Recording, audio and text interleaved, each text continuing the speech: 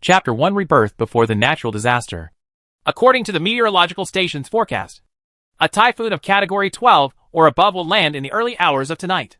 Coastal citizens are advised to close their doors and windows and do not go out unless necessary to ensure their own safety. Haicheng. In a luxurious villa.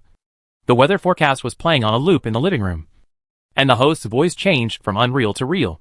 On the leather sofa, Jiang Yao sat up suddenly. Her movements were too big, and the blanket slipped off her head. It could be seen from her wide eyes that she was very scared at the moment. Her chest was rising and falling, and she was breathing heavily. The tsunami is coming again. From a height of tens of meters. It was like a wall of water crashing down, submerging and destroying the building she was in. The last scene she saw was that all the houses were washed away by water and turned into ruins. Is she dead? The feeling of suffocation still lingered in her heart, and she was shocked when her peripheral vision turned to the familiar environment. Isn't this the home before the tsunami? How come you're still fine and haven't been washed away? Is it a dream? He pinched his thigh hard. It hurts. It's not a dream. She is still alive. Suddenly something occurred to me, and my hands were groping around my body. There was no injury. My clothes were neat, and my hair was well tied on top of my head. It was exactly how I was dressed on the eve of the disaster. Incredible. She was really reborn. Turning her eyes to the mobile phone on the coffee table, Jiang Yao quickly picked it up and took a look. At 1 p.m. on March 18th, 202x. She remembered that the tsunami came in the early morning of March 18th. So was this back to the day of the disaster? Jiang Yao held her breath while listening to the content in the weather forecast, then stood up excitedly and kept jumping up and down. Great. She is saved. God gave her another chance to come back. Stockpile. Yes. Go stock up quickly and get out of here tonight. There were still 10 hours until early morning. Enough time for her to prepare some supplies. In the last life, everyone thought that this was just an ordinary typhoon that would pass in a few days, and they didn't take it seriously at all.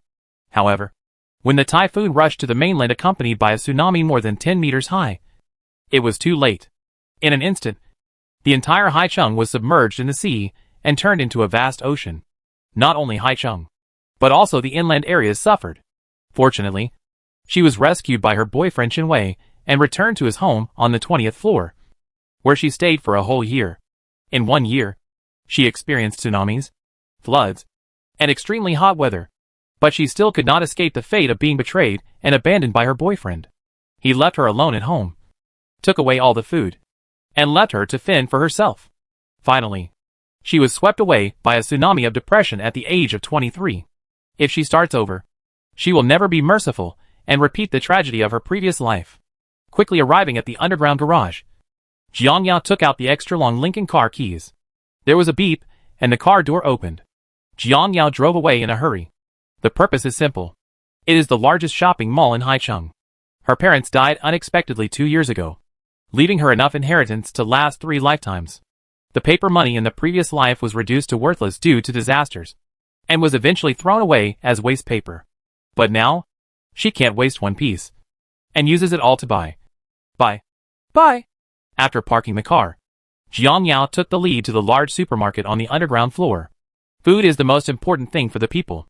In a disaster, the most lacking thing is food. No matter what kind of food. Jiang Yao swept it into the cart one by one. Looking at the various kinds of bread, she couldn't help but swallow her saliva, and her hunger instantly rushed to her brain. In her previous life, she had even eaten sofa leather. When she suddenly saw so much food, tears filled her eyes. I really want to have a seafood dinner, but time waits for no one, and I will never have the chance again. Wiping the tears from her eyes, she understood that now was not the time to be sad. Resisting the urge to eat like crazy, I swept down all the bread and put it into the cart, no matter whether it was expensive or cheap. I took them all. Soon, her rich behavior attracted strange looks from the onlookers, who pointed at her. Jiang Yao didn't care about so much. In her previous life, she had no chance to stock up on goods, so she was starved to the skin and bones. If she hadn't had the last bit of sanity, she would have eaten every person she met. Looking at the stacked carts, she was troubled. It's so small. It's not big enough to hold it. It would be great if she had a golden finger space or something. In the novel, space is a standard feature for reborn people. But unfortunately, she does not have it. Just when she was feeling lost, suddenly, The happy fatty water in her hand suddenly disappeared. Jiang Yao's eyes widened, and she stared at the empty palms in shock. Digging. What do you really want? God has indeed not abandoned her. Thanks to Grandpa Jade Emperor for the gift. Woo-hoo! Jiang Yao closed her eyes, and a space appeared in her mind. It was not big. About 300 square meters. There was a piece of land next to it, and there was a small pool with a slight blue light. What a miracle! It's no wonder that she couldn't help but swear. This scene was so shocking that she didn't expect such a thing to happen to her. But after a while, she recovered and was reborn. Nothing was impossible. There is not much time left for her. She must cherish every minute and second now. No matter. Since she has such good resources, she will not waste them. So I brought a few more carts and picked up everything I could use in the supermarket. Even a few nail clippers, rice, flour, red beans, mung beans, eggs, bananas, apples, pears, grapes, mangosteens, and citrus. A set of sanitary napkins, toothbrushes, teacups, skincare products, toiletries, sterilization potions, pots and pans, alcohol carbon blocks, power banks, solar flashlights, and folding tables and chairs, large oil drums, quilts, blankets, mats, solar fans, pillows, and quilt covers. When I walked to the checkout counter, there were nearly 20 carts lined up, attracting all the salespersons. Everyone looked at the buyer in disbelief, thinking that she was going somewhere to help the poor and came here to purchase goods. This is when I met a kind-hearted rich man. The manager in charge walked up with a smile and bowed deeply to Jiang Yao. Madam, do you have all of these? Jiang Yao waved her hand. I want these. Hurry up and pay me. Time is limited. Yes, yes, yes. After the manager finished speaking, he shouted to all the employees behind him. 1 car per person. Hurry up. As soon as he finished speaking, the employee quickly came to the car and started sweeping it silently. The constant beeping caused a brief congestion. The manager handed over the bill. Jiang Yao did not hesitate to throw out a card, and the manager settled the bill for her personally. She also offered to deliver the goods by truck, but she refused and had them moved to an underground garage. After shopping in the supermarket, she went to the store on the second floor that specializes in outdoor equipment. Tents, safety ropes, mountain bikes, rubber boats, first aid kits, climbing tools, warm-down jackets, thermos cups, mountain bikes, jackets, etc. Everything that can survive in the wild has been plundered. And you can't ask for anything of poor quality. They are all special grade. And she is not short of money. Chapter 2: Crazy Hoarding of Supplies. The salesperson was shocked when he saw that she didn't choose anything and just came with the same thing. After he recovered, he abandoned other customers and rushed over to serve her. Guest, if you need anything else, I can help you. Jiang Yao hates being followed when shopping. But now she can't care so much. It's a matter of time, and it's better to have someone to help her. I need a gas mask and protective clothing. Please help me find them. The protective clothing is stab-proof and slash-proof. When you are alone outside, safety is the most important thing. When the salesman heard that they were all expensive, he immediately grinned and said politely, Please wait a moment. Hurry up. I can't wait any longer. Okay. After a while, the salesperson found what Jiang Yao needed. Seeing that the quality was good, she decisively settled the bill. A total of over 100,000 was spent. But she didn't feel bad at all. Tow these to the underground garage. No need to call a car. I have a car. Okay, ma'am. Within half an hour, everything was piled in the underground garage. When there was no one around, Jiang Yao quickly threw things into the space. As long as he touched the things, without exception, they were placed in the space. So what if there is surveillance? In the early morning, this place will be flooded and all evidence will be destroyed. Time is limited. So that's all for now, and I'll stock up on more when I get to a safe place. When Jiang Yao came outside the supermarket, the sky suddenly became dark and the wind started blowing. Her waist-length hair was blown to pieces by the wind, and she tied it up behind her back with a rubber band. My whole body was shaking unconsciously. The tsunami was coming. I didn't expect it to take 3 hours to buy something. She was about to leave, but when she saw the pharmacy next door, she decided to go in. He shouted loudly, Boss, wrap up all the medicines in your store for me. Quickly. Everyone looked over in confusion, as if they were looking at a psychopath. Is this girl crazy? The boss thought he heard wrongly. All medicines? Everyone! Hurry! Jiang Yao held the medicine cabinet with both hands, her eyes cold. However, every medicine has restrictions, so you can't buy them all. I'll take care of anything. 1 million. Swipe your card. Jiang Yao throws out her bank card. What can't be done with money? No. 1 million. The boss couldn't believe it. Other patients also stared at the buyer in shock, thinking that this is crazy. Why buy so much medicine? Do you want to eat it? If you don't have money to spend, just be willing to be the wronged. After the boss regained his composure, he went directly into the house and took out the extra-large bag and put all the medicine in it. 15 minutes later, I handed over the money in one hand and the medicine in the other. After leaving the pharmacy, Jiang Yao put the medicine into the back seat, quickly opened the car door, kicked the accelerator, and the car flew out. Ding ling ling! The phone rang. Jiang Yao put on her headphones and pressed the answer button. Yao Yao! Where are you? Why aren't you at home? A familiar voice reached her ears, and Jiang Yao slammed on the brakes. It's Chen Wei's voice. You can even recognize her when she turns to ashes. Snort. The time for revenge has come. I hung up the phone and finally parked the car in front of my house 10 minutes later. I saw a handsome figure standing next to a Cayenne. When he saw her car, he ran over with a smile on his face. Jiang Yao clenched her fists. It was him who made her spend the last week in the cold room. Anxiety, depression, self-harm. All dark days are his fault. This was not over yet. He even found out the password of his bank card and stole all the cards before leaving behind a useless ID card. After 3 years of dating, it turns out that all he cares about is the rich inheritance in her hands, which is really ridiculous. Looking at that bright smile, I really want to tear it apart. A strong wind blew up, ruffling their hair. Yao Yao! What's wrong with you? Chen Wei met his girlfriend's vicious gaze and stood there blankly. Why does she look so angry? Jiang Yao woke up from her memories, looked at her bewildered boyfriend, raised her fist and hit him, kicking him in the stomach without mercy. Ah! Chen Wei was kicked to the ground by her, clutching his stomach and groaning. He didn't understand what the purpose of this was.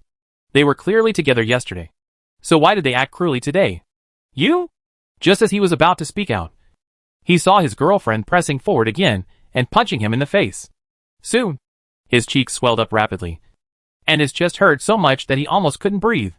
You scumbag! Go to H.L. Hearing a loud shout, he opened his eyes wide, and a black shadow pressed down. Don't want! Jiang Yao stood up suddenly and quickly landed her foot on his stomach, venting all her hatred. Ah! It sounds worse than a pig. Although Chen Wei's physique is over 1.8 meters tall, he still can't withstand the punches from his girlfriend to death. Jiang Yao is a Sanda master, because her family is rich. She has received military training since she was a child. Zhao Zhao kills people. Jiang Yao touched her painful hand and finally stopped, but her eyes were still fierce. Chen Wei lay on the ground, weak. Why did you hit me? Jiang Yao snorted coldly. Do you need a reason to hit someone? Just as he finished speaking, another gust of wind passed by. The sky turned dark, and the surrounding trees continued to sway. Jiang Yao stopped thinking about teaching the scumbag a lesson, turned around, ran home, locked the door, and entered the bedroom. She threw all her clothes and accessories into the space. Jiang Yao's eyes turned red when she saw her parents' urns and family photos. Parents, Yao Yao will not abandon you this time. Carefully place the urn into the most hidden place in the space, leaving the surrounding area clear to avoid being damaged by things. This tidying up took nearly an hour. If she could, she really wanted to hide her home in the space. But unfortunately, the space was too small, and she couldn't do it. There was no time to be sad. Jiang Yao put on a smart and simple jacket, took out the Hummer key from the drawer, came to the garage, and sat in the car without hesitation. When she drove out of the villa, she took one last longing look at the place where she had lived for 23 years. With tears in her eyes, the originally happy family fell apart 2 years ago, and will no longer exist today. Jiang Yao beat her clawed chest, turned her head, and drove away resolutely. Being alone, there is nothing to be afraid of. She wants to live a good life in place of her parents. Chen Wei watched his girlfriend drive away with his own eyes. Looking in disbelief that he was left here, he quickly climbed into the car and gave chase. On the street, Jiang Yao looked at the peaceful scene and couldn't help but sigh. Cherished the last peaceful time. After the tsunami, almost all of Haicheng was submerged. causing numerous casualties. Then, there was a power outage and a lack of food. In order to survive, people began to fight with each other. In the end, they were so hungry that they risked their lives to fish in the floods, resulting in numerous deaths and injuries. Half a year later, the civilized world ceased to exist and returned to the laws of nature. Jiang Yao bit her lips. She never wanted to live like that again. Run away as far away as possible. I looked at my phone and saw that it was already past 6 o'clock. And I didn't know if there were any cruise ships crossing the sea at the port. Thinking of buying supplies later, she decided to go to the bank to withdraw some cash. If there was no cruise ship, she would rent a boat to cross the sea and enter the interior. Chapter 3: Going abroad to buy important supplies. After arriving at the bank, she found that the employees had already got off work. She was a shareholder here, so she didn't have to worry about no one to receive her. Sure enough, as soon as she entered, someone greeted her. It was the bank manager. Hello, Miss Jiang. What business do you need to handle? Jiang Yao took out her bank card and take out everything inside. This. The manager looked at the black card and was troubled. Because with this card, there are at least 8 digits in the card. The bank doesn't have much cash. I wonder how much Miss Jiang needs. Jiang Yao didn't want to waste time, so she put the card directly into the opponent's hand. Take as much as you have. Hurry up. Okay. Please wait a moment. Seeing the other party's tough attitude, the manager took the card and quickly entered the bank, took out the cash, and started counting stacks one by one. Jiang Yao sat on the sofa, waiting anxiously. 10 minutes later, the manager finally walked out with 2 boxes. Jiang Yao saw this and took the cash box from his hand. The manager still smiled in a flattering manner. There are 3 million in total here. Miss Jiang, keep it. Take the initiative to put the card on the table. This is your card. With 3 million, you can buy a lot of food. If you wait another half a month, it will be of no use. Jiang Yao picked up the box, quickly returned to the car, and drove towards the dock without hesitation. She didn't notice that there was a Cayenne following behind. There were not many people on the pier. Countless boats were docked on the shore, and the boatmen were doing their work. It seemed that they had finished their work. Jiang Yao took out 100,000 cash from the box, and quickly came to a boat where the car could be placed. When Jiang Yao saw a speedboat between the big ships, Jiang Yao's eyes lit up. So she quietly came to the speedboat. Seeing that there was no one nearby, her thoughts moved, and the 7-meter-long speedboat disappeared in front of her eyes. She smiled proudly, and saw someone walking towards her from the corner of her eye. It must be the boatman. Jiang Yao hurriedly walked over. Uncle, please send me to the other side. I want to go to the mainland. The uncle waved his hands repeatedly. No, no, no. The typhoon is coming soon. I can't leave. I can't leave. Jiang Yao was anxious and put the pocket containing cash into the uncle's hand. This is 100,000. Please make a trip. It won't take long to go back and forth.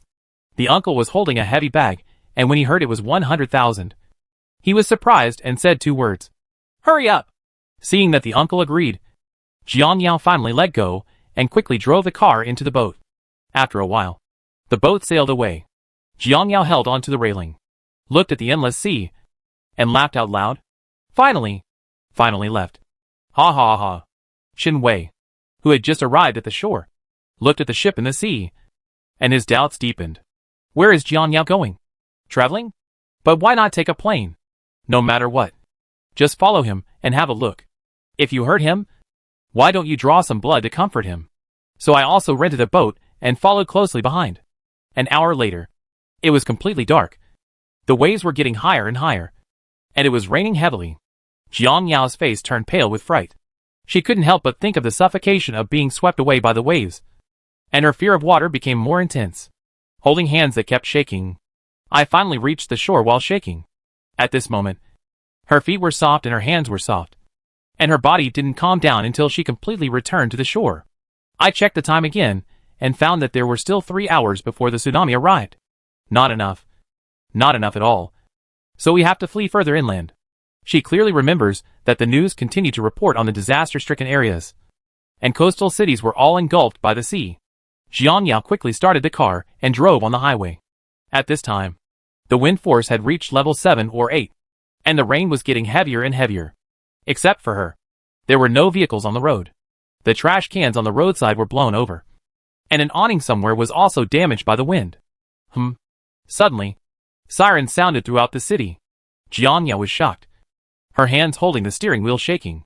Looking back, I saw the nearest seawater receding crazily, revealing black stone mountains, and a high wall of water moved quickly in the distance. It's a tsunami. It's really here. She remembered clearly that the tsunami clearly came at 1 o'clock in the morning. How could it come so far in advance? In panic, she stopped being distracted and increased the accelerator again. She must not let tsunami catch up. However, the tsunami was too fast. It entered the city in about 10 minutes and swept through the entire town. Rows of coconut trees fell down, and then the houses were swept down. The cries and calls for help were covered by the seawater.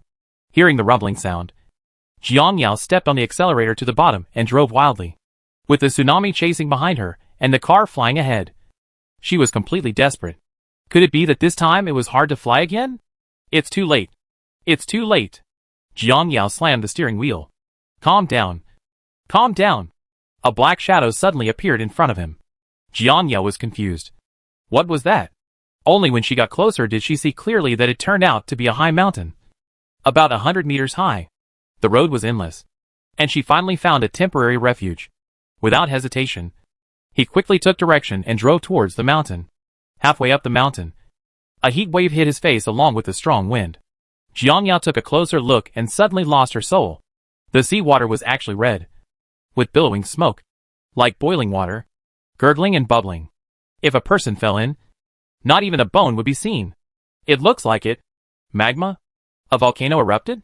What happened? In the previous life, it was just a tsunami. How come it has become like this now? After rebirth, things seem to be different. It was important to escape, but luckily there was a road on the mountain, and the car had been modified, so running on the mountain road was no problem. A few minutes later, she finally drove to the top of the mountain, looking at the tsunami of lava coming from the mountainside, and holding the steering wheel tightly. Jiang Yao's heart almost jumped out of her chest when she heard the sound. Fortunately, she escaped. When I got out of the car, I looked at the red patch in the distance in the dark and felt scared for a while. The seawater under her feet evaporated, and the hot air drifted to the top of the mountain. The pungent smell rushed straight into her chest, and she couldn't stop coughing. After a long time, Jiang Yao slumped against the car, looking at the originally peaceful city with a gray face. Now there was only water. The endless seawater. Gone. All gone. Not far away, Chen Wei collapsed on the ground in shock, with a large area of wetness on his crotch. If he hadn't followed Jiang Yao out, he would have been burned to ashes by the magma. My heart was beating fast. My whole body was shaking, and a light flashed in my mind, as if I had thought of something. Chen Wei suddenly withdrew his gaze and looked complicatedly at the figure not far away. How did she know? Or was it just a coincidence? Chen Wei stood up and slowly approached his girlfriend. Who? After walking a short distance, he was discovered by Jiang Yao. Jiang Yao turned around and looked at the figure. It was too dark to see the other person's face clearly. Did you already know that a disaster would happen today? The voice was not loud, but she could hear it clearly. It's Chen Wei. Damn it. How did he follow? Judging from the meaning behind his words, could it be that he knew something? Chapter 4 On the eve of disaster. Charter a boat to cross the sea. Impossible. No one believes in rebirth. Thinking of this, Jiang Yao relaxed. It's just a coincidence. Coincidence? Chen Wei didn't believe it. You came out of home in a hurry and rented a boat to come here. Didn't you already know that there would be a tsunami tonight? I told you. Coincidence. Jiang Yao looked at Chen Wei coldly. If he continued to ask questions, he would be thrown away. Dead people cannot speak. This trouble must be solved. When Chen Wei saw his girlfriend's wolf-like eyes, he wanted to retreat, fearing that the other party would greet her with fists. Jiang Yao's strength was surprisingly strong, and it was easy to lift a heavy object weighing more than 200 kilograms. With one punch, his ribs could not be damaged. Seeing the other party approaching step by step, Chen Wei backed away in fear and asked his doubts. Yao Yao, is there any misunderstanding between us? Why did you hit me? Jiang Yao sneered. No misunderstanding. I will fight if I want to. Thinking of what happened before, she wanted to cut the man in front of her into pieces. Because there was no food, he not only took away her card, but also wanted her to accompany the man in exchange for food. If she didn't want to, she would be beaten severely. I love you so much and have never hurt you. How could you do that to me? If she had not experienced it, Jiang Yao would definitely believe these words. But now? Haha. Chen Wei's back was pressed against the car, and he had no way to retreat. But Jiang Yao kept getting closer, which made him feel frightened. What do you want to do? Don't mess around. I want you dead. Just as he finished speaking, Jiang Yao moved. Chen Wei's hands were tightly grasped, and the next second, his whole body flew out and rolled down the top of the mountain. Ah! Chen Wei had no power to fight back, and only the constant screams came, and the sounds got farther and farther until they disappeared. Jiang Yao looked at the disappearing figure expressionlessly, took out the Coke in relief, took a big sip, and finally got her revenge. Back in the car, she took out 2 more bags of bread from the space and devoured them. Only when I'm full can I have the strength to escape. But I can't go down the mountain tonight. After eating, she closed her eyes and looked at the space. There were not many things inside, and the food was not enough for a quarter of the space. Time was limited, so she could only store so much for the time being. But it was enough to stay in the mountains for a few days. Except for the sundries she put in. There was nothing in the space. It was very empty. But she was still very satisfied. At least, she wouldn't be hungry or exposed to wind or sun. Now that I can't sleep, let's go in and tidy up. Jiang Yao thought and appeared in the space. But the next second, she was ejected again. She looked confused. What's going on? Can't people enter this space? No way. Why don't you be so fooled? Want to cry but no tears. But she quickly compromised. If she couldn't go in, she would use her mind to organize the space. Jiang Yao found a comfortable position and closed her eyes. Soon, the things in the space started to move, and each found its position according to what she thought. It wasn't until everything was placed neatly that Jiang Yao opened her eyes tiredly. I'm really tired. It seems that sorting things out is quite a hassle. Forget it. Not falling asleep is the most important thing. She slept so deeply that she didn't even know when it would break. Jiang Yao was woken up by crying. At some point, many survivors appeared on the mountain. When she got out of the car and took a look, she saw hundreds of people sitting on the ground, covered in black ash, as if they had dug coal, and everyone was black.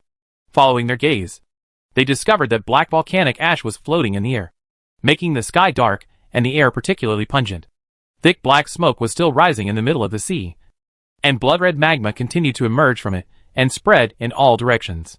Jiang Yao suddenly realized that the disaster between each other was really different from the previous life, and had become more serious. After calming down, she returned to the car, blocked out the harsh wailing, and calmly took out the bread and ate it. So delicious. I don't know how long I will stay here. 1 or 2 days is fine. If it takes longer, there are so many people on the mountain, and I don't know what will happen. I took out my phone to browse Weibo, and found that there was still internet. Jiang Yao happily scrolled through the hot news searches. And sure enough, the eruption of a volcano in the sea dominated the headlines. Everyone was discussing Haicheng. Looking at the satellite pictures above, Jiang Yao's heart tightened. Haicheng was gone. The whole area was submerged by seawater, and no buildings could be seen. Seawater continued to pour inland, and the plain area was almost flooded and turned into a vast ocean. In the video, just like the situation here, the survivors hugged each other and cried loudly, feeling very desperate. Jiang Yao no longer felt anything after seeing these scenes. After she was rescued, like these people, she cried in fear for 3 days and 3 nights. But now, she was numb. What is most important? Materials are the most important, and looking forward is the most important. After 3 days, when the seawater recedes, she will go grab supplies again to be prepared. After 2 days in a row, the seawater receded a little, but they were still unable to go down the mountain. People gradually came out of despair, and were now hugging each other and lying on the ground to sleep. Jiang Yao was awakened by the urge to urinate, so she quickly got out of the car and went to a deserted place to solve the problem. After returning to the car, she felt that the weather was getting hotter and hotter. So I turned on the air conditioner in the car to blow away the moisture from my body. After the tsunami, there was no wind. Only the heat after the seawater had evaporated. The heat waves came one after another, making the temperature higher and higher. But when she saw the fuel tank indicator on the car, Jiang Yao frowned and left in a hurry. She neglected to buy gasoline. What to do? By the way, didn't Chen Wei drive a car too? Thinking of this, Jiang Yao took out the siphon tube and the big bucket from the space and walked straight to an off-road vehicle. He roughly pried open the small door of the fuel tank, inserted the pipe in, put the other end into the bucket, and turned on the switch. After a while, the gasoline flowed into the bucket. 2 minutes later, there was no more oil coming out of the pipe. Jiang Yao frowned as she looked at the small, half-barrel of gasoline. Why is it so small? Can you hold on until tomorrow? She quickly put away the tube and walked back with the bucket. When she left, she found that everyone was awake and staring at her with dissatisfaction in their eyes. When she was about to pass through the crowd, a gray-faced man walked up and stopped her. Little girl, what you did is wrong. You stole someone else's oil. How can the owner drive? Others followed suit. That's right. Little girl, if you stole the oil, wouldn't the car be totaled? That's right. How can a pretty girl do such sneaky things? Jiang Yao curled her lips and said coldly, the owner of that car is dead. Then he passed the man, ignored all the shocked looks, and returned to his car. Open the oil cap. Pour the oil in the bucket. Then close the cap. Throw the bucket into the back seat. Return to the car. And turn on the air conditioner. The movements are done in one go. Feeling hungry again, Jiang Yao hurriedly took out the bread and ate it. Ever since she experienced hunger, as long as her stomach was a little empty, she couldn't help but pick up food and stuff it into her mouth. She didn't stop until her stomach was full. Waiting is always boring. Ever since, she picked up her phone and scrolled through the news again. And before she knew it, another day passed like this. At night, when Jiang Yao was sleeping in a daze, she suddenly heard a knock on the car window. Chapter 5 Trapped on the top of the mountain. She took out the wooden stick and looked out of the car warily. She relaxed when she found that it was a woman in her 30s. Rolling down the window, Jiang Yao glanced at her impatiently. What's the matter? Seeing the car owner speaking, the woman was delighted. Then she shrank and responded in a low voice. Well, can you let my son stay in the car for a while? It's too hot outside, and he can't bear it. After saying that, the woman picked up her crying son with a red face and looked at Jiang Yao pleadingly. It's just tonight. Please do me a favor. Girl, my son is very well behaved, so just let him in. Just as Jiang Yao was about to nod, she accidentally caught a glimpse of the women behind them, all of whom were carrying children. Girl, let my daughter go in and stay for a while. And my son. And mine. When the woman saw this, she was so anxious that she almost cried. She had just felt that the car owner would agree, but now it seemed that it was definitely impossible. Tears burst into her eyes, but she was helpless and stared at Jiang Yao expectantly. Jiang Yao frowned and saw from the corner of her eye the very empty back seat of the car, which could accommodate 10 children. However, if they were all squeezed in, the cold air would be gone, and it might cause carbon dioxide poisoning. Just refuse them all. No, there are too many of you, and the air conditioning is not enough for all of you. The woman whimpered. Her hopes dashed. Not only her, but everyone was stunned. They didn't expect that the seemingly kind-hearted little girl would say rejection, and they were immediately dissatisfied. Your car is so big. How can it not be enough? That's right. Just squeeze each other in and make do with it for one night. When Jiang Yao heard this, she laughed angrily. She had already seen the selfishness of human nature, but she would still feel angry when faced with it again. Not bothering to pay attention to them, he quickly closed the car window and closed his eyes to sleep. When everyone saw it, they immediately cursed loudly. What the HL? Driving a luxury car is amazing. My heart is so rotten. It will be over sooner or later. It's really selfish. What should I do if my son has a heat stroke? He is really a black-hearted person. Various curses reached her ears, but Jiang Yao remained unmoved. But the car suddenly shook.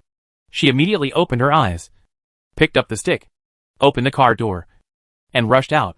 When she saw the scars on the rear of the car, Jiang Yao pointed at the crowd angrily. Whoever smashed it, come forward. The other party saw that she was just a little girl, and how could she be a threat? So he stood up generously. It's me. Why do you still want to hit someone? Give you a chance. Reason. What about men? Even a man as tall as Chen Wei was thrown into the sea of fire by her, let alone the 1.7-meter man in front of her. It's just that you don't like it. So come and hit me if you can. This is the first time that Jiang Yao, a mad dog who likes to be tortured so much, has seen her. Since everyone has invited her, she can't refuse. Jiang Yao rushed forward with a stick and smashed it on the head. When the man saw this, he quickly turned sideways and hid. He thought he could avoid it due to his flexibility, but it turned out to be a tragedy. After dodging but not completely, the stick hit him on the shoulder. The man let out an "ah" His legs weakened, and he knelt on the ground. It's too late to beg for mercy now. Jiang Yao wasn't going to let him go. So she swung the stick and hit him again. When everyone saw this, they hid far away for fear of accidentally hurting themselves. Jiang Yao didn't stop until the man couldn't bear the beating. He didn't learn anything from the disaster. He only learned how to be ruthless and ruthless. If any of you are still dissatisfied, stand up for me. As soon as he finished speaking, everyone fled. Snort. They are all cheap, bully, and afraid of the strong. Jiang Yao returned to the car again, feeling hungry again. So she took out biscuits and stuffed them into her mouth, staring at the delicious biscuits. She never expected that one day she would become a foodie. If she didn't want to suffer from hunger again, she had to be fully prepared. At this moment, she had no sleep at all. So she took out the news again and read it. This is incredible. Geological experts have issued warnings of another tsunami in the next 2 days. And the volcano will erupt again at any time. Not only in coastal areas. Floods also occurred in other places. Houses were washed away. Countless people were drowned. And mudslides occurred in some mountainous areas. Jiang Yao was shocked. It turned out that it was not only the coastal areas that were affected by the disaster, but natural disasters all over the country. It really feels like the end of the world. Only when the real scene happens before your eyes will you feel shocked and frightened. It seemed that we had to go out tomorrow. Staying stuck here was not an option. Not to mention that the tsunamis became more and more fierce with each wave. And there was no way to escape at a height of more than 100 meters. Yee, Mom.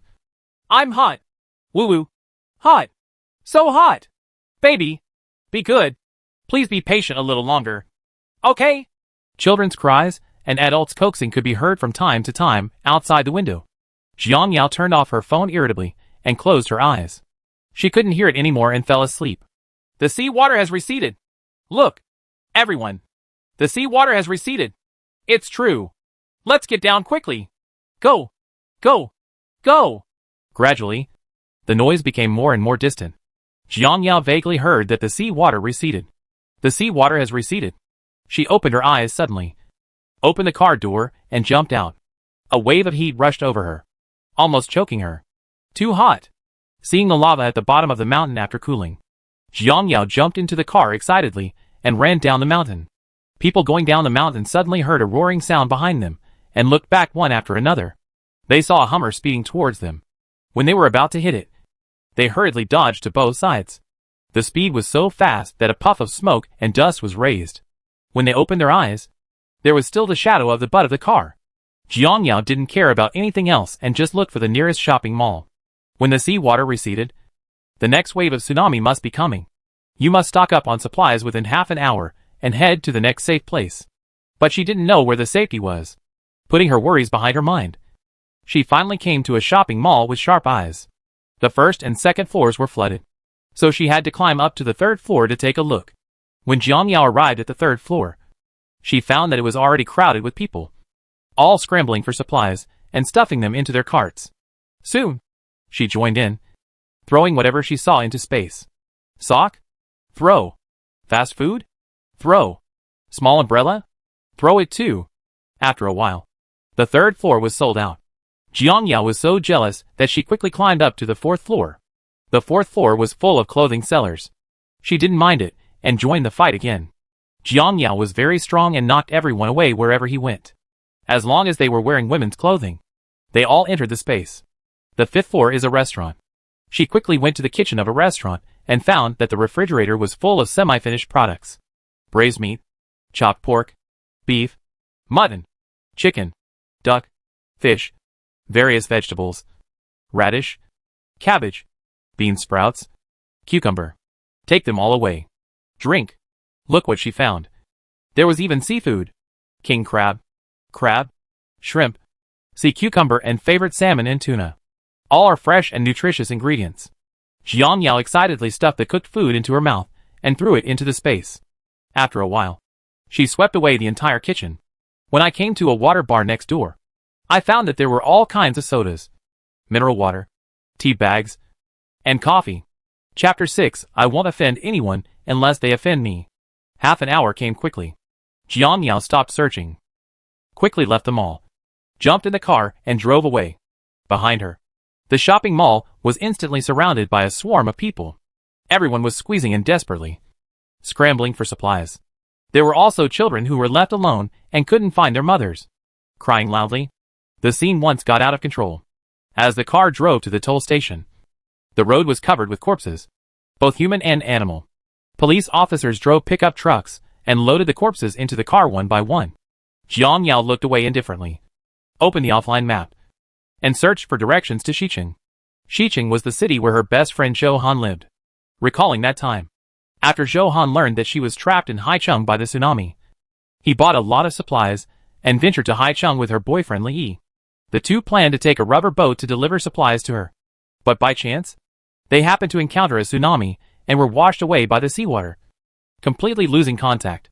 In fact, she knew what the outcome would be if she was washed away by the sea. Thinking of this, Jiang Yao felt very guilty. Fortunately, she could see them again and take them to escape with her. 2 minutes later, the destination pointed to Xicheng. The journey was a bit far. From here, it would take 3 hours to get on the expressway, since the car has been modified and can run at a maximum speed of 300 kilometers per hour. Jiang Yao has loved excitement since she was a child and would often race with her friends. This speed is not fast for her at all. The difficulty is that there is no oil. Fortunately, there was a gas station next to the toll station. She took out the oil barrel in advance and put it in the back seat so that she could refuel later. But when we got there, we discovered that the gas station had already been filled with cars, and they were scrambling to grab oil guns to refuel. The scene was so chaotic that even the staff couldn't stop the situation. What to do? What else can we do? Just grab it. Before getting out of the car, she stuffed a wad of bills into her arms. While waiting, she spotted a thin and lonely little man, quietly approached him, and stood beside him. Seeing that he was almost full, she hurriedly grabbed the oil gun and stuffed it into the oil drum. It was too late for the little man to react, and he cursed. Just as he was about to snatch it back, he saw that his arms were filled with red bills, and he immediately stuffed the bills into his bag excitedly. You add more, and I'll add more when you've added enough. Jiang Yao glanced at him sideways and stuffed another wad of banknotes. Keep an eye on it for me. After speaking, he turned around and took all the oil barrels. The little man was left disheveled in the wind. His grandfather was so rich. After one bucket was full, he took the next bucket. The little man watched helplessly as the other bucket filled another bucket, with the numbers on it running around. Tens, hundreds, thousands, 10. After counting, he looked at Jiang Yao with envy. He was young and must be a rich second generation. 10 minutes later, Jiang Yao poured the last barrel into the fuel tank, threw the barrel into space when no one noticed, quickly started the car, and drove on the highway. The car played a video about the disasters that have occurred in various places in the past few days. And it turned out that most of the country had fallen. Jiang Yao was shocked. In just one day, the disaster spread to the north. In this case, where is the safe place? Is it a nationwide outbreak? Or global? Thinking of this, goosebumps appeared on my arms like crazy. If the whole world was really affected by the disaster, what would it be if it wasn't the end of the world? At this moment, there was a rumbling sound behind him. Jiang Yao's face turned pale. It was a volcano erupting. I increased the speed to the maximum and looked ahead intently. Fortunately, there were no cars on the road, so the journey went smoothly. People thought that the disaster would only last a few days, and they never thought of abandoning their homes and fleeing to a safe place, thinking that the government would compensate them. But the reality is cruel. She stayed on the 20th floor for a whole year and never saw him appear a few times. Even if he showed up, each person could only receive about half a caddy of rice. Not even meat or vegetables. All the edible food was soaked in water. There was a shortage of food and no one to help them. Most of them soon starved to death. That year, all the grass near the community was stripped bare. Some were so hungry that they picked up the corpses on the ground and gnawed them. She vomited every time she saw that scene. She would rather starve to death than do such a morally corrupt thing. So in the end, she was really starved to death. No longer distracted, Jiang Yao listened to the news and drove. As we drove on, many animals appeared on the road ahead. Monkeys, snakes, insects, rats, and ants swarmed out of the road. The wheels made a bang-bang sound, which was the sound of them being crushed by the car, not only on the ground, but also in the forest. Birds kept flying out. The sky was filled with darkness, and they were chirping non-stop, because the weather was too hot. The birds were frightened. Many of them fell directly on the car, and the roof of the car was smashed with a clang sound, which looked like a rain of birds. Jiang Yao had no choice but to turn on the car lights and drive over whatever was in front of her at high speed, as long as it was not a large animal. The car was as steady as an old dog. This is the benefit of luxury cars. Through the rearview mirror, Jiang Yao saw that the sky behind her was gradually covered with a layer of black-gray, and it was still spreading rapidly towards the side. Her heart was beating wildly. So fast. At this moment, she was hundreds of kilometers away from the seaside. If calculated at the fastest speed, the tsunami would catch up in 15 minutes. Finally, she was no longer alone on the road. Soon, cars turned from the highway intersection, heading in the same direction as hers, one after another speeding by. A car accident was inevitable, so Jiang Yao concentrated on escaping for her life. It has been driving for an hour and a half. It will take half an hour to reach Xiqing at the fastest, and it only takes more than 10 minutes to catch up with the tsunami. Even at the fastest speed, we can't reach the destination at all. Jiang Yao couldn't help but become anxious. Do you want to give it a try? She only hoped that when the tsunami reached nearby, the waves would no longer be tens of meters high, but hundreds of kilometers high. Even if the volcano erupted, no matter how powerful it was, the magma would not flow here. Thinking of this possibility, she felt comforted. It would be much easier to handle without magma. After all, there is a speedboat in the space that can be taken out if necessary. 10 minutes later, Jiang Yao finally saw the road sign in Xiqing, which was a signal that he was about to reach his destination. However, things didn't go as planned. The road was filled with a lot of seawater, from small to large, and the speed was actually faster than the speed of the car. Jiang Yao watched helplessly as the water in front of her became more and more fierce. Fortunately, the base of the car was very high and did not submerge the body of the car. She could still struggle a little longer. However, the vehicles on her left and right were not so lucky. They were quickly submerged in the water. The faster ones also turned off their engines and stopped halfway on the road. The people in the vehicles quickly opened the doors to escape, but they were flooded and swept away not long after. The water flow was getting faster and faster. Jiang Yao gritted her teeth, stepped on the accelerator, and squeaked far away. Don't panic. She can run through it. Finally, when the seawater was about to submerge the car quickly broke through the highway barrier and entered the Xiqing district. It took an overpass with higher terrain. Jiang Yao slowed down the speed, searched left and right, and finally found an office building at a high point. Jiang Yao turned around and decided that it was the office building, which happened to be not far from Zhou Han's house.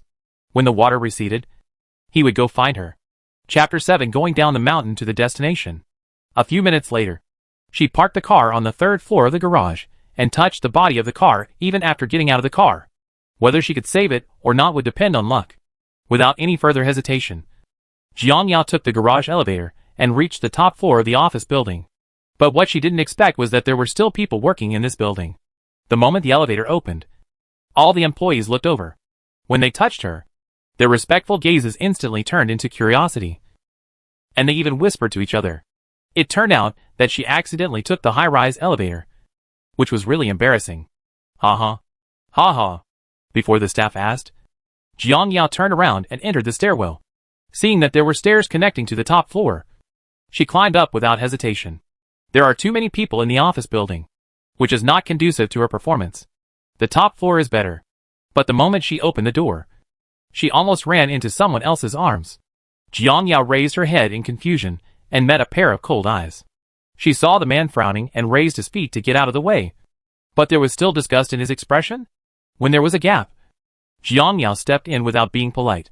She thought it was just a simple attic, but she didn't expect that there was another world here, with neatly arranged tables and chairs, and flowers of various colors. Out of the corner of his eye, he glanced at the man who hadn't left yet, wondering if he had intruded into his territory. Jiang Yao had no time to pay attention to this, but ran to the edge to see if the seawater had followed. When she entered the building just now, there was no water behind her. At a glance, there was no ground anywhere, but it was all flooded. Jiang Yao said it was impossible. The coast is hundreds of kilometers away from here. Can seawater flow here? Unless it's a flood. Her heart beat suddenly. She couldn't have walked out of the tiger's den and into the wolf's den again. In the apocalypse, there really is no safe place. She had no idea what was going on outside. In her previous life, She had always stayed at her boyfriend's house, and never thought about where to escape. She thought the disaster would stop in the end. But she didn't expect that one wave after another became more violent. When they wanted to escape, it's already too late. At that time, the water and electricity were cut off, and her mobile phone had become a decoration. She could not receive any information from the outside world. And she did not know that the entire country was a hardest hit area. Now that I had chosen a way to escape, I didn't expect that I still had nowhere to go. Jiang Yao sat down on the sofa, holding her head in her hands and worrying. Is she going to be stuck here forever? She didn't realize that there was a person sitting in the seat opposite her. It was the man who gave way just now. By the time she found out, it was already 10 minutes later. If you are thirsty, drink some water first. There was a set of teacups on the table. She was not polite. She filled a cup with water and drank it in one gulp. When she raised her head, she finally saw a handsome face opposite her. Ahem! Ahem! Jiang Yao choked on the water and coughed awkwardly. Was this man one of Piao's? He walked without making any sound. The man looked at the dirty figure with interest. He had never seen a woman dirtier than a homeless man. Fleeing? The tone was very contemptuous. Jiang Yao was caught off guard and disliked. So he raised his eyebrows and said, What happened to the refugees? Soon you will become a refugee too. Really? The man laughed. Isn't it? Jiang Yao took another sip of water. The man pointed behind her. What do you think that is? What? Jiang Yao looked in the direction of his finger and was blinded. Helicopter. I wipe it. It turns out that the way he was calm meant that he had a backup plan. He was very powerful. After being surprised, Jiang Yao turned around and clenched her fist at him. Little girl, I admire you. Thinking that there were still employees upstairs who had not evacuated, she couldn't help but ask, What about those employees? Do you want to run away alone? When disaster strikes, he still lets employees come to work.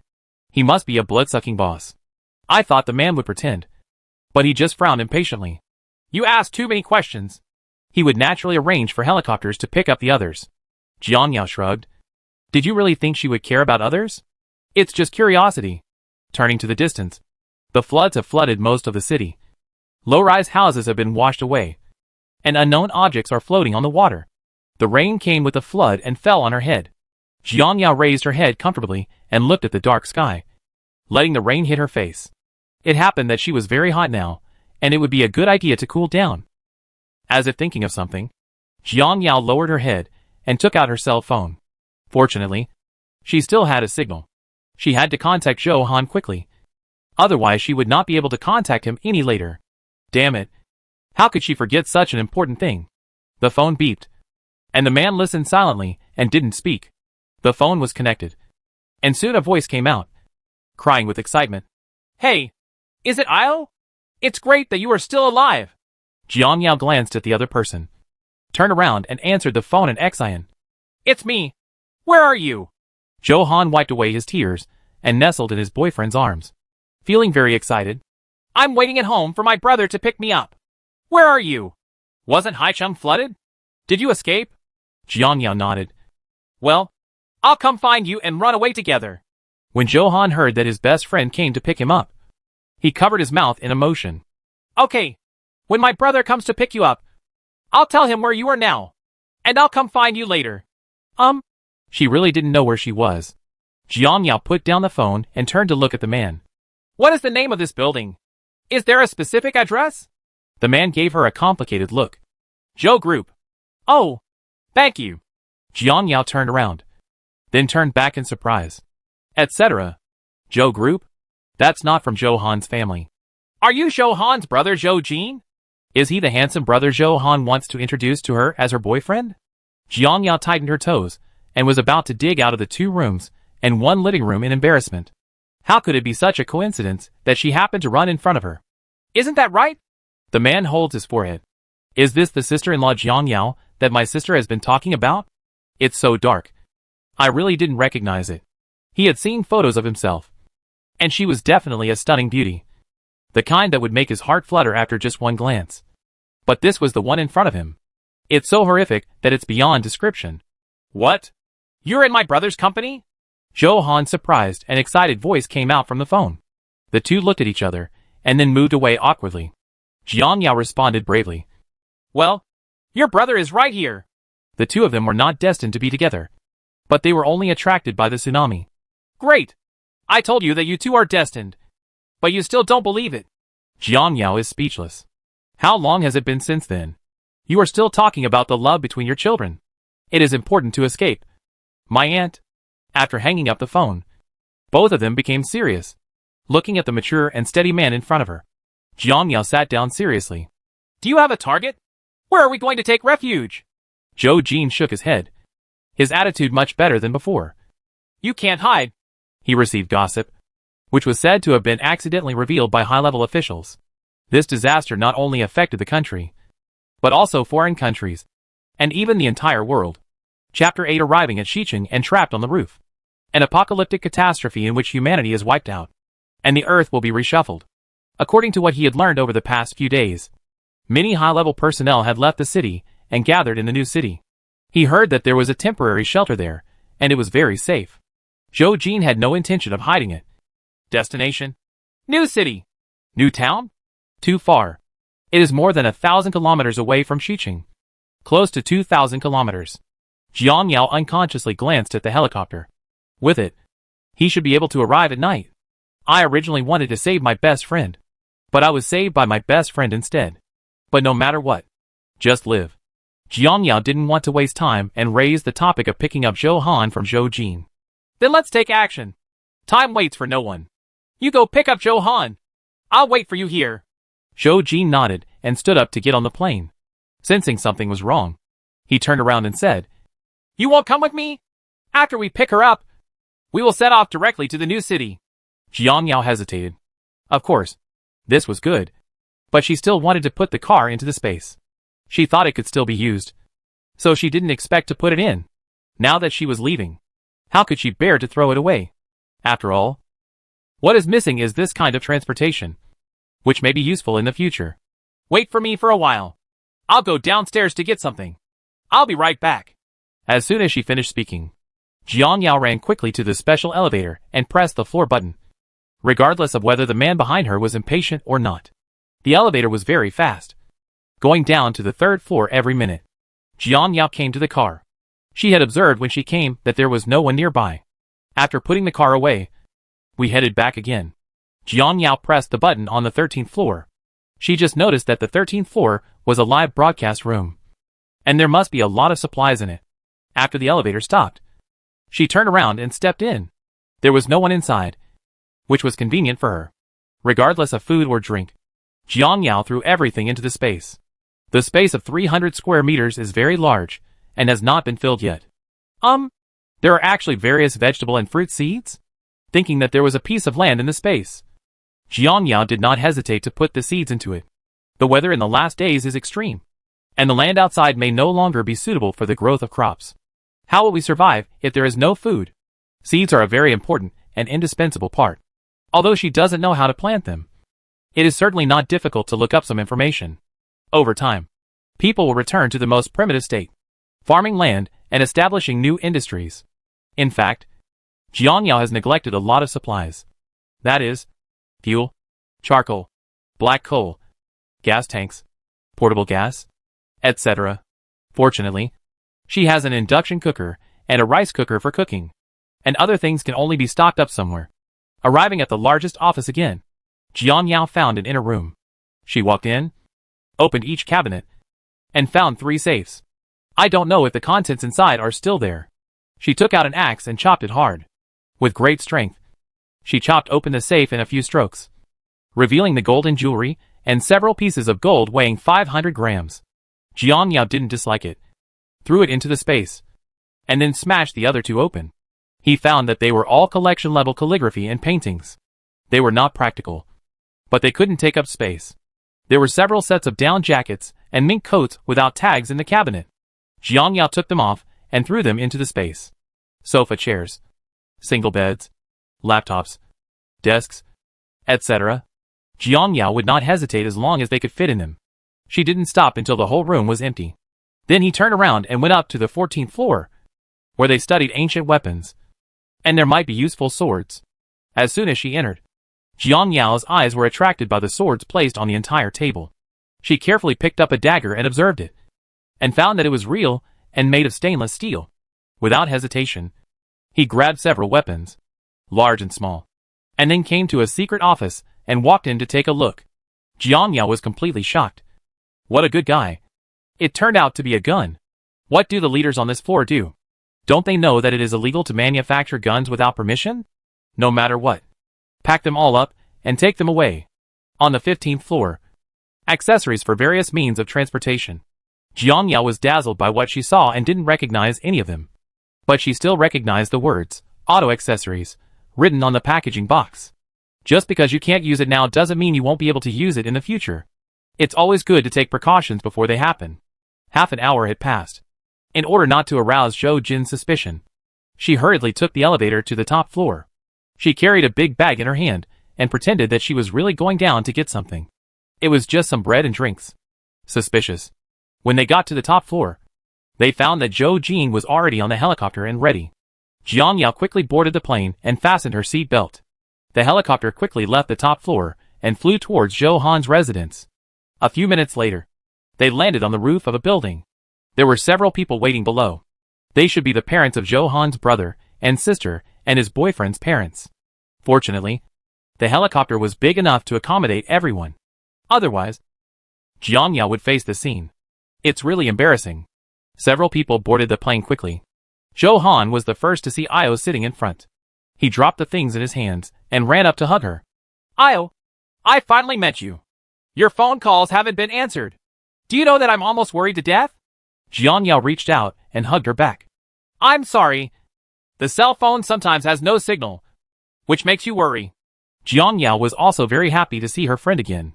Thinking of the tragic situation of her friend in her previous life, she almost felt guilty. In this life, it's up to you to protect her. Henan, sit back quickly. I'm about to drive. Zhou Jin looked serious. Now is not the time to reminisce about the past. When Jiang Yao heard Zhou Jin's deep voice, she also thought of her current situation and hurriedly pushed her best friend back, who was crying loudly. Sit back quickly. There will be plenty of time in the future. Zhou Han also realized that the atmosphere was tense and returned to his seat obediently. The helicopter rose upwards. Jiang Yao looked at Zhou Jin, who was wearing headphones and holding the steering wheel, and felt relieved. It's better to escape together than alone.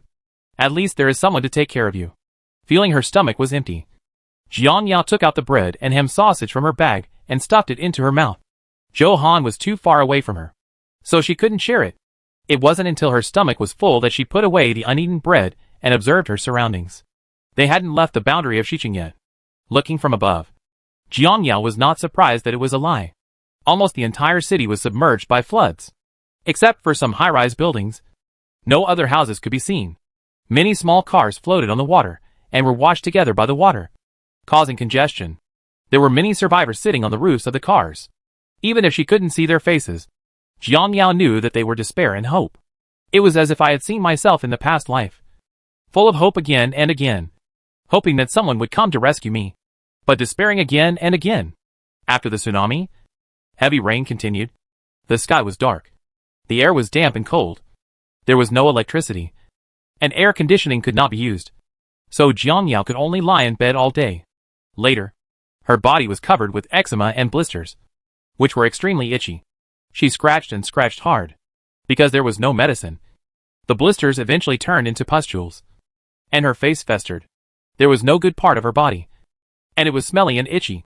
Chapter 9: The Last Search. Before leaving, she couldn't bear it, so she took a fruit knife and cut open the pustule until the smelly blood flowed out, and the itching stopped. But from then on, she seemed to be addicted. She kept scratching and pulling on her body with the knife every day, leaving countless large and small wounds. But she enjoyed it very much. Jiang Yao couldn't help but touch her arm. She felt the smooth skin with her hands, and she recovered from her sadness. It's in the past. The plane flew for an hour, and they finally left West City and headed to the safe city of Xicheng. Jiang Yao asked. They were going to the border area of Xicheng, with an altitude of more than 8,000 meters. The terrain was high. Even if there was a global flood, it would only be the last place to be submerged. This way, she would have enough time to stock up on more supplies. There was chaos on the ground, but there was serenity on the plane. Zhou Jin turned on the automatic operation mode, and the plane ran smoothly. He glanced at Jiang Yao, and then left his seat. Follow me! Jiang Yao looked solemn and nodded to follow. Hearing the noise, everyone looked away from the window and looked at the two of them. With tears in his eyes, Zhou Han pushed away the little samoyed on his lap, stood up and hugged his best friend, who was like a sister. I have no home. Woo-woo. It's okay. We are all with you. Jiang Yao patted her back to comfort her. Zhou Han had been pampered since she was a child. Just like every lady, she had never experienced any setbacks, and always came to her to help solve problems. Jiang Yao is the complete opposite. He has an outgoing personality, and plays whatever is exciting. He gets up and continues after getting hurt. Like a tomboy. She is 1 year younger than Zhou Han, but she takes care of her like a sister. Jiang Yao never expected that two people with completely opposite personalities would play together. This is probably fate. As an only child, she cherishes this sisterly relationship with different surnames. Okay, Hanan. Let's get down to business. Zhou Jin sat in the sofa chair, holding his chin with both hands, looking thoughtful. Han, come here. Zhou Han's boyfriend Li held his girlfriend in his arms and sat back. Xiao Jin, what you just said on the phone is true. Jiang Yao followed the voice and looked over. A middle-aged man was looking at Zhou Jin worriedly. He was probably Zhou Jin's father. His hair was messy. His face was tired. And his suit was wrinkled. He must have just learned about the escape. And he couldn't care less about his appearance in such a hurry. There is also a woman beside him, who has not applied any makeup. Although she is tired, her face is still beautiful. The two people behind who were equally anxious were Li Yi's parents. Everyone looked at Zhou Jin, wanting to hear his explanation. Yes, this disaster affects the whole world. I have already prepared everything to take refuge in the new city.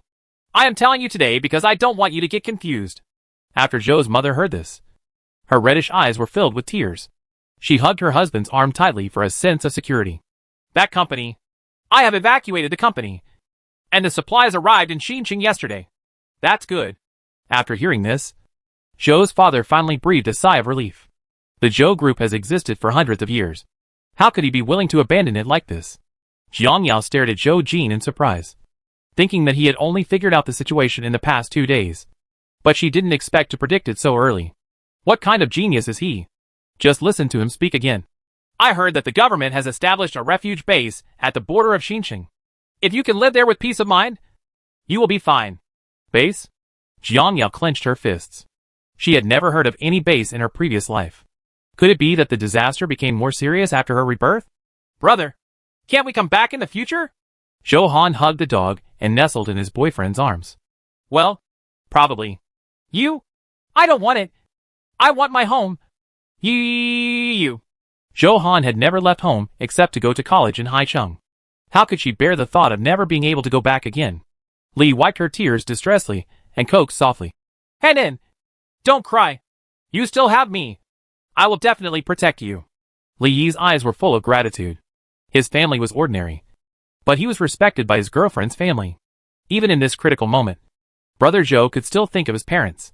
He could not repay this kindness, and vowed to love his girlfriend even more, and let his uncle auntie is relieved.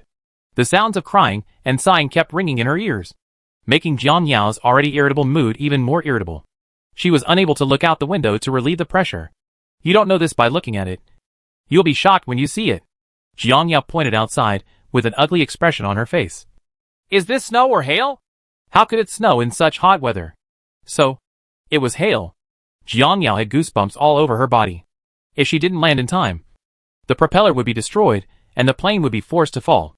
In this case, they would. At this time, there was a banging sound from the rack, and everyone was in an uproar. It's hail! Father Zhou shouted. Quick! Find a place to land quickly!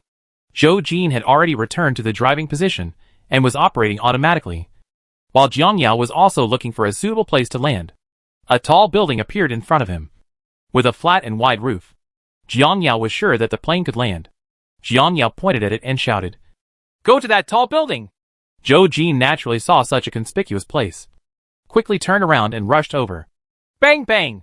There were constant sounds of rocks being thrown down from the roof of the plane, and the fuselage kept shaking.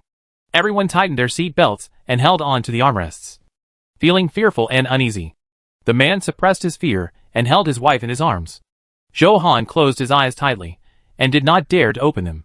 He still held the dog in his hands and refused to let go. Jiang Yao tightened her seat belt and thought to herself that it was closer. And then a little closer. Hail is very destructive. She has seen videos where cars were smashed. Branches were broken. And some people were killed before they could escape in time.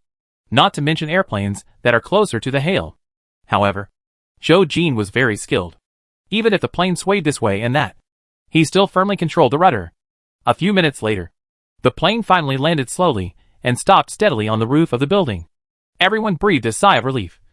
But their faces were still pale, and they felt lucky to have survived the disaster. They didn't know how long the hail would last, and they couldn't get out. They could only stay in the plane and listen to the sound of smashing outside. But how could Jiang Yao let go of such a good opportunity?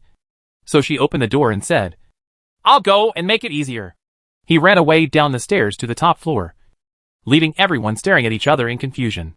Zhou Jin squinted his eyes slightly, not knowing what he was thinking. Jiang Yao ran into the corridor, touched her shoulder that was hurt by the hail, and entered the top floor office. No one was inside. The office was a suite with many porcelain and antiques inside. Jiang Yao thought that this should be a room where some big boss specially displays antiques. Jiang Yao didn't look carefully. She just threw them into the space, sweeping away hundreds of antiques. Just when she was about to leave, she was attracted by the armor on the wall. She stepped forward and touched it. She didn't know what material the clothes were made of, but it felt very hard. Chapter 10 Another Hailstorm. Jiang Yao took out a knife from the space and stabbed it with all his strength.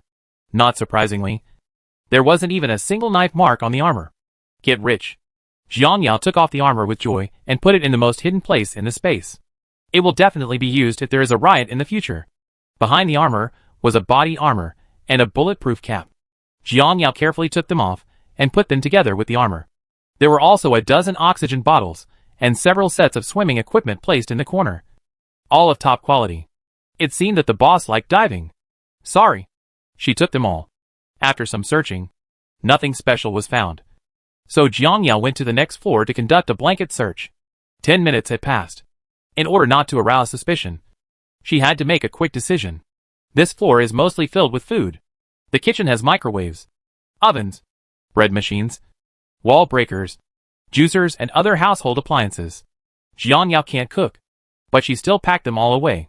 This company probably develops kitchen appliances. And there are unfinished instant noodles, hot pot, etc. on the stove.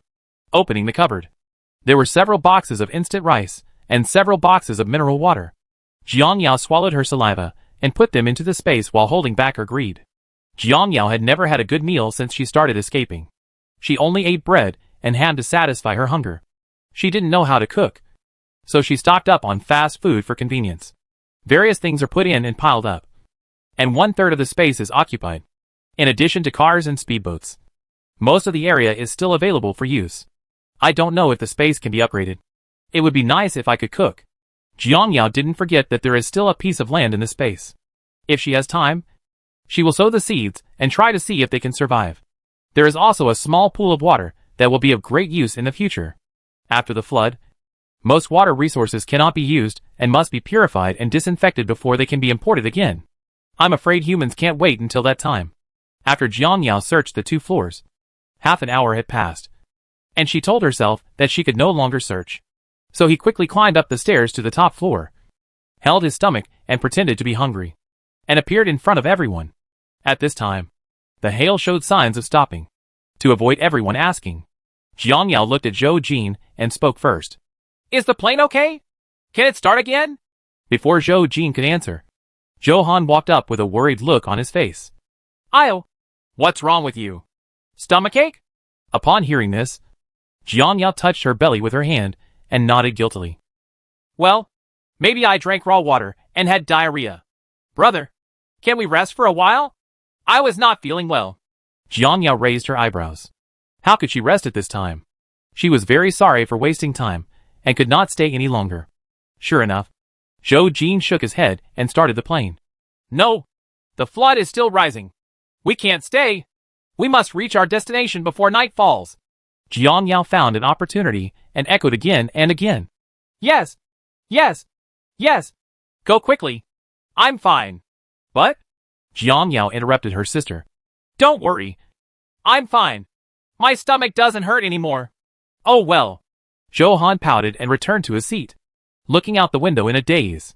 Jiang Yao secretly breathed a sigh of relief when she saw that her sister didn't insist anymore. The propellers turned faster and faster.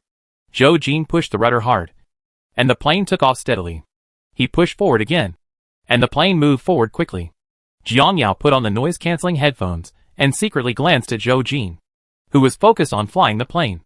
"Are you hungry? I have something to eat." Zhou Jin shook his head without looking over. "I'm not hungry." "Oh." Jiang Yao took the bread and stuffed it into her mouth. The plane was calm and Zhou Jin finally had time to rest. Out of the corner of his eye, he saw Jiang Yao eating again and was a little surprised. "You don't have a stomachache. Can you still eat?" Jiang Yao was stunned. "Yes. She just said she had diarrhea." "Well, my stomach is empty. I'll make up some more." Zhou Jin was speechless. He didn't speak again for a while. Jiang Yao put down the bread angrily. She had something in her stomach and no longer had the desire to eat. So she turned to look out the window. Even after the plane had been flying for so long, the ground still looked like a flood, and the water flow was turbulent. Jiang Yao watched as a 4-story building collapsed and was swept away by the flood. Even the mountains were washed away by the water, and the woods fell together, startling countless birds and flying around in chirping directions. Some rushed toward the helicopter. Jiang Yao turned pale with fright. "Be careful!" With a clang sound, several birds hit the front glass, and the red mud marks were very obvious. Seeing this, Zhou Jin hurriedly raised the altitude to avoid the danger of the birds rushing up again. But some of them were still circling around the plane. In the cabin, everyone watched in fear. They could only watch, but they believed in Zhou Jin's flying skills. Jiang Yao said to herself, with concern on her brows. "Is there really a flood across the country?" "Should be." Zhou Jin turned on the radio and saw intermittent sounds coming from it. Father Zhou and others put on their earphones with solemn expressions. Soon, news came from the headphones that shocked everyone. "The following cities have been added to the hardest-hit areas today: Shancheng, Shucheng, and Jiangcheng. Houses and facilities were completely damaged. The number of injured nationwide was 3,980,030. The number of victims was 340,008. And the number of missing unknown." Chapter 11. Find opportunities to stock up on supplies. After flying in the air for nearly 4 hours, Zhou Jin found that the closer to the border of the new city, the harder it was for the plane to move forward. The wind and sand were so strong that they blocked the line of sight. The visibility was less than 10 meters. The helicopter was blown left and right by the wind and had to find a place to land. At a glance, the ground was full of pits and yellow sand pits, and there were no conditions for an emergency landing. The cabin was quiet, and no one was delayed in their sleep due to the shaking at all. Even the dog slept on Zhou Han's lap, lying stretched out. Zhou Jin bit her thin lips and glanced at Jiang Yao, who was sleeping and drooling, and had to pick up the walkie-talkie to wake everyone up. "Get up! Don't sleep! Li, come to the flight room!" The sound came into the earphones, and everyone woke up one after another. Jiang Yao was very cautious, opened her sharp eyes, and quickly sat up straight to prepare for battle. Later, she realized that she was on a plane, and her whole body relaxed again. She wiped the corners of her mouth and stared at pilot Zhou Jin without knowing why. "Arrive? It feels like I haven't slept for long. And here we are?" Zhou Jin glanced at her helplessly. "Not yet. We are in trouble." "What trouble? Don't you feel the plane shaking a lot?" Jiang Yao held her forehead, feeling dizzy. She thought it was air sickness, but it turned out that the plane was shaking. The window was gray and nothing could be seen. Jiang Yao smiled, finally knowing what the trouble was. People in the cabin woke up one after another. Li heard Brother Zhou calling him, rubbed his eyes, and quickly walked to the flight room. "Brother Zhou, is there anything you need me to do?" "Well, we can't reach Xinjiang tonight. The wind is too strong and the visibility is less than 10 meters. We have to find a place to land. Go tell everyone to look further away. Find a place where you can land and let me know as soon as possible," Zhou Jin said seriously. "Hurry! Okay, I'll look for him right away." Li turned around, quickly ran to the cabin, and repeated everything Brother Zhou said. Zhou Han was shocked when he heard this. "With such a strong wind, there won't be any sandstorms." "Right. I heard that the northwest region is most prone to tornadoes and sandstorms. Wouldn't it be such a coincidence that they encountered them as soon as they arrived?" "Bah!" Zhou Han hit his head. "What nonsense is she talking about? How can I land if I can't see anything?" Jiang Yao looked at the thick dust billowing below and fell into confusion. The wind was strong, and the sand was dusty. It was good that they could still be on the plane. She gave Zhou Jin an appreciative look. His skills were not bad. If it doesn't work, drive down a little and look for it close to the ground. It's too far away to see clearly, so you can't find a suitable location. She has been to the northwest region. Most of the areas here are small hills. There are no woods or mountains. The ground is pitted yellow soil. If there is a slight breeze, dust will fly all over the sky. Occasionally, I see a small tree, but there is not even a leaf. Every time I travel to these places, Jiang Yao always gets nosebleeds and her skin is dry and dehydrated, which is really not suitable for southerners. Zhou Jin listened to Jiang Yao's words and quickly pushed down the rudder. The helicopter slowly lowered its altitude and drove slowly at a distance of 50 meters above the ground. Everyone looked out the window very seriously, looking for terrain where they could make an emergency landing. In front of and to the right of Jiang Yao, there is a dam that looks like a place used by villagers to dry things. It covers an area of about 200 square meters and is enough to accommodate a helicopter. There are many two-story buildings around the small dam. Probably a village. Jiang Yao patted Zhou Jin's arm and pointed in the direction of the small dam. There is a small dam on the right. You can stop. Zhou Jin glanced to the right, made an okay gesture to Jiang Yao, then turned the plane and flew toward Xiba. A few minutes later, the helicopter finally landed in the small dam, and everyone in the cabin relaxed. Jiang Yao opened the hatch and wanted to jump down to have a look, but she didn't want to eat a mouthful of sand. Her lungs also ached slightly, so she quickly took out a mask from her bag and put it on, which made her feel much better. The cabin door then opened, and under the leadership of Li, everyone came out of the cabin one after another, wearing masks on their faces and looking blankly at the dust in the sky. Zhou Han walked over with Guzi in his arms. Io, are we staying here tonight? Jiang Yao nodded. If the wind and sand don't stop, we will probably have to stay here all night. He glanced at the dog in his sister's arms and frowned. Why did you bring it with you and escape all the way without bothering yourself? People can't protect themselves. How can they still think about taking care of dogs? At the thought of feeding it dog food and taking it to pee, Jiang Yao shook her head in disgust. It was really troublesome.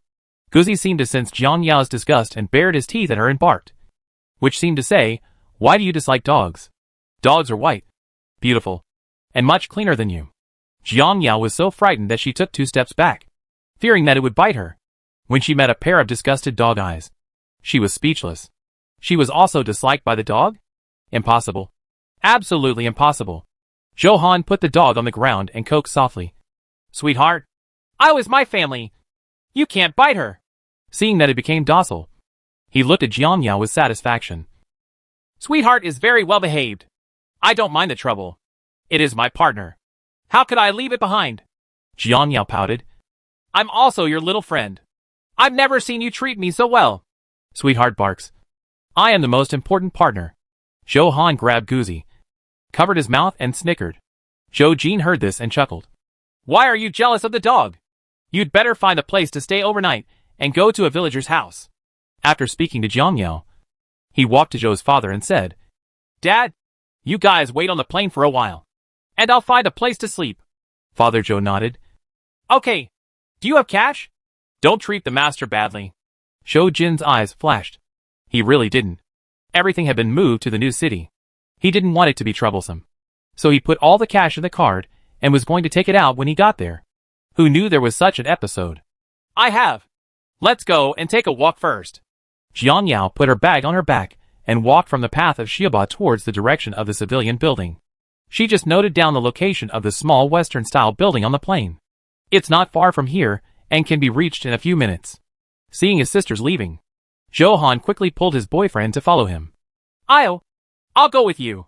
Zhou Jin arranged for her family and followed the 3 of them. After a while, a thick layer of yellow sand accumulated on the 4 people's bodies, and even their hair changed color.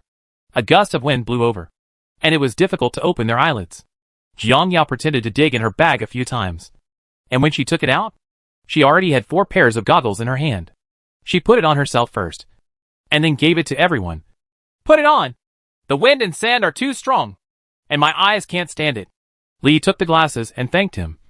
Thank you very much. After saying that, he put it on for his girlfriend again. Yeah. Jiang Yao glanced at Li. He was not bad.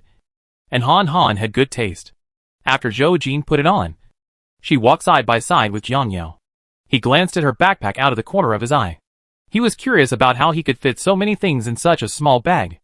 After observing for half a minute, and seeing nothing special, he withdrew his gaze. There is a small building 10 meters in front.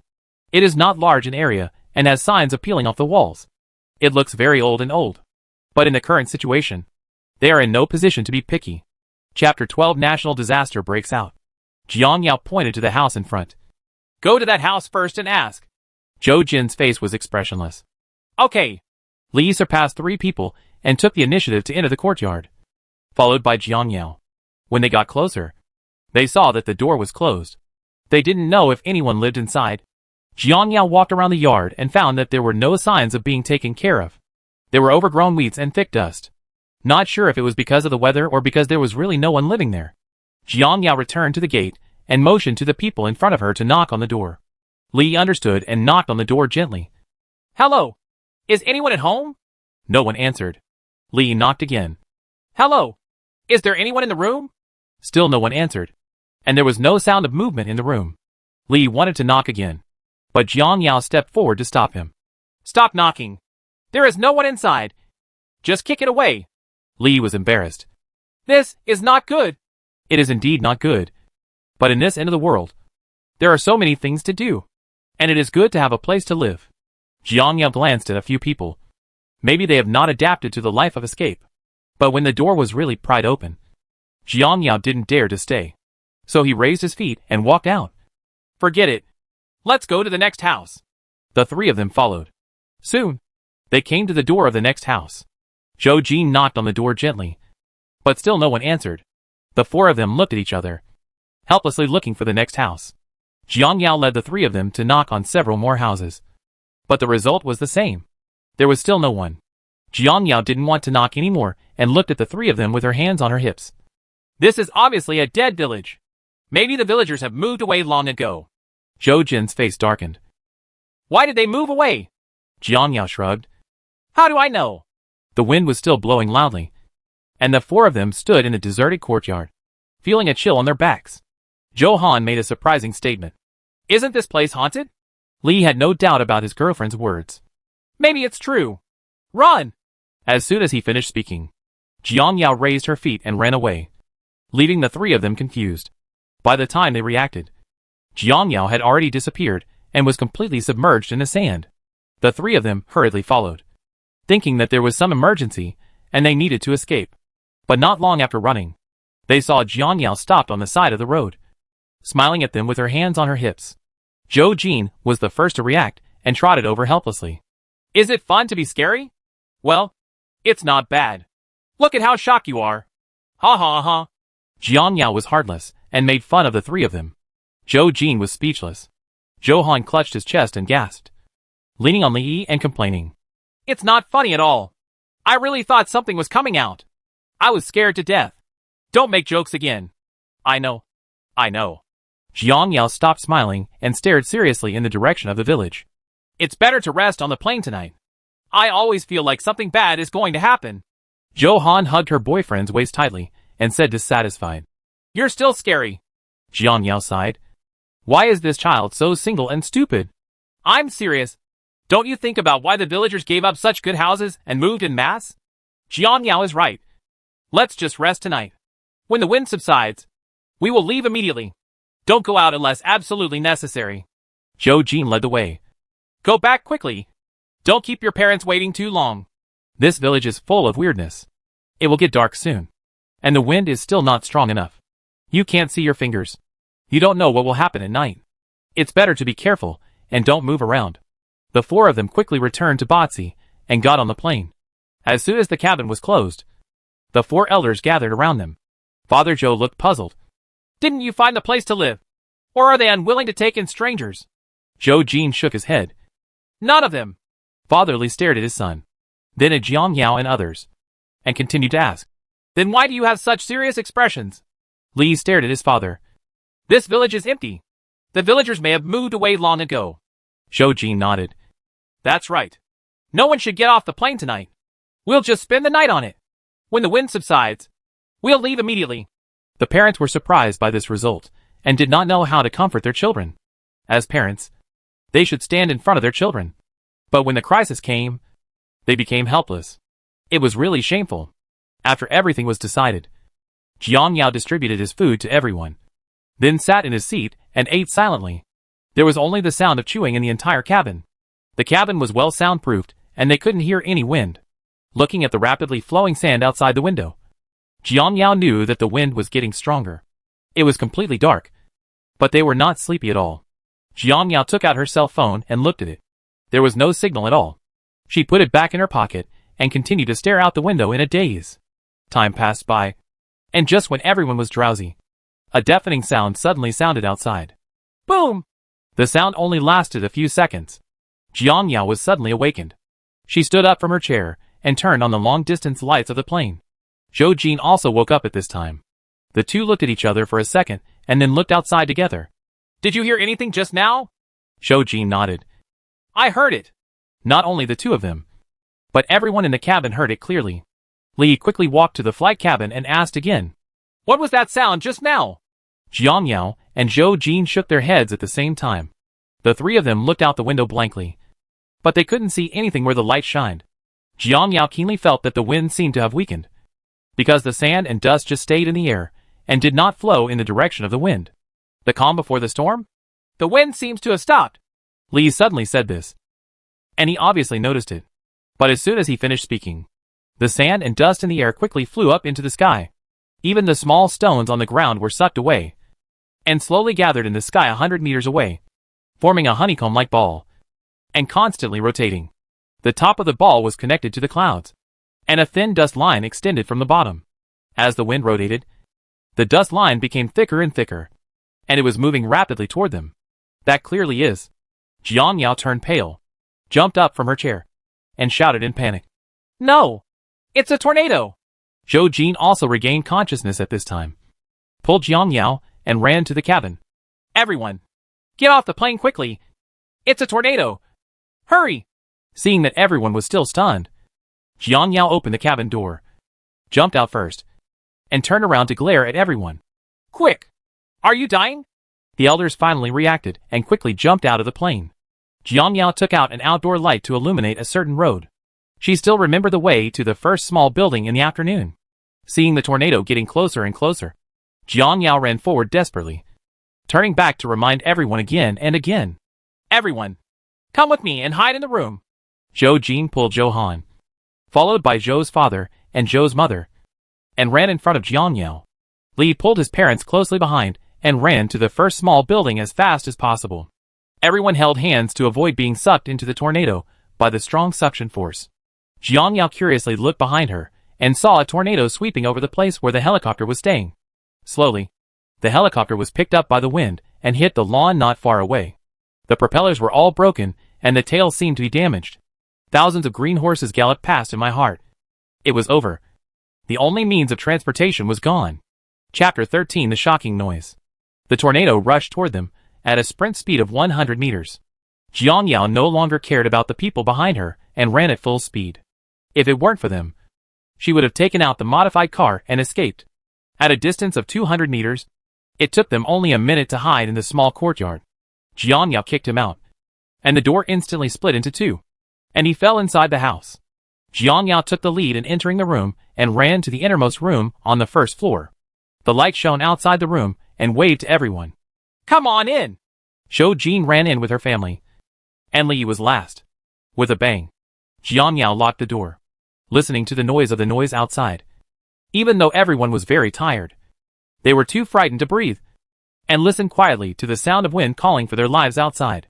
Just when everyone thought it was safe, the curtains by the windows suddenly squeaked and were sucked away by the wind from the broken window. Everyone turned pale with fright, and their bodies couldn't help but tremble. The tornado is coming this way. Jiang Yao was shocked. When she came in just now, she didn't see that the window was broken. It must have been covered by curtains, and she didn't notice it for a moment. She grabbed the bed frame beside her and said, Quickly find something fixed to stabilize your body. Don't be sucked out by the wind. As soon as he finished speaking, everyone grabbed the heavy objects around them and squatted down to hide. Zhou Jin stood next to Jiang Yao and pulled the bed frame together. The tornado was so destructive that the remaining window glass shattered into pieces and was sucked into the wind. The wind blew in through the windows, and the clothes of several people were blown up by the wind. Their facial features were distorted, and they were completely unable to communicate with each other. Someone didn't stand firm, and his feet were forced off the ground, facing the window. His hands couldn't bear the pulling, and his whole body was pressed against the window. It's Zhou's mother.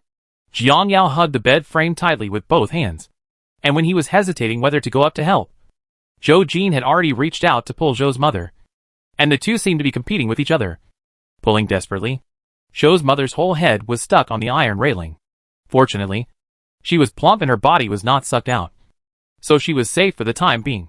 Before Jiang Yao could breathe a sigh of relief, another person was sucked to the window. When she took a closer look, it turned out to be Zhou Han.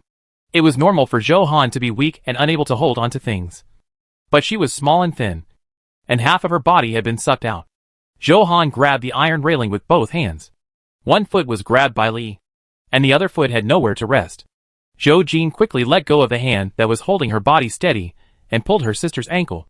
Unexpectedly, they were also sucked to the window. The three of them blocked the window tightly. The wind in the house dropped sharply, and they were able to move around. It's important to save people. Jiang Yao and the other three people quickly hugged the person by the window, especially Zhou Han, to prevent her from being swept away by the tornado. 2 minutes later, everyone worked together and finally pulled Zhou Han back, who was mostly outside, and replaced Father Li with a fat body and thick waist to block the window. Seeing Zhou Han hugging Li tightly, Jiang Yao sighed. It's really a near miss. The tornado hadn't passed yet, and the tiles on the roof were scattered all over the floor, and the whole house creaked. If the house hadn't been made of cement, it would have been blown to pieces by the tornado. Fortunately, I took a trip in the afternoon and knew that there was a building here. Otherwise, they would have been demolished by the tornado. The helicopter was destroyed, and the remaining 200 kilometers could only be walked on foot.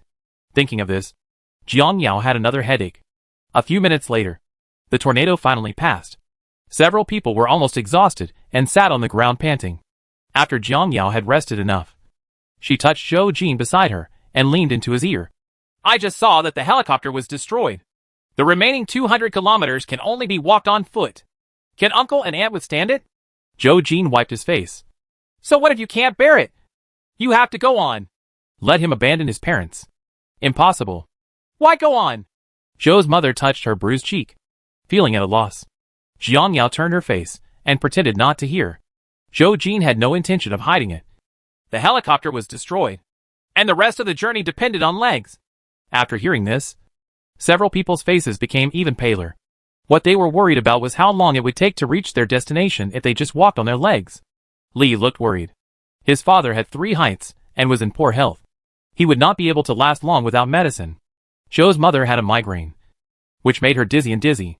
In severe cases, she would vomit, and she couldn't stand a little bit of wind and sun. What should we do? Everyone looked at Zhou Jin, the backbone. Father Zhou stood up and asked the question everyone wanted to know. How long is the road ahead? Jiang Yao took out her mobile phone, opened the offline map, and said while searching, Our destination is Kaka Mountain, a total of 249 kilometers from here. Jiang Yao manually enlarged the map, and the more he looked at it, the more it collapsed. On the way, we have to pass a 400-meter high mountain peak and a 500-meter wide river. It will take about 7 days. Of course, she was talking about the speed of normal people. There was a delicate and slow-moving Zhou Han in the team, and she said it was too short for 7 days. Isn't there a roundabout route? A path that doesn't require climbing? Father Li asked. No, we can only climb the mountain. Jiang Yao's words suddenly made people fall into despair. They usually had to be picked up and dropped off by car when they went out. Now they were asked to climb a mountain, and they had to lose half their lives? Sure enough, when Zhou Han heard that it would take 7 days to arrive, he burst into tears and said, I have never walked such a long distance in my life. How is it possible for me to suddenly walk 200 kilometers? Mother Zhou held her daughter in distress and shed tears silently. Zhou Jin said with a straight face, Don't cry. You are already an adult. You can't bear this difficulty. How can you bear the collapse of the world in the future? The world collapses? Jiang Yao was stunned. Everyone's mouths opened in surprise. Zhou Han forgot to choke and all stared at Zhou Jin. Zhou Jin coughed twice guiltily. Don't take it seriously. I was scaring her. Several people were in shock. Exclamation point. Calm returned to the house. Only Jiang Yao knew that what Zhou Jin said might be true. It had only been one day, and the road they passed was either hail or floods, mudslides or tornadoes. She believed that everyone was aware of so many unusual natural disasters. But they just didn't want to face the facts. Facing the team that was lagging behind. Jiang Yao really didn't know whether to leave or go with them. Feeling empty in her stomach, Jiang Yao realized that her backpack was still in the helicopter. With so many people there, it was impossible for her to take out something to eat out of thin air. No matter what. She thought about it after she was full. When she was hungry, she couldn't turn her head. The feeling of hunger prompted Jiang Yao to walk out of the house and approach the helicopter. Zhou Jin was worried and followed silently. Jiang Yao heard the footsteps and turned around to stare at Zhou Jin. Why are you following me? Aren't you going to take care of your uncle and aunt? Zhou Jin crossed Jiang Yao and walked in front. I don't have to worry about Li watching over me. It just so happens that I also have something to take. He did have luggage to take. There were the Zhou group's most important things in the helicopter, and they had to be placed on him to feel at ease. Chapter 14. The tornado is coming. I left in a hurry and didn't have time to take it with me. The things were locked in the cabinet in the cabin and should not have been damaged. Because of worry, Zhou Jin quickened his pace, and Jiang Yao followed closely behind him.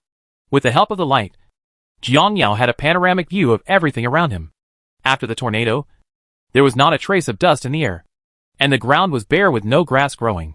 The big tree not far away was uprooted, with a few roots embedded in the soil, and only one main trunk was left in ruins. There were also many dead trees, with only wooden piles left in other places, which looked to be very old. Jiang Yao finally knew why there was no one here. It must have been affected by tornadoes all year round, and had to move away. Turning around and looking back at the small building where they were hiding, they found that the roof on the second floor was gone. The surrounding area was full of broken tiles, and the curtains from before were torn into pieces and scattered everywhere. Jiang Yao's eyes flashed with joy. Fortunately, he was hiding on the first floor. Otherwise the whole army would be wiped out. Let's go! Zhou Jin glanced at the afterimage of the tornado, quickly turned his head, and headed towards the small dam. The two quickly arrived at the side of the overturned helicopter. Jiang Yao kicked off her legs and climbed onto the fuselage neatly. With another hard pull, the cabin door was easily opened by her. Jiang Yao jumped in without hesitation.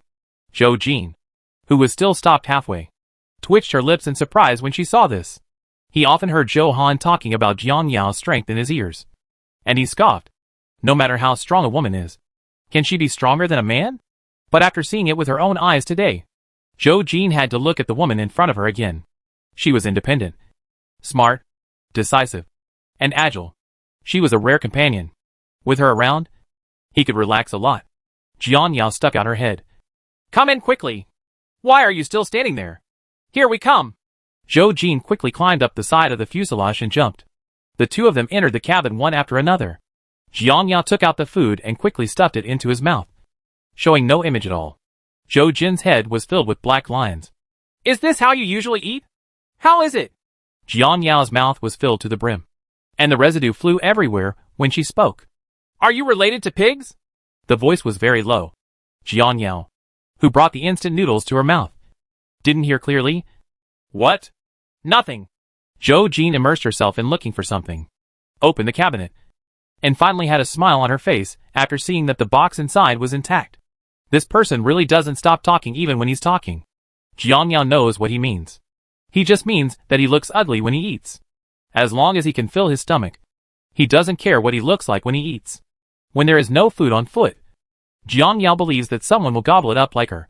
After rolling her eyes, Jiang Yao ate some dry instant noodles before joining in the search for supplies. The two of them moved very quickly. Everything in the cabin was cleaned up without leaking a drop of water.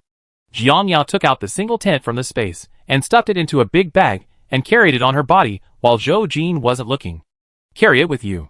The two of them carried large and small bags on their shoulders, jumped out of the cabin, and returned to the small building. It was already dawn. Jiang Yao glanced at her watch. It was exactly 6 o'clock. While it was still early, and there was no wind or dust, it was time to set off. When they arrived at the small building, several people were already waiting outside the courtyard. Jiang Yao looked over and saw that their bodies were covered with dust. Their hair was messy. Their faces were tired. And they looked like they were fleeing. Well, they were indeed on the run. Touching the ball hair on her head again, Jiang Yao felt that it was a problem. The water in this space could not be used blatantly. She could not wash her hair twice. So she might as well cut it. Just as she said, Jiang Yao fumbled for a pair of scissors from her backpack, untied her hair, laid down, and started cutting it. After a few strokes, her hair was only an inch long, and it was very fluffy.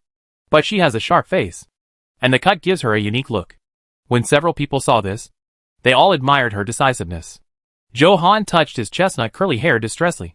His face flashed with determination, and he walked to Jiang Yao. "I'll. Please help me cut it too." Jiang Yao raised her head.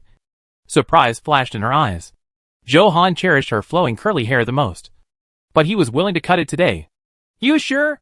Zhou Han pursed his lips and said, "Okay. I have finally grown up a bit. Get down."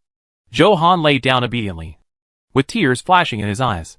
Seeing her daughter's appearance, Zhou's mother hid in distress and secretly wiped her tears.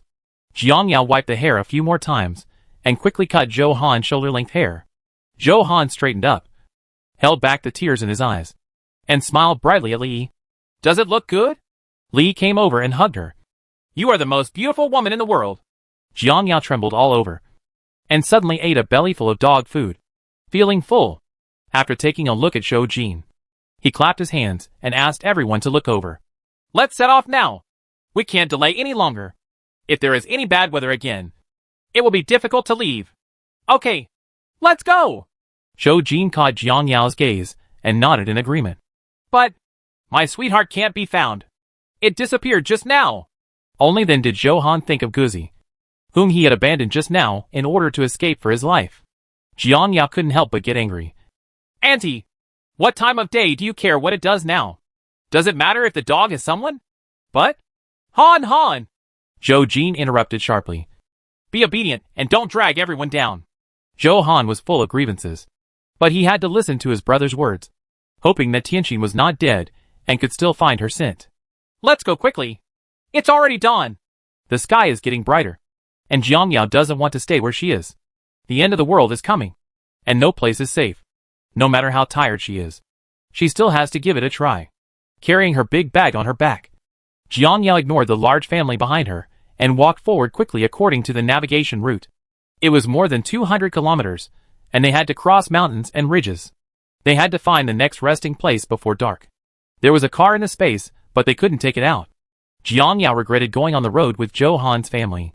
However, without Zhou Jin's helicopter, she might still be stuck in Xicheng waiting for the flood to recede. Or she might be trapped in the flood again. Jiang Yao was actually very grateful. After all, she was a real outsider, based on her relationship with Zhou Han. Zhou Jin took her with him without saying a word. She experienced the sinister darkness of human nature. During that year, she not only had to fight people for supplies and beat her to death, but she also had to stay awake at all times to hide the only food she had. Now that someone suddenly cares about her, Jiang Yao doesn't adapt.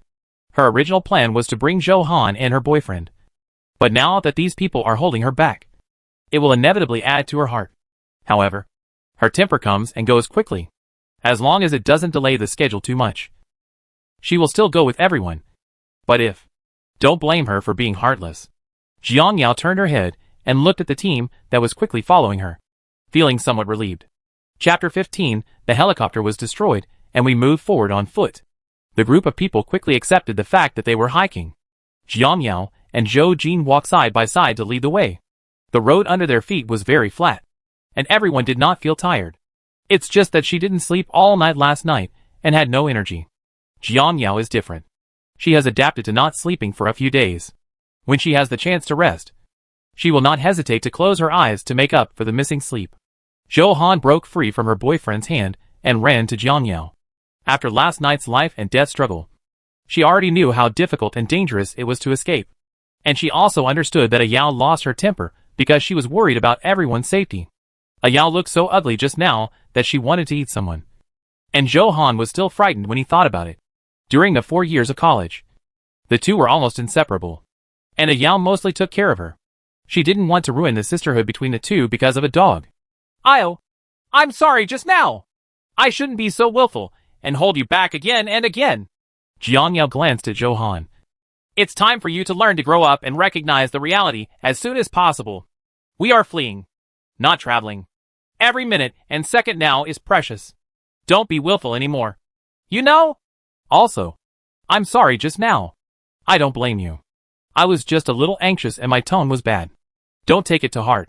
Jiang Yao sincerely apologized for her anger just now. Zhou Han in her previous life lost his life for her, which became an inextricable knot in her heart. In fact, it doesn't matter if a sister is willful, as long as she is still alive. Jiang Yao looked at Zhou Han again. Yes, he was still alive. Seeing Jiang Yao's gentle gaze, Zhou Han choked up and said, I know, and I will never be willful again. In fact, she just didn't want to face the reality. Just one day later, her life as a princess was washed away by the flood, and she lived a life of wandering and fleeing. She needed time to buffer and adapt. However, as the Yao said, reality is cruel and will never give people a chance to adapt. After thinking about this, Zhou Han gradually became stronger in her heart. It was just over 200 kilometers away. What's the big deal? When she arrived at the safe base, she would sleep for another 7 or 10 days to make up for all the losses. However, Zhou Han still thought too simply. No one knew what the safe base looked like. Soon it was approaching noon. The hot weather made everyone sweat and their mouths were dry. The sky was filled with lust and everyone ate a mouthful of sand. Gradually, the pace began to slow down. Jiang Yao and other young people were okay, but the 4 elders were helpless. But they all endured their exhaustion without saying a word and still followed the children without falling behind. Zhou Han felt sorry for the elder and glanced at Jiang Yao, who was expressionless. Io, how about we take a break? Jiang Yao did not answer, but took out the thermometer in her bag and exposed it to the sun. They watched the red line on the thermometer rise rapidly and did not stop until it was close to 40 degrees. Zhou Jin's expression changed. It's only April. The temperature is so high? No wonder he felt like he couldn't walk. It was too hot. The sun was blazing. His whole body was covered in sweat, and his shirt was soaked and stuck to his skin, which was very uncomfortable. Zhou Jin simply put down his backpack and took off his shirt, revealing his strong muscles. Find a place to rest. You will get heat stroke in such a high temperature. Jiang Yao was stunned for a moment. She didn't expect that the other party would suddenly take off his clothes. But the weather was so hot. She could understand. Pointing to a big tree ahead. Go there. Zhou Jin looked over and said, Okay. He tilted his head and told Zhou Han, Go and tell your parents and ask them to hold on, and they will be able to rest soon. I'll go right away. Zhou Han wiped the sweat from his forehead, ran to his parents with Li, pointed them in the direction, and repeated what Zhou Jin had just said. Mother Zhou and Mother Li could not walk for a long time. They relied on their husband's support and persistence to follow step by step. Zhou's mother's head hurt so much that it was about to explode. She had taken headache medicine just now, and it was relieved a little now. However, she didn't want to hold her children back, so she didn't tell them. Finally walking under the shade of a tree, Jiang Yao sat down on the stone regardless, holding her chin up and breathing steadily. Because it was too hot, her cheeks were red from the sun, and the freckles on her face popped out one by one, magnified by the sweat beads. But no one would pay attention to these small flaws. Not even Jiang Yao. Zhou Han felt sorry for his sunburned cheeks. He took out a small mirror and looked at it again and again, sometimes frowning and sometimes pouting. Seeing this, Jiang Yao could only snicker helplessly. It would be nice to have a heartless sister who could add some relaxation to the exhausting running around. Zhou Jin handed her a wet tissue and said, Wipe off the sweat. Jiang Yao took it. Thank you. Zhou Jin just nodded and turned to the team to hand out tissues one by one. When he reached Zhou's mother, he sat down worriedly and asked something. Seeing that everyone was exhausted, Jiang Yao felt very anxious. When would she reach Kaka Mountain if she continued walking like this? She took out her mobile phone and saw that she had walked less than 10 kilometers in a long time. It was too slow. Thinking of the Hummer in space, Jiang Yao felt itchy in her heart. In order not to worry about it, Jiang Yao decided to take out a box of self-heating braised pork rice to eat to relieve the depression in her heart. Just as she was about to take it, a pair of hands suddenly appeared in front of her eyes, holding 2 pieces of bread. Jiang Yao looked along her arms and saw that it was Zhou Jin who brought something for her to eat. Jiang Yao thought there was still something in her bag, so she felt embarrassed to pick it up. No. You can eat. I still have bread. It's quite troublesome to have to pay it back after eating it. You really don't want to eat? Zhou Jin's voice was low, and she frowned when she thought of the other person's devouring food. Are you too little? He took out his share. Jiang Yao raised her head in surprise. Why did her kind refusal lead to misunderstanding? I really have bread. A hand reached into the bag and took out some. Look, I didn't lie to you. Seeing the bread in the other person's hand, Zhou Jin stopped insisting and sat next to Jiang Yao, tore one open and ate it slowly. After eating, rest for half an hour and then set off. Jiang Yao looked over and said, I have no problem with your parents. Zhou Jin also looked over. I asked, can they persist? Seeing that she couldn't eat the rice, Jiang Yao could only take a bite of bread and said, okay, let's make this decision. She agreed, but she was wondering in her heart why Zhou Jin had to follow her opinions in everything. Shouldn't she discuss it with Li Yi? After all, they were men, the backbone of the entire team. Didn't he regard her as a woman? Jiang Yao discovered the truth about herself. Looking at Zhou Jin, his eyes immediately became sharp. How could she not look like a woman? Zhou Jin definitely didn't expect that his kind concern would be misinterpreted by the other party. In fact, he asked everyone, and Jiang Yao was the last one to ask. Half an hour passed quickly. After Jiang Yao had eaten and drank, she immediately stood up, zipped up her backpack and carried it on her back, walking forward without saying a word. The people behind quickly followed. Zhou Han abandoned Li Yi and ran to Jiang Yao, asking the doubts that had been buried in his heart for a long time. I find that you seem to have changed and become indifferent. Jiang Yao's brows jumped. Could it be that Zhou Han discovered something? Probably not. Chapter 16 Extremely hot weather occurs. Jiang Yao quickly denied her guess and quickened her pace. The family has been destroyed. It's normal for things to change. But you don't look like a woman anymore. Zhou Han pouted, obviously dissatisfied with this answer. But she couldn't explain why. She was sure that Io must have experienced something to turn a carefree girl into a cautious and indifferent man. Jiang Yao, who seemed to have countless knives stuck in his chest. Even her sisters betrayed her. Zhou Jin and Li Yi had been following the two of them, listening clearly to their conversation, and both turned their heads and snickered. Jiang Yao glanced at the three of them, quickened her pace, and walked away alone.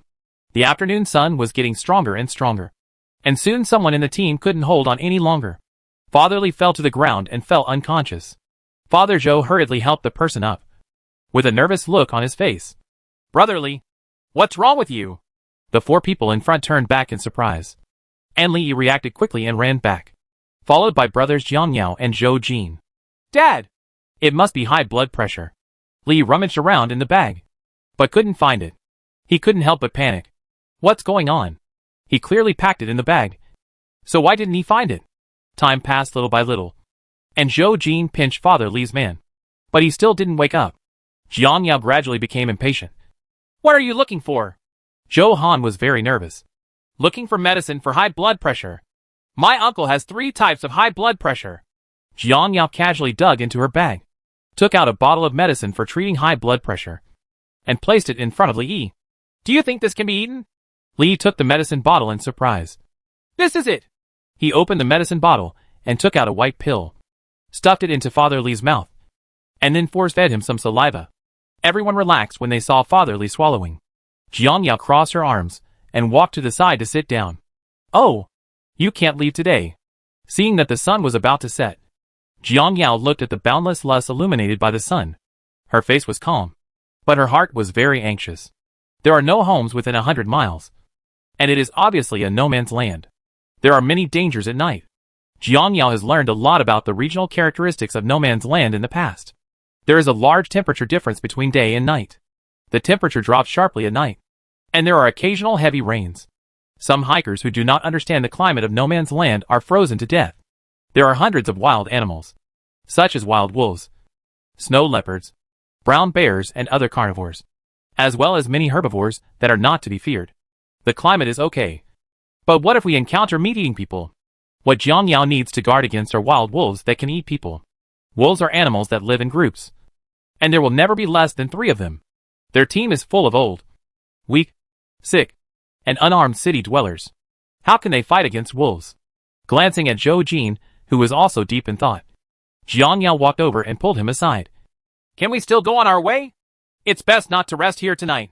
I thought Zhou Jin would retort. But unexpectedly he nodded. I understand. Let's leave immediately. Jiang Yao glanced at Father Li, who was still unconscious. But Uncle Li is like that. How can he leave? Zhou Jin rubbed his eyebrows and said, Li and I take turns carrying each other. Noticing his movements, Jiang Yao looked at Zhou Jin's eyes and found that his eyes were already covered with bloodshot eyes. Presumably because he was worried about his family. Zhou Jin walked to Li Yi and expressed his thoughts, but was opposed by Li's mother. She looked like she was crying. No, he can't move now. If he moves a little bit more, it will kill him. Zhou Jin was unmoved. No, I have to leave here. Seeing her son's insistence, Zhou's mother couldn't stand it anymore and wanted to say something for her in-laws. Ajin, your dad and I can't walk anymore. If not, we won't leave tonight. Let's spend the night here. Hearing this, Jiang Yao could no longer hold back the anger in her heart. Do you know where this place is? At night, wolves, tigers and leopards come and go. Do you want to let all of us be wolf for your own comfort? Did the group break up? As soon as Jiang Yao finished speaking, everyone at the scene turned pale, and the fear in their eyes could not be concealed. Mother Zhou stared at Jiang Yao in disbelief, her whole body unable to stop trembling. She thought Jiang Yao was an easy girl to get along with, but she didn't expect that what she said would be merciless. But her words were rough, and Zhou's mother knew that Jiang Yao was right. The next second, Li carried his father on his back. Let's go. I can hold on. Mom, you have to hold on too. Seeing this, Jiang Yao loosened her clenched fists. In such a stalemate atmosphere, it was rare for her companion to stay awake. She quickly turned around and walked to the front to lead the way. Mom and Dad, let's go quickly. Don't blame a Yao for losing her temper. She is doing it for our own good. This place is deserted, and there might actually be wild wolves. Zhou Han glanced at Jiang Yao, who was in the front, and took Zhou's mother's arm to explain to Jiang Yao. Fearing that her mother would misunderstand Jiang Yao and have objections to her, Zhou's mother patted her daughter's hand empathetically. I understand everything. You don't need to explain. Jiang Yao is a good child. I feel at ease with her protecting you. How could she not see that Jiang Yao had good intentions? Everyone is on the run, and the children are very grateful if they don't mind the older ones holding them back. Besides, Jiang Yao also helped a lot along the way. Mother Zhou saw it in her eyes and felt grateful in her heart. Besides being her daughter's good sister, and hearing that her parents were both gone, she naturally felt more distressed. It got dark very quickly, and the temperature plummeted. It was already chilly. Jiang Yao only wore a sports short-sleeve suit. The cool breeze blew over, and goosebumps suddenly appeared on her arms. She took out the thermometer to measure again, and found that the temperature had dropped to more than 10 degrees, and was still falling, but at a much slower rate than when it rose. Father Li, who was on Zhou Jin's back, had woken up half an hour ago, but he was so weak that he had to rely on someone to carry him. Li took a coat from his backpack and put it on for his father, then turned to take care of his mother and Zhou Han, and finally Zhou's father and Zhou's mother. He kept asking after him along the way. Even Jiang Yao, who has always been indifferent, has been cared for several times, but she has been silently rejected. She is not used to it and does not need it, being used to living in an environment of selfishness and killing each other. Jiang Yao thought she was also that kind of person. The sudden warmth made her uncomfortable. She felt fake from the bottom of her heart and didn't believe that there were such sincere feelings in the world. Once she comes into contact with human nature, Jiang Yao doesn't dare to test it, nor does she dare to trust anyone. Suddenly there was a coat on her shoulders. Jiang Yao turned her head and met Zhou Han's smiling eyes. You are so used to it that you can't even feel the cold. Let me take care of these small details. As soon as these words came out, Jiang Yao resisted the sourness in her eyes, turned her head to the side, and felt the warmth on her back. The only one she can trust is probably her good sister Zhou Han. Chapter 17. Jiang Yao gets angry and disagreements arise. As soon as Jiang Yao finished speaking, everyone at the scene turned pale, and the fear in their eyes could not be concealed. Mother Zhou stared at Jiang Yao in disbelief, her whole body unable to stop trembling. She thought Jiang Yao was an easy girl to get along with, but she didn't expect that what she said would be merciless. But her words were rough, and Zhou's mother knew that Jiang Yao was right. The next second, Li carried his father on his back. Let's go. I can hold on. Mom, you have to hold on too. Seeing this, Jiang Yao loosened her clenched fists. In such a stalemate atmosphere, it was rare for her companion to stay awake. She quickly turned around and walked to the front to lead the way. Mom and Dad, let's go quickly. Don't blame a Yao for losing her temper. She is doing it for our own good. This place is deserted, and there might actually be wild wolves. Zhou Han glanced at Jiang Yao, who was in the front, and took Zhou's mother's arm to explain to Jiang Yao, fearing that her mother would misunderstand Jiang Yao and have objections to her. Zhou's mother patted her daughter's hand empathetically. I understand everything. You don't need to explain. Jiang Yao is a good child. I feel at ease with her protecting you. How could she not see that Jiang Yao had good intentions? Everyone is on the run, so the children are very grateful if they don't dislike them as an older burden. Besides, Jiang Yao also helped a lot along the way. Mother Zhou saw it in her eyes and felt grateful in her heart. Besides being her daughter's good sister, and hearing that her parents were both gone, she naturally felt more distressed. It got dark very quickly, and the temperature plummeted. It was already chilly. Jiang Yao only wore a sports short-sleeve suit. The cool breeze blew over, and goosebumps suddenly appeared on her arms. She took out the thermometer to measure again, and found that the temperature had dropped to more than 10 degrees, and was still falling, but at a much slower rate than when it rose. Father Li, who was on Zhou Jin's back, had woken up half an hour ago, but he was so weak that he had to rely on someone to carry him. Li took a coat from his backpack and put it on for his father, then turned to take care of his mother and Zhou Han, and finally Zhou's father and Zhou's mother. He kept asking after him along the way. Even Jiang Yao, who has always been indifferent, has been cared for several times, but she has been silently rejected. She is not used to it and does not need it, being used to living in an environment of selfishness and killing each other. Jiang Yao thought she was also that kind of person. The sudden warmth made her uncomfortable. She felt fake from the bottom of her heart and didn't believe that there were such sincere feelings in the world. Once she comes into contact with human nature, Jiang Yao doesn't dare to test it, nor does she dare to trust anyone. Suddenly there was a coat on her shoulders. Jiang Yao turned her head and met Zhou Han's smiling eyes. You are so used to it that you can't even feel the cold. Let me take care of these small details. As soon as these words came out, Jiang Yao resisted the sourness in her eyes, turned her head to the side, and felt the warmth on her back. The only one she can trust is probably her good sister Zhou Han. It was already dark and the temperature was as low as 4 or 5 degrees, making it increasingly difficult for the team to move forward. On the last slope in the dark, only the high beam on Zhou Yao's head illuminated the front. The light shines very far, and there is still no end. There are no homes around, and there is no place to stay, which makes Jiang Yao a little anxious. Jiang Yao gathered her down jacket and looked at the team behind her that was already some distance away, and finally surrendered in defeat, stopping and waiting for the team to come up. Zhou Jin supported Zhou's mother and slowly followed her.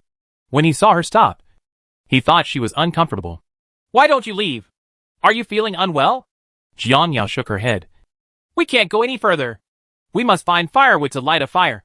Otherwise, there was charcoal in the space, but it couldn't be used. It was really troublesome. Only now did Jiang Yao realize how comfortable it was to be on the road alone, without having to worry too much or hiding behind the scenes. The team slowly followed up. They heard Jiang Yao's unfinished words, and did not continue to ask. They knew the consequences of continuing. Jiang Yao took out the single-person tent that had been prepared and spread it on the ground to set up. The tent was not big, and was set up in a short time. Zhou Jin and Li had already gone to look for firewood. Zhou Han sat aside with Zhou's mother, not knowing what to do, and the fear on his face could not go away. Jiang Yao said that there are wild beasts at night. They won't suddenly appear out of nowhere. Right? Thinking of this possibility, Zhou Han shrank his shoulders. Don't come out. Like a wolf.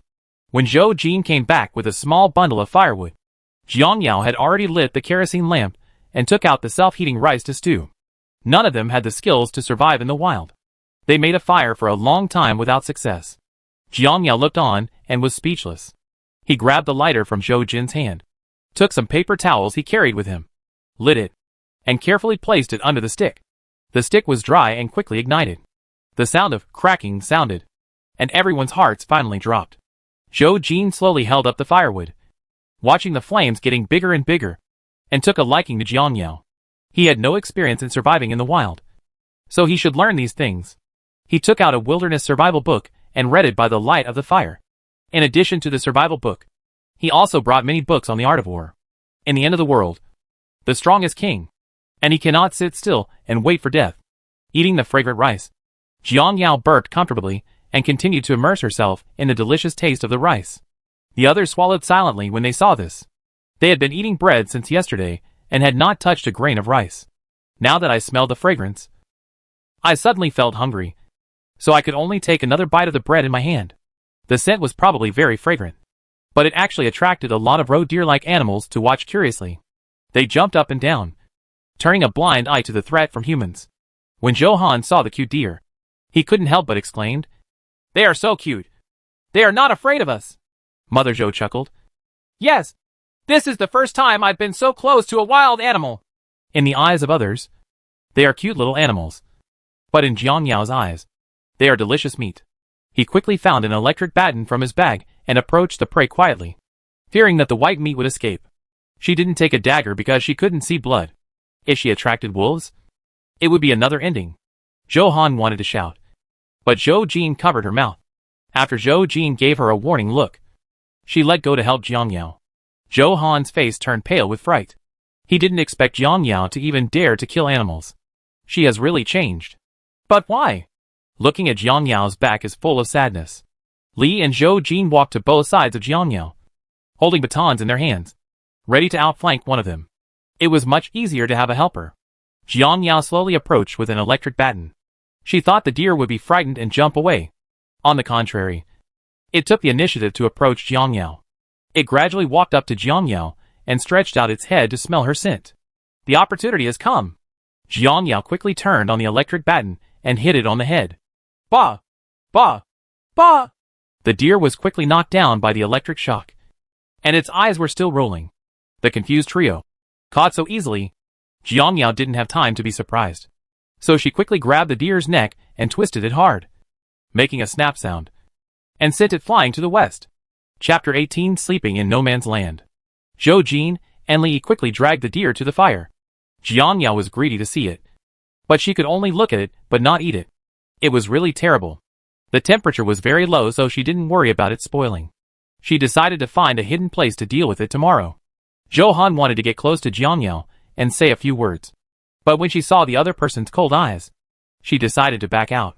Let's wait until dawn. Johan found a reason for himself not to get close. Everyone sat around the fire to keep warm. Jiang Yao's eyes kept falling on the deer in the distance. She had already had an idea in her mind. If they were stored in the space, would Dun Dun be able to eat meat in the future?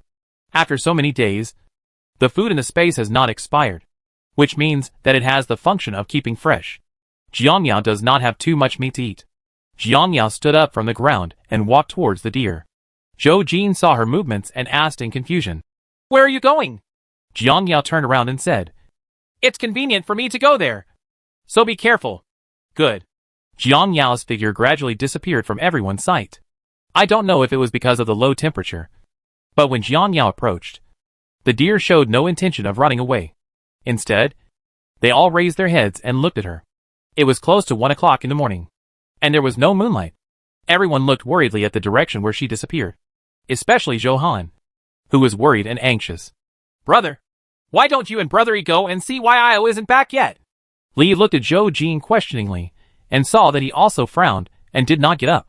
"Hold on." Their worries were unfounded. Jiang Yao was touching the head of one of the deers, her eyes gleaming. She wanted to test whether living creatures could stay in the space. As soon as his mind moved, the deer in front of him suddenly disappeared and appeared in the space. The deer stood obediently in the space without any sign of being ejected. After Jiang Yao was surprised, she slowly began to ponder. "Why can't I go in? Does the space only accept livestock?" She was so depressed. So depressed. She was worse than a beast. Bah bah bah. She is a human being. How can she be compared to an animal? In order to eliminate the depression in her heart, Jiang Yao took action and prepared to collect all the deer into the space. Strangely enough, they didn't run away, as if they were waiting for her to catch them, and just entered Jiang Yao's space one by one. By the time the last one entered, the space was almost full. 300 square meters was filled like this. Jiang Yao looked at the empty land and wondered whether she should let Xiaolu stay there. Just as she hesitated, the space suddenly changed. I saw a small grassland suddenly appeared in the dark place, surrounded by a fence. A dozen deer were locked in it at some time and were eating the grass happily. This That's awesome. Not only has the space increased, but livestock can also be raised. Then, there will be endless meat to eat in the future? It's a vast no man's land. Please bring some more meat. She promises it won't be too much. However, the surroundings were quiet, with only cold wind and less. I really want to eat meat, Jiang Yao shouted in her heart. Suddenly, the space shook, and something incredible happened. Jiang Yao took one look and sat down on the ground in surprise. Who's going to tell her what's going on with the smoking grill next to the fence? What happened to the skinned deer on the grill? You can still smell the fragrance. How? What? Come back. Thing. Is it so magical? Jiang Yao couldn't wait to tear off a piece of venison. Yeah. Crispy on the outside and tender on the inside. Or spicy? Delicious. The venison in this space has been roasted. The grill has automatically turned off. And the stainless steel material has become shiny after being stained with wool. After Jiang Yao finished chewing one leg, she looked at it carefully, and then realized that she had stocked up on charcoal before and bought the grill in the supermarket before. Can the equipment put in it be used in the space? This pie in the sky. This space was so powerful that even if she couldn't let her in, she would still be satisfied. After eating, it's time to go back. Being out for too long will make people suspicious. When everyone was looking at each other, Jiang Yao's figure finally appeared in the field of vision. Zhou Jin looked at the approaching shadow and moved his shoulders. Where have you been? What took you so long? Zhou Han also looked at it in confusion. Jiang Yao glanced indifferently and stayed away from the crowd. It's convenient. Didn't I just say that? After hearing this, Zhou Jin took the book and read it again. Jiang Yao passed a few people and lay down in her tent. Seeing that there was still an empty space beside her, she glanced at the shivering Zhou Han from the corner of her eye. Forget it. Let's stop barking. All night, Zhou Jin and Li Yi stayed by the fire, adding firewood when the fire was small, adding a little warmth in the cold wind. At 5 o'clock, the sky began to turn white. Jiang Yao put on her clothes on time and quickly put the tent back into her bag. Then he sat down by the fire, took out his dagger and cut open the deer's belly, and then cleaned it up with difficulty. Without water, we could only make do with this. Zhou Jin didn't sleep all night and seemed extremely tired, so he also joined the dismemberment procession. Soon, the two men cut off the deer's limbs and roasted them on the fire. As for the other parts, Jiang Yao cut them into small pieces, sprinkled them with salt and other seasonings, dried them in the fire and put them in a bag, ready to eat on the go. If she was alone, she would just leave it to the space to bake it, which would be fragrant and delicious. Don't think about it. It's leaking out. After an hour, Li smelled the smell of blood and gradually woke up. He glanced at the sleeping family next to him and woke them up mercilessly. Don't sleep. It's time to hit the road. Zhou Han opened his big confused eyes. Is it time so soon? I walked all day yesterday and my whole body hurt so much, especially my legs, that I couldn't move. When he saw the internal organs on the side, Zhou Han suddenly woke up and ran to the side to vomit. Jiang Yao is so wild. She almost doesn't recognize him. Several people woke up one after another, and their faces turned a little pale when they saw the mass. Not as exaggerated as Zhou Han. After a while, he took the venison handed over by Zhou Jin and ate it with relish. Zhou Han couldn't eat anymore and was full after only eating one piece of bread. Father Li's body has relaxed a lot, and it is not a problem to continue. 5 minutes later, the team set off again. When the sun comes out, the temperature slowly rises and can reach 37 or 8 degrees near noon. The temperature difference is so big that even a hardcore person can't stand it. But in this extreme weather, the group kept walking and finally reached the foot of the mountain 3 days later, faster than Jiang Yao expected. I thought that everyone wouldn't be able to hold on for long, especially Li's father, who was sick. Li and Zhou Jin took turns carrying him along the way. Even though they were half exhausted, they didn't ask to stop and rest. Let's rest at the foot of the mountain at noon. Let's try to reach the top of the mountain before dark to avoid any accidents. As soon as Jiang Yao finished speaking, everyone put down the things on their backs and lay on the ground in a mess. After Zhou Jin put down Father Li, he picked up the water cup and poured it into his mouth. Sweat dripped from his forehead, and the muscles all over his body were shining brightly and becoming stronger due to the sun. Chapter 19. Space adds breathing function. Zhou Han was twisting a pure cotton handkerchief that was dripping with sweat, and kept muttering, I haven't showered in so many days, and it's almost getting pickled. Jiang Yao laughed. Don't you take a shower every day? A sweat bath counts as a bath. Johan rolled his eyes and said, Stop making sarcastic remarks. No one can stand this weather. Jiang Yao stopped joking. Johan was telling the truth. He felt like he was being steamed in a cage every day. And the meat felt as if it was overcooked. Looking at the exhausted Johan, Jiang Yao was finally a little worried. Are you okay? Do you want to drink some water? Johan shook his head feebly. No. I don't want to eat or drink anything. I just want to have a good sleep. Who doesn't want to have a good night's sleep? Jiang Yao wanted to do it too. But she couldn't lie down. Once she lay down, she never wanted to get up again. After Zhou Jin had rested enough, he took out food to share with everyone. When he got it, he only had a small sandwich left. And nothing more. He squeezed his sandwich, worry lingering on his face. The food is gone. What will happen next? A hand suddenly stretched out from the right, still holding a bag. Zhou Jin looked over in confusion, and met Jiang Yao's candid gaze. This is... Zhou Jin did not answer. Jiang Yao stuffed her pocket into his hand. You can eat the venison that I haven't finished yet. Venison? After getting along with each other for so many days, Zhou Jin could see that Jiang Yao was a very principled person. She would not eat what he gave her, nor would she take the initiative to share her own food. Even if they go through life and death together, her principles will not change. And even Johan does not get her preference. At night, I huddled up in the tent to sleep alone, leaving them all outside, and ate instant noodles, hot pot, and rice alone. Zhou Jin squeezed the pocket in her hand. He thought that she was a selfish person and would not consider other people's feelings except her own. But now, Jiang Yao made this move, overturning all his previous prejudices. What kind of person is she? Jiang Yao didn't know the other party's complicated thoughts. What are you looking at me for? Eat quickly. You can go on your way after eating. Why give it to me? Huh? Jiang Yao didn't understand. Zhou Jin repeated. Why do you want to share the food with me? This time she understood. Aren't you out of food? If you don't eat enough, how will you go on your way? Share the venison with everyone. Jiang Yao didn't want to explain her previous behavior. Maybe it was just selfishness. Why would she give her own to the other person when he had food? That's not stupid. But now that they were gone, Jiang Yao felt that she should help. She couldn't watch them starve to death in front of her. Even after experiencing human nature, she still has a bottom line. Zhou Jin looked embarrassed. Are you full? Let's eat together. I have already eaten. Jiang Yao would not wrong herself.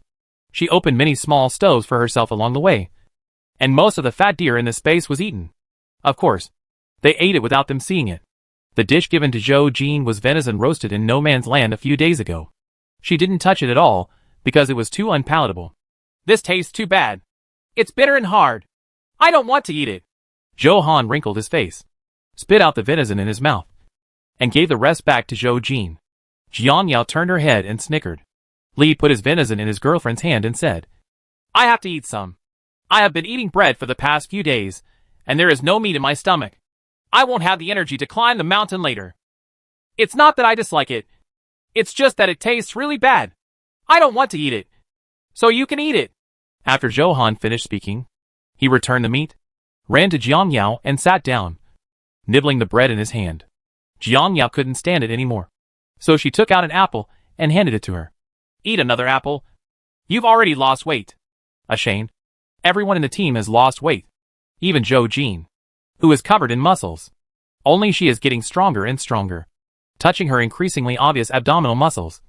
Jiang Yao decided to eat less every time, at least not to make her gain too obvious. I'll. You are so kind.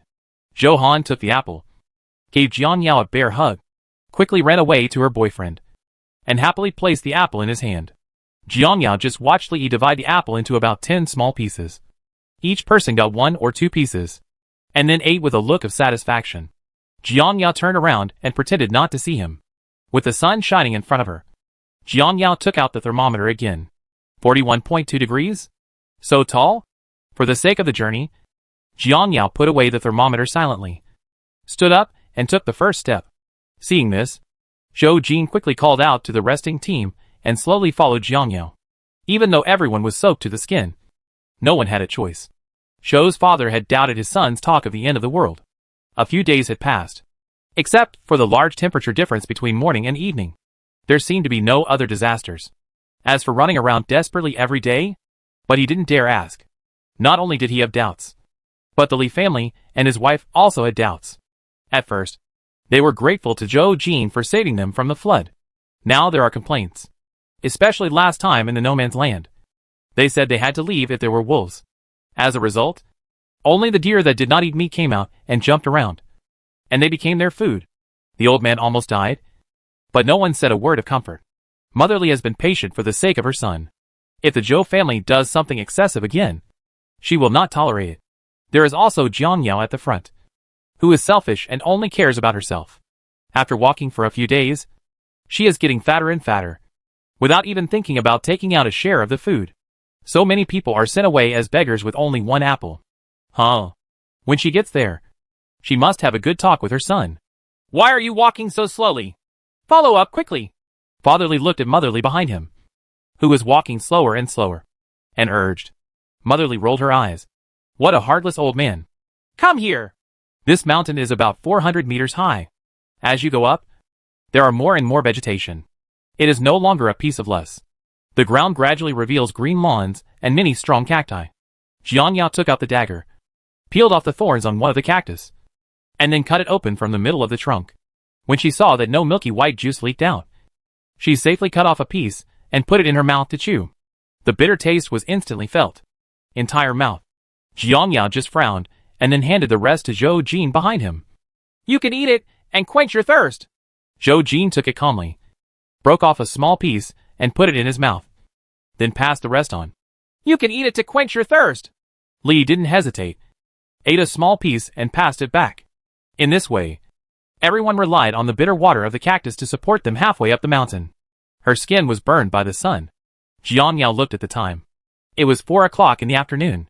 If she persisted for a while, it would be time to cool down. Let's keep walking. Because Father Lee has medicine to lower his blood pressure. He has been fine these 2 days. And Zhou Jean is not as tired as before.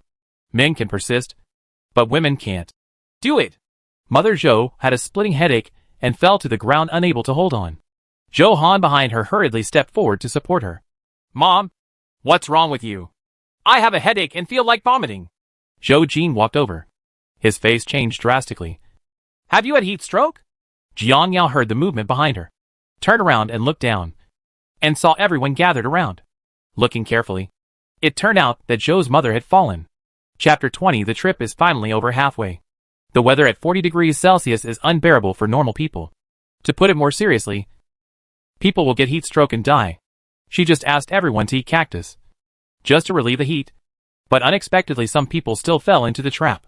Jiang Yao took out the medicine to treat heat stroke from the space, walked along the path just now, and placed the medicine in Zhou's mother's hand.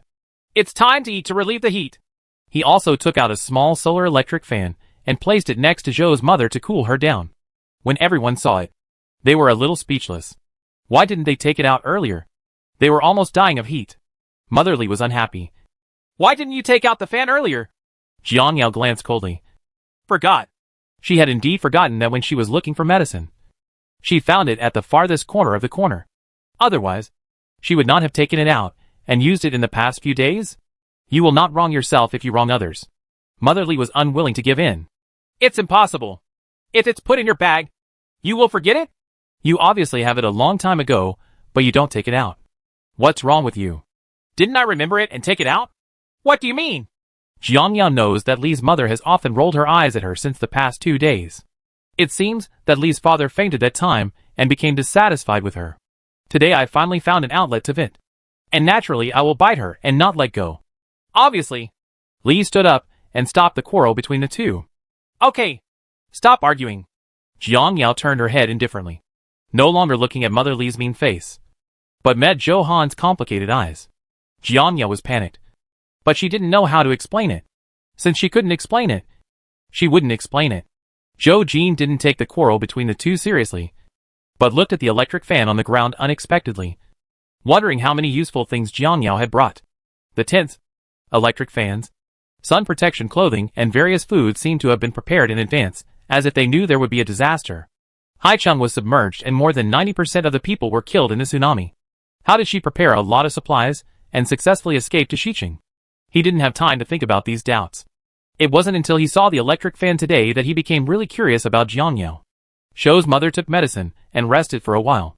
Her headache had been relieved. She didn't want to bring trouble to everyone, so she took the initiative to suggest that they continue on the road.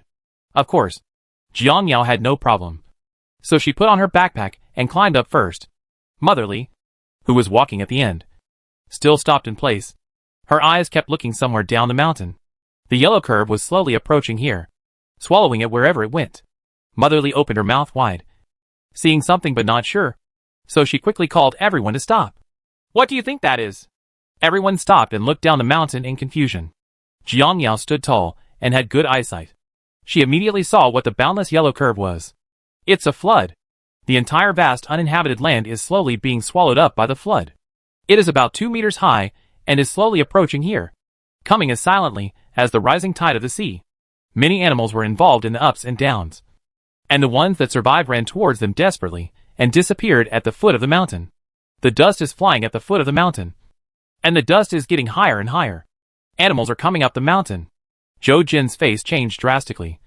No! Let's go to the top of the mountain quickly. It's a flood! Zhou Han held her boyfriend's hand tightly, and did not forget to remind the frightened parents in front of him. Mom and Dad, stop looking and leave. Oh, okay. Hurry up, old man. Jiangyao was awakened by the sound, took out her hiking sticks, and strode up the mountain. The people behind her finally saw what it was, and they were so scared that they climbed up with all their strength. How could there be floods in this place? First, there are no snowy mountains. Second, there is no rain. Third, there are no upstream dams to release floods. What's more, the northwest region is already arid, and the ultraviolet rays are strong. Most of the water vapor on the ground has been evaporated, leaving only loess and sand. There is no excess water resources. The floods at this time were like falling from the sky, making no sense. Unless there is a flood in other high places, the water overflows and spreads around. Isn't the highest place here Kaka Mountain? Jiangyao clenched her crutches, not wanting to accept this fact. If it was really Kaka Mountain and the security base was destroyed by the flood, then what was the point of their trip? They could only be glad that the place where the flood occurred was not Kaka Mountain. The journey originally took an hour, but everyone climbed to the top in half an hour. They sat on the ground in a miserable state and watched the water level at the bottom of the mountain getting higher and higher. Jiangyao was so tired that her mouth was dry. After drinking hard, she took out 3 bottles from the space and handed them to Zhou Jin, asking him to share them with others. Everyone was soaked to the skin and dried by the strong sun. They took small sips from the water glasses in their hands, which they cherished especially. Jiangyao called Zhou Jin and Li aside. Seeing this, Zhou Han followed closely. She intuitively felt that Jiangyao had something to say. Sure enough, Jiangyao had no expression on her face, and what she said made the 3 of them nervous. As you just saw, this mountain is surrounded by floods, and the water level is still rising. We don't know when it will stop. Also, there are no mountains within 100 miles, and there is only one at our feet. There are countless animals in the no man's land, most of which were driven into this mountain by the floods. The meat-eating ones are stewed in large pots, and they are tired and hungry. What happened? There will be a massacre. Zhou Jin told the answer, and the veins in his neck throbbed. They were included in the massacre. Ah! How could this happen? Zhou Han covered the lower half of his face with fear in his eyes, as if he could feel the wolves hiding somewhere and watching, looking for the right moment to pounce on her neck. Li remained calm, hugged Zhou Han and continued to comfort him, and turned to look at the 2 people who were contemplating. What should we do? We cannot sit still and wait for death. They are afraid of fire, so they quickly find firewood and raise the fire while it's still dark. There are many dead branches around, and if you pile them all up, you should be able to cope with it for one night, and for the rest of the day. Okay, let's split up. Knowing not to waste time, the 4 of them quickly separated. Before Jiangyao left, she gave the 4 elders a task. She took out all the flammable clothes in the space and threw them in front of him. Tear your clothes into strips so you can use them at night. Zhou's mother picked up a piece of clothing and put it in her mouth to bite. Okay, leave this place to us. Go and get busy. Jiangyao turned around and walked to the bag, pretended to take out 2 pairs of scissors from it, walked over and put them in Zhou's mother's hands. There are only 2, so use them for make do. Good. Mother Zhou smiled kindly, and she knew that this child was not a cold and heartless person at heart. But Motherly didn't take it seriously. She pursed her lips and looked unconvinced. Jiang Yao gave her a threatening look before leaving. Motherly almost cut her own hand in panic. Chapter 21. Caught up by the flood and trapped on the top of the mountain. Although Li's mother was dissatisfied with Jiang Yao, she was willing to do things for everyone for the sake of the team. It was dark again, and the temperature dropped sharply. Because it was surrounded by water, the temperature was as low as 4 or 5 degrees below zero. Everyone was sitting around the fire to keep warm. Even though they were wearing down jackets, they were still shivering from the cold. Jiang Yao was unusually generous this time and took out a box of self-heating rice noodles. One for each person. Everyone finally had the hot food they had eaten for several days, and even drank the soup whole. They held the box in their hands and were reluctant to throw it away, using the remaining warmth as a hand warmer. "Io, this is the most delicious rice noodle I have ever eaten. I used to be picky about food, but I really shouldn't think about it." Zhou Han sat down next to Jiang Yao, holding the rice noodle box in his hand. He couldn't help but recall the life of rich clothes and fine food in the past, and sadness welled up from deep in his heart. At that time, I was just picky about food and didn't know how precious food was. Now, after experiencing hunger and running around, I realized that rice noodles costing only a few yuan can be so delicious. Yeah, I didn't understand it before, but now I understand that not everything can be chosen by oneself. Having experienced the apocalypse twice, Jiang Yao understands the various tastes of it. Not wanting to talk about this sad topic again, Zhou Han changed the topic and said, "The floods at the bottom of the mountain are still rising. Do you think this mountain will be flooded?" Jiang Yao thought for a while. Judging from the daytime, the floods were not rising fast. It would be around tomorrow afternoon at the latest if the mountain would be submerged. So he said what he was thinking. "It probably won't happen tonight, but it's better to be alert. Yes, if we encounter a wolf again." Zhou Han's voice trembled, and he pointed his right hand at the grass opposite. "Wolf! Wolf! Wolf! Is that a wolf?" There were a few pairs of green eyes in the grass, staring at them motionlessly. "Wolf?" Jiang Yao followed her gaze and met a pair of cold eyes. The hair on her whole body immediately stood up, and cold sweat dripped down her back. If Zhou Han hadn't accidentally seen it, it would have been too late by the time the wolf pounced. She didn't dare to move, so she grabbed Zhou Han's hand and whispered, "Don't move! Don't look at each other." When Zhou Han heard this, he quickly lowered his head and said, "What should I do? I'm so scared." "Don't be afraid. I have a solution." Jiang Yao screamed in her heart. In fact, she was also afraid. This was the first time she encountered a pack of wolves. How could she not be afraid? Zhou Jin and others were not far away, so they naturally heard Zhou Han's voice. And Motherly screamed, "It's a wolf! It's a wolf! The wolf is coming!" Jiang Yao immediately shouted, "Shut up!" The next second, Li covered his mother's mouth. Jiang Yao carefully took out the gasoline from her bag while paying attention to the movements of the wolves. "Quick! Take out the strips of cloth you cut this afternoon!" The strips of cloth for dozens of clothes are not enough. Zhou Jin brought the cloth over, and Jiang Yao quickly poured gasoline on it, soaking the cloth and the large pile of firewood, and poured gasoline on it. Han, quickly form a big circle with these strips of cloth and ask everyone to stay in the circle and not go out." "Oh, okay." Zhou Han stood up tremblingly, holding a stack of cloth strips, and started to move. Li comforted the 4 elders and joined in the task of placing the cloth strips. The wolves outside seemed to know what they were going to do. One of them whimpered twice, and all the wolves stood up and slowly approached the crowd. The leaves under their feet crunched. Jiang Yao heard the noise, pulled out a wooden stick as thick as an arm from the fire, and stretched it towards the wolves. In the firelight, the true face of the wolves was finally revealed. Several pairs of sinister eyes were locked on Jiang Yao. Their mouths were slightly open, and their tongues were sticking out. 2 large fangs shone white in the firelight, and the saliva on their teeth continued drip down. Only a layer of skin and flesh remained in the shriveled belly, as if it had not eaten meat for a long time. "Hurry and take the fire stick in your hand." Zhou Jin also took a fire stick, and did not forget to remind the others. "In the past few days, I have been reading a lot of books on survival in the wild. For animals that live in groups like wolves, there must be a leader. As long as it is deterred, everything else is not a problem. Moreover, everyone must be united and not show fear of them. Otherwise, they will think that the other party is easy to deal with." Every step the wolves took forward touched everyone's trembling hearts. Zhou Han and Li stood next to Jiang Yao and Zhou Jin respectively, firmly protecting the 4 elders behind them, and calmly looked into the eyes of the wolves. The surrounding claw strips had been laid out, and Jiang Yao used a fire stick to light one corner. In an instant, the fire flew quickly to both sides like a swimming dragon, forming a ring of fire, tightly surrounding everyone in the center. Jiang Yao sprinkled enough gasoline, and the flames instantly shot up to 2 meters high. Seeing this, the wolves retreated one after another, not daring to take a step closer. The wolf at the front seemed unwilling to give in. He whined and paced back and forth, as if thinking of a way to deal with it. The same goes for Jiang Yao and others here. Zhou Han has already calmed down and leaned towards Jiang Yao to bite his ear. I just counted. There are 7 wolves in total. They are all strong and strong. I'm afraid they will be difficult to deal with. What is so difficult to deal with? She is now so scared that her legs are weak. She repeats in her heart that she cannot be afraid, cannot hold back, and cannot retreat. Only standing next to Jiang Yao gave her some courage. I know. Jiang Yao stared at the wolf at the front and thought about countermeasures.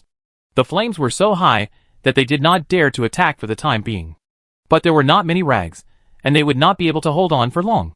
What to do? Thinking of the long knife and rifle in the space, Jiang Yao turned around and said, "You guys watch first. I'll get the things." Several people were confused as to what they were bringing out at this time. Could it be food to tempt the wolves? Half a minute later, Jiang Yao came over with 2 knives and 2 daggers, walked up to Zhou Jin and Li Yi, gave them the long knives, and gave the daggers to Zhou Han. She didn't take out the gun, fearing that she would be exposed too much and arouse suspicion. Zhou Jin was surprised. Where did this come from? He took the long sword in his hand and looked at it carefully. The more he looked at it, the more familiar it became.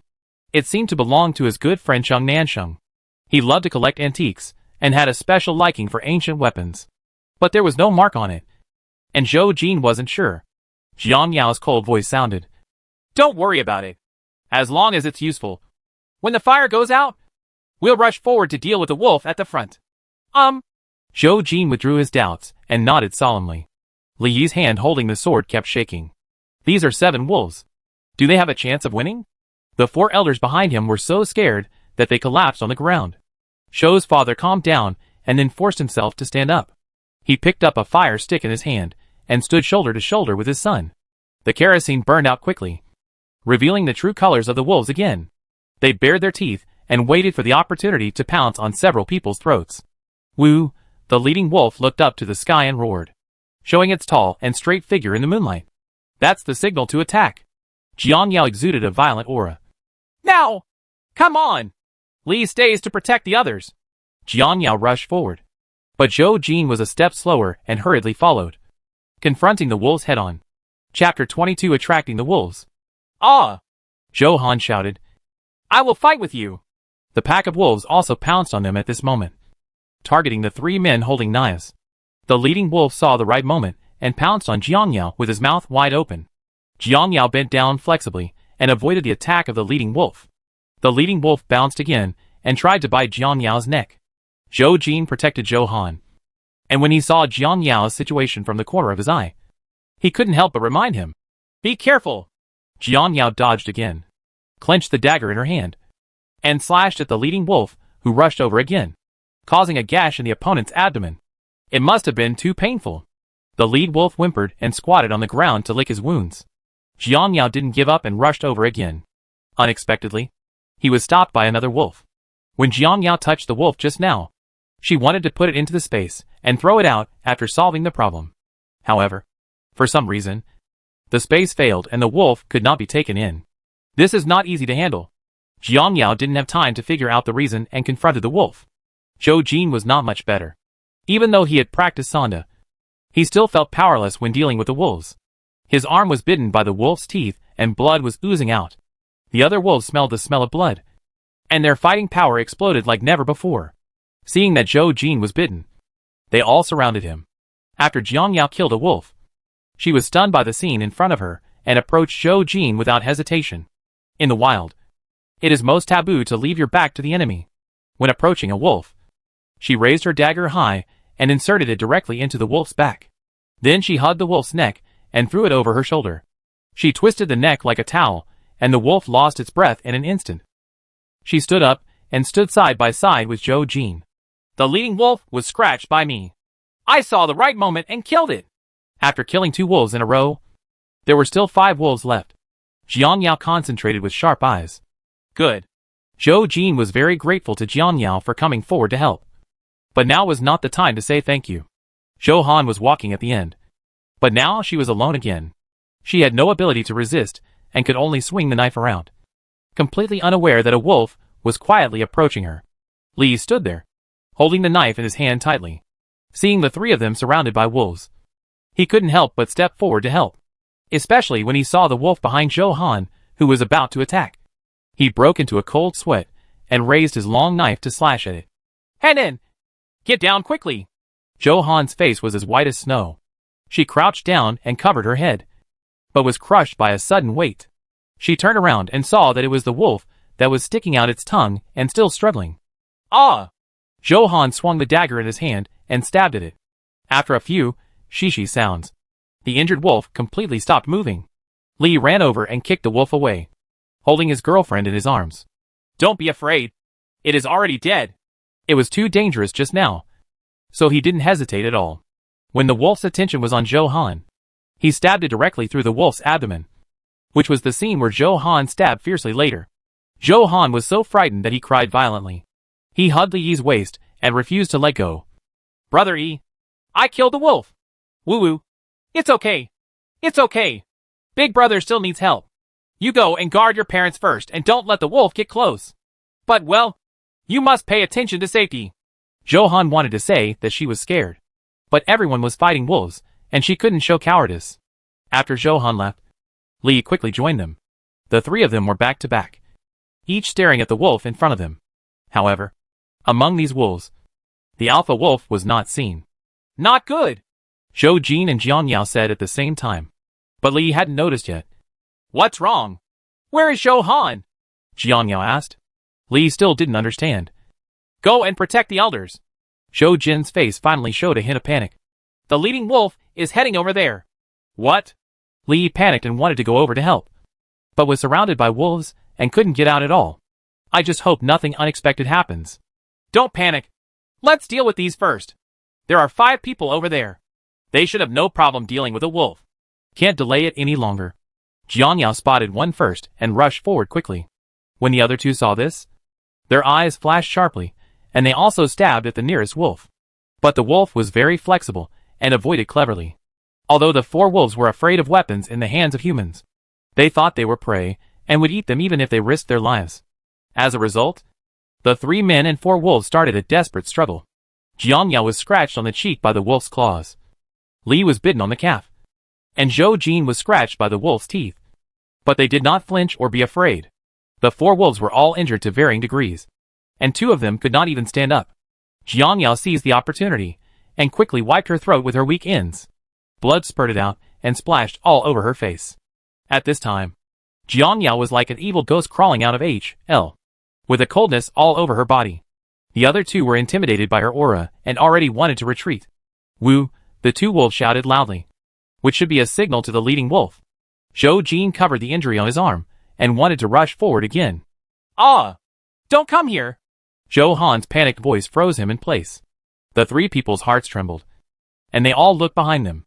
I saw 5 people holding fire sticks, and they were forced back by the alpha wolf. They were about to approach the cliff, and Zhou Jin could no longer control this side. He just said, "You take care of the remaining 2 ends," and went to help. Zhou Han stepped back step by step with the knife in hand, looking frightened and nervous. Suddenly, a white figure sprang out from beside her, and quickly rushed towards the wolf, biting each other. What wolf? Woo, Zhou Han said in surprise. It's Sweetheart. Ouch. The leading wolf didn't pay attention, and was bitten by Sweetheart on its hind legs, and kept tearing them apart. It couldn't bear the pain and screamed. Zhou Jin quickly approached Zhou Han to protect him. Zhou Han took his brother's arm, and pointed his other hand in front of him. Brother, you are really Sweetheart. He came to save me. I saw. Jiang Yao turned around and looked at the white dog with a look of surprise on her face. She didn't expect that it would really find this place. It was so loyal. But for a moment, she turned her attention to the 2 wolves. We have 1 head each. So hurry up. Li limped, his eyes still firm. Okay. It was too late. But it was too soon. Jiang Yao didn't give the other party any time to react, and fought with one of them. After a few rolls, he killed one of the wolves with a few clicks. Li is not that easy. He has never practiced before, and his adaptability is not as good as Jiang Yao's. He can only retreat while I advance, and there is a stalemate. Jiang Yao helped with a knife, and the two quickly killed the last one. They looked at each other and quickly returned to the team to fight the alpha wolf together. It had been scratched by Jiang Yao just now, and its leg had been bitten off by a dog. Seeing that all its companions were dead, it seemed a little powerless, and it no longer had the majesty and uprightness it had at the beginning. Ouch! Ouch! It hurts me so much! Chapter 23. Everyone is injured. Mother Li fell into Mother Zhou's arms, covering her thighs and wailing. There were several blood holes in her thighs, and blood was pouring out. Jiang Yao looked over and saw Mother Li's miserable appearance. Her face suddenly fell, and she turned to ask Zhou Han, "Why was she bitten?" "Just stay by the fire, and you shouldn't get bitten." Zhou Han curled his lips. "And he tried to run away just now, but was bitten by the wolf. Fortunately, I showed up in time. Otherwise the next bite would have been her neck." Jiang Yao's face was full of displeasure. "What a trouble. Let's get rid of this wolf first. Let's eat wolf meat tonight to give everyone a teeth-beating ceremony." Seeing that the other party had a large number of people and a dog to help, the leading wolf immediately wanted to retreat. He did not dare to challenge them anymore and wanted to escape. But how could Jiang Yao spare it? She gave Zhou Jin a look, and Zhou Jin understood instantly. The two of them slowly approached the leading wolf with their knives, taking advantage of its unpreparedness and slashing at it together. Sweetheart stepped aside to guard, not allowing the wolf to escape. Li protected the others and stared at the two figures fighting with the wolves without blinking. The veins in his hands popped out, as if he was exerting force. The leading wolf was highly conscious and dodged, staring fiercely at the two of them with bared fangs. Jiang Yao jumped into the air, her facial features tightly wrinkled together, and charged forward again. Seeing that the situation was not going well, the leading wolf actually passed over Sweetheart's head and escaped into the bushes with his tail between his legs. Jiang Yao. He actually let it run away. Wolves hold grudges the most, but they don't have other companions. Otherwise they will be in constant trouble. Forget it. He just ran away. She couldn't catch up even if she wanted to. A white shadow flashed in front of her eyes. Jiang Yao frowned. "Sweetheart is back. Don't chase her." Tianqin returned obediently and stood beside Jiang Yao. Jiang Yao was a little surprised that the dog would listen to her words. She touched the dog that had done meritorious service and said in her heart, "I will reward you with a sheep bone later." Tianqin rubbed it in her hand and ran back to Zhou Han. Jiang Yao walked back to the fire and sat down tiredly. She took off her blood-stained down jacket and rubbed the dagger back and forth on it to wipe away the blood on the blade. "Sweetheart, come here." Sweetheart spread her legs and ran into her master's arms. Zhou Han wiped the tears from his eyes and hugged Sweetheart and refused to let go. "It's so good to see you again, Sweetheart." "Woof woof." "Me too." Mother Zhou on the side looked pleased when she saw Tianqin. "I didn't expect it to be able to keep up. It's really a good dog." Zhou Han raised his eyebrows proudly. "That's right. My Sweetheart is the best." "Woof woof." Mother Zhou smiled bitterly and shook her head. After so much, this child still looked careless. Then he stopped caring about his daughter and looked at Jiang Yao's face distressfully. "Is your face okay?" Jiang Yao was not used to being cared for by others, and her face was full of alienation. "I'm fine." "Oh, you're fine. But I'm fine. Mom is about to die." Mother Li was still holding her bleeding thigh and wailing, looking at Jiang Yao with resentful eyes from time to time. The hatred in her heart was that Jiang Yao didn't drive away the wolf earlier, causing her to be bitten. She hated Jiang Yao's crow's mouth. She said there was a wolf in the afternoon, but it actually came in the evening. Jiang Yao silently dealt with her wounds, turning a blind eye to Mother Li's vicious gaze. Along the way, she thought she was tolerant enough and took care of everything herself. If there were still people who were dissatisfied and resistant, she didn't have to care about everything. There is no need for irrelevant people. They will be separated when they arrive at the base anyway. Li carefully cleaned the wound for his mother.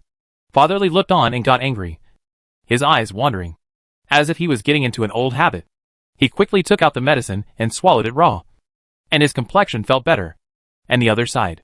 "Brother, are you okay? With such a big wound on your arm, what if it gets infected?" Zhou Han couldn't figure out what to do with the gauze. He didn't know how to bandage it. He felt heartbroken when he looked at the wound where the flesh had turned out. "Let me do it." Father Zhou took the gauze in his daughter's hand and bandaged it unfamiliarly. "Please bear with it. It might hurt a little." Jiang Yao couldn't stand it. "Just bandage it like this. No need for disinfection. No need for rabies vaccination." Zhou Jin lowered his head and looked slightly pale. "There is no disinfectant." Jiang Yao exhaled and took out the disinfectant and vaccine shot from her bag. Fortunately, she made the right choice to book the drugstore. After preparing everything, Jiang Yao walked to Zhou Jin. "Take off your clothes and expose your arms." Zhou Jin obeyed and did as he was told. And soon there was a stinging pain on his arm. He looked over and found that Jiang Yao had finished the beating. "I couldn't help but wonder, why do you have everything in your bag? And there are not many." Jiang Yao rolled her eyes at him and turned away. Zhou Jin touched his nose and put on his clothes. Jiang Yao then went to inject Li with the vaccine.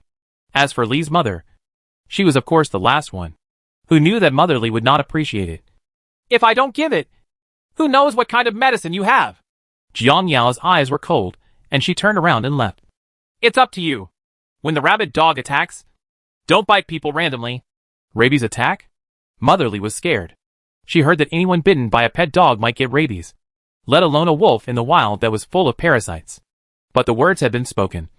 How could she take them back? Father Li was dissatisfied with his wife being a monster, but he couldn't help but ask for help. So he had to signal his son to speak. "Wait a minute." Even if Li didn't need to be reminded, he still wanted to plead for his mother. So he called Jiang Yao. "Please give my mother an injection. She is seriously injured." She was dissatisfied with her mother's attitude and couldn't help but get angry. "Mom, Jiang Yao has good intentions for you. Why do you still treat her like this? Without her, we would have been eaten by wolves. If you do this again, I will ignore you." After hearing her son's complaint, Mother Li finally breathed a sigh of relief and looked at Jiang Yao's back pretending to be convinced. "In this case, in order not to cause trouble to everyone, I'll fight him." Jiang Yao turned around expressionlessly and gave Li's mother an injection. She should regard it as repaying Li. Otherwise, with her temper, Li's mother would have been left to fend for herself. After putting away the things, Jiang Yao dragged a dead wolf and started to disembowel it. Zhou Jin and Li stepped forward to help. Smelling the strong smell of blood, Zhou Han suddenly felt his stomach churn, and he turned his head and didn't dare to look again. Sweetie sat aside obediently, and the ground behind her, but was swept clean by its tail. Jiang Yao occasionally threw 2 pieces of raw meat and bones to Tianqin, and Tianqin caught them with her mouth and ate them happily. Its body was already big, and with its long white hair, it looked even stronger. She didn't know what it had eaten along the way. Jiang Yao felt that it had grown a lot, and its height reached her waist. Jiang Yao is not short at 1.7 meters, but I have never seen a Samoyed this big. Maybe Zhou Han was well raised. But Jiang Yao didn't think much about it. Soon, a wolf was skinned in the cold night and roasted in the fire. Chapter 24 Reunion with the Master. Everyone gathered around the fire, looking at the oily wolf meat. Their eyes were shining. Their throats were still squirming, and you could hear everyone swallowing saliva. Zhou Han was also greedy this time, because it tasted so good that she completely forgot about the scene of disembowelment. Jiang Yao is not surprised. Ever since the space had a grill, she has never been short of meat. But Jiang Yao couldn't figure out why the wolf couldn't be taken into the space. Could it be that the space hadn't met the conditions for upgrading yet? Well, it's possible. The smell of barbecue coming from the grill is almost there. Jiang Yao took out various spices and sprinkled them one by one. The aroma of the meat became more intense. Everyone stretched their noses to smell it, and their longing eyes became more intense. Zhou Han put the seasoning on the ground to the tip of her nose and smelled it. Sneeze! Sneeze! The pungent smell of chili pepper made her sneeze several times in a row. She sniffed and gave Jiang Yao a thumbs up. "Io! You even brought seasonings. You are so good at knowing things. You knew we would be sleeping outdoors." Jiang Yao just smiled and really didn't know what to say to this stupid big girl. Zhou Jin spoke at this moment, breaking the silence. "The meat is ready." The wolf legs were cut open with a knife, and the crispy skin made a clicking sound, which hit people's hearts directly. After Zhou Jin cut it, he took the lead in giving it to the 4 elders. Mother Zhou was not in a hurry to eat, but sighed. "I didn't expect that we would end up like this. I used to feel like vomiting when I saw meat, but now when I see meat, I can't wait to eat it immediately." Mother Li had already stuffed the meat into her mouth and nodded perfunctorily. Seeing this, Mother Zhou also took a piece and ate it to enjoy. Father Zhou took a bite and vaguely responded to his wife. No, I have never eaten such delicious barbecue. Li nodded accordingly. Me too. Zhou Han's cheeks were bulging. And he didn't forget to give Sweetie a piece. And both the master and the dog ate contentedly. Zhou Jin just pursed her lips without interrupting, and gave some more to Jiang Yao. Jiang Yao hesitated for a moment, then took it and started eating slowly. There were so many incredible things brought out before that some people were already suspicious. In order not to be exposed, Jiang Yao thought that she would try to eat the same food as them and not do anything special. But, all night long, no one dared to close their eyes and kept chatting to relieve their drowsiness. Zhou Jin was still reading books, and Jiang Yao fell asleep when he had a chance. Soon it was daylight again and the temperature had increased. Jiang Yao took off her down jacket, walked to the edge of the top of the mountain and looked down, only to realize that the flood was almost reaching the top of the mountain. Others followed, their faces full of panic when they saw the approaching flood. Mother Zhou's voice changed anxiously. What should we do now? Will we drown? Zhou Jin stared at the calm water a few meters away and clenched her fists. If it continues to rise, you will definitely die. Jiang Yao looked troubled. There is a rubber boat in the space. Do you want to take it out? Her bag was big enough, so there was no problem in taking out 2 of them. But she was afraid that everyone would doubt that she was running away with so many supplies. After thinking about it, she still hesitated. We'll wait another half day and see. If the water level doesn't drop, we'll leave here.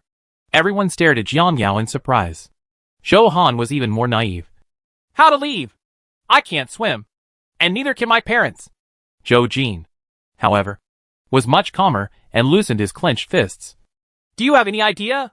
No. Jiang Yao had no intention of taking out the rubber boat so early. If the water receded, her actions would be unnecessary. The indifferent look on Jiang Yao's face meant that Zhou Jin didn't believe it when she said there was no way. She must have had concerns or hoped that the flood would recede. Since I was said to wait for a long time, let's wait for a long time. Everyone was injured last night, so it's better to rest more. Zhou Han's words were unanimously agreed by everyone. Although he was anxious, he walked back to his original position and sat down. He heated up the remaining wolf meat and started eating together. Sweetie has been sitting obediently next to her owner. Her pure white hair is not dirty at all, but shining white. Jiang Yao glanced at its eyes in confusion and found that the pupils were a bit dark red. She had never seen that dog's eyes red. Henan, did your dog's eyes used to be red? Jiang Yao looked over and said, No, my dog's eyes are black, but it's red, although it's not obvious. Jiang Yao's words aroused everyone's curiosity, and they all looked at Tianqin's eyes. Zhou Han even moved closer and opened its eyelids, hoping to see more clearly. It's really turned red. What's going on? Jiang Yao continued to say something shocking. Didn't you notice that your sweetheart has grown up in the past few days since it was missing? Her insight is sharper than that of ordinary people, and she can detect subtle changes that others cannot. Zhou Han didn't believe it. Sweetheart, stand up! Sweetie stood up obediently. Woof woof! Zhou Han made 2 gestures with his hands, and his surprise was palpable. It has grown a bit taller, but it is an adult dog and shouldn't grow any longer. It's strange. Zhou Han touched his chin and fell into deep thought. It was too dark last night, so he didn't notice it for a while. But now, he is indeed much taller. Moreover, when Sweetheart came back last night, she was all wet. It must have been that she struggled to save herself in the flood and was lucky enough to return to her. But there shouldn't be any connection between the two, which is really strange. Jiang Yao also thought about this. In the apocalypse, anything could happen, such as animals and plants mutating. Mutations? Jiang Yao raised her head in surprise and met Zhou Jin, who was also surprised. The 2 of them must have thought of the same place, but they did not make it public, but kept this possibility in their hearts. And the 2 of them understood it tacitly. As noon approached, the floodwaters rose instead of receding, and they were almost submerged up to their feet. Jiang Yao looked ugly, and it seemed that she had no choice but to take out her precious rubber boat. There is also a speedboat in the space, but that is absolutely forbidden. It is still about a day's journey from the base. If they don't rest at night and follow the river, they should arrive in the middle of the night. Jiang Yao had no choice but to go to 2 bags and dig out again, and took out the 4-seater rubber boats that had not been opened yet. There were 2 in total, which could accommodate 8 people, and they could barely walk with Sweetie. What is this? Li couldn't understand. He had never seen a rubber boat that was not inflated. Jiang Yao rolled her eyes at him. The inflating of the rubber boat will be left to you and Zhou Jin. Zhou Jin seemed to feel pain in his cheek, seeing the two men staring at her in astonishment. Jiang Yao impatiently said something unreasonable. You men have great lung capacity, so you can save time. She just doesn't want to contribute anything and contribute. And she won't do anything that's unbalanced to herself, so as not to make these people take it for granted. Hurry up. The water is almost up to your calves. Zhou Jin and Li quickly followed the instructions. Father Zhou and Father Li stepped forward to help, while 4 women and dogs watched the fun. Chapter 25 Suspecting the Mutated Dog. Jiang Yao even took out her mobile phone, which had no signal, and checked the map. With only dozens of kilometers left to reach the base, she not only did not relax, but felt that she was in danger. What she worries about is not natural disasters, but people's hearts. Zhou Jin learned from Zhou Jin that the base is a gathering place for wealthy people. Those who go first will definitely have an advantage. It is hard to say whether they will be friendly or not. Coupled with the endless flood, Jiang Yao really didn't know what was waiting for her there. After half an hour, the 2 rubber boats were finally inflated. Zhou Jin and Li Yi's cheeks were red, and they were even a little dizzy and lacked oxygen. Jiang Yao snickered secretly, brought the oars made of tree branches, and distributed them to everyone. Packed the bags and threw them into the boat, and arranged for people to sit in. The 2 boats were tied together at the front and back, with Zhou Jin and Jiang Yao each leading a team of 2 men and 2 women. The elder sat in the back and was responsible for adjusting the direction, while Jiang Yao and other juniors contributed to rowing. In this way, they began their long journey in the water again. The temperature rose to 40 degrees, and the 2 boats wandered one behind the other in the endless flood, listening to the sound of waves along the way. Everyone felt calmer than ever before.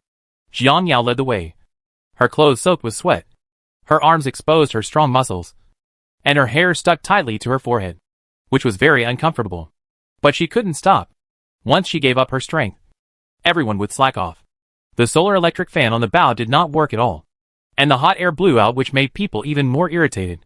Jiang Yao simply gave it to the boat behind. It was not bad to use it to comfort the elders, because they couldn't land.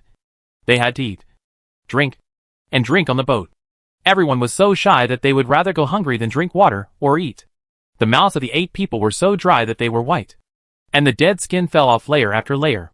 After several days of long journey, their cheeks and arms were deeply tanned. Fortunately for Jiang Yao, they did not get sick due to the large temperature difference. Otherwise, they would not know when they would be able to reach the base. It was getting dark, and several people put their coats on again. The difference in temperature had made them accustomed to taking off and adding more clothes. The vast flood looked sparkling under the light of Jiang Yao's headlamp. Zhou Han looked ahead listlessly. Io, how long will it take for us to arrive? I'm so hungry. Jiang Yao glanced at the navigation system and said, It's almost here. About an hour or 2. Really? That's great. Motherly wiped the sweat from her forehead, her face full of surprise. Don't be too happy too early. Jiang Yao drooped her eyelids and stared at the calm and turbid water. Motherly's smile froze. Zhou Han was puzzled. What's wrong? Is there any danger? Jiang Yao's mouth was dry at this time, and she didn't want to waste more time. We'll find out when we get to the place. Zhou Jin didn't say a word. He had already guessed Jiang Yao's concerns. Natural disasters are not terrible, but people's hearts are hard to guess. If possible, it is not impossible to find a good place to settle outside the base. He knew nothing about the situation there, and could not make a decision. Thinking of his friend, Zhou Jin's frowned eyebrows finally relaxed. Gu Nanshan left a day earlier than him, and should have settled down at the base long ago. Maybe he can find him to help establish connections, and find a good house to live in. He is not short of money, but he is afraid that money is no longer money. After soaking in the water for another hour, it was almost early morning, and a little light suddenly appeared in front of me. It's the base.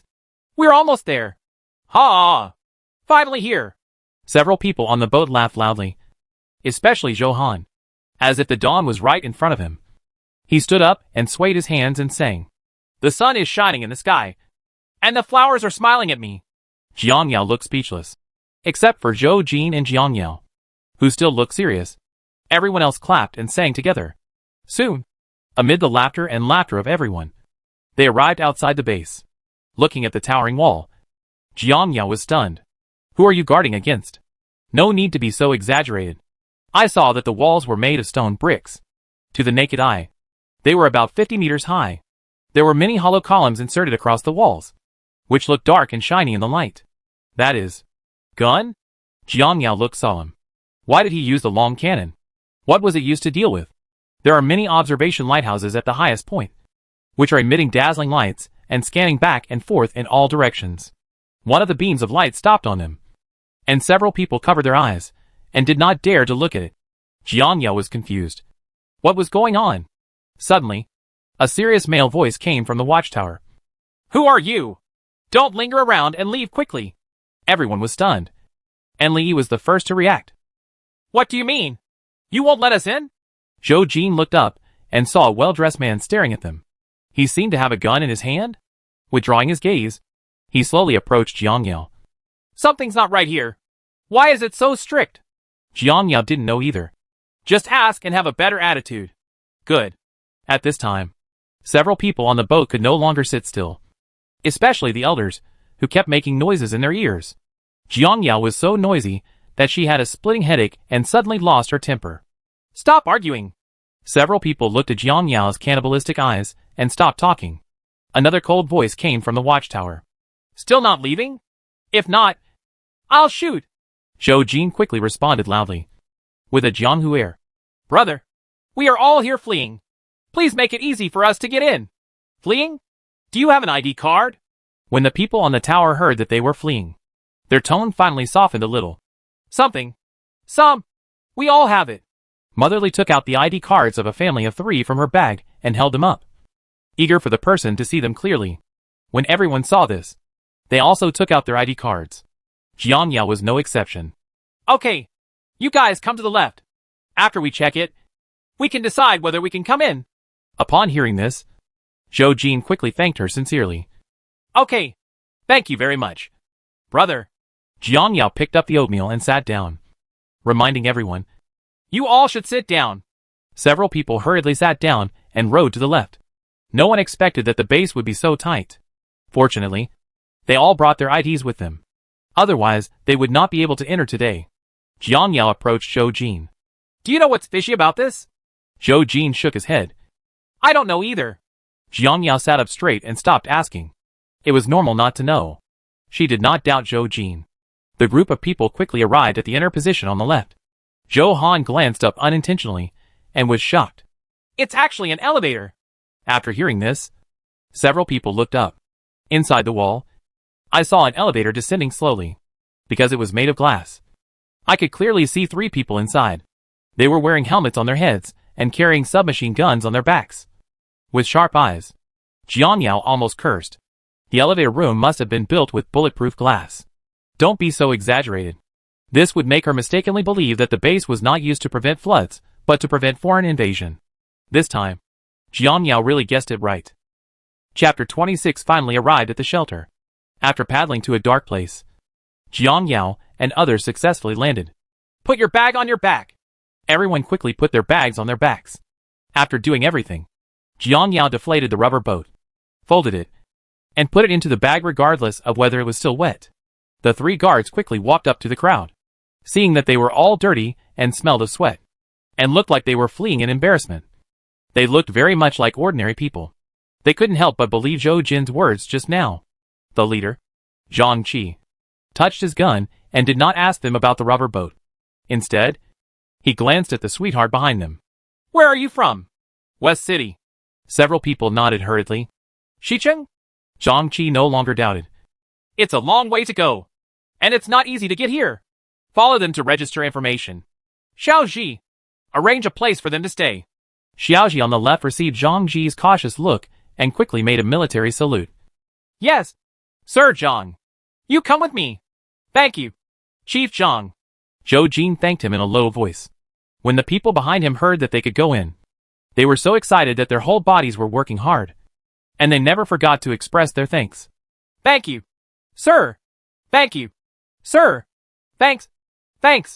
Chief Zhang just shook his head and gave a few words of warning. Keep a close eye on the dog and don't let it come out to bite people. Otherwise it will be shot directly. When Zhou Han heard the word, shoot and kill, he quickly hugged Sweetie in his arms.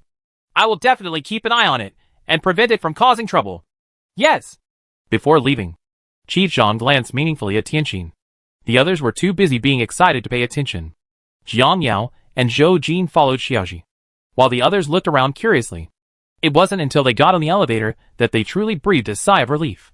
Looking at the foggy weather outside the glass, Jiang Yao had a hunch that entering the base was not the best choice. The few people were quickly arranged to live in a place by Chief Xiaoji. It was said to be a place to live, but it was actually a temporary house made of a container. It only had enough room for a single bed, a simple shower room, a table and a chair. But for a few people sleeping outdoors, having a bed is already very good. The 8 square meter container is divided into 2 rooms, separated by a thin iron sheet. Jiang Yao and Zhou Jin share a room. As long as they knock on the iron wall, the other party can hear them. Zhou Han and Li shared a container, and the 2 couples each used one. The 3 containers were side by side, with a gap of about 3 meters. Occasionally there are patrols passing by outside, and the guards are very tight. It was already 3 o'clock in the morning.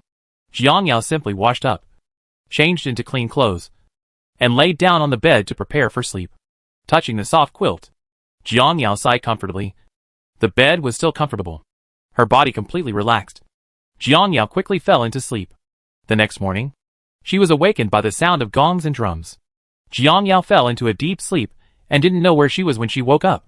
She didn't wake up until she heard footsteps outside. Everyone should line up. Each person will get a steamed bun and an egg. No grabbing or making any noise.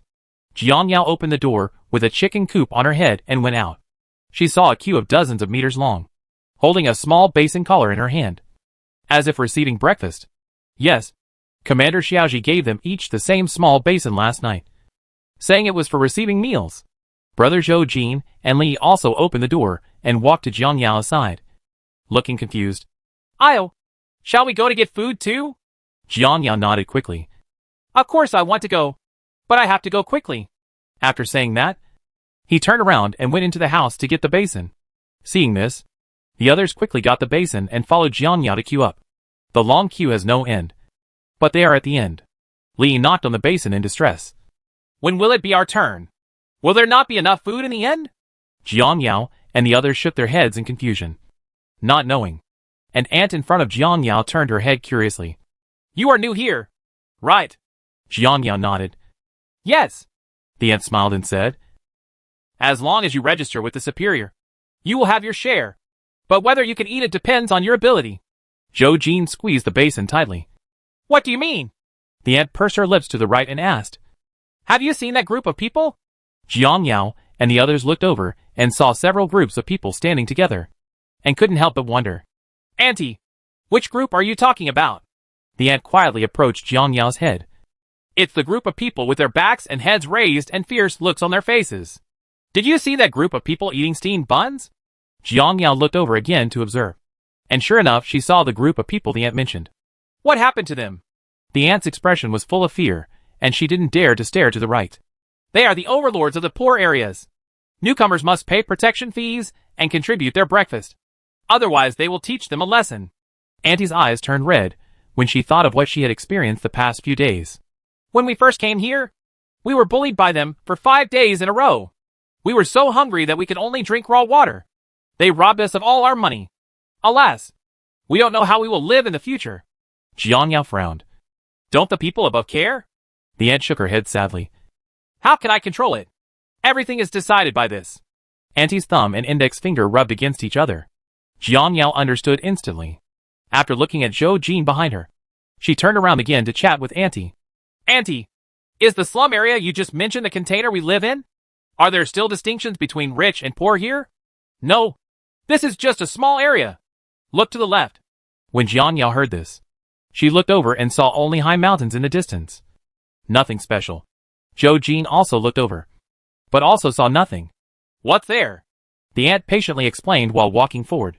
The foot of the mountain over there is where the rich live. I heard that the houses there are all well-decorated apartments. Although the area is not large, it is much better than here. At least it has air conditioning, so you are not afraid of hot or cold. And air conditioning? So comfortable. Thinking of how she shivered from the cold last night, Jiang Yao secretly rejoiced in her heart. Fortunately, she was not short of money. Does Auntie know how much it costs to enter a wealthy area? After hearing this, the aunt turned her head and stared at Jiang Yao in shock.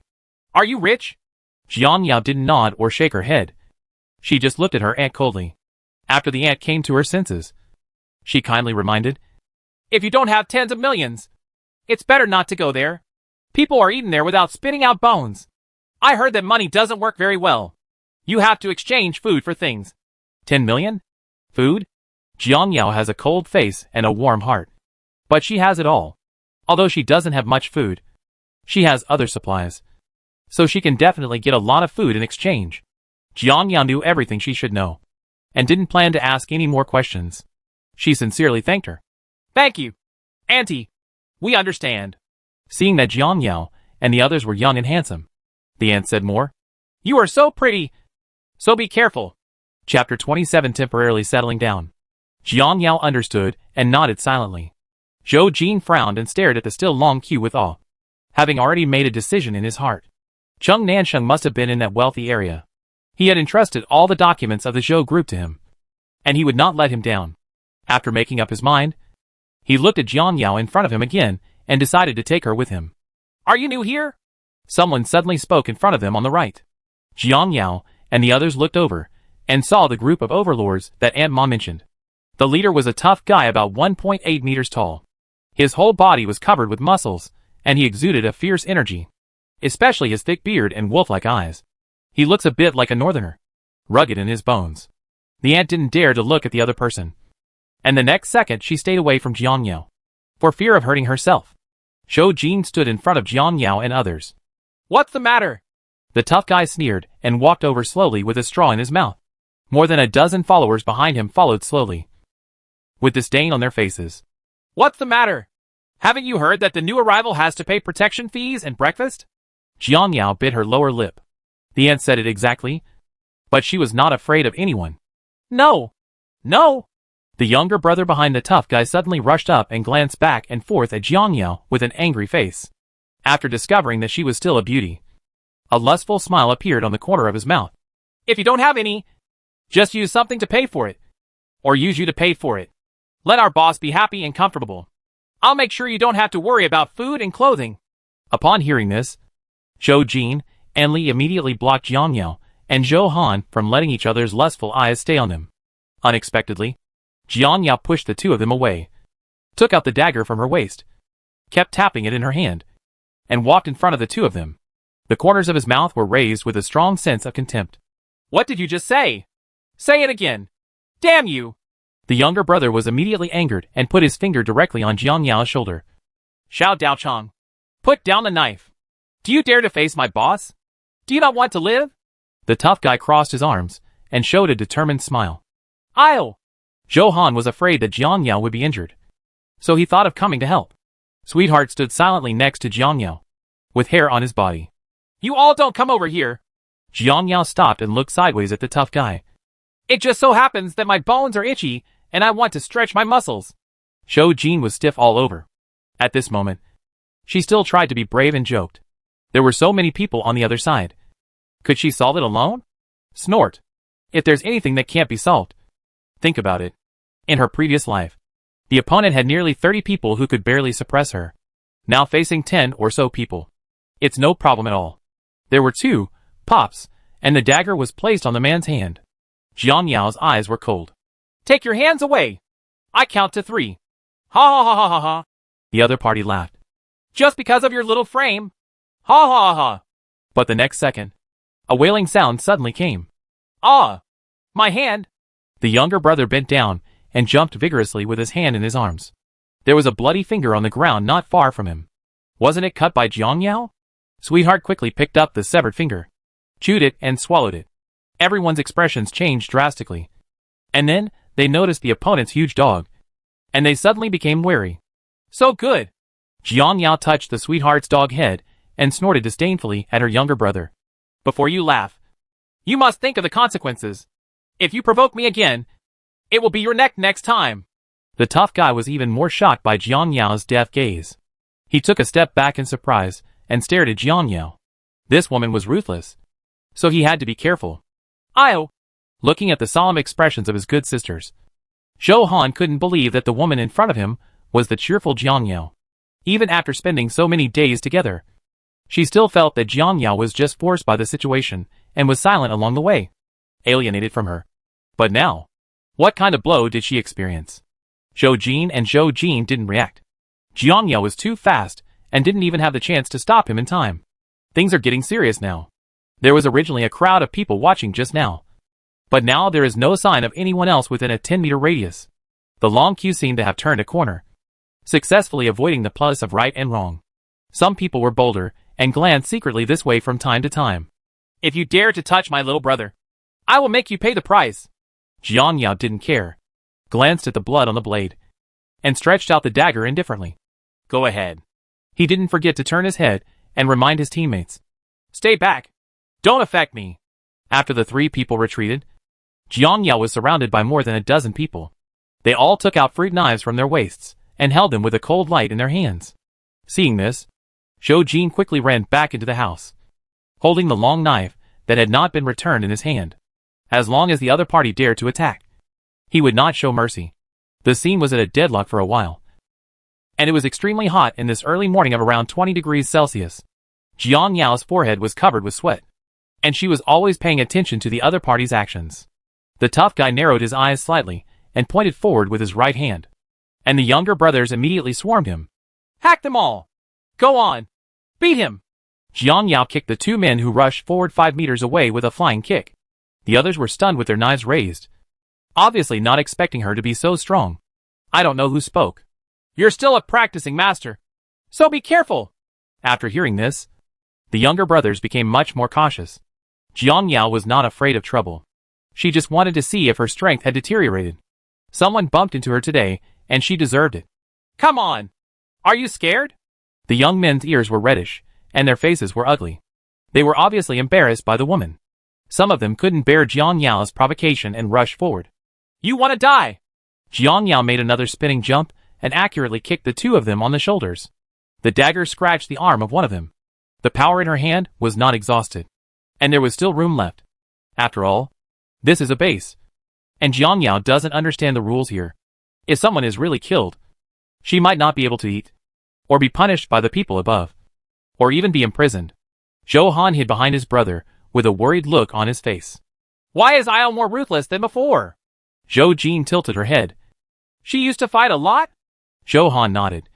Well, it was just a small fight.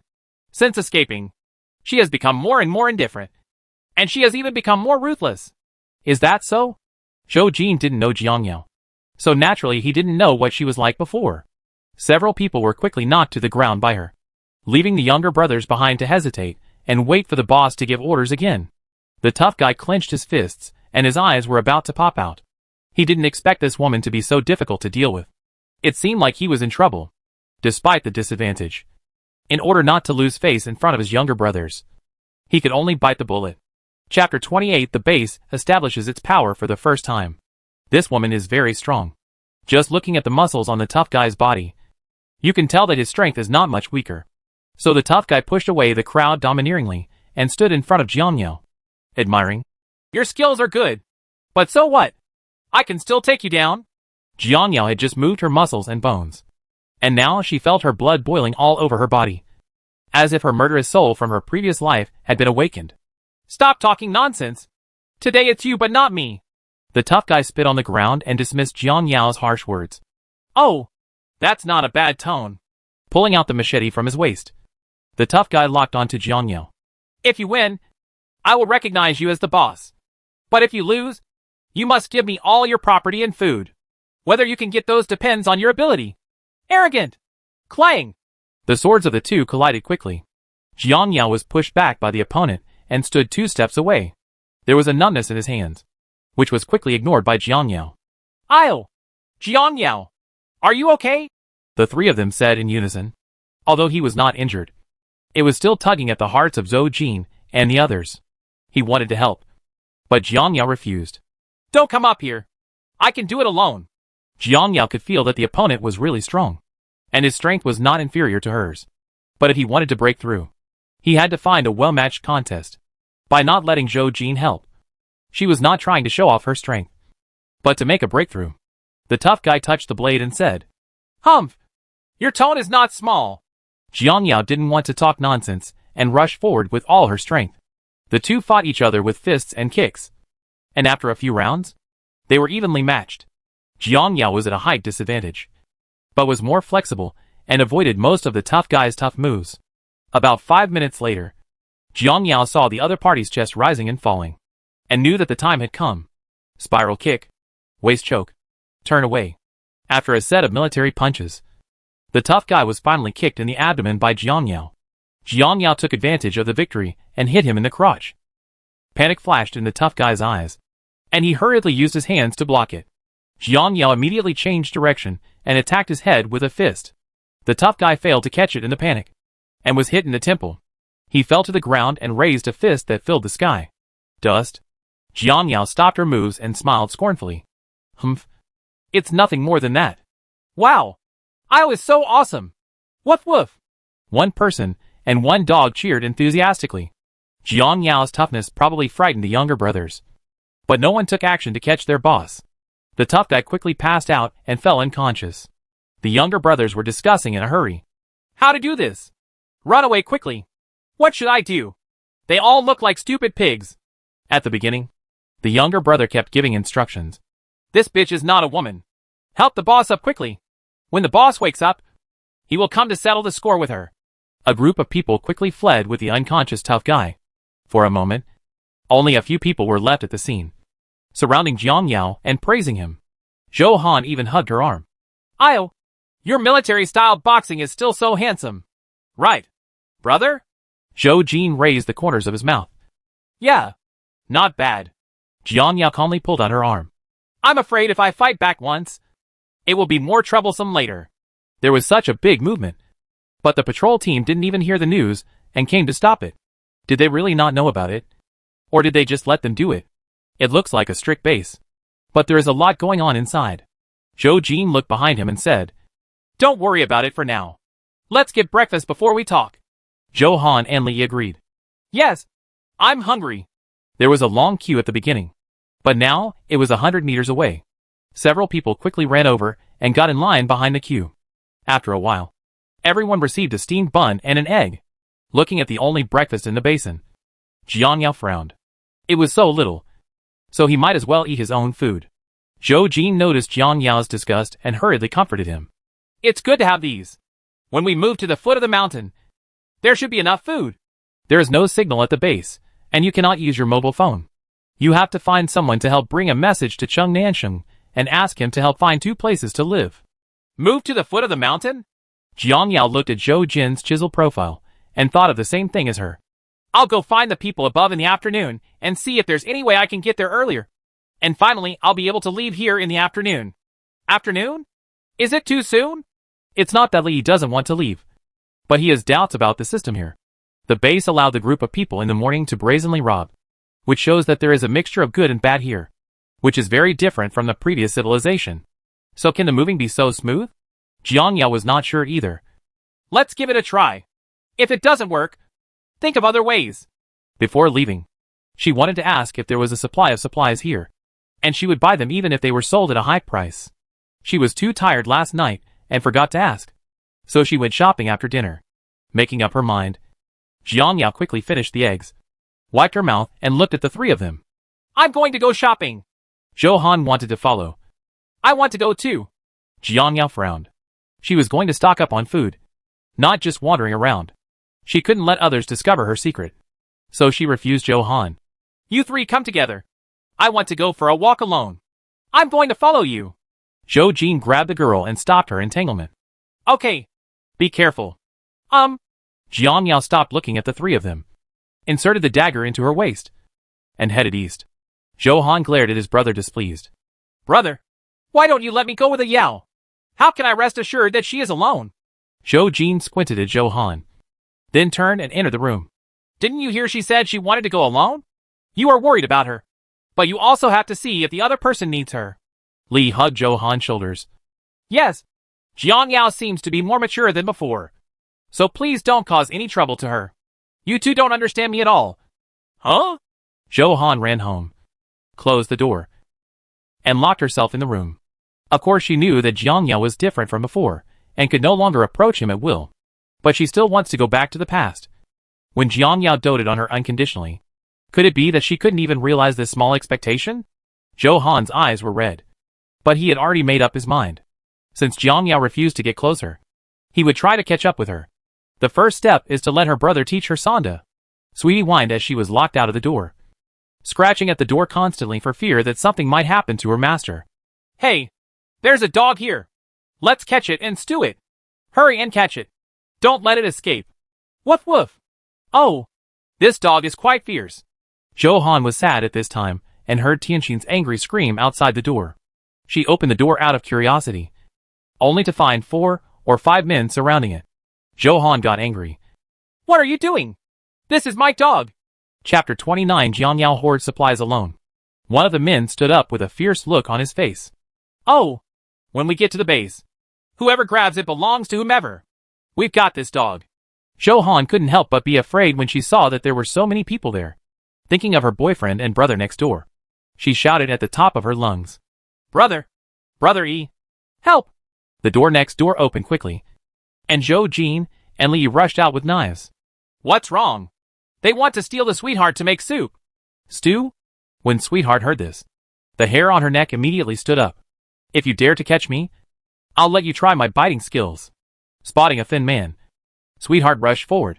Before the man could react, his butt was bitten tightly by it, and he let out a scream. Ah! Release my butt! The man hit Sweetheart hard on the dog's head. Seeing this, other people stepped forward to help. Some pulled Sweetheart's body, and some pulled her thighs. But Sweetheart bit it firmly. Her teeth sank into the flesh, and she kept moaning. Hurry up and beat it to death! Why are you standing there in a daze? The bitten man couldn't bear the pain and hit Sweetie's head with his fist. How could Zhou Han bear it? When she caught a glimpse of the brick in the corner, she picked it up and hit the man on the head without hesitation. She even screamed wolf to kill. But she was still afraid of this weakling man? The brick hit the man's forehead accurately and broke into pieces and fell to the ground. Ah! You bitch! My butt was bitten by a sweetheart and slapped by a woman. It was really not worth the gain. Zhou Jin saw that several people were just ordinary minions. After giving the knife to Li, he stepped forward to help. Kick forward, bend over and lock the throat. Hit the chest and hip. After a series of moves, several people were quickly knocked to the ground. Sweetheart finally tore off a piece of meat, which was bloody, and spat it out in disgust. Seeing that they couldn't fight, the few people helped each other stand up and said harsh words while running. Just wait for me. I'll call my big brother.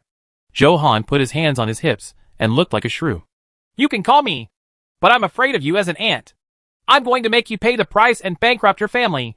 The bitten man limped and ran away with his arms held up. When Zhou Han heard this, he picked up the brick and threw it at it. But the person had already run away and was not hit at all. Huh? You guys can run fast. Woof woof. Sweetie bared his teeth and barked. If you come again, this dog will bite you again. Zhou Jin silently glanced at his increasingly aggressive sister. Okay, we'd better keep a low profile.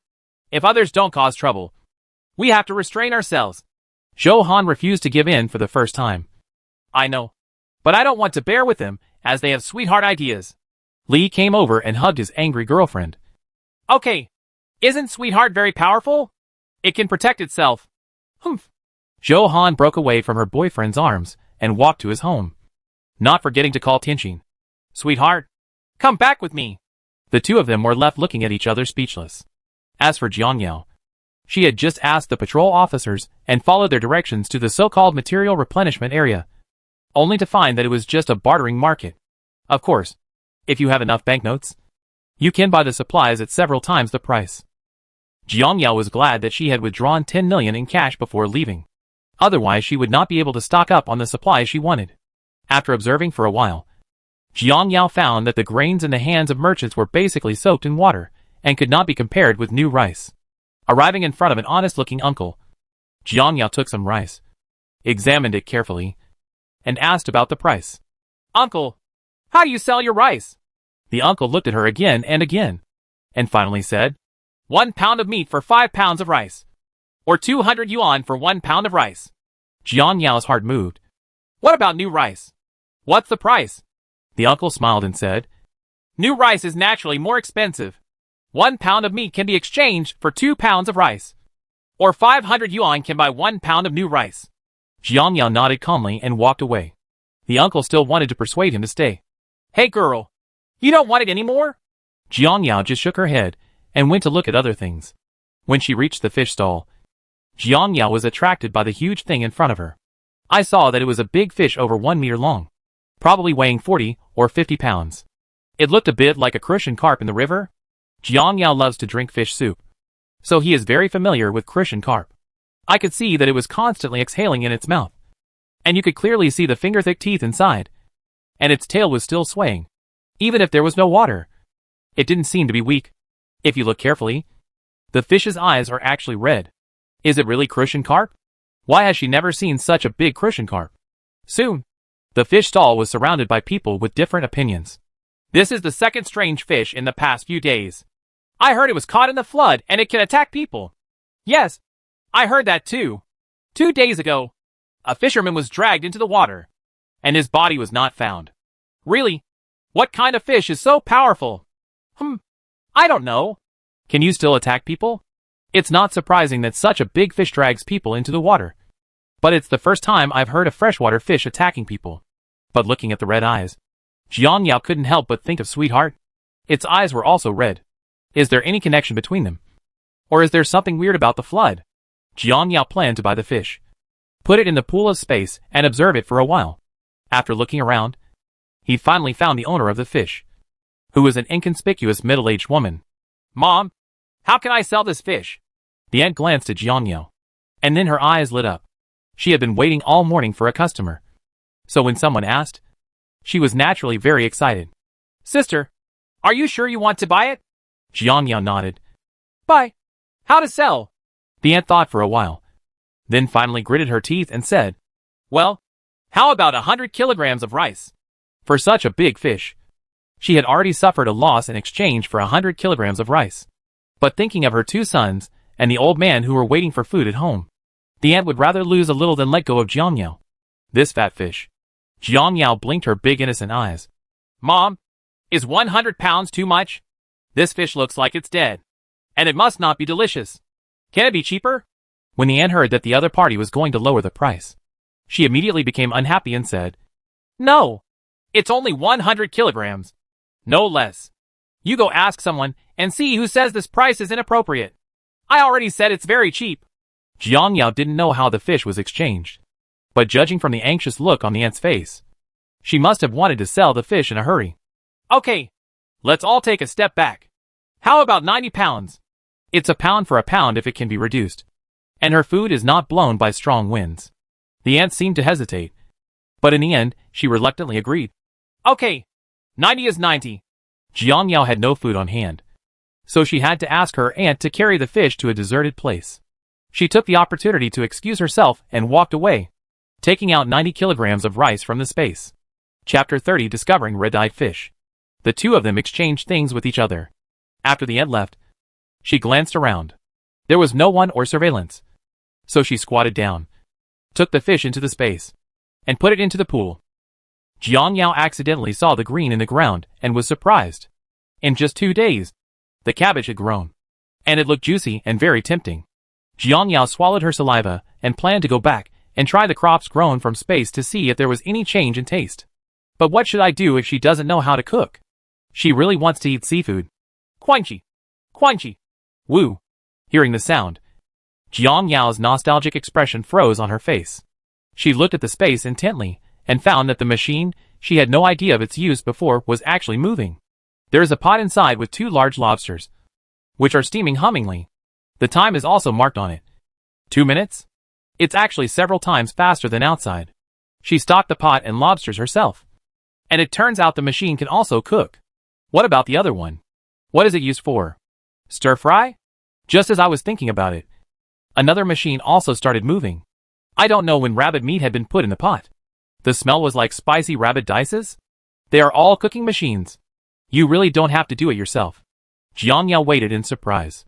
Finally, the lobster was steamed. She quickly took off a leg, took it into her mouth and bit into it. The delicious taste burst into her mouth. And it was so delicious that her tongue almost swallowed it. Too delicious. Jiang Yao just squatted in the corner, finishing the big lobster and spicy rabbit by herself, and licked her fingers with relish when she was done. How long has it been since you had these? More than a year. Thinking of this, Jiang Yao was moved to tears. This space was simply tailor-made for her. It would be great if there were machines in the future that could make cakes, clothes, and daily necessities. But people can't be greedy, so that's already good. Although she doesn't know where the space machine came from. Using it will give her the illusion that it can be upgraded. I hope so. It was still early, so Jiang Yao walked around the edge of the wall again. Looking down from above, she saw that the flood had not receded at all, and seemed to be on the rise. What's going on? A serious disaster occurred somewhere. Even the high-lying areas of Kaka Mountain were flooded. Although they only live at the foot of the mountain, their altitude is more than 4,000 meters. There was no signal on the phone, and Jiang Yao knew nothing about the outside world. However, when she saw the boundless ocean, she still felt a deep fear. And she always felt that there was something hidden under the calm water. It's like a fish hidden at the bottom of a pond in space. When she turned around and was about to leave, Jiang Yao saw Chief Zhang from last night. From the way his subordinates respected him last night, he must have a high official position. Why don't you ask about the moving location? As she said, Jiang Yao approached Chief Zhang. But before she could reach him, the subordinate behind him had already raised his gun. What are you doing? Stay away! Seeing this, Jiang Yao did not dare to step forward anymore and raised her hands above her head. Sir Zhang, I am the one who came to the base last night. I just want to ask about the immigration issue at the foot of the mountain. Chief Zhang raised his eyebrows with interest on his face. You mean Fusheng apartment? Fusheng apartment? As soon as the name sounded, it was not a place that ordinary people could go. Yes, it's Fusheng apartment. I want to move there. Chief Zhang was silent for a moment, then turned and left. Follow me. Jiang Yao secretly thought there was a chance.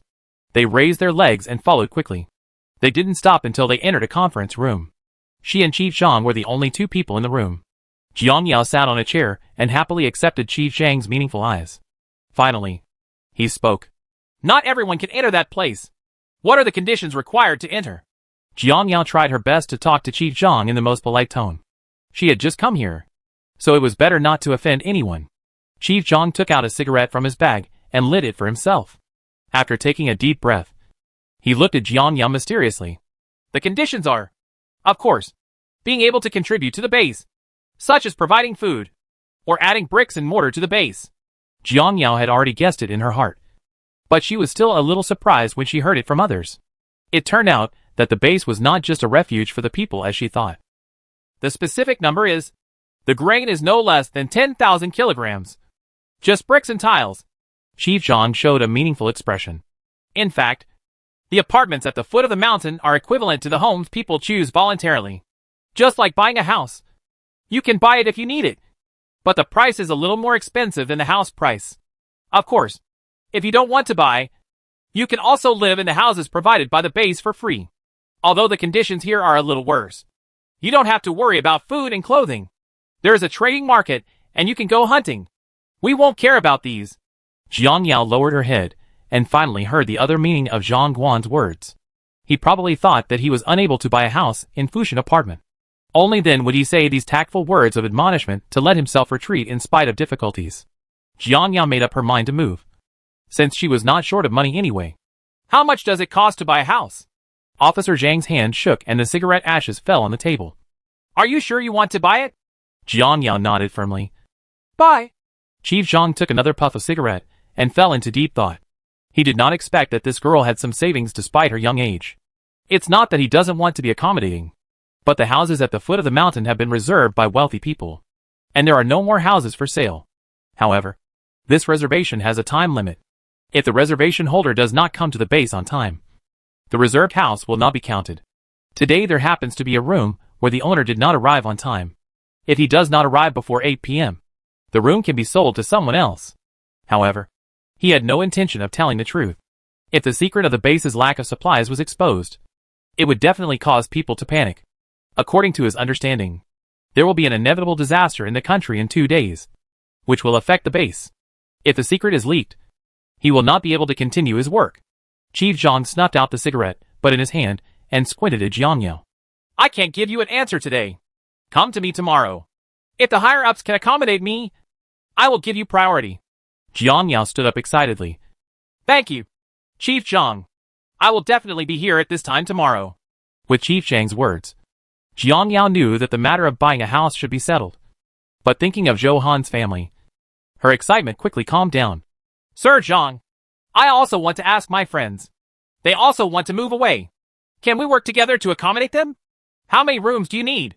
Jiang Yao gave a conservative number. About 3 sets. 3 sets? Not 3 rooms? Chief Zhang held the table in surprise, and worked for a long time. What they were talking about was not a quantifier at all. 3 apartments? How could there be so many? Jiang Yao said with a smile. There are many of us. And 3 apartments are barely enough for us. Chapter 31 Shocked. Space can cook. The two of them exchanged things with each other. After the ant left, she glanced around. There was no one or surveillance. So she squatted down, took the fish into the space, and put it into the pool. Jiang Yao was surprised when she accidentally saw the green in the ground. In just 2 days, the cabbage had grown, and it looked juicy and very tempting. Jiang Yao swallowed her saliva and planned to go back and try the crops grown from space to see if there was any change in taste. But what should I do if she doesn't know how to cook? She really wants to eat seafood. Quanchi! Quanchi! Woo!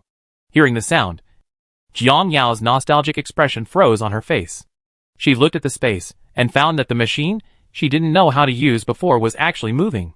There is a pot inside with 2 large lobsters, which are steaming hummingly. The time is also marked on it. 2 minutes?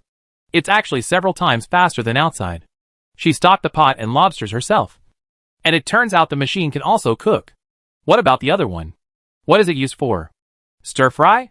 Just as I was thinking about it, another machine also started moving. I don't know when rabbit meat had been put in the pot.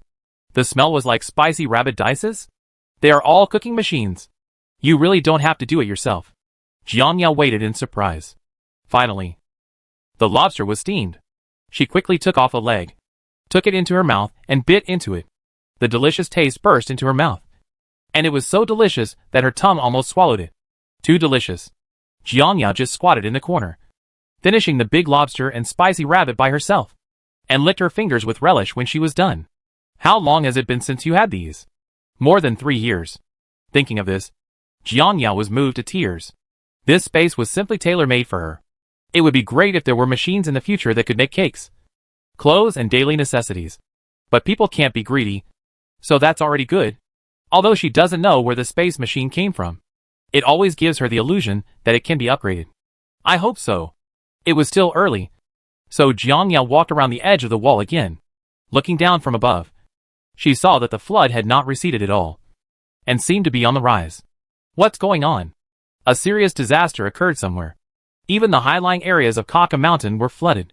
The base is built around the foot of Kaka Mountain, with an altitude of at least 4,000 meters. Floods can even come up, but not in other places. Jiang Yao shook her head vigorously. She really couldn't imagine the outside world.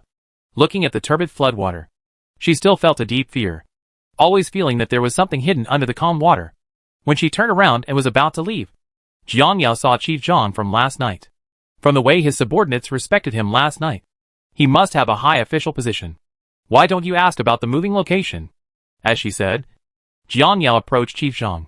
But before she could reach him, the subordinate behind him had already raised his gun. What are you doing? Stay away!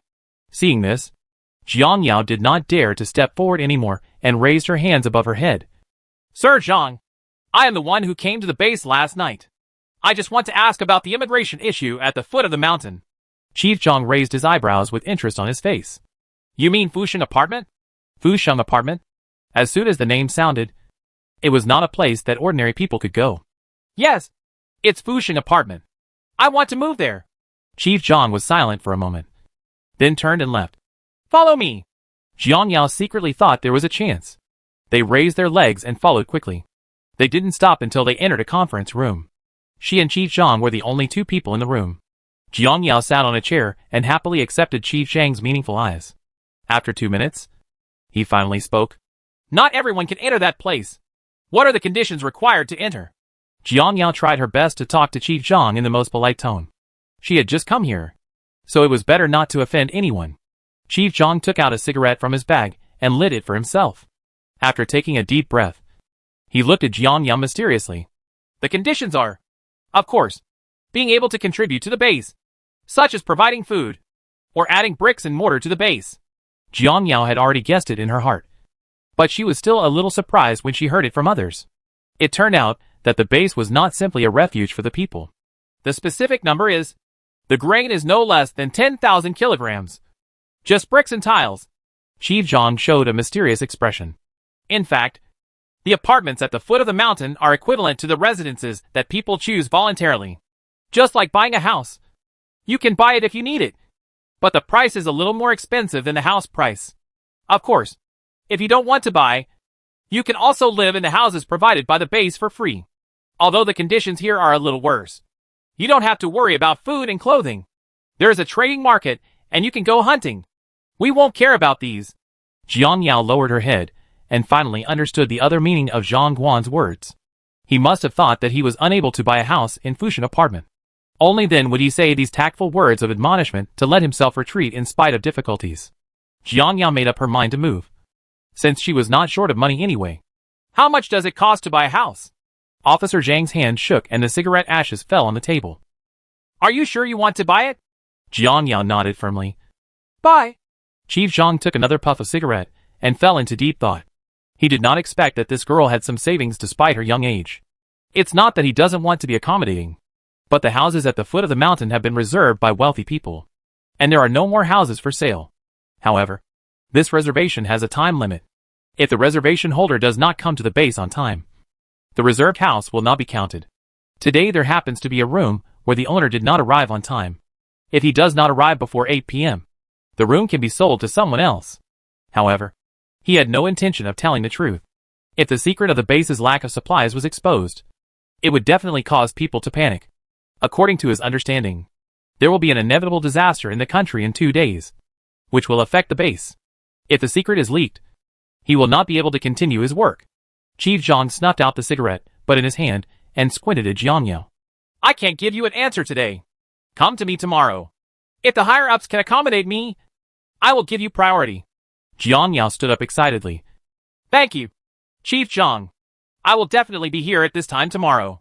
With Chief Zhang's words, Jiang Yao knew that the matter of buying a house should be settled. But thinking of Zhou Han's family, she wanted to ask a few more questions. Sir Zhang, I also want to ask my friends. They also want to move away. Can we work together to accommodate them? How many rooms do you need? Jiang Yao gave a conservative number. About 3 sets. 3 sets? Not 3 rooms? Chief Zhang held the table in surprise, and worked for a long time. What they were talking about was not a quantifier at all. 3 apartments? How could there be so many? Chapter 32. Someone is causing trouble again. You must know that a room is about 80 square meters in size, which can accommodate 3 or 4 people. A suite is 240 square meters, which is 3 times the size of a single room, and can accommodate nearly 20 people. Chief Zhang couldn't help but look at Jiang Yao again. Judging from the number of people last night, they didn't have that many people. Jiang Yao received Chief Zhang's confused look and said with a smile, We are used to living separately.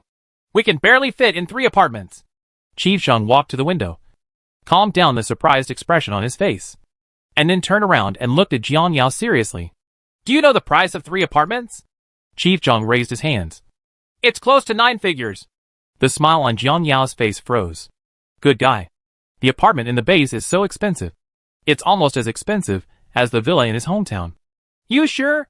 She had no problem. She was just afraid of Zhou Han and the others. Zhou Jin, the boss of a group, should be able to afford it. Chief Zhang nodded affirmatively. In this case, I will go back to discuss it with him and come back to you at this time tomorrow. Jiang Yao turned around and left. Chief Zhang just wanted to breathe a sigh of relief, thinking that the other party had given up on the difficulty. But Jiang Yao said again, My deal is about to be settled, and I would like you to help me be accommodating. After saying that, the figure disappeared at the door, leaving Chief Zhang staring at the door with his mouth wide open. 9 digits. It's not a small amount. And this girl didn't even think about it? But soon, he was relieved. Since I came to the base to go on a mission, what kind of people have I not seen? Some people are fighting for their stuttering, and some people can easily buy an apartment. There are so many things in the world. thinking that all his family members had died in the flood. Chief Zhang took out a cigarette and lit it for himself. The room was filled with smoke. Someone suddenly appeared at the door. "Sir Zhang, someone wants to see you." Chief Zhang looked toward the door and saw his nephew with a pig-headed face. And his depression suddenly erupted. Throwing away the cigarette butt, he quickly walked to the door, pointed at his nephew and cursed. "Who the hell did you provoke again? To get beaten up like this?" Zhang Jie covered his swollen forehead with a sad face. "Someone set a dog to bite me. Second uncle, you have to make the decision for me." Then he showed his second uncle the bloody but bitten by the dog. "Look, the meat is gone. You must let them compensate for my losses. If you don't provoke others, will they let their dogs bite you? Are you attracted to their dogs?" Second uncle was wrong. "How could I be that kind of person?" Chief Zhang didn't agree with him. He knew what kind of character his nephew was, and he had a headache for a while. "Tell me, who is the other party?" There weren't many people raising dogs on the base, so I couldn't help but think of the huge Samoyed last night, which really felt abnormal. When Zhang Jie saw that there was something going on, a cunning smile flashed across his face, and he leaned forward to describe the other person seriously. The dog had white hair all over. It looked like a Samoyed, but it was much bigger than a Samoyed. The dog was owned by a woman and two men. They were very arrogant and would bite people without any explanation. Chief Zhang's mouth twitched slightly. "Are you sure it's a Samoyed?" Zhang Jie nodded heavily. "I'm sure and sure." This is difficult. The dog's owner just delivered a big deal, and now he's coming to the door, so he can't mess with it. What's more, Zhang Jie must have instigated this matter. He can no longer intensify the conflict, let alone let Jiang Yao know that he is Zhang Jie's relative. Thinking of this, Chief Zhang took out more than 20 red bills from his bag and put them on the table. "Okay, quickly bandage your wounds. You don't have to worry about other things. I have my own considerations." Zhang Jie couldn't believe that his second uncle was perfunctory with him. "Second uncle, are you going to seek justice?" Boom. Chief Zhang slammed the table hard with an angry look on his face. "What are you asking for? I don't know what your virtues are. Get out quickly and don't bother me again." Zhang Jie bit his lips and reluctantly came out of the house with the money. Since the second uncle didn't want to go, he would go in person. He returned to his room, took out the pistol from under his pillow, and went out. Jiang Yao did not go back when she came out from Chief Zhang. Instead, she took advantage of the fact that it was still early and took a walk around the market. During this period, she also bought a lot of useful things, such as seasonings, a fish, 3 kilograms of pork, and 2 chickens. She also took out the happy fatty water from the space and held it in her hand, asking everyone to enjoy it tonight. A meal. Thinking of the Hummer in the space, Jiang Yao felt itchy again and thought she might as well take this opportunity to release it. Arriving alone at the foot of a deserted hillside, Jiang Yao muttered silently in her heart, and the figure of a car soon appeared in the open space in front of her. Very good! Jiang Yao couldn't put it down and touched it. Finally, she was able to drive it out. When she got back, she said she'd bought it from someone else. Ever since, Jiang Yao happily drove her car back home. Unexpectedly, as soon as she got home and parked the car, Zhang Jie came to the door with 20 people. The wound on his forehead had not had time to be treated, which showed how much he had thought of this bad breath. Everyone inside, please come out. If you don't come out, brother, I won't be polite. Jiang Yao closed the car door and felt bad when she saw that the other party was shouting at Zhou Han's door. Did something happen after she left? Looking at the other party's attitude, they don't look like the group of people from the morning. Was the injury on the face inflicted by Zhou Han? Impossible. Jiang Yao bypassed them and came to Zhou Han's door to knock on the door. But the other party opened the door before her. Tianxin came out first, followed by Zhou Han, still holding the dagger she gave him. Zhou Jin and Li also came over. Seeing so many people on each other's side, they became wary for a moment. It wasn't dark yet, so the big commotion outside had already attracted the curiosity of many people, and more people came around. They didn't want to help, but just came to watch the fun. When Zhang Jie saw everyone coming out, he arrogantly took out the gun in his bag and pointed it at Zhou Han. You little bastard. You beat me, and you want to feel better? If you are willing to follow me obediently, I can consider letting you go. There were sounds of panic among the crowd. It's a gun. Stay away. When everyone saw the gun, they quickly retreated. Someone glanced at Zhang Jie and left quickly. Zhou Jin stood in front of Zhou Han, staring at the muzzle of the gun in his hand. Don't mess around. Zhang Jia raised the gun in his hand. Huh? Weren't you very arrogant in the afternoon? What? Now you know you are afraid?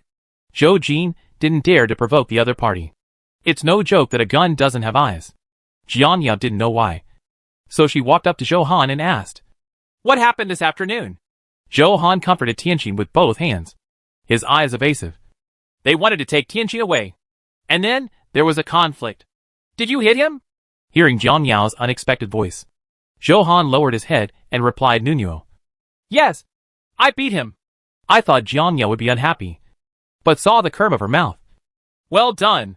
Such a scum should be taught a lesson. Zhou Han no longer felt guilty, straightened his back and said with a smile. Right.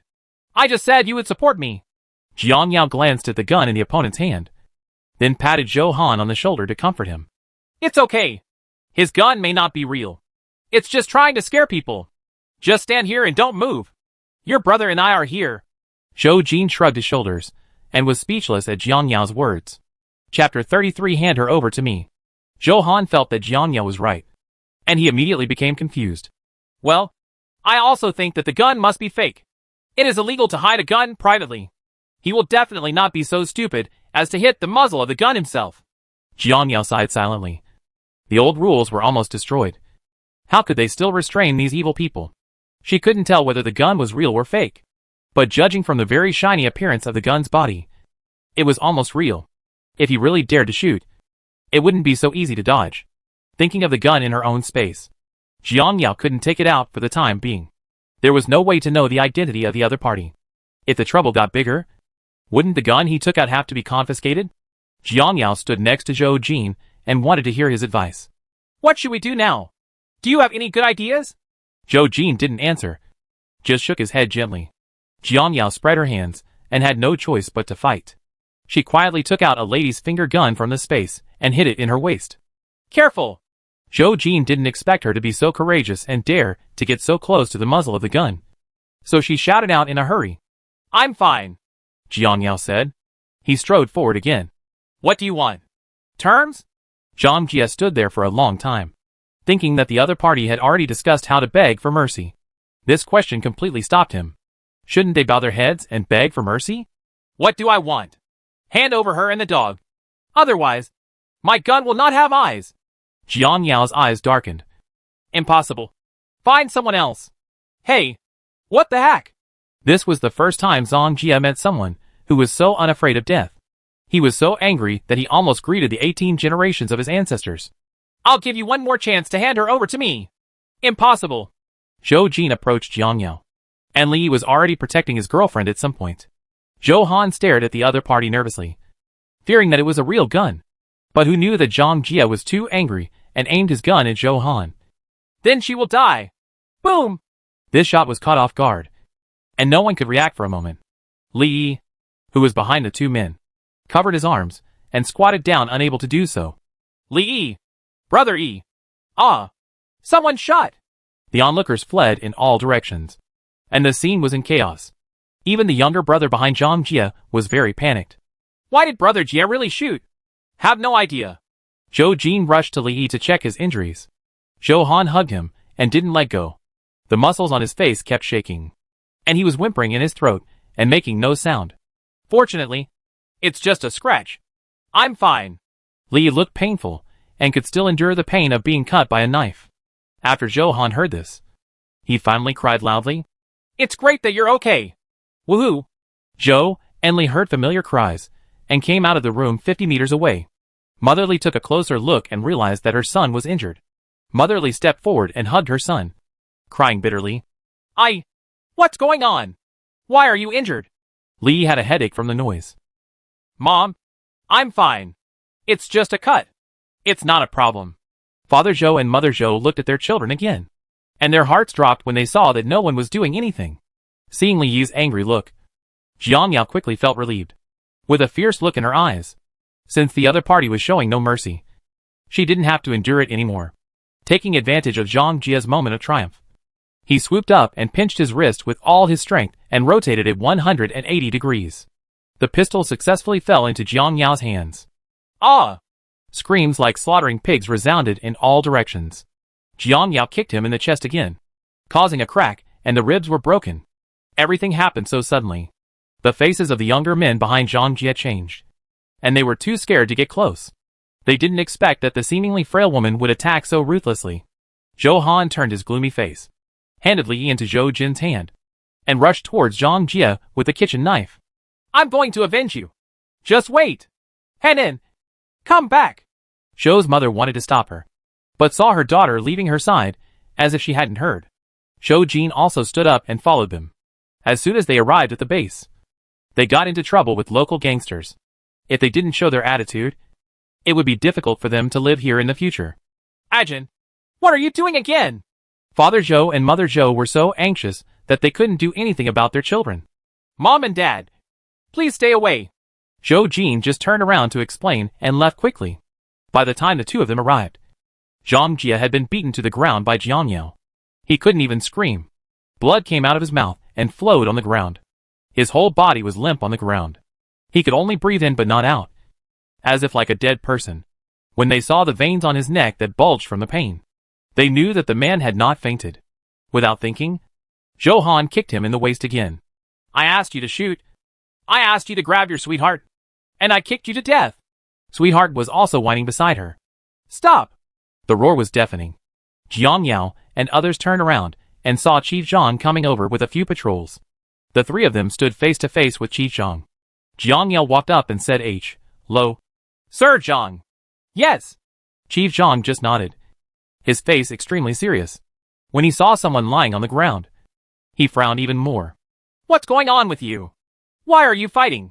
I seem to have heard the sound of gunshots just now, coming from this direction. Jiang Yao blocked Chief Zhang's sight and said expressionlessly, It's nothing. Just bitten by a mad dog. The scene was quiet, and no one dared to speak because of Chief Zhang.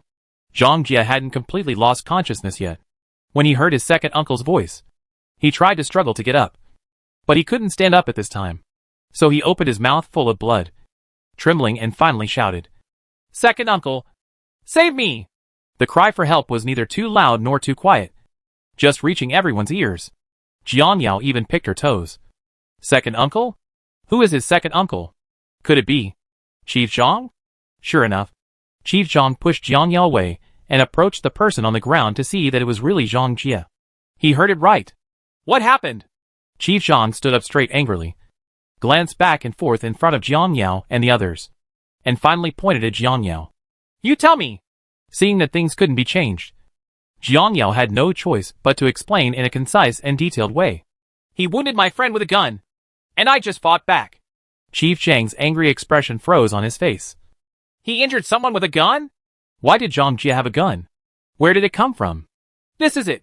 Jiang Yao handed the gun in her hand to Chief Zhang. Chief Zhang took it and took a closer look. Only those on duty had this kind of gun. Where did Zhang Jie get it? His falcon-like eyes stared at Zhang Jie on the ground. Where did you get the gun? Did you hurt someone? They messed with me first. Zhang Jie moved his fingers and rolled his eyes back and forth. But he didn't dare to meet his second uncle's eyes. Chapter 34 Causes Misunderstanding. Chief Zhang didn't believe Zhang Jie's evildoer complaint. When he thought about him coming to see him in the afternoon, he knew why he was lying here. Chief Zhang stood up and glanced at the only three remaining accomplices behind Zhang Jie. The others had already disappeared when Chief Zhang appeared. You were all called here by Zhang Jie? The few people in front were afraid of Chief Zhang's majesty, so they replied solemnly, Yes, he asked us to come. Get out of here. If I see you hanging out with him again next time, I won't let you go. Yes, yes, let's leave now. As soon as they finished speaking, the three of them ran away separately. Jiang Yao glanced at Zhou Jin and then at Chief Zhang, wondering what he meant. Chief Zhang turned around and ordered his subordinates. Take him back to see a doctor. Yes. The two approached Zhang Jie, carefully lifted him up, and carried him to the infirmary. When Zhang Jie was taken away, he was still unwilling to give in. He shouted at the top of his lungs. Second uncle wants to make the decision for me. Chief Zhang pinched the bridge of his nose tiredly, and waited until the others walked away before he slowly started discussing with Jiang Yao and others. I know very well what my nephew is like. It's his fault for causing you trouble today. I apologize to you on his behalf. Chief Zhang solemnly saluted to several people. and then spoke when Jiang Yao opened his mouth. If he comes to cause trouble again next time, feel free to inform me. Jiang Yao didn't expect Qi Zhang to be so reasonable, and his expression softened a lot. I was too harsh and offended. It's okay. It's a small fight. It's common in the base. You guys don't know it when you first come here. You should get to know it slowly. Qi Zhang was very generous and did not hold Jiang Yao responsible for the beating. Although he felt sorry for his nephew, he would not favor him. In this world, he has only one relative, Zhang Jie. Zhang Jie has been spoiled since he was a child and has developed a domineering and flamboyant personality. As a result, he now grabs good things whenever he sees them. Although he is dissatisfied, he can only turn a blind eye. After all, the end of the world is here, and people always plan selfishly for themselves. How many days can the old rules be maintained? In less than 2 days, the base will be in chaos. It just so happens that you are all here. Let me tell you all about the situation in Fuxing's apartment. Fuxing apartment is... Zhou Jin interrupted Qi Zhang with a confused look on his face. Jiang Yao looked at Zhou Jin and explained softly. It's the house at the foot of the mountain. I booked a house with Chief Zhang today. I planned to come back to discuss it with you, but I didn't have time yet. Hearing this, Zhou Jin nodded clearly. Speaking of this matter, I also want to ask Chief Zhang to find someone. Commander Zhang didn't care. Oh, what's his name? My name is Cheng Nansheng. He is my friend. He should live in Fuxing apartment. As for the house, he may have taken care of it for me. Cheng Nansheng? A picture suddenly appeared in Chief Shang's mind. There seems to be such a person. I heard that he bought 3 houses with great wealth as soon as he came here, saying that he prepared them for friends. Could it be that what he said was you? Not only is he rich and powerful, he is simply inhumane. The day Cheng Nansheng was born, the spiral sound of 7 helicopters never stopped. The planes contained all his belongings, which were sorted until the afternoon of the next day, which showed that the supplies were very rich. His feat caused quite a stir at the time, and everyone wanted to curry favor with him. But Cheng Nan was so warm-hearted and cold-hearted that he rejected them all. But what Chief Zhang didn't know was that 4 of the 7 helicopters belonged to Zhou Jin. Seeing that Chief Zhang knew Cheng Nansheng, Zhou Jin was immediately happy and asked, Can I go in to find him? As long as you can get in, you don't have to worry about the house. Chief Zhang did not give a positive answer. Since he has prepared a house for you, this matter will be easier to handle. Let's do this. I'll send a letter to him tomorrow and ask him to come out to pick you up. That's fine. Jiang Yao listened to the two talking happily and couldn't say anything for a while. But she understood the meaning clearly. It turns out that Zhou Jin had asked a friend to prepare a house a long time ago, and she could move in as soon as she contacted her. So why should she worry about them? Jiang Yao couldn't help but warn herself. Don't think that after living in a group for a few days, you really think that you have blended in. Don't forget that people are lonely in the end. Jiang Yao silently stepped out and returned to the room alone, thinking of the food she bought in the afternoon. Jiang Yao took it out from the space and didn't know what to do with it. Forget it. Just think of it as the last time we get along. They may move away tomorrow. She was the only one in the room. Jiang Yao was too lazy to do it herself. So she threw the food into the space and let the machine cook. During this period, she just laid out all the kitchen utensils and pretended to be cooking. Half an hour later, the meal was finally ready. Jiang Yao went out to call someone, and happened to see the back of Chief Zhang leaving. Zhou Jin and Zhou Han walked over shoulder to shoulder. Zhou Han still had a smile on his face, which was very eye-catching. You are back. Just in time. Let's have dinner together. After speaking, he looked at Zhou Jin and said, Go and call your uncle and aunt over. Good. Zhou Jin turned back and entered the Zhou and his wife's house. Zhou Han followed Jiang Yao into the house and saw a table full of dishes on the small dining table, with an exaggerated expression on his face. Io, you made all of these? It smells so good. Well, I made it. Come sit down and eat. As soon as Jiang Yao sat down, she saw Zhou Jin walking in with her family. Li walked at the end. His arm had been bandaged. Brother Yi, why didn't you call me when you left just now? Zhou Han walked over and touched Li Yi's injury, and said worriedly, How is it? It's not serious. Right. Li smiled and nodded, holding Zhou Han's with his other hand. It's not serious. It's just a broken skin. It's okay. Okay. Come over and eat quickly. Io made it herself. It's delicious. Zhou Han pulled Li Yi to sit down and gave everyone chopsticks. Mother Zhou showed a gentle smile when she saw the dishes on the table. Since we escaped, we haven't had such a sumptuous meal for a long time. Jian Yao. Thank you. Jian Yao smiled and shook her head. Auntie, you're welcome. Looking at the sumptuous meal, Zhou Jin's eyes were full of tenderness, and even his outline became softer. Thinking of what I had just discussed with Chief Zhang, I decided to talk to Jian Yao tomorrow. Motherly listened without saying a word. Her eyes had long been attracted by the food, and she wanted to eat it quickly. Use your chopsticks. As soon as Jian Yao finished speaking, Motherly couldn't wait to pick up a piece of fish and put it into her mouth, with a look of enjoyment on her face. The others also ate happily. Only Zhou Jin remained a rare gentleman. Dinner was eaten very quickly, and within half an hour, everyone left with their stomachs filled with satisfaction. Only Zhou Jin stayed behind to quietly clean up the dishes and wash them in the sink. Chapter 35 Precursors of a Major Earthquake. You are back. Just in time. Let's have dinner together. After speaking, he looked at Zhou Jin and said, Go and call your uncle and aunt over. Good. Zhou Jin turned back and entered the Zhou and his wife's house. Zhou Han followed Jian Yao into the house and saw a table full of dishes on the small dining table, with an exaggerated expression on his face. Io, you made all of these? It smells so good. Well, I made it. Come sit down and eat. As soon as Jian Yao sat down, she saw Zhou Jin walking in with her family. Li walked at the end. His arm had been bandaged. Brother Yi, why didn't you call me when you left just now? Zhou Han walked over and touched Li Yi's injury, and said worriedly, How is it? It's not serious. Right. Li smiled and nodded, holding Zhou Han's with his other hand. It's not serious. It's just a broken skin. It's okay. Okay. Come over and eat quickly. I'll made it herself. It's delicious. Zhou Han pulled Li Yi to sit down and gave everyone chopsticks. Mother Zhou showed a gentle smile when she saw the dishes on the table. Since we escaped, we haven't had such a sumptuous meal for a long time. Jian Yao. Thank you. Jian Yao smiled and shook her head. Auntie, you're welcome. Looking at the sumptuous meal, Zhou Jin's eyes were full of tenderness, and even his outline became softer. Thinking of what I had just discussed with Chief Zhang, I decided to talk to Jian Yao tomorrow. Motherly listened without saying a word. Her eyes had long been attracted by the food, and she wanted to eat it quickly. Use your chopsticks.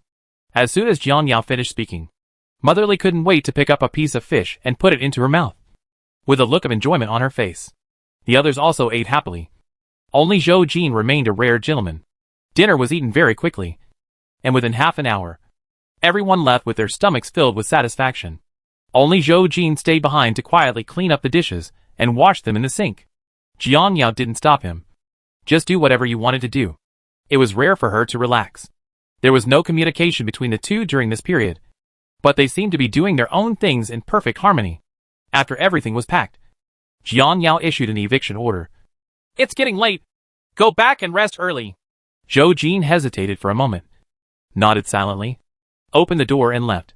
The moment he closed the door, a cold wind blew in, making Jian Yao shiver. The temperature difference between day and night is getting bigger and bigger. It was close to 10 o'clock, and the indoor temperature was already close to -5 degrees. There was no air conditioning in the room, and the bed was covered with thick quilts, and it still felt very cold. Jian Yao took out the electric oven and placed it next to the bed, wrapped herself tightly with a little heat, and fell into sleep. In the middle of the night, Jian Yao was woken up by the cold. She took out a quilt from the space and put it on her body, but it didn't seem to work very well. I measured it with a thermometer and found that the temperature had dropped to -20 degrees, which was too abnormal. Not sure if the people in the container could survive such a cold night. Jian Yao stood close to the electric oven and wanted to sleep again. Boom! There was a loud noise not far outside, like thunder, and a bit like the sound of a large truck crossing the road. Jian Yao didn't doubt his presence, and thought it was the base transporting something else, but didn't think any further. At 7 o'clock in the morning, she didn't poke her head out of the quilt until there was a noise outside. Why is it so noisy? Did someone really freeze to death last night? Jian Yao collected the electric oven and the extra quilt, dressed neatly, and opened the door. I saw white flowers outside the door, dense snowflakes floating in the air, and a foot of snow accumulated on the top of the container. People passing by were all wearing down jackets and military hats, holding small basins in their hands and lining up to receive breakfast. Snowflakes fell on their shoulders, and did not melt for a long time. Snow falling in April? After Jiang Yao was surprised. He also calmed down. Kaka Mountain is located at the northern end and has a high altitude. Snowing is not unusual. However, there is usually a large temperature difference between day and night. But today is very abnormal. The temperature did not rise but dropped. Is there another disaster going to happen? What are these? Not far away. Several people were squatting together, pointing at a large black thing on the ground and discussing. Jiang Yao walked over doubtfully, wanting to take a closer look. When she first stepped into the snow, she felt a soft feeling under her feet. Move your feet away and look down. A dark thing emerged from the snow, with round ears and a slender tail. It looked like mouse. Jiang Yao was so frightened that she jumped up. When she looked carefully, she saw that there was a black patch of black under the snow, which was full of rat corpses. It was horrifying to see. So, the crowd in front was also looking at rat corpses. What's going on? It's too cold. Are you freezing to death? It's impossible. Mice can dig holes. How could they all escape overnight and freeze to death? The container next to it was opened, and Johan walked out holding Sweetheart, who was as white as snow. When he saw Jiang Yao on the right, she took the initiative to approach. Io, it's too cold today. This day is too abnormal. You should wear more clothes. What are you looking at? Johan was full of curiosity and followed Jiang Yao's gaze. Ah, rat. This look almost sent her away. Woof woof. Sweetheart hid behind his owner, frightening the dog to death. Densely packed, piled one on top of the other. What's wrong? Zhou Jin and Li ran towards them at the same time, thinking something had happened. Johan's face turned pale. He pointed at the ground and trembled. They are all mice. All dead? As soon as they finished speaking, the two of them noticed the black object on the ground. What's going on? Rats committed mass suicide? Li Yi's rich imagination made Jiang Yao roll her eyes frequently. Li didn't notice, and continued to have whimsical thoughts. It's so cold. I don't know if the floodwater outside is frozen. If it freezes, it will be fine, and the water level should not rise. These words reminded Jiang Yao. She suppressed her nausea and stepped on the corpse to get closer to the edge of the wall 100 meters away. The three of them didn't know what was going on and followed them one by one. Tianxing couldn't bear it, and after digging a path out of the corpse with her claws, she followed him belatedly. 5 minutes later, the four people stood on the wall and looked down, all 10 eyes full of surprise. The flood is gone. It disappeared quietly. The black ground was exposed, with unfathomable gaps on the ground. Each gap was at least 2 meters wide. Johan was so exaggerated that he couldn't even speak clearly. What? What is going on? Zhou Jin was rarely troubled. He had never seen such a scene before. The ground collapsed? Not just him. Probably everyone here has never seen it. Jiang Yao frowned, thinking of the roar last night and the rat corpses on the ground. Could it be related to this crack? Or should I say, this is a sign of a catastrophe. Tsunamis, floods, extreme heat and cold, and then some. Jiang Yao held the railing tightly, with a dying expression on her face for the first time. It's an earthquake! A major earthquake capable of destroying all. Chapter 36. The real apocalypse is coming. It is obvious that a major earthquake will occur a year later. Why is it so far in advance? Earthquake? The three of them shouted in unison, covering their mouths in surprise. Zhou Jin looked at Jiang Yao. How do you know? Jiang Yao stared at the cracks. I guessed it. But whether that's true or not, we have to figure out how to save ourselves. The most important thing is that we definitely can't stay at the base. This is just at the foot of the mountain. If the mountain collapses due to an earthquake, all of them will be buried here. But where should they go? Jiang Yao knew nothing about the terrain here. Let's go find Chief Zhang to find out. He will definitely receive notice in advance. Zhou Jin stared at the abnormal ground and believed Jiang Yao's words. Jiang Yao had this intention. Let's go! No matter what. She couldn't wait. Zhou Jin was leading the way. Chief Zhang had told him where he lived last night, and once he contacted Cheng Nansheng. He asked him to go over and get together with him. The group finally arrived at the camp where Chief Zhang was located, but when they stepped forward to ask, they learned that Chief Zhang had an emergency meeting and had no time to see them now. Jiang Yao and others were arranged in an office, waiting boredly for the meeting with Chief Zhang to end. Just when everyone was at a loss what to do, a tall and handsome man wearing a green mink coat appeared at the door. He seemed to be carrying light when he walked in, except for Jiang Yao. Everyone else was surprised. Chung Nansheng! Brother Chung! Brother Jean! Chung Nansheng said in surprise. The three people swarmed up and surrounded the man. The moment Zhou Jin saw Chung Nansheng, a relaxed smile finally appeared on his face. The two families were family friends, and they were brothers who grew up naked together when they were very young. Chung Nansheng, a half-hearted man, risked his life to save his life due to cramps in his swimming legs. For Zhou Jin, Chung Nansheng is his lifelong good brother and younger brother. Chung Nansheng, with his slick-back hair and a sunny face, hugged Zhou Jin tightly. I finally see you. The day after I left, there was a flood in Xiqing. I thought you, well, just be safe. At this point, Chung Nansheng choked up and forced back the moisture from the corners of his eyes. Zhou Jin listened to Chung Nansheng's sincere voice, and the curvature of the corners of his mouth became wider and wider.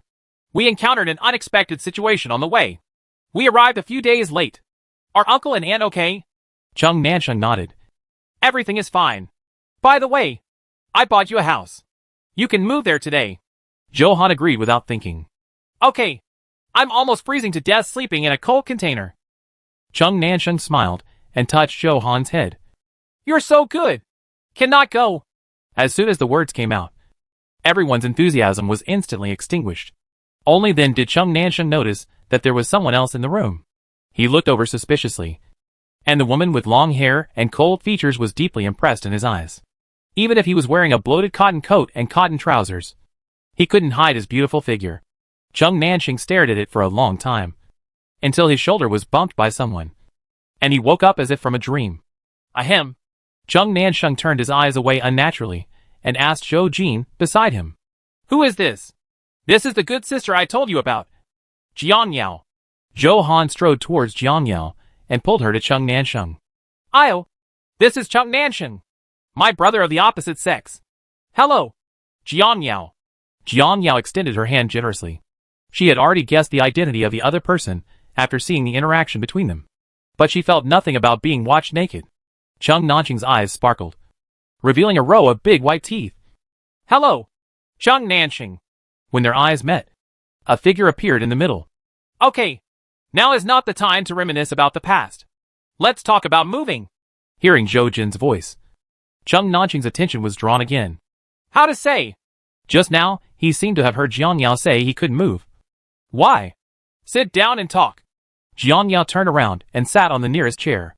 Several people found chairs and sat down. In the quiet office, it felt like a meeting.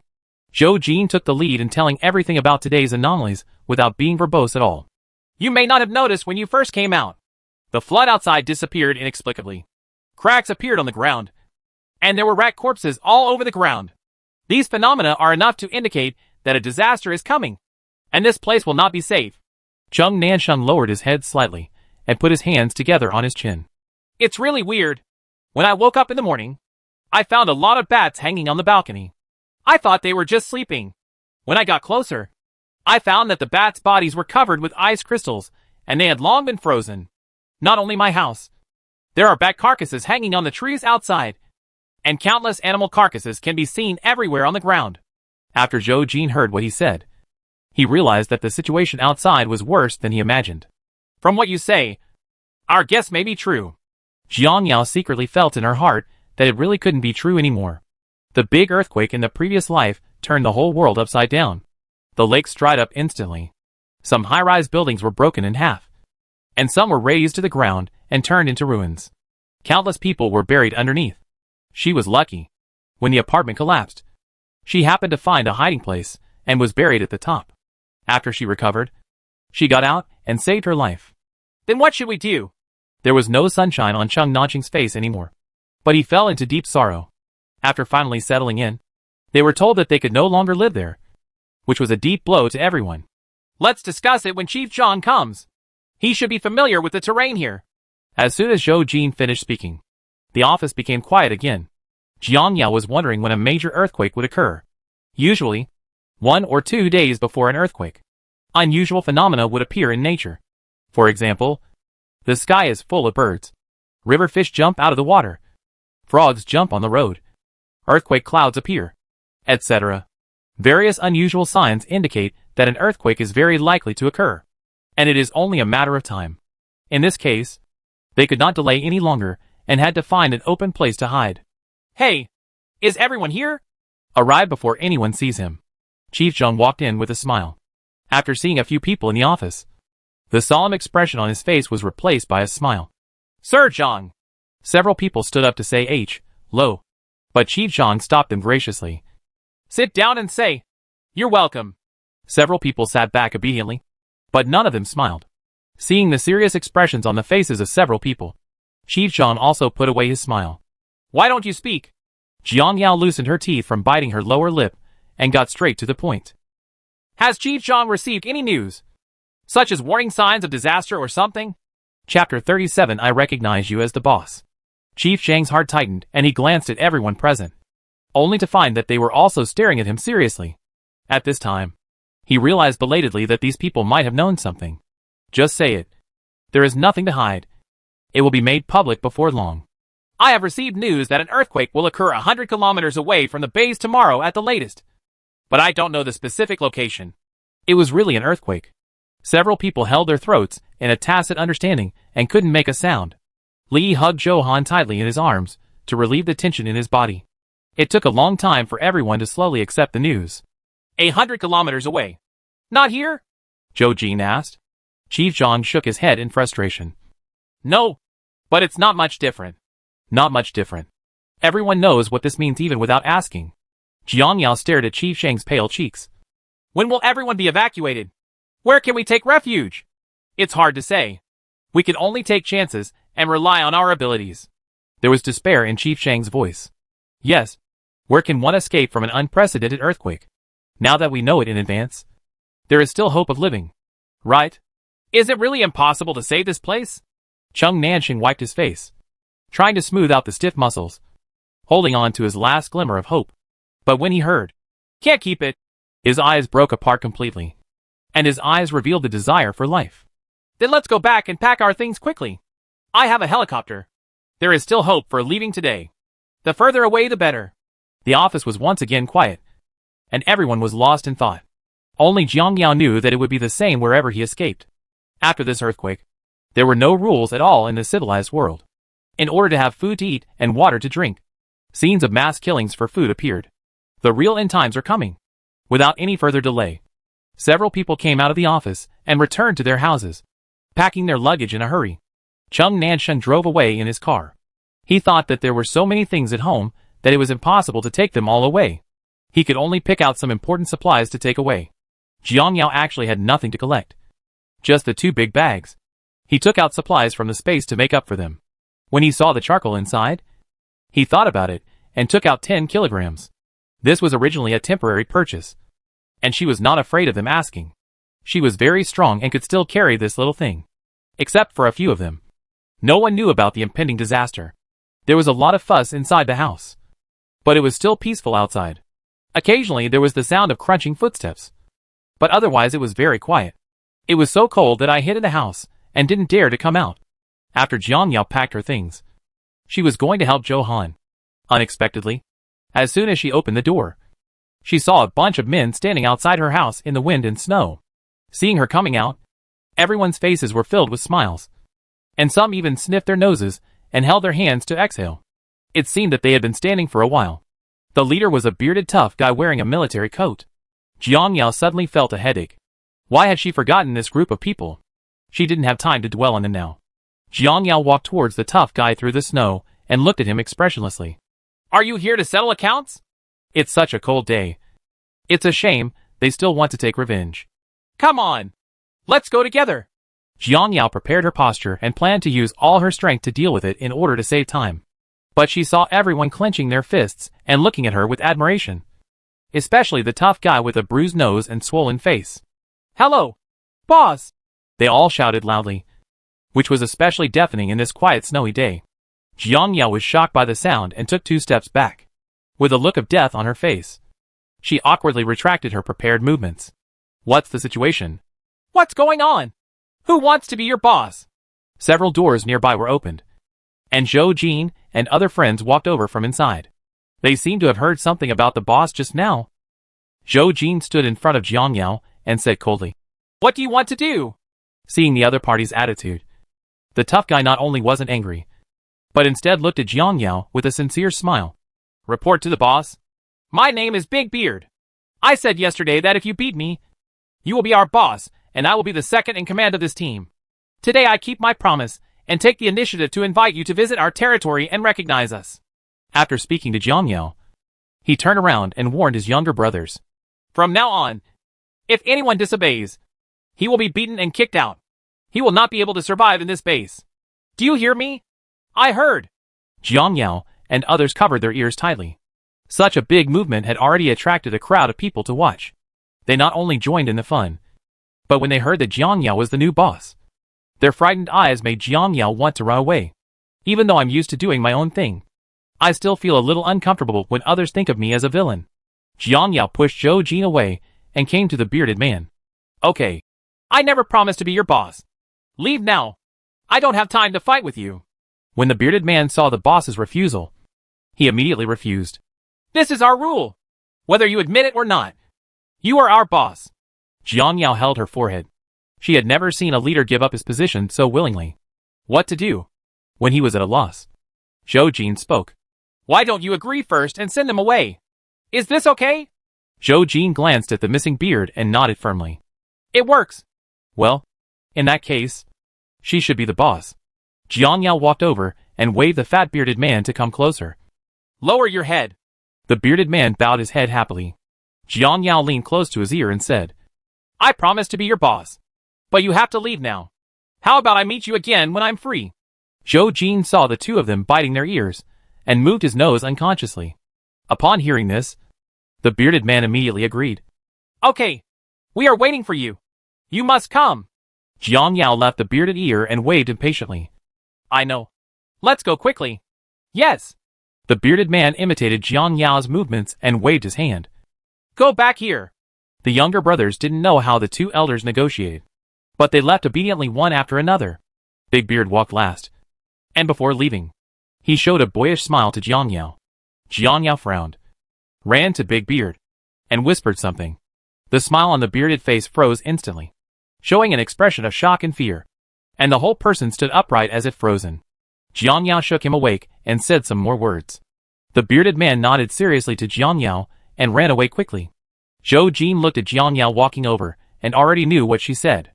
Have you all packed up? Zhou Han nodded. Almost. Zhou Jin looked embarrassed. I want to go to Fuxing apartment. Chapter 38 Going to Mengsheng. There were still his things in the apartment, and he couldn't give everything to Cheng Nansheng. Zhou Han also wanted to take a look. I'll go with you. Li definitely followed his girlfriend. I'll go too. Their things have been packed up, and the four elders are also helping to take care of them. So there is still time for a trip. The three of them looked at Jiang Yao, and then at the domineering Hummer. They didn't ask Jiang Yao where the car came from, but they all understood in their hearts. Jiang Yao actually wanted to take a look. There were mostly rich people in Fuxing apartment, and there might be a lot of supplies that could be exchanged. Let's go. Let's go back quickly. Good. Several people quickly got into the car. Jiang Yao started the car. Sit tight. As soon as he finished speaking, the car flew out like an arrow that had escaped from the string. The wheels had been modified so that it could drive as well as on flat ground, whether in mountains or snow. Fuxing apartment seems to be at the foot of the mountain, but in fact it is about 100 meters away. An isolation zone has been established between the two to prevent large beasts from the mountain from descending in search of food and attacking humans. There are also many things similar to artillery carts installed in the isolation zone, probably like walls, to protect against something. Jiang Yao and the others quickly stopped in front of Fuxing's apartment. They saw rows of 6-story white buildings close together, with security guards guarding the gate. The four of them were about to go in, but were stopped by the security guard, who was holding a baton and glaring at the intruder fiercely. Who are you? You can't just go in here. Zhou Jin stepped forward and explained. I'm looking for Cheng Nansheng. Please do me a favor and call him out. Cheng Nansheng? The security guard looked at Zhou Jin back and forth a few times, then changed his attitude to compliments. You guys wait here for a while. I'll be back as soon as I can. Looking at the security guard running away, Zhou Han was confused. Why did his attitude change so quickly? He was quite fierce just now. Maybe it's because of Brother Cheng. Li shrugged. The security guard's attitude changed when he heard Brother Cheng's name just now, which is enough to illustrate Brother Cheng's status here. A few minutes later, Chung Nanqing's figure appeared, followed by the security guard from before. The door was opened, and Zhou Jin walked in with the three of them, meeting Chung Nanqing's surprised smile. "Why are you here? Everything is packed?" Zhou Jin nodded. "Well, let's see if there is anything you need help with, and lend a hand." "Yes, I'm worried about the lack of manpower. Come with me." Chung Nanqing put his arm on Zhou Jin's shoulder and walked inside first, followed by Jiang Yao and the others. After entering the apartment, I realized that the decoration inside was actually very ordinary, just like the fine decoration of ordinary people's homes, without any characteristics. But compared to the containers, it is indeed much warmer here. A few people stopped talking and joined in the process of packing. Chung Nanqing threw away many useful things, such as computers, fitness machines and heating items. Jiang Yao felt distressed when she saw it. She put those small things into the space when no one was paying attention. As for the fitness equipment, she should wait until they all go out. Seeing that everything was almost done, Jiang Yao planned to go out for a walk to see if there was anything she could use. Unknowingly, she came to a place that looked like a factory, with a lot of cutwood and bricks placed inside, and cement and sand piled in the yard like a hill. Looks like materials for building a house, etc. Build house? After the earthquake, the buildings here should be buried. What if they escape by chance and have no place to live? Jiang Yao was very happy when she saw the supplies. Didn't they just come to her door? Time waits for no one. Jiang Yao quickly found the person in charge here. Brotherly. Brotherly looked at Jiang Yao doubtfully. "You said you wanted to buy these materials?" Jiang Yao nodded. "Yes. Can you sell it to me? The price is not an issue." Brother Li's frown relaxed. He was worried about what to do with these things. The people above just came to explain that all construction work would be suspended. These materials would not be needed in the past month. Seeing that it was about to go to waste, someone came to the door and wanted to buy it. Brotherly had no reason not to agree. "Okay, if you can eat it, you can take away all 5 million. 5 million? Jiang Yao wanted to curse. The things in the courtyard can only build a 3-story small foreign-style building at most. But the high price of 5 million is offered. It's really a trap. She is the one who is willing to be cheated. Jiang Yao gritted her teeth. "Okay, I bought it. When I left, I only withdrew 10 million in cash, and used a lot during the period. After spending 5 million, there was no cash at all. Now is not the time to think about these things. The most important thing is to take care of the things in front of you first." Brotherly originally had a meeting to hold, and left after Jiang Yao paid the money. Before leaving, he generously lent the factory truck to Jiang Yao. "Here's the car key.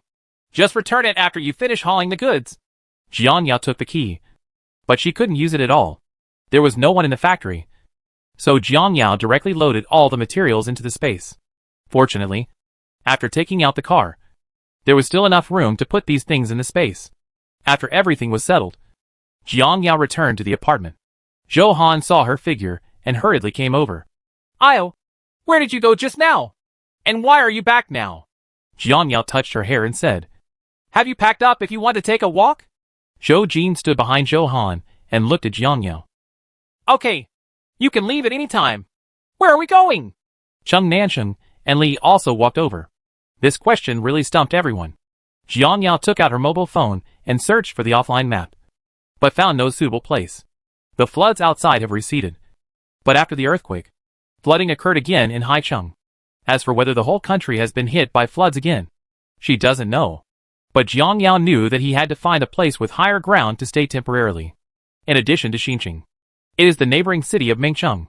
"Go to Mengcheng." Jiang Yao expressed her thoughts. The four of them looked at each other and remained silent without answering. But to them, Jiang Yao was already the backbone of the team, and what she said was very credible and had to be believed. Zhou Jin nodded first.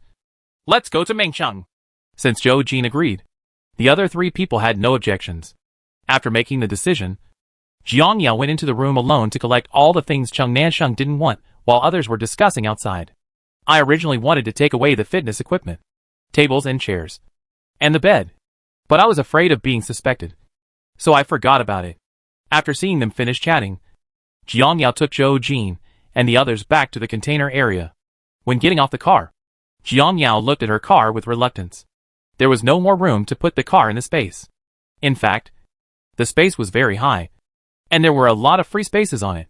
But there were things on the ground, so it was impossible for her to hang the car on it. It would be nice if it could be divided into 3 floors, like a small Western-style building. Jiang Yao probably understands the conditions for space upgrade. She just bought so many building materials. But for the work of layering, can the space be built automatically? A bright light like a thread suddenly flashed in her mind. Jiang Yao was delighted. This was a signal from space to her. Chapter 39 Chief Shang's Request. At a glance, the space did not live up to her expectations. The floors were actually divided into 3 floors, which could accommodate more supplies. Some of the cement and river sand that were just installed have been reduced, and it seems that they are used to make floors. Jiang Yao understood that she wanted something, and the space just had these materials, so she could present what she wanted and transform it into something that could finally be used. For example, the cooking machine, the deer jumping in the fence, and the red-eyed fish in the pond. Weren't they exactly what she was thinking about at that time? Zhou Han didn't see Jiang Yao's figure. When he poked his head out of the house, he saw Jiang Yao standing beside the car, wondering what was wrong. "Io, what are you doing?" Hearing the sound, Jiang Yao came out of consciousness and walked into the house. "Here he comes!" As soon as she entered the house, she found that everyone had packed up and was waiting for her. There were not many things, but they were all necessary. "Let's go!" They had already discussed with Cheng Nansheng to meet in the large square surrounded by walls. "Okay." Several people shouldered their burdens at the same time, pulled their suitcases, and walked out the door. However, before taking a few steps, Jiang Yao felt a slight shaking under her feet. In her previous life, she experienced many earthquakes, large and small, and was particularly sensitive to the shaking of the ground. Seeing that Jiang Yao didn't follow, Zhou Han turned around and saw her standing outside the house, looking at the ground in panic. "Io, why don't you leave?" Zhou Han's voice caught everyone's attention, and they all turned around and looked at Jiang Yao curiously. Zhou Jin put down her bag and walked to Jiang Yao. "What's wrong?" Jiang Yao bit her lip. "Don't you feel the ground shaking?" "No." Several people shook their heads. Hearing this, Jiang Yao breathed a sigh of relief. It must have been her misunderstanding. "It's okay. Let's leave quickly." Several people arrived at the square quickly, but they didn't see Cheng Nansheng's helicopter. They thought he hadn't packed it yet, so they put down their luggage and waited in the square. Cheng Nansheng was surrounded by a group of people. They were the staff of the privately established community office in the so-called wealthy area. The leader was a pot-bellied middle-aged man named Chen He. He stood upright. From the back, he thought he was a gentleman, but when you saw his wretched face and greedy eyes, you knew he was a gentleman, not a good bird. As expected, Cheng Nansheng stood in front of the plane angrily. "You are robbing me openly. Why can't my plane take off?" Chen He said sternly. "Today is a special period. All planes cannot take off, and you are no exception." "Huh?" Cheng Nan laughed angrily. "Why can't you take off? Can you give me a valid reason?" Seeing that Cheng Nansheng was a tough guy, Chen He immediately changed his attitude and saw the man showing a kind smile. "The base is currently short of supplies. To be honest, we, as members of the base, should make some contributions to the people. I want to use your plane to transport some supplies. I don't think you will refuse." But Cheng Nansheng had long seen through Chen He's intention. He just wanted to swallow his plane. He found a high-sounding excuse. Did he really think he was easy to deceive? When he first came here, Cheng Nansheng didn't understand the situation here. The office lied to him that everyone had moved the helicopter as public supplies. He didn't think much and just borrowed 5 helicopters to go out, thinking that he wouldn't need them after arriving at the base. How could he know that it wasn't safe here either? Later, when he went to ask for them, he was told that they were all broken, and he hated himself for being so naive. "There are so many helicopters in the back mountain. Why do you choose to use mine? I'm afraid you are uneasy or have good intentions. Get out of the way. Don't blame me for being rude." There was a lot of noise at this end, and the people in the square were also waiting impatiently. Zhou Han stood on tiptoes and looked hard towards the foot of the mountain. Brother Cheng has encountered something. Right. Why hasn't he come out yet? Do we want to go take a look? Zhou Jin thought for a moment and made a decision. "You guys wait here. Li and I will go over and take a look." Jiang Yao put down her big bag and followed the 2 of them. "I have a car. Let's go with you." Good. The 3 of them drove quickly and met Qi Zhang, who was on duty outside the apartment. When Qi Zhang saw a familiar person, He waved his hands to signal Jiang Yao to stop. The three of them opened the car window without knowing why. And Zhou Jin asked, "What's wrong? Chief Zhang?" Chief Zhang was silent for a moment and looked at the three of them. "I have a request. I hope you can agree to it." "What's the matter?" Jiang Yao asked. "Can you take Zhang Jie with you when you leave?" The three of them looked at each other. Chief Zhang knew that his request was abrupt. But Zhang Jie was his only relative. And he also hoped that he would be safe. "I know this request is excessive. And he has also caused trouble for you. But he is my only relative. And I don't want him to take risks with me. My family members died in the flood. I saved countless lives, but failed to lend a helping hand to my relatives. I feel guilty, but do not regret it. As for Zhang Jie, I promised his dead parents that I would take good care of him. But now, I promise." "What?" Chief Zhang thought he heard wrongly. Jiang Yao repeated it again. "I promise to take him away. But after he leaves, I won't care where he wants to go. Okay." Chief Zhang was so excited that he said, "Okay, a lot." "Thank you very much." "Thank you." Zhou Jin and Li looked at Jiang Yao. They didn't understand why she agreed. But there must be her reason. Jiang Yao shook her head indifferently. "It's okay. We are leaving soon. Please take him to the square quickly." "Good." Chief Zhang turned around and said a few words to the subordinate behind him.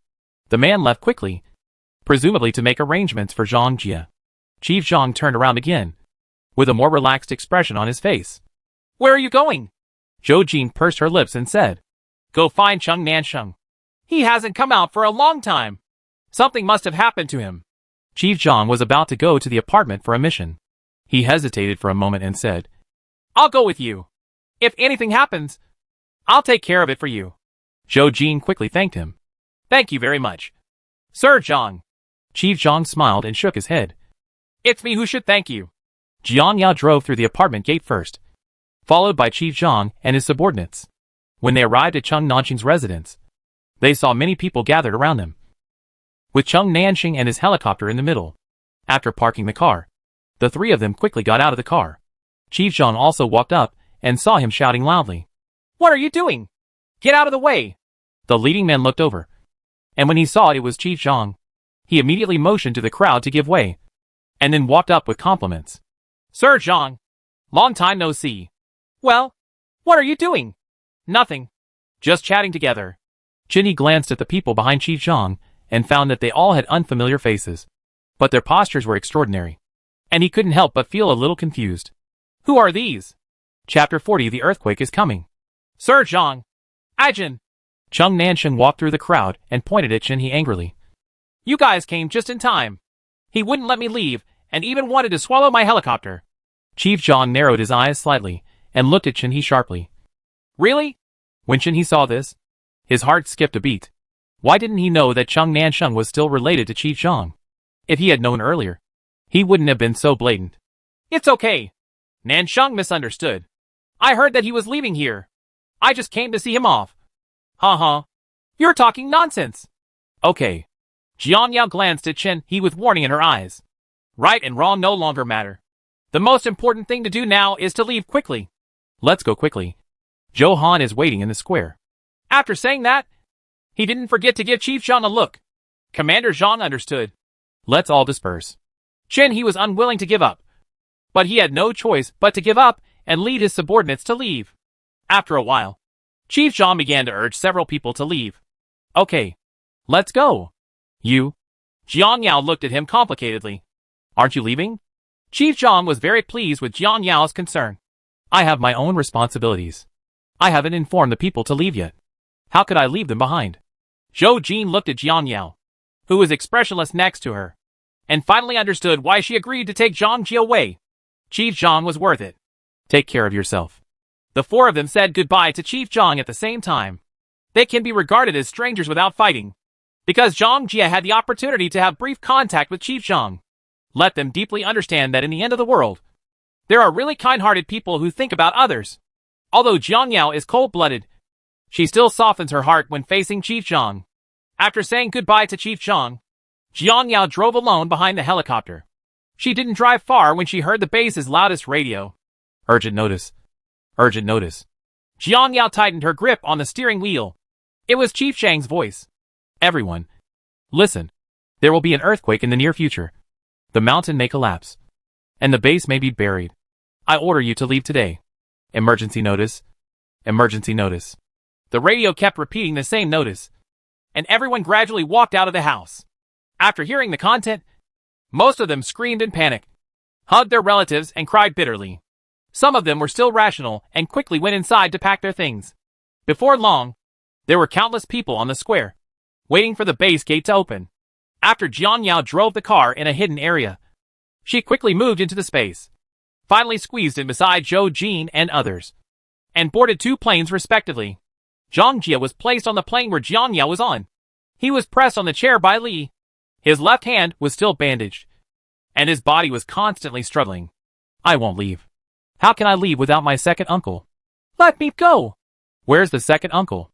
What did you do to him? I want to go down. Jiang Yao was impatient because of the quarrel. Shut up. Chief John can put down his face and fight for your life because he regards you as a true relative and hopes that you will not let him down. Zhang Jia's eyes were red, and he understood what his second uncle meant. It was only at this moment that he suddenly realized that he was extremely disgusted with the ignorant self at the beginning, and regretted that he did not listen to his second uncle's words and respect him properly. Now I understand.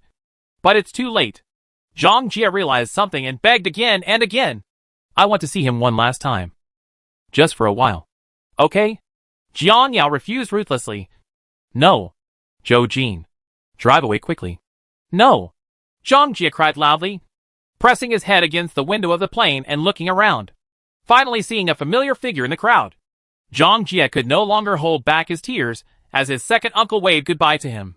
The propellers kept spinning, but the plane hadn't left the ground yet. What's going on? Jiang Yao frowned. Zhou Jin looked ahead. The plane was caught and can't leave. Not just 1 or 2 people, but a group. Sounds could be heard vaguely through the window, and a few hands could be seen pressing against the window. Let us go up. We want to go too. Open the door. Open the door quickly. We can't leave. And you can't leave either. Jiang Yao clenched her fists, opened the cabin door without saying a word, and kicked away the big man standing outside the door. Another person desperately climbed into the plane. Jiang Yao showed no mercy and kicked them out one by one. This can't go on like this. Li also kicked a few times and found that there were more and more people. When Commander Zhang, who was maintaining order in the distance, saw this scene, he hurriedly brought people over and pulled out the people who kept getting into the plane, cooperating inside and outside, but without any effect. Chief Zhang decisively took out the pistol from his waist and shot into the sky. Boom! There was dead silence in the square, and everyone was staring at Chief Zhang's position. Whoever dares to act foolishly will not be able to get out. Commander Zhang's words were very intimidating. No one around the 2 helicopters dared to cause trouble. Zhou Jin and Cheng Nanxing successfully drove the plane off the ground. But just a minute after leaving, the ground beneath their feet suddenly collapsed on a large scale, and the people in the square fell to the ground one after another, rolling back and forth like a roller coaster. Boom! A huge sound resounded throughout the world, and trees in the distance fell one after another. You could clearly see that the ground was rolling like waves, rapidly extending towards the base, and everywhere it went was destroyed. It's an earthquake. Jiang Yao looked at the location of the square in disbelief. How could it be such a coincidence that an earthquake occurred just after they left? Everyone in the cabin turned pale with fear, covering their mouths and looking at the constantly shaking and collapsing ground below. Chief Zhang's figure was quickly lost in the crowd. In just a few seconds, the entire base was instantly moved to the ground, and a huge pit even appeared, with many people buried at the bottom. Dust flew up into the air, blocking their sight. Zhang Jia looked at a certain place with tears streaming down his face in despair. He just saw his second uncle being swallowed up by a giant pit. Second uncle. Jiang Yao also felt sorry for Chief Zhang. She silently wiped the moisture from the corners of her eyes, and continued to pay attention to the earthquake. The earthquake lasted for about 2 minutes. Not only the base, but also the entire ground beneath our feet had cracks. Some places sunk directly, leaving a black hole with no bottom. The 2 helicopters stayed in the air and did not fly away. They saw with their own eyes that Kaka Mountain could not withstand the shaking, and half of the mountain collapsed, burying the entire base underneath. Some people survived and escaped from the gate, fleeing in all directions. Everything happened so suddenly that Zhou Han couldn't bear the scene and threw himself into Li Yi's arms and burst into tears. Tianxin hid her head in Zhou Han's arms. whimpering in fear. Jiang Yao suppressed her trembling body and turned her eyes away, not wanting to look any further. But she was extremely happy in her heart. If it had been another minute at night, she would have been one of them buried. This world is so cruel. In the face of natural disasters, human beings are so small and fragile. People who were fine just now can't even find their bodies now. Everyone's face showed despair. But they were extremely lucky to be alive. The earthquake stopped and the world fell silent. Looking at the completely destroyed ground, Jiang Yao quickly calmed down and patted Zhou Jin. Let's go. There's no point in staying any longer. Zhou Jin nodded silently, but could not say a word. His face was very pale, and his whole body could not help but tremble. The scene just now was too shocking. Even though he was calm, he couldn't help but break down and cry loudly in the face of the natural disaster. The helicopter passed through the dust, and the people in the cabin were silent. Chapter 41. After the earthquake, the flood broke out again. After the earthquake, Jiang Yao felt that the whole world was quiet, and she could only hear the buzzing sound of the propellers. Several people in the cabin hugged each other and calmed down. Kaka Mountain is more than 2,000 kilometers away from Mengcheng. It takes about 5 hours to fly there.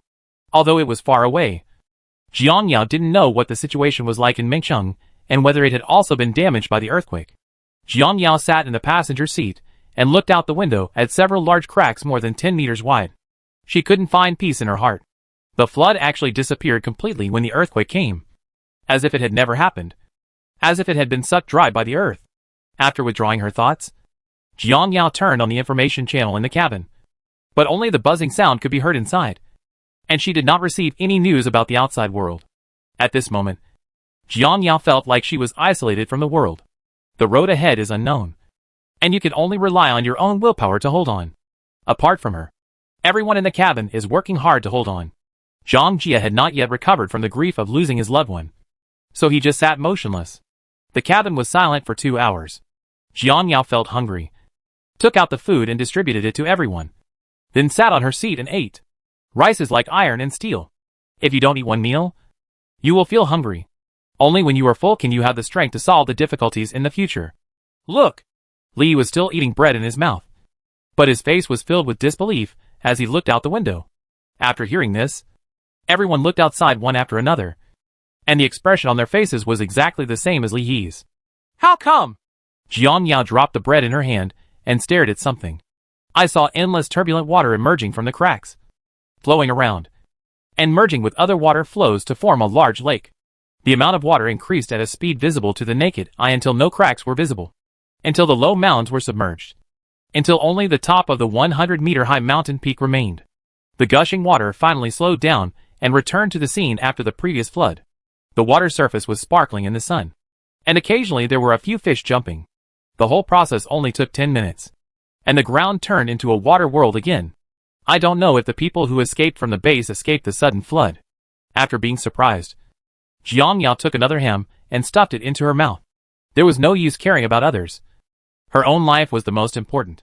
How could this happen? The floodwaters have obviously receded. So why have they risen again? Zhou Han shook his head crazily, unable to believe what was happening in front of him. Maybe when the crust collided, those cracks swallowed up the floodwater.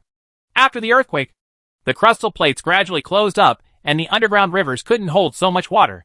So they emerged from the cracks again? Jiang Yao expressed her innermost guess, although she was not willing to believe her own words. This was the only answer that could convince everyone. Li has never read any books and has no doubts about Jiang Yao's explanation. Then we will only be able to move around on the water in the future? Maybe. But at least there are still high-altitude areas that have not been flooded, which can give us buffer time to think about our future lives. Jiang Yao watched as the 100-meter-high mountain top gradually disappeared into the water, and she was even more unsure whether the so-called high-altitude places would be flooded. Because this flood came suddenly and strangely, it may disappear quietly in the future. I hope so. Zhou Jin never spoke, but he was always listening carefully to the conversations of several people. If land disappears, where should humans go to establish a water civilization? Several people stopped talking and ate in silence. Zhang Jia finally picked up the bread in his hand and took 2 bites. Whether it was because he was awakened by Jiang Yao's words, or because he saw the boundless flood, he felt as if he had been given a shot of blood, his eyes full of determination for life. He was the only one left in the Zhang family. Zhang Jie secretly swore in his heart that he would live well. The two helicopters flew for more than 2 hours and had entered the territory of Mingcheng. But the tragedy was that they did not see a piece of land wherever they passed. The plane is running out of fuel. Zhou Jin's cold voice reached everyone's ears, making everyone's hearts beat loudly. Jiang Yao turned her head and looked at Zhou Jin. How long can I hold on?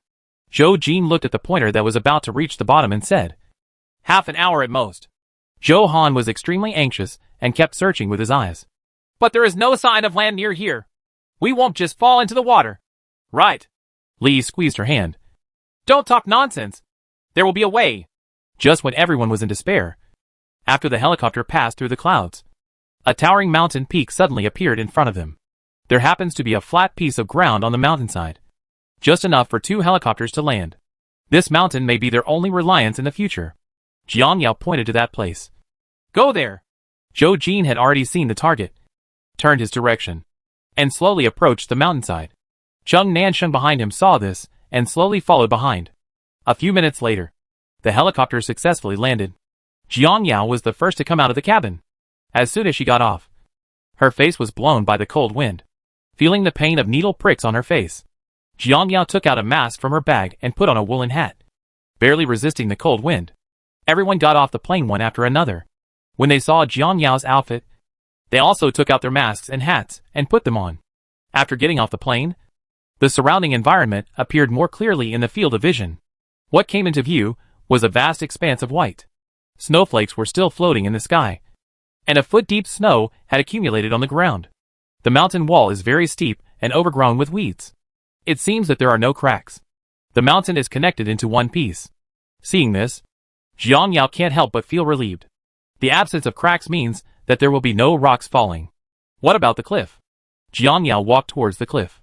100 meters below the mountain was the bottomless flood. At first glance, there were no signs of any building. You don't want your life. Zhou Jin walked up to Jiang Yao and pulled her away from the edge of the cliff.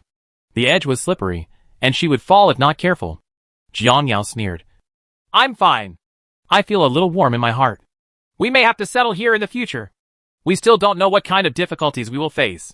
But what is certain is that this mountain is very strong and has not caused landslides or collapses due to earthquakes. It is relatively safe to live here. Jiang Yao faced Zhou Jin and spoke out what was in her heart. She actually didn't care. As long as she had a place to stay, she could survive in any harsh environment. Anyway, there was a lot of supplies in the space. And there were also rubber boats. Maybe she could go out and look for supplies. Chapter 42 Settling on the mountainside at minus 30 degrees Celsius. But in the face of so many people, they must not know about having a space. And naturally the materials inside cannot be taken out at will. Every time I take out something, I have to find various reasons. Thinking of this, Jiang Yao has a headache. Fortunately, she had the foresight to take some out before, so she could use them now. After listening to Jiang Yao's words, Zhou Han had different opinions for the first time.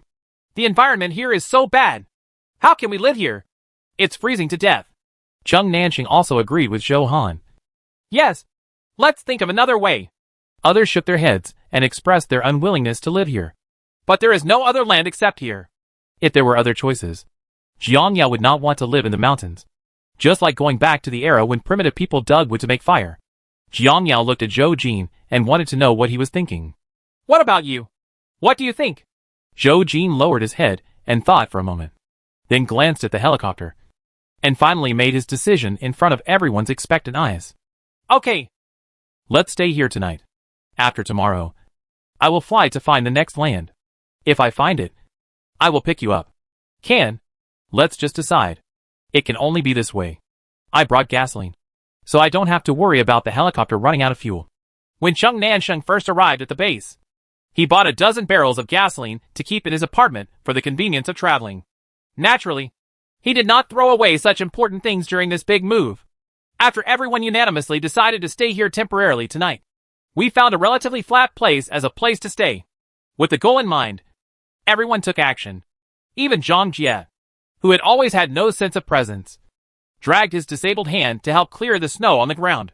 While they were cleaning up the ground, Jiang Yao pulled Zhou Han to the plane and took down the tent to be used, as well as some charcoal and food. When Zhou Han saw a plane full of rich supplies, she was so surprised that she almost fainted. She didn't expect Jiang Yao to be so well prepared. Zhou Han was very moved and hugged Jiang Yao's slim waist with red eyes. Io, you must be the fairy sent by God to save us. You have prevented many disasters for us along the way.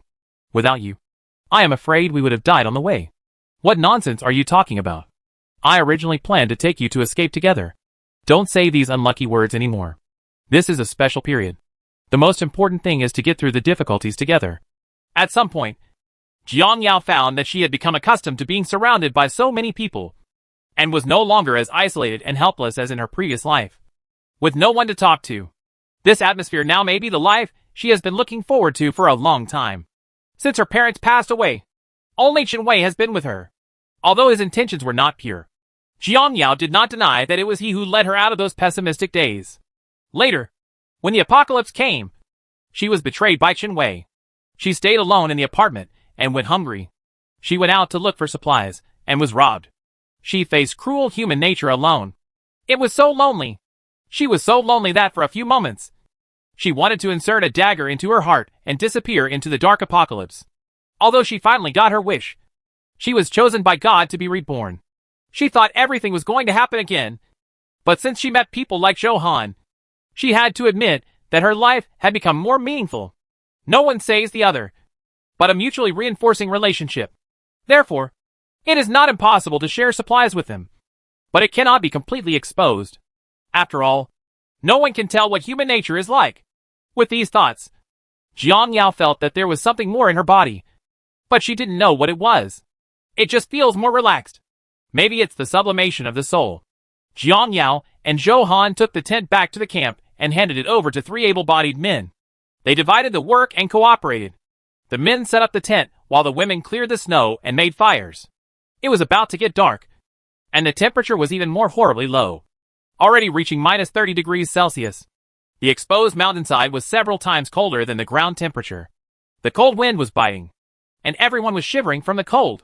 They wore all the clothes that could keep them warm. Jiang Yao returned to the cabin and put on the cashmere thermal underwear she had prepared earlier. A sweater, a down jacket, and a scarf. She covered her whole body tightly, leaving only her round eyes exposed. But even so, she still felt that her hands and feet were frostbitten. The whole sole of her feet was stinging, and it was even more difficult to walk in the snow. Fortunately, after a while, Zhou Jin, Cheng Nanxing, and others set up tents. There was 1 tent for every 2 people, and 2 for each elder. Jiang Yao and Zhou Han, Zhou Jin and Cheng Nanxing, and Li Yi and Zhang Jia lived together respectively. 5 tents formed a circle, and in the middle was a place for everyone to stay warm and eat. Zhou Jin took out a useless iron bucket and threw the burning charcoal into it. The fire quickly grew, and the surrounding air warmed instantly. Everyone held the self-heating hot pot given by Jiang Yao in their hands. After pouring water, the heat floated out from the round holes, waiting for the vegetables inside to be cooked. Mother Zhou carefully held the hot pot with a happy smile on her face. Jiang Yao is so thoughtful. We have been at the base for 2 days, but we didn't think of buying supplies. It would be great if we could prepare more. Zhou Han agreed. Io has prepared a lot. Enough for us to eat for several days. What about in a few days? Zhou Jin asked. Everyone suddenly felt cold. Jiang Yao, who felt slightly guilty, turned her head to the other side. Father Zhou coughed twice and regretted extremely. We all thought we would be able to settle down when we arrived at the base, but we never thought there would be another earthquake. Alas! Mother Li hugged the hot pot to keep warm, and couldn't help but sigh. Who says it's not the case? I don't know what happened to the earth. All the disasters have happened to us. It's really unlucky.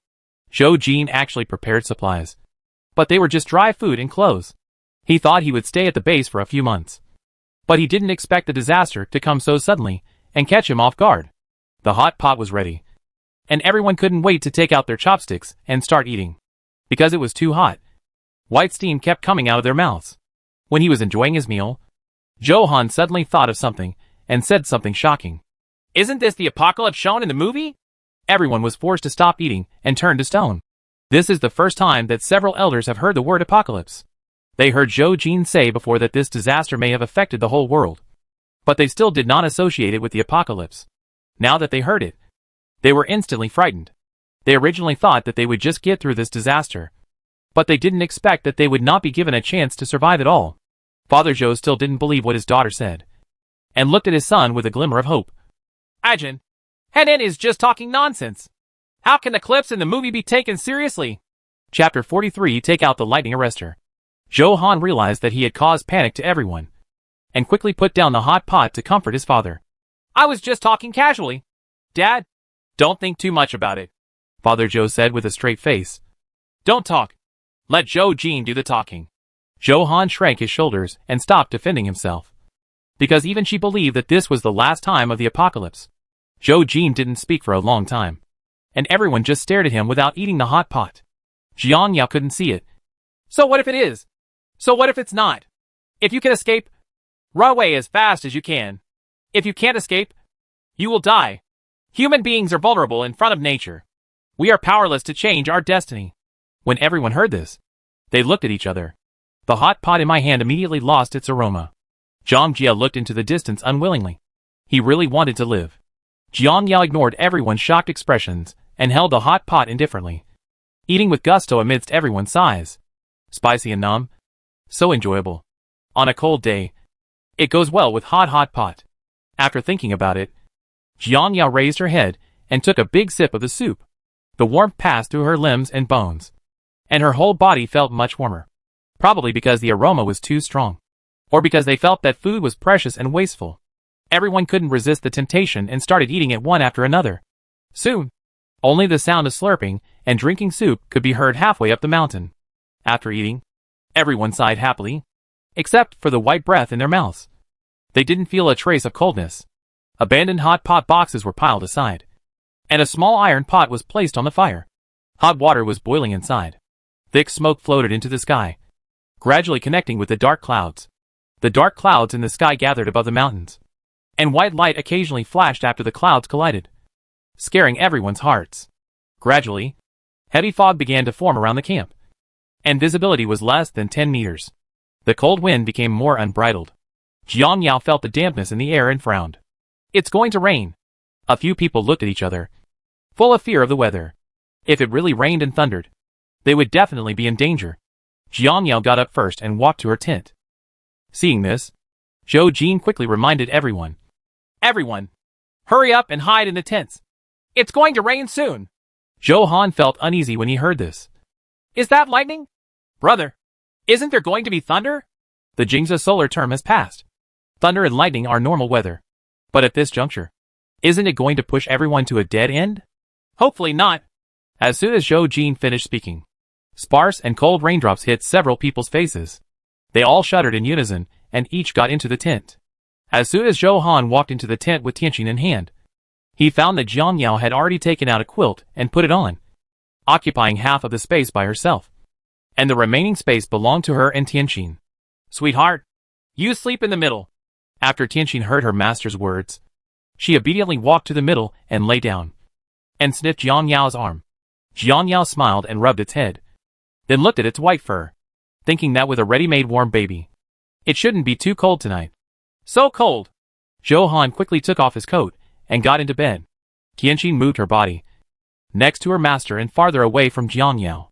Jiang Yao still had the warmth of the dog in her hand, but now seeing the dog being distant, she bared her teeth at it dissatisfied. What a white-eyed wolf! Han noticed Jiang Yao's expression, smiled and popped his head out of the bed. Io, you and Guzi are still jealous. How about I sleep in the middle and let you hold me asleep? Jiang Yao thought of Han's strange sleeping posture, glanced at her with disgust, and joked, I'm afraid of being squeezed to death while you sleep, so I'd better let my sweetheart bear it. Only the dog doesn't dislike it. Han understood her words and said dissatisfied, No way. I am much more honest now. Turn around and face Jiang Yao. Humph. Since you don't want to sleep next to me, then it's easier. Sweetheart, who was held by her master, smiled proudly at Jiang Yao. Jiang Yao paused and then realized. Was she being mocked by Guzi? Looking carefully, Tianqin's eyes seemed to be redder, and she couldn't help but think of the mutated Crucian carp in the space. Jiang Yao looked at it intently, and sure enough, the Crucian carp's eyes were as red as a sweetheart. Has the Earth's magnetic field changed? Or is it because everything evolves? Weird. Unable to figure it out, Jiang Yao simply stopped thinking about it, listening to the patter of rain on the tent. She covered herself with the quilt tightly and turned sideways to close her eyes. In Zhou Jin's tent. Chung Nansheng stared directly at his side face through natural light. After hesitating for a moment, he still asked the question. Ajin, do you think this earthquake will be the final disaster? Chung Nansheng had a hunch that the earthquake was just an appetizer, and a greater disaster was yet to come. Mother Earth must be angry and abandon her trillions of children. I don't know either. The current situation cannot allow us to be careless. Zhou Jin stared at the roof of the tent, as if thinking. Chung Nansheng put his hands behind his head and cast his gaze on the canopy, sighing. Well, luckily I'm alone and have no worries. It's different for you. With a big family behind me, I always think more about it. I feel like you feel a lot more haggard. Chung Nansheng's eyes dimmed when he thought of his parents. If he hadn't been so willful, maybe they would have lived well. Zhou Jin closed her eyes. After experiencing these disasters, I can't just stand aside and watch. As long as there is a glimmer of hope for survival, I will not give up their chance to live well. Chung Nansheng did not answer, but was grateful to have such a calm brother. If it were not for Zhou Jin and Jiang Yao, he would have been buried in the base. He was also confused about Jiang Yao. I heard Zhou Han say before that Jiang Yao is from Haicheng. How could she be with you? Hearing Chung Nansheng's words, Zhou Jin opened her eyes. She escaped from the tsunami and made a special trip to pick up Zhou Han. Pick up Zhou Han? Chung Nansheng held his breath. How did she know there would be a flood in Xiqing? This. Zhou Jin had thought about it before, but he never asked. I don't know. But when she arrived in Xiqing, there happened to be a flood in Xiqing. Maybe it was a coincidence. So that's it. Chung Nansheng stopped asking and closed his eyes to prepare for sleep. However, when he thought about Zhou Jin's words about going out to find land, he was so worried that he had no intention of sleeping. I'll go look for the land with you tomorrow.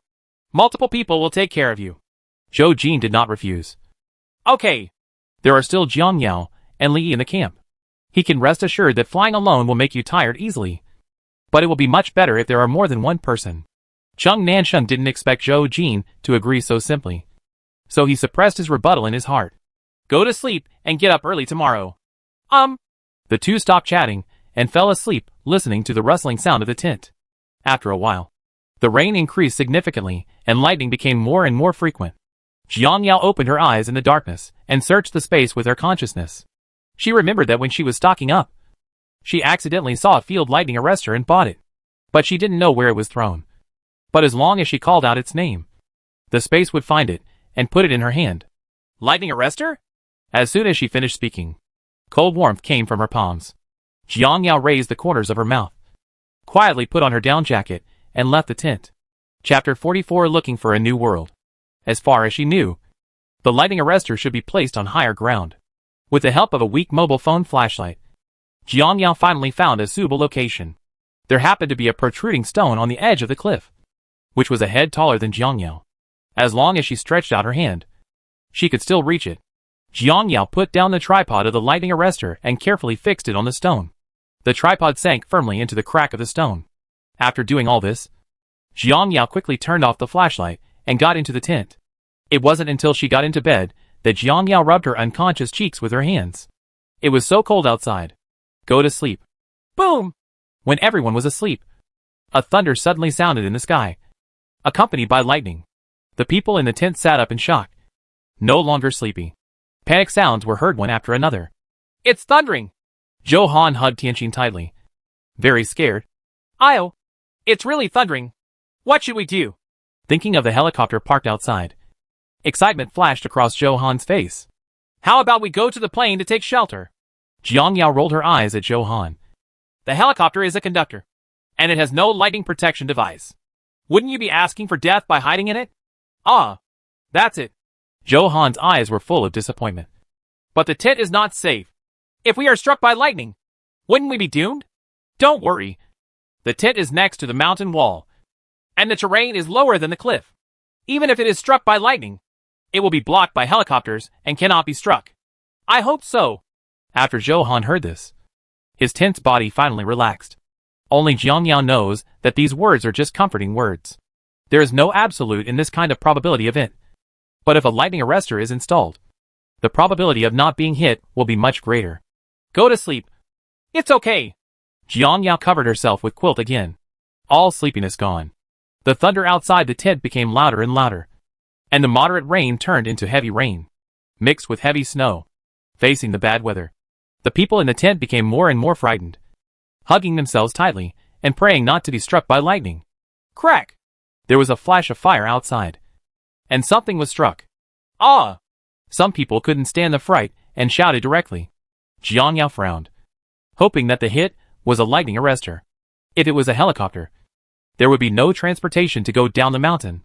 I don't know how many times the fire flashed, but everyone's mood calmed down. The night was always long, but fortunately, they made it through. It was just dawn. The thunder stopped, and only drizzle was left on the tent. Before anyone woke up, Jiang Yao put on her down jacket and walked out quietly. She looked around and her eyes fell on the two helicopters. She was relieved to see that there were no signs of being burned. Then walking to the lightning arrestor, Jiang Yao looked up and saw black powder on the top of the lightning arrestor. It seemed that several lightning bolts had struck it. Fortunately, there is this thing. Otherwise, Jiang Yao didn't dare to think about it. Reaching out and taking off the lightning arrestor, I saw that it was in complete shape and that it was still in good condition. What are you doing? Someone grabbed her body from behind and pulled her back hard. Jiang Yao's whole body fell into the arms of the person. Listening to the voice, it was definitely Zhou Jin. After quickly retracting the lightning arrestor into the space, Jiang Yao stood up straight, turned around and saw Zhou Jin with a worried look on his face. His angry voice sounded in my ears again. Don't you know that the ground is slippery after it rains? The cliff is so dangerous. What if you fall? Does he care about her? Jiang Yao touched the tip of her nose. I just want to see the water level. Zhou Jin's voice trembled. If you want to watch it, you have to wait until the rain stops before watching it. Jiang Yao turned her head to hide her guilty conscience. There was no way she could explain the arrestor. What's wrong? Zhou Han walked over in confusion. What are you arguing about so early in the morning? Brother, I don't want to bully you, Yao. Nothing. Zhou Jin turned around and walked towards the camp. Zhou Han held Jiang Yao's arm and stared at his brother's back with a puzzled expression. Io, why did you offend him? My brother will not be angry for no reason. Nothing. Jiang Yao didn't want to explain, so she pulled Zhou Han, who was still confused, away from the cliff. Zhou Jin walked to Chung Nansheng and sat down, trying to calm his rising and falling chest. Chung Nansheng bumped into the other person and joked. Be gentle to women. Don't be so fierce. Zhou Jin lowered her eyes. In my eyes, she is not a woman. The surprised Chung Nansheng seemed to be choked and speechless. What else can I be if I'm not a woman? A man? Jiang Yao's cold face doesn't look like a manly woman. It's confusing. It's confusing. Jiang Yao here didn't know that she was being fooled again. She took out a soda full of technology and hard work, and took a few sips. She didn't cap the bottle until she felt full. Seeing this scene, Zhou Han shivered involuntarily. Sisters are really not afraid of the cold. Under Zhou Han's gaze, Jiang Yao took out another 20 cold steamed buns and steamed buns from the big bag and walked to the iron bucket. The iron bucket was blocked by an iron plate, and the charcoal inside was not wet by the rain, and was still burning with sparks. Jiang Yao added a little more charcoal to it and grilled the steamed buns on the iron plate. After a while, the aroma of pasta came out, making everyone's stomach growl. Jiang Yao knew that everyone was hungry, so she took the first step to grab a bun and gnaw on it, not forgetting to call them over. It's ready to eat. Come and eat. When everyone heard this, they quickly approached the steamed buns. After all, the food belonged to Jiang Yao, and they were embarrassed to eat it without permission. With Jiang Yao's consent, they could eat with confidence. Jiang Yao glanced at Zhang Jie, who had no sense of presence, and sighed in her heart. Zhang Jie remained silent and did not speak to anyone. He squatted alone and ate steamed buns. Jiang Yao could understand his pain of losing a loved one. She remembered that when her parents passed away, she was also sad for a long time before she came out of despair. Jiang Yao didn't know how to deal with Zhang Jie, but she promised Chief Zhang that she would send him to a safe place. As for the future, it was up to Zhang Jie's own choice. Zhou Jin quickly finished his breakfast and called Chung Nansheng away, who was also full. The two of them lifted a barrel of gasoline from the helicopter. Seeing this, Li ran over to help. Soon, the three of them filled up the two planes with fuel. Li looked at the two people who were hesitant to speak, and knew that they were going out to find land. He wants to go too. Zhou Jin saw what Li was thinking, so she patted him on the shoulder and said, Just stay here. After the two of us leave, The camp will be handed over to you. Take good care of them. After this trip, I don't know when I can come back. If I don't find it, I can return in the evening. If I find it in advance, I might come back in the afternoon. Okay. Be careful and come back before dark. Even if Li was worried about the two of them, he could only agree. Jiang Yao alone could not justify it. We know. Zhou Jin and Cheng Nansheng replied at the same time. Chapter 45 Big Gift Package for Newbies?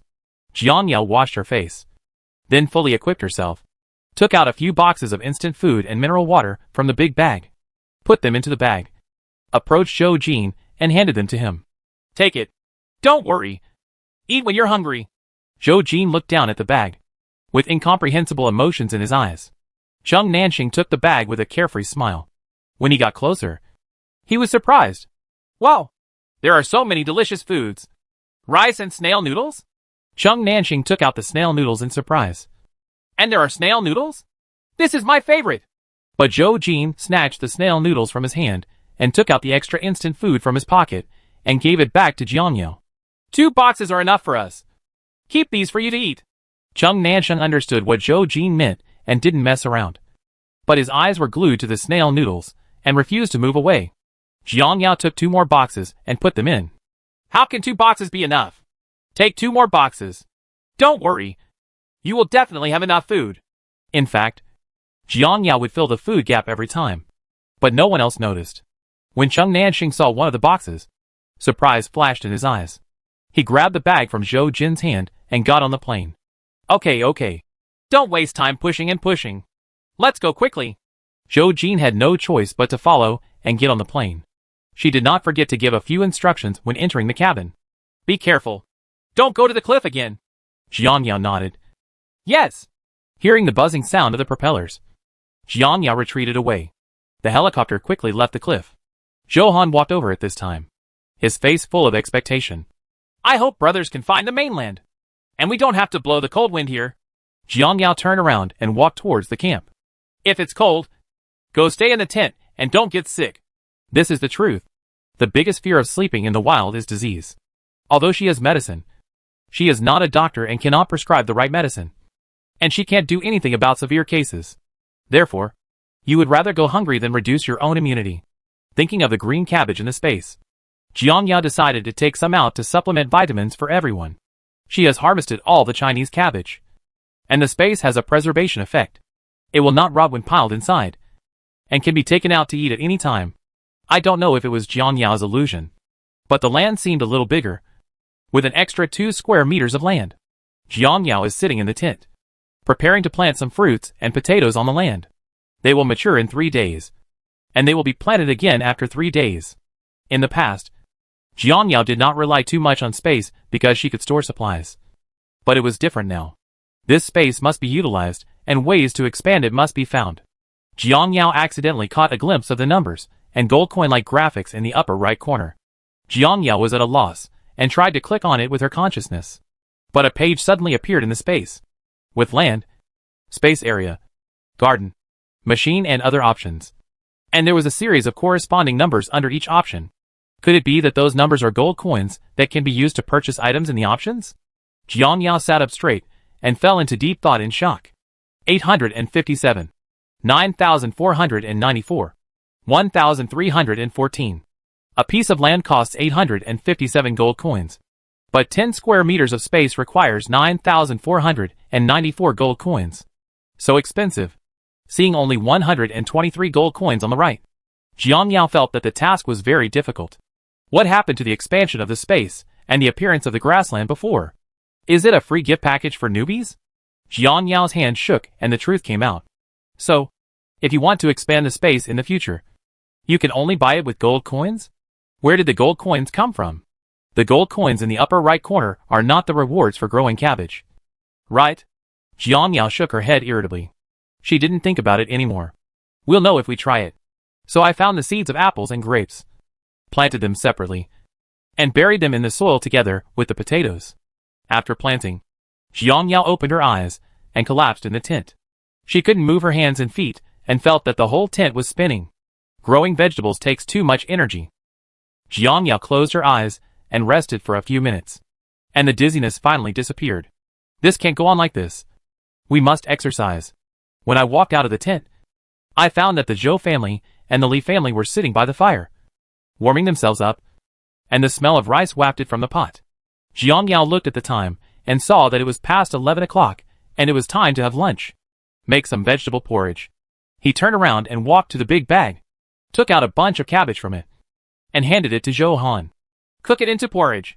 Zhou Han lowered his head and saw a huge and plump cabbage in his arms, and his eyes almost popped out of his head. "Io, where did this cabbage come from? It's so fresh." Others had noticed it a long time ago, with the same expression on their faces as Zhou Han, and they kept swallowing saliva.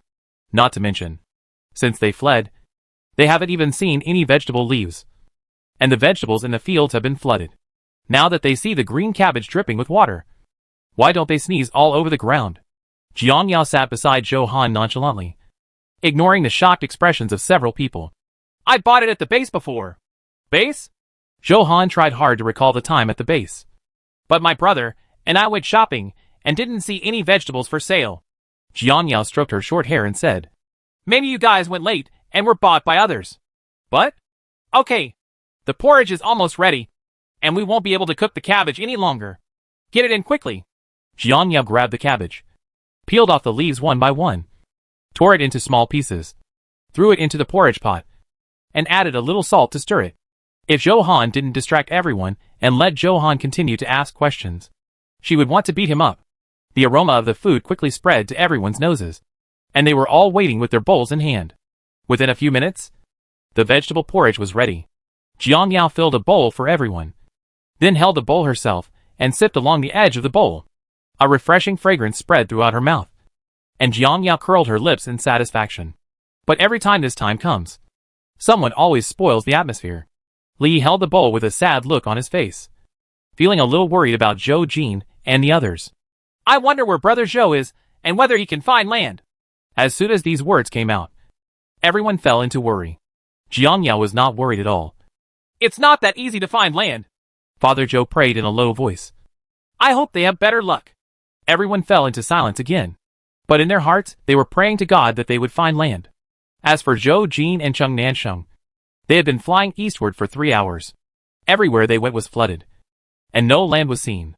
Cheng Nansheng was anxious and worried. After finishing the snail noodle soup base, he calmed down and said a few words to Zhou Jin. "Ajin, we have been flying for so long, and we haven't seen any ground. Isn't it time to return?" The oil tank needle was already halfway through, and if they didn't go back, they wouldn't be able to go back. Chapter 46. Are you sure that's not a whale?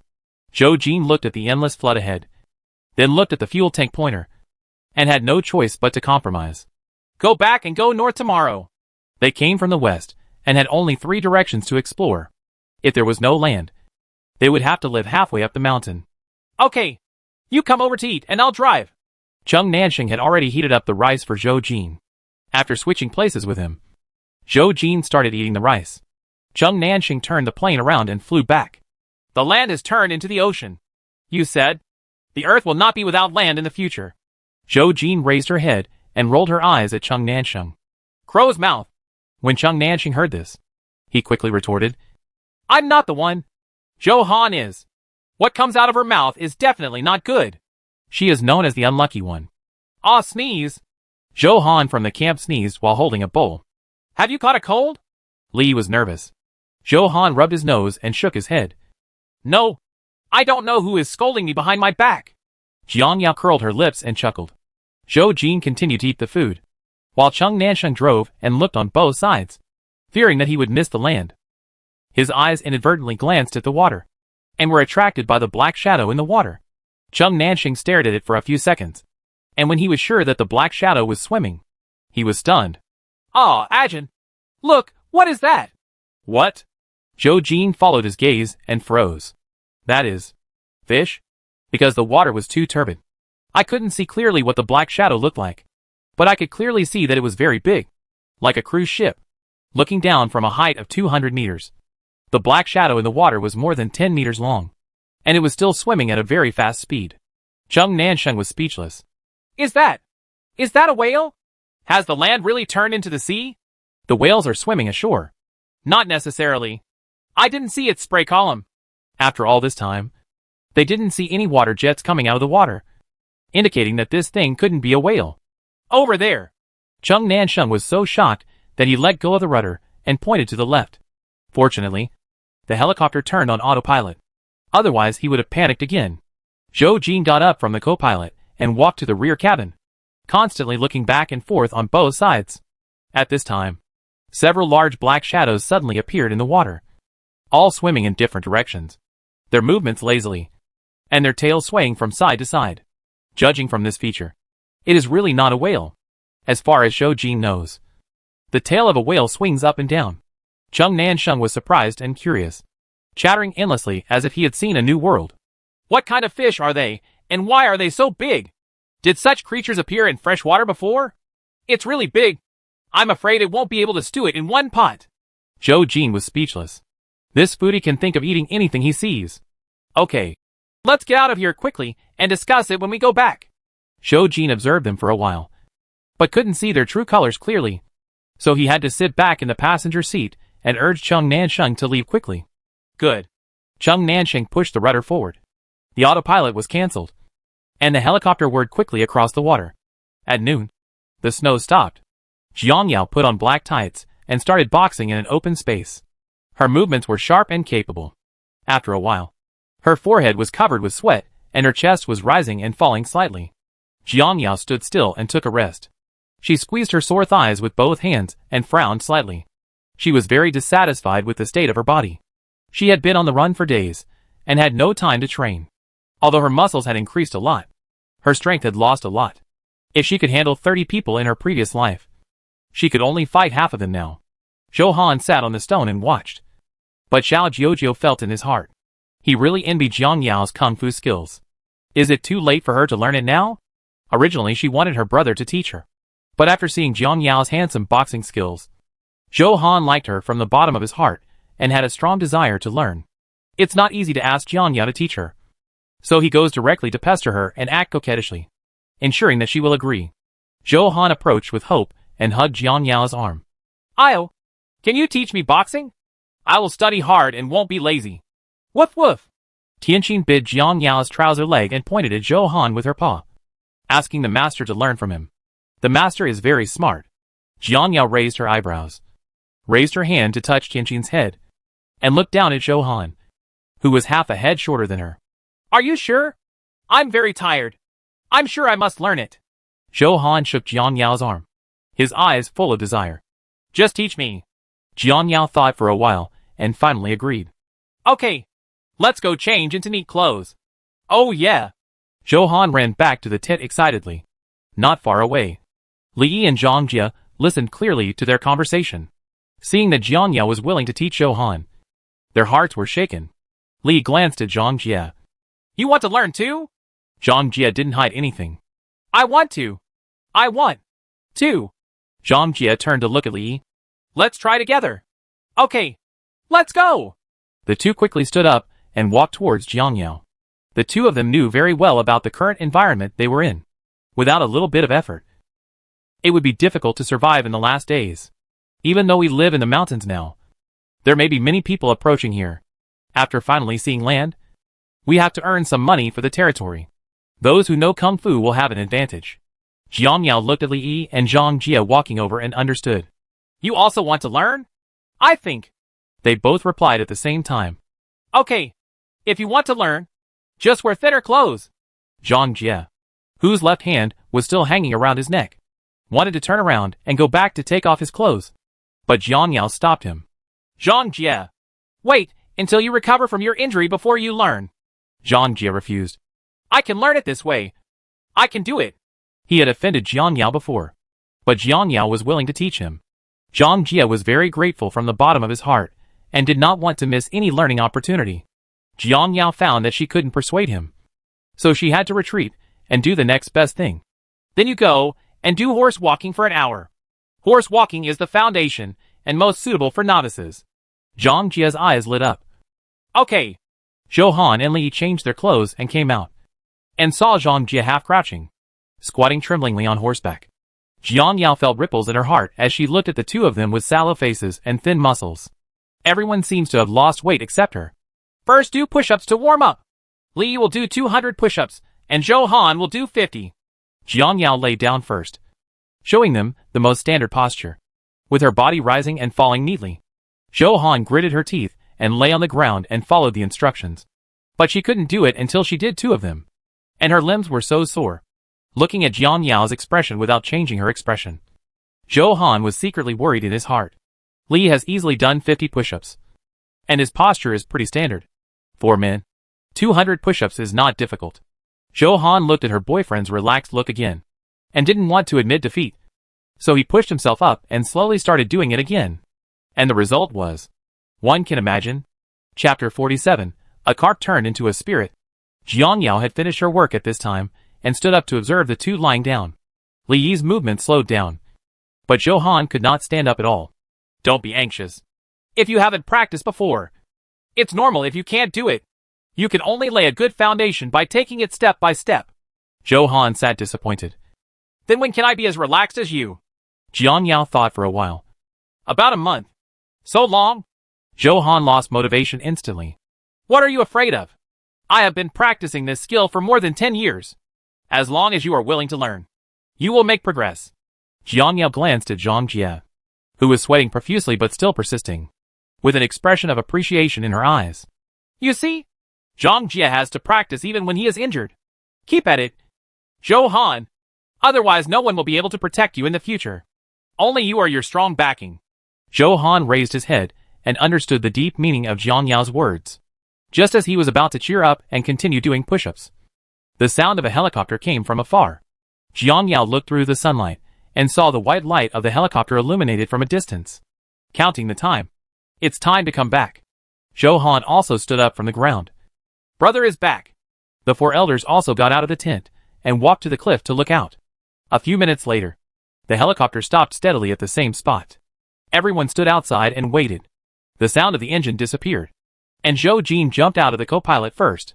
Johan and Li approached him. Brother, how are you?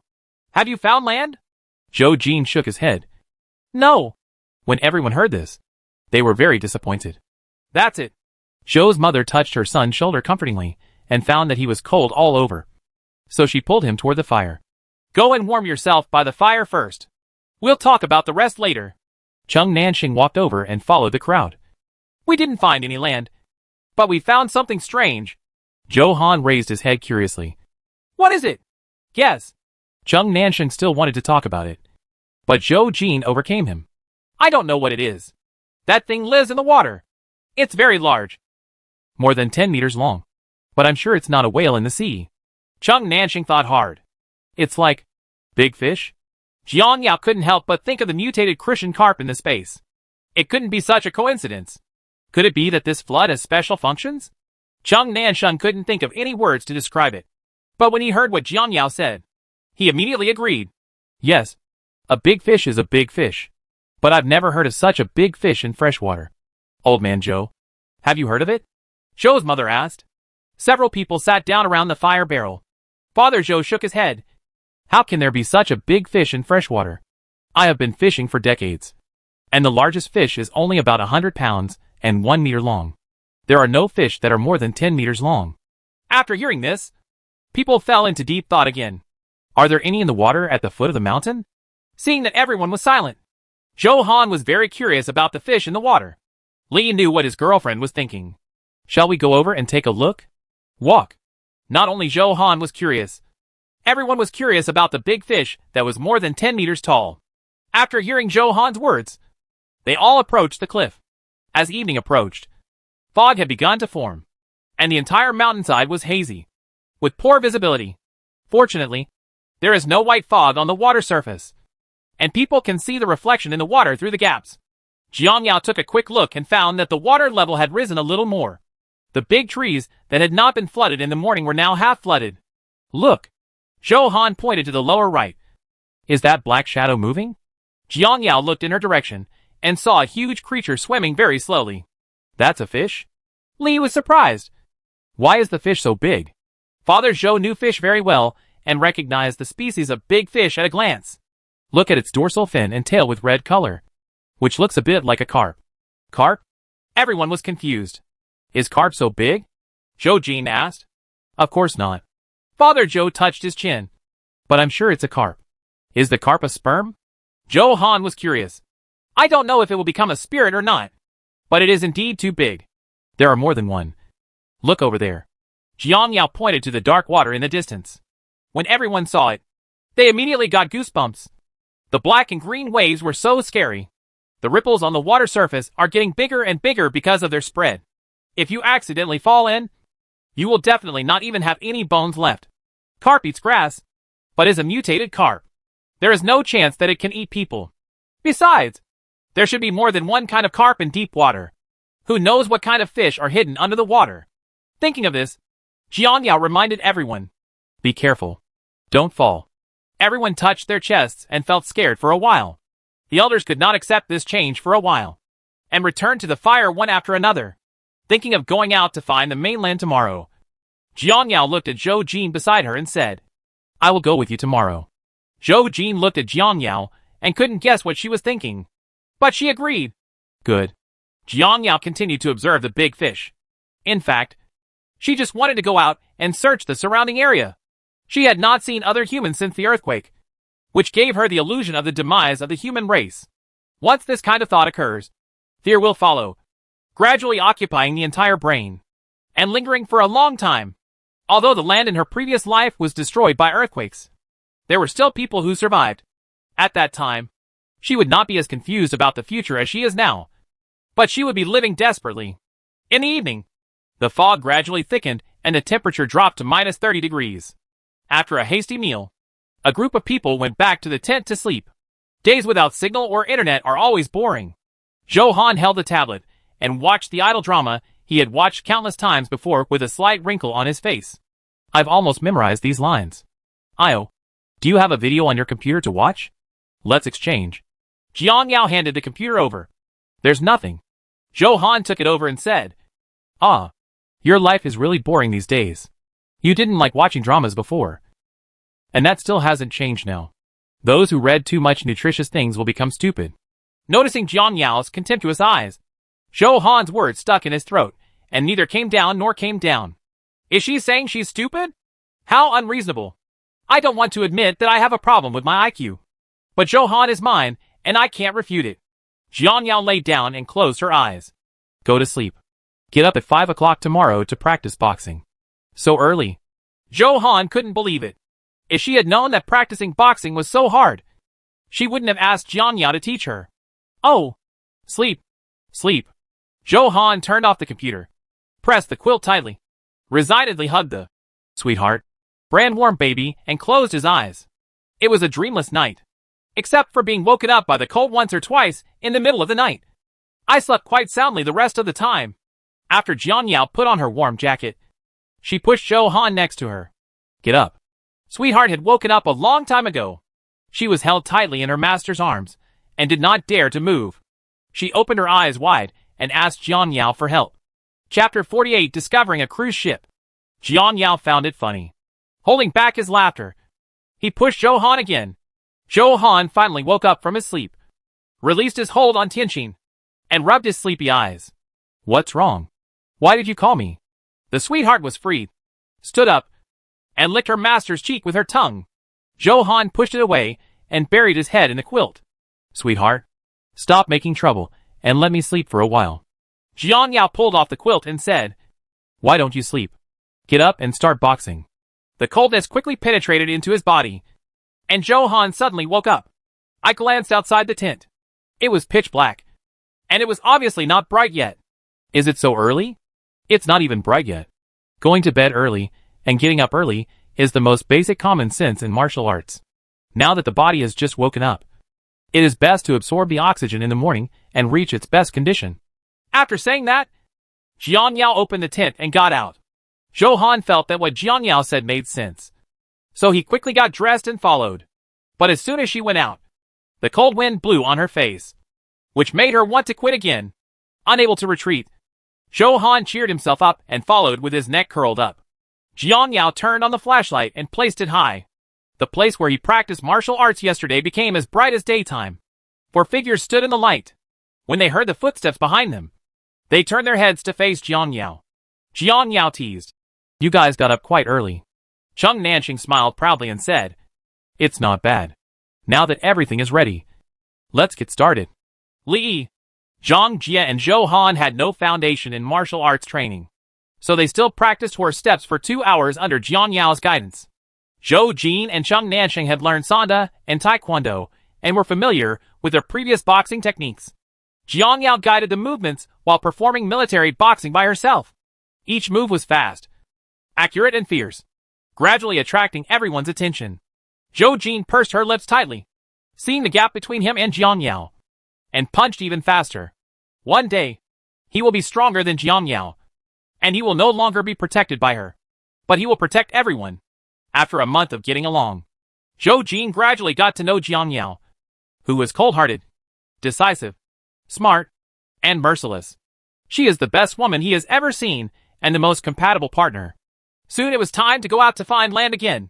Jiang Yao and Zhou Jin quickly finished their meal and disappeared into the distance under the expectant eyes of everyone. Walking east today, Jiang Yao sat in the co-pilot and observed the offline map. From the map, I found that this area should be an urban area, with dense apartments distributed in the center of the city. Jiang Yao looked out the window, but only saw the vast sea. There is no limit. What is it if it is not the sea? There is still no signal on the mobile phone, and I don't know what the outside world is like. The plane continued to travel east, and Jiang Yao kept looking. From a distance, she saw a black shadow directly ahead, which looked like a small island in the sea. She hurriedly pushed Zhou Jin. Could the black shadow in front be the land? Zhou Jin looked intently, his voice filled with surprise. It should be. Let's go over and take a look. Good. The plane accelerated towards the black shadow, and it wasn't until it was 500 meters away that the two of them could see it clearly. It was not land, but a 3-story cruise ship that floated from nowhere. It was floating motionless on the water, and I didn't know if there was anyone on it. Regardless of whether there was anyone there, Jiang Yao planned to go up and take a look. Lean over and take a look. Zhou Jin nodded. Okay. You can't tell it from a distance, but when you get closer, you realize that the cruise ship has a large terrace where a helicopter can be parked.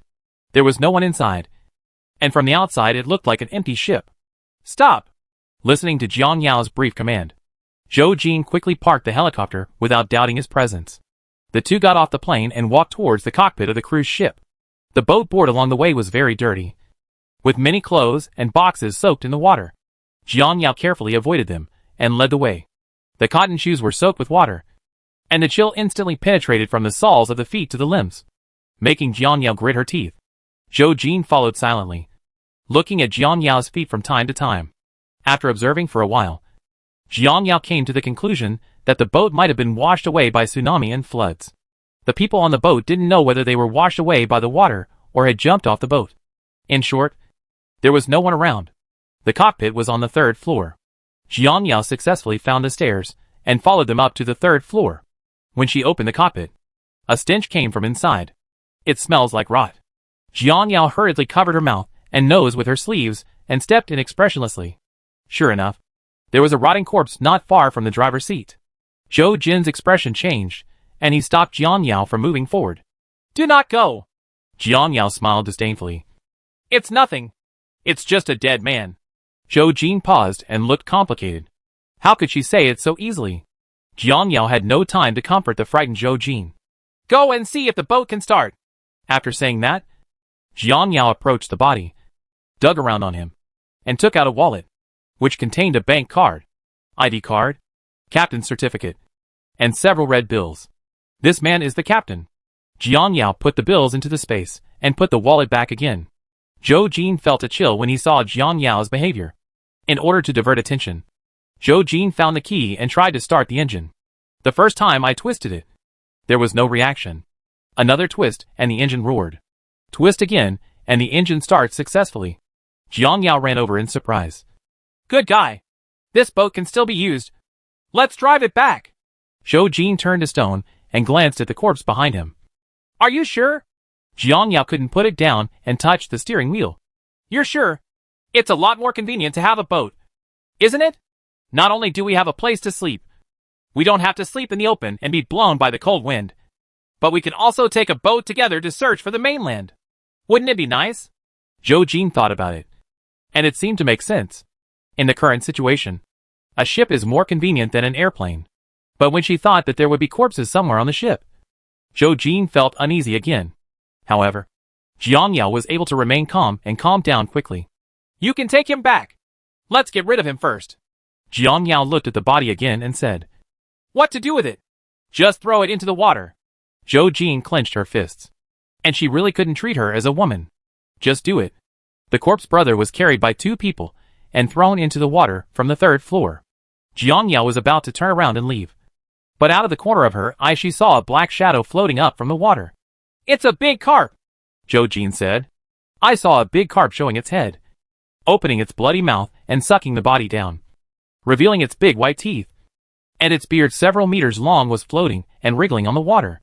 This was the first time Jiang Yao saw the appearance of a carp up close.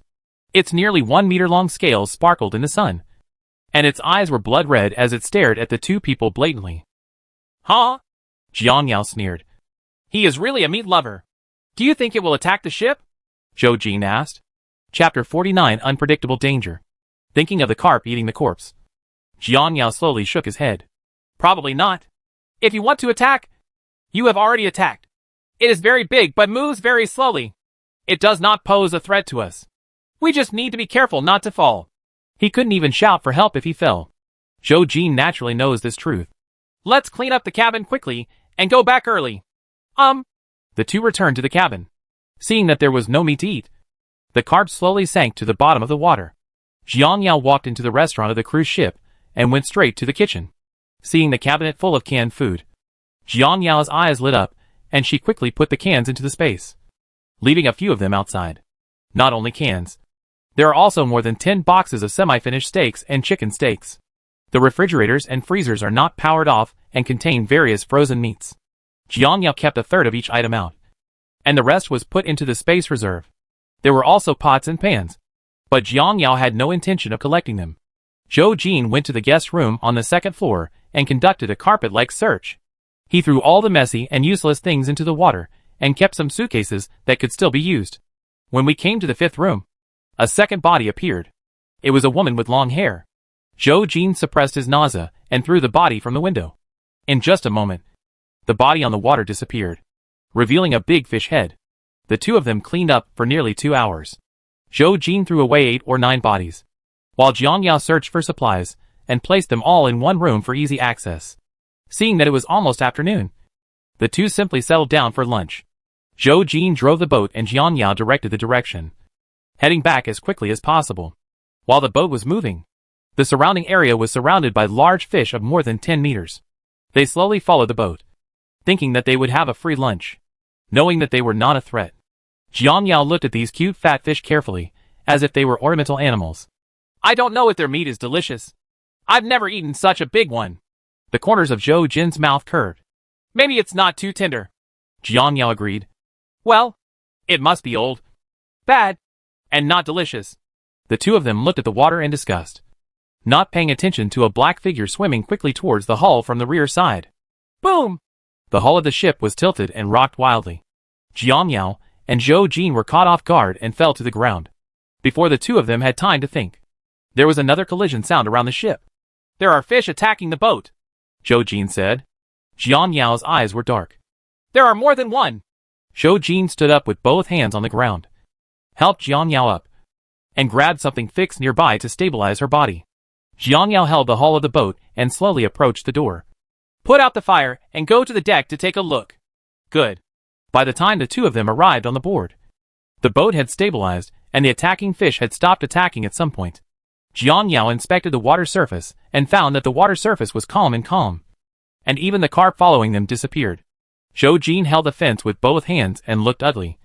What kind of monster is this? Why did it suddenly stop attacking? Yeah. Why stopped? What attracts them? And what makes them retreat? Jiang Yao frowned, thinking of only one possibility. The ship has stopped.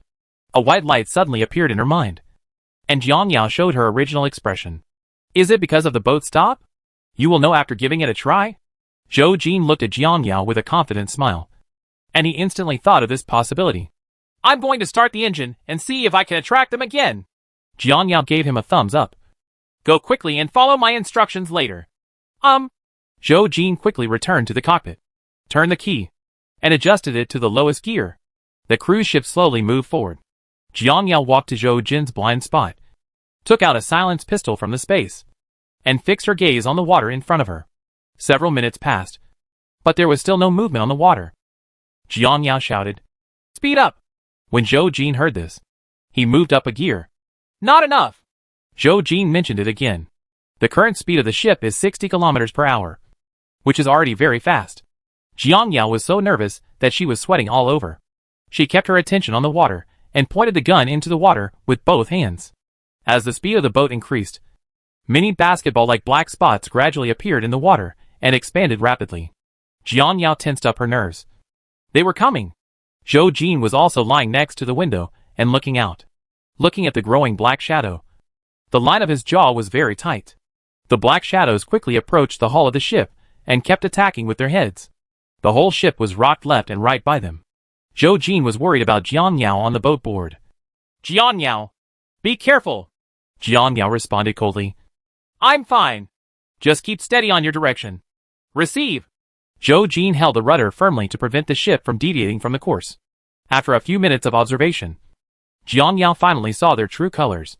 It's a catfish that likes to eat carrion. The mutated body is half the size of a carp, but it is very agile and can swim quickly in the water, and will attack boats moving on the water, causing damage to the hull. It may not only be boats, but also anything that causes fluctuations on the water surface may become their target. If the attack continues like this, the ship will be destroyed and must be stopped. Seeing that they were no threat for the time being, Jiang Yao withdrew her gun and returned to the cockpit. Seeing that she was not injured, Zhou Jin breathed a sigh of relief and put away his worried eyes. Jiang Yao didn't pay attention, just stepped forward and pulled out the key. It's a bit difficult to bring this boat back. Jiang Yao was so angry that her teeth were itching when she thought that her afternoon's work had come to nothing. As long as it doesn't exceed 60 kilometers per hour, you'll be fine. Even if the speed is slower, you can still take it back. Jiang Yao hesitated. In fact, she couldn't bear to part with this ship. With it, it would be much more convenient in the future. Slowed down. It's better than nothing. Okay, keep going at 50. But then we might spend the night on the boat tonight. They didn't know what dangers were hidden in the water at night, so they couldn't take risks. Hearing this, confusion flashed across Zhou Jin's face. How about we go back first and come back to sail the boat tomorrow morning? No. Jiang Yao rejected Zhou Jin's suggestion. Who knows whether the boat will stay here well after a night? Zhou Jin was speechless for a moment. Jiang Yao buried her head and thought for a while, and finally came up with a way to get the best of both worlds. Let's go back to the boat first, and then wait and see what happens at night. If there is no danger, we will stay on the boat for one night. If we detect danger, we will get on the plane and leave. This is a good idea. Okay, let's do it. Zhou Jin agreed immediately. The two of them stayed board on the boat for 3 hours. It gradually became dark and mist began to appear on the water. Under the light of the lights, it was like entering a fairyland. Beautiful and beautiful. Chapter 50. Spend the night on the boat. If it weren't for the big man-eating fish in the water, Jiang Yao might have enjoyed the surrounding night scene. But now she was not in a good mood at all. After finishing the last bite of hot pot, Jiang Yao threw away the box and kept observing her surroundings with a night vision telescope. Zhou Jin stood on the other side and did the same thing as her. After a long time, without noticing the danger, Jiang Yao put down her sore hands and folded her arms to keep warm. The temperature after dark is always puzzlingly low. There was no sound around. It was so eerily quiet. There is nothing else on the water. If you look down, you will find that there is only this lonely cruise ship in the boundless water, emitting white smoke and slowly moving in one direction, as if it will be swallowed by the deep water at any time. It was late at night, and Jiang Yao still didn't rest. She braced herself and kept watching, listening to all directions without any sleepiness. It is easy for the boat to lose its direction at night. Zhou Jin always grasped the rudder and paid attention to the navigation, for fear that if he did not pay attention, the boat would go farther and farther in the mist. The two of them don't want to sleep tonight. At 3 o'clock in the middle of the night, both of them were a little tired, and their eyelids drooped unconsciously. In such a quiet environment, they really couldn't hold back their sleepiness. Just when Jiang Yao was about to fall asleep, there was sudden movement on the water surface. The two of them sat upright, no longer sleepy. What was that sound just now? Jiang Yao shook her head, took out the long radiolite she carried with her, and shined it in the direction of the sound. Nothing out of the ordinary except for a few trailing carp. Jiang Yao felt relieved. It's probably the sound of a carp wagging its tail. As soon as he finished speaking, the water surface illuminated by the light suddenly started to move, and he quickly swam towards the direction of the light beam. Jiang Yao's eyes widened. What is it this time? Upon hearing this, Zhou Jin quickly stopped the boat and approached Jiang Yao. There are more and more ripples on the water surface, and they are getting bigger and bigger. Things in the water gradually surface, and they gather together under the light and swim happily. They have long white tails and pointed heads. They are not big in size, but there are a lot of them. Their bodies show colorful lights under the light, which is very beautiful. It looks like a fish, but not quite. It's more like a plankton that has grown larger after mutation. Seeing such a beautiful picture, Jiang Yao relaxed her vigilance and shook the flashlight of her phone. They like the light. Zhou Jin looked at the group of colors, and finally a smile appeared on his face. I can see it. So beautiful. Jiang Yao sighed. When people are comfortable, they always think about things. Jiang Yao is confused about the unknown future. The reborn world has completely deviated from the track of her previous life and is developing in an unknown direction to her. In the future. Is there a future? What will the Earth look like in the future? Why have all the animals changed, but only humans have remained the same? Have no idea. This issue is beyond Zhou Jin's knowledge. He is not a scientific researcher and has nothing to do about the changes in the Earth. Jiang Yao moved the flashlight to play a chasing game with the creatures in the water. But she was thinking about other things. I can't help but think of a comment about global warming in a certain video. There are many strange theories in the comments. The most profound ones are about magnetic field changes and overexploitation. Could it be that the Earth's magnetic field has changed, leading to biological mutation? Or is it that human beings have overexploited it and the Earth is going to perish? Zhou Jin looked over and looked directly at Jiang Yao. Why do you have such an idea? Jiang Yao shrugged. I saw it in the video. Zhou Jin was silent for a moment and then spoke again. A month ago, I never paid attention to these. I only thought about how to inherit the family business and how to develop the business globally. But now, all these thoughts have disappeared. All I can think about is what should I do tomorrow to avoid being eliminated by the Earth, and how to keep up with the rhythm of the Earth's changes as soon as possible and adapt to the current environment. But until now, I am still helpless and can only passively watch the disaster eroding the entire world bit by bit. Listening to Zhou Jin's sincere words, Jiang Yao stared blankly at his profile. Jiang Yao originally thought that Zhou Jin was a young man from a big family who only knew how to blend in the upper-class society. Even after the natural disaster, he was silent and seldom made decisions. She thought that he had lost himself in the natural disaster and turned into a puppet who could only run for his life. Unexpectedly, he had some ideas, due to various experiences in her previous life. Jiang Yao did not deny that she was the puppet who just wanted to escape. Jiang Yao looked at the colorful light on the water, her eyes gradually clearing. It seems that she should also think about the future and stop running for her life. You have the right idea.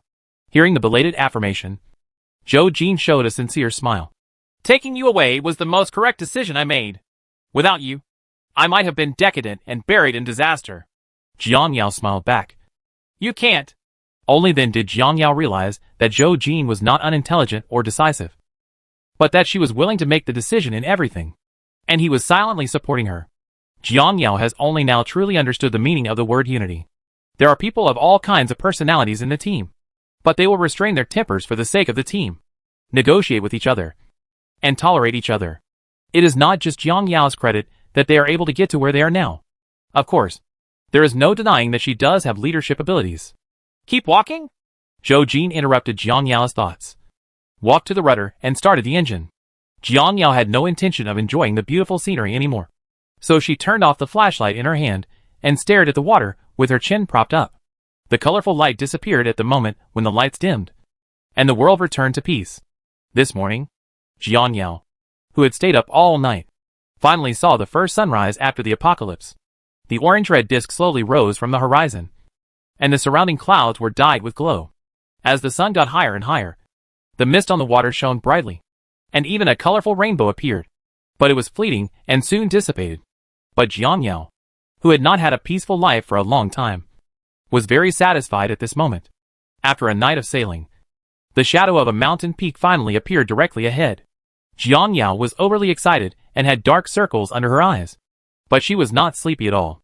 Zhou Jin had been holding the steering wheel all night. Seeing that his face looked tired, Jiang Yao wanted to drive the boat for him. "I'll drive it. You take a rest." Zhou Jin, whose eyes were red and bloodshot, was stunned. "Can you do it?" Jiang Yao was at a loss for words. She really didn't know how to speak. But after a night of observation, Jiang Yao found that Zhou Jin just kept turning the rudder. Just like driving. It shouldn't be too difficult. "I'll try." Zhou Jin took the initiative to get out of the way and said, "Come on." Jiang Yao held the rudder firmly, imitating Zhou Jin's movements and watching the navigation carefully, and gently turned the rudder to prevent it from deviating from the course. The ship moved slowly towards the navigation straight line, and Zhou Jin sat aside and smiled. "Well, not too stupid." Jiang Yao rolled her eyes at him. "Don't think I care about you. I just want to learn more skills." "Yes, I understand." Zhou Jin smiled evilly. It made Jiang Yao want to hit him. This smile was too much to beat. Chapter 51 not only mutates, but also develops intelligence. Jiang Yao held the rudder firmly, imitating Zhou Jin's movements and watching the navigation carefully, and gently turned the rudder to prevent it from deviating from the course. The ship moved slowly towards the navigation straight line, and Zhou Jin sat aside and smiled. "Well, not too stupid." Jiang Yao rolled her eyes at him. "Don't think I care about you. I just want to learn more skills." "Yes, I understand." Zhou Jin smiled evilly. It made Jiang Yao want to hit him. This smile was too much to beat. The two of them joked like friends. After joking, they went about their business. Jiang Yao drove the boat towards the camp in the morning glow. Jiang Yao thought, Zhou Han must have gone crazy with anxiety. In the camp, Zhou Han and several young people stayed on the edge of the cliff for most of the night. There was still no helicopter in the distance, which made them very anxious and couldn't close their eyes all night. The elders stayed in the tent and prayed silently for the two of them to return safely. Ever since Zhou Jin went out, they had not stopped praying. Zhou Han stared into the distance with a haggard expression, his eyes almost too sleepy to open, and he fell weakly in Li Yi's arms. Li Yi was worried that his girlfriend would catch a cold and wanted to persuade her to go back to the tent. "If you're too sleepy, go take a nap. There are 3 of us grown men guarding here. I'll wake you up as soon as they come back." Zhou Han tried his best to keep his eyes wide open. "If you don't go, I'll keep waiting." "What?" "Stop talking." Zhou Han covered his ears. "I won't listen to anything you say." Li Yi's persuasion was ineffective, and he could only hug Zhou Han tightly to give her warmth. The bandage on Zhang Jia's left hand has been removed. Although it has not recovered as before, it can still be done with a slight movement. At this time, he was also worried about Jiang Yao, and he sat silently staring in the direction of the helicopter. Cheng Nansheng couldn't wait any longer, and stood up from the ground, beating his numb thighs. "I went out to look for them. Something must have happened to them. They had agreed last night that if they hadn't come back at daybreak, they would go out and look for it together. I am coming too." The 3 of them quickly stood up and followed Cheng Nansheng onto the plane. Cheng Nansheng was sitting in the cockpit. Zhou Han was a little worried. "You didn't sleep last night. Is it really okay to drive while fatigued? What if, Zhou Han covered his painful forehead and stared at Cheng Nansheng displeased. "Why did you hit me? Does the beating hurt?" "It hurts." "Okay. Who told you to be a crow?" Cheng Nansheng wanted to take pictures again, but Zhou Han nimbly dodged it. What Zhou Han said has never come true. "Do you still have doubts about my flying skills? Even if I don't sleep for 3 days and 3 nights, I can still fly steadily." What a joke. He has even flown a fighter jet, and he didn't even notice a small aircraft like a helicopter. "I'm not worried about you." "Okay. Drive quickly." Zhou Han pouted guiltily, turned around, and walked towards his seat. When Zhou Han returned to his seat and sat down, the propellers turned faster and faster, and the helicopter quickly took off. Under the worried eyes of the 4 elders, it left and flew towards the east. On the cruise ship, Jiang and Yao were basking in the sun and powdering their powder on the board. They were bored and occasionally playing with the carp in the water, perhaps because the scent was too tempting. More and more carp came around, staring at the 2 of them with lantern-like red eyes. Jiang Yao was a little curious, swallowed the fans in her mouth, and looked at Zhou Jin. Do you think they are wise? Zhou Jin raised his head, looked at the water, and shook his head. Have no idea. Jiang Yao wanted to give it a try. So she took the rice noodle box to the railing. They were on the first floor. As long as they leaned out, they could get close to the carp. What are you doing? Zhou Jin grabbed Jiang Yao. Why do you always do dangerous things? Jiang Yao felt that he was making a fuss. They are still far away. I just want to test their IQ. How to try? You watch. Jiang Yao smiled mysteriously. Then he stretched out the box and said, Open your mouth if you want to eat. Zhou Jin. Forget it. Let her play. It's boring anyway. Several carps on the water surface gradually approached Jiang Yao and raised their heads out of the water. The carps had big heads, and Jiang Yao was very small in front of them. Not to mention not enough rice noodles to fill her teeth. Will they give in just for this little food? Jiang Yao doesn't know. Seeing that they were motionless, Jiang Yao repeated without giving up. Open your mouth. Ha ha. Zhou Jin just wanted to laugh. They are just cold-blooded animals. How can they understand? But the next second, he was slapped in the face. One of the carps opened its huge mouth, revealing 2 rows of white teeth and a bottomless throat. It was motionless, as if it was really waiting for Jiang Yao to feed it. The 2 of them were stunned at the same time. Jiang Yao lost his mind and loosened his hands, and the rice noodle box fell into the carp's mouth. Feeling something in its mouth, the carp quickly closed its mouth and sank into the water, disappearing. Jiang Yao still maintained the feeding action and did not regain consciousness for a long time, until her hands became weak. She held onto the railing to support her body. Did you see it just now? They seem to really understand. Zhou Jin leaned on the railing, recalling the scene just now. Yes. Did you gain IQ while mutating? But only one of them was understood, and the others were silent. This is enough to illustrate the fact, Zhou Jin said. Yes. I don't know how much their intelligence has evolved and whether they can threaten humans. Do other creatures in the water also have intelligence? The 2 of them observed for a while and saw nothing unusual. So they returned to the cockpit and continued driving back, although the camp was right in front of them. The speed of the boat was too slow, and it would take twice as long as usual to reach the destination. They had to be patient. Brother E, what's over there? Zhou Han has good eyesight and can see something on the sea at a glance. The other 3 followed and looked over, but they were too far away to see clearly. Let's go and have a look, Li suggested. Chung Nansheng nodded, changed direction and flew over. After a while, they finally saw the true identity of the thing. It turned out to be a moving cruise ship with a very familiar helicopter parked on it. Zhou Han jumped up happily. It's my brother and a Yao. They found the boat. Great. Li was very excited. Chung Nansheng speeded up. Jiang Yao was driving the boat carefully when the sound of a helicopter suddenly came from the left front, and her body tensed instantly. Who is it? Could it be another survivor? The 2 of them turned their heads and looked over, and found that the helicopter was approaching them and seemed to be stopping. It's Chung Nansheng. Zhou Jin saw clearly the man sitting in the cockpit. Just now, he was wondering if they would be too worried to sleep, but he didn't expect that they came directly. Jiang Yao looked at the cockpit and immediately relaxed after seeing 2 familiar faces. He hurriedly waved and asked Chung Nansheng to park the helicopter on the board of the ship. The plank of the boat is huge and should be able to stop it. Chapter 52 reached an agreement and set off again. Chung Nansheng made a sign of acceptance and drove towards the ship's deck. Zhou Jin walked out of the cab first and wanted to give some instructions. Jiang Yao put out the fire and quickly walked out. As soon as they boarded the ship, they saw that the helicopter had parked. Zhou Han opened the cabin and jumped out, followed closely by Zhang Jie, Li, and finally Chung Nansheng. Jiang Yao smiled sincerely. Why are you all here? Auntie and the others can rest assured? What do you mean? We are almost worried to death. Zhou Han's eyes were red, and he hugged Jiang Yao's arm tightly without letting go.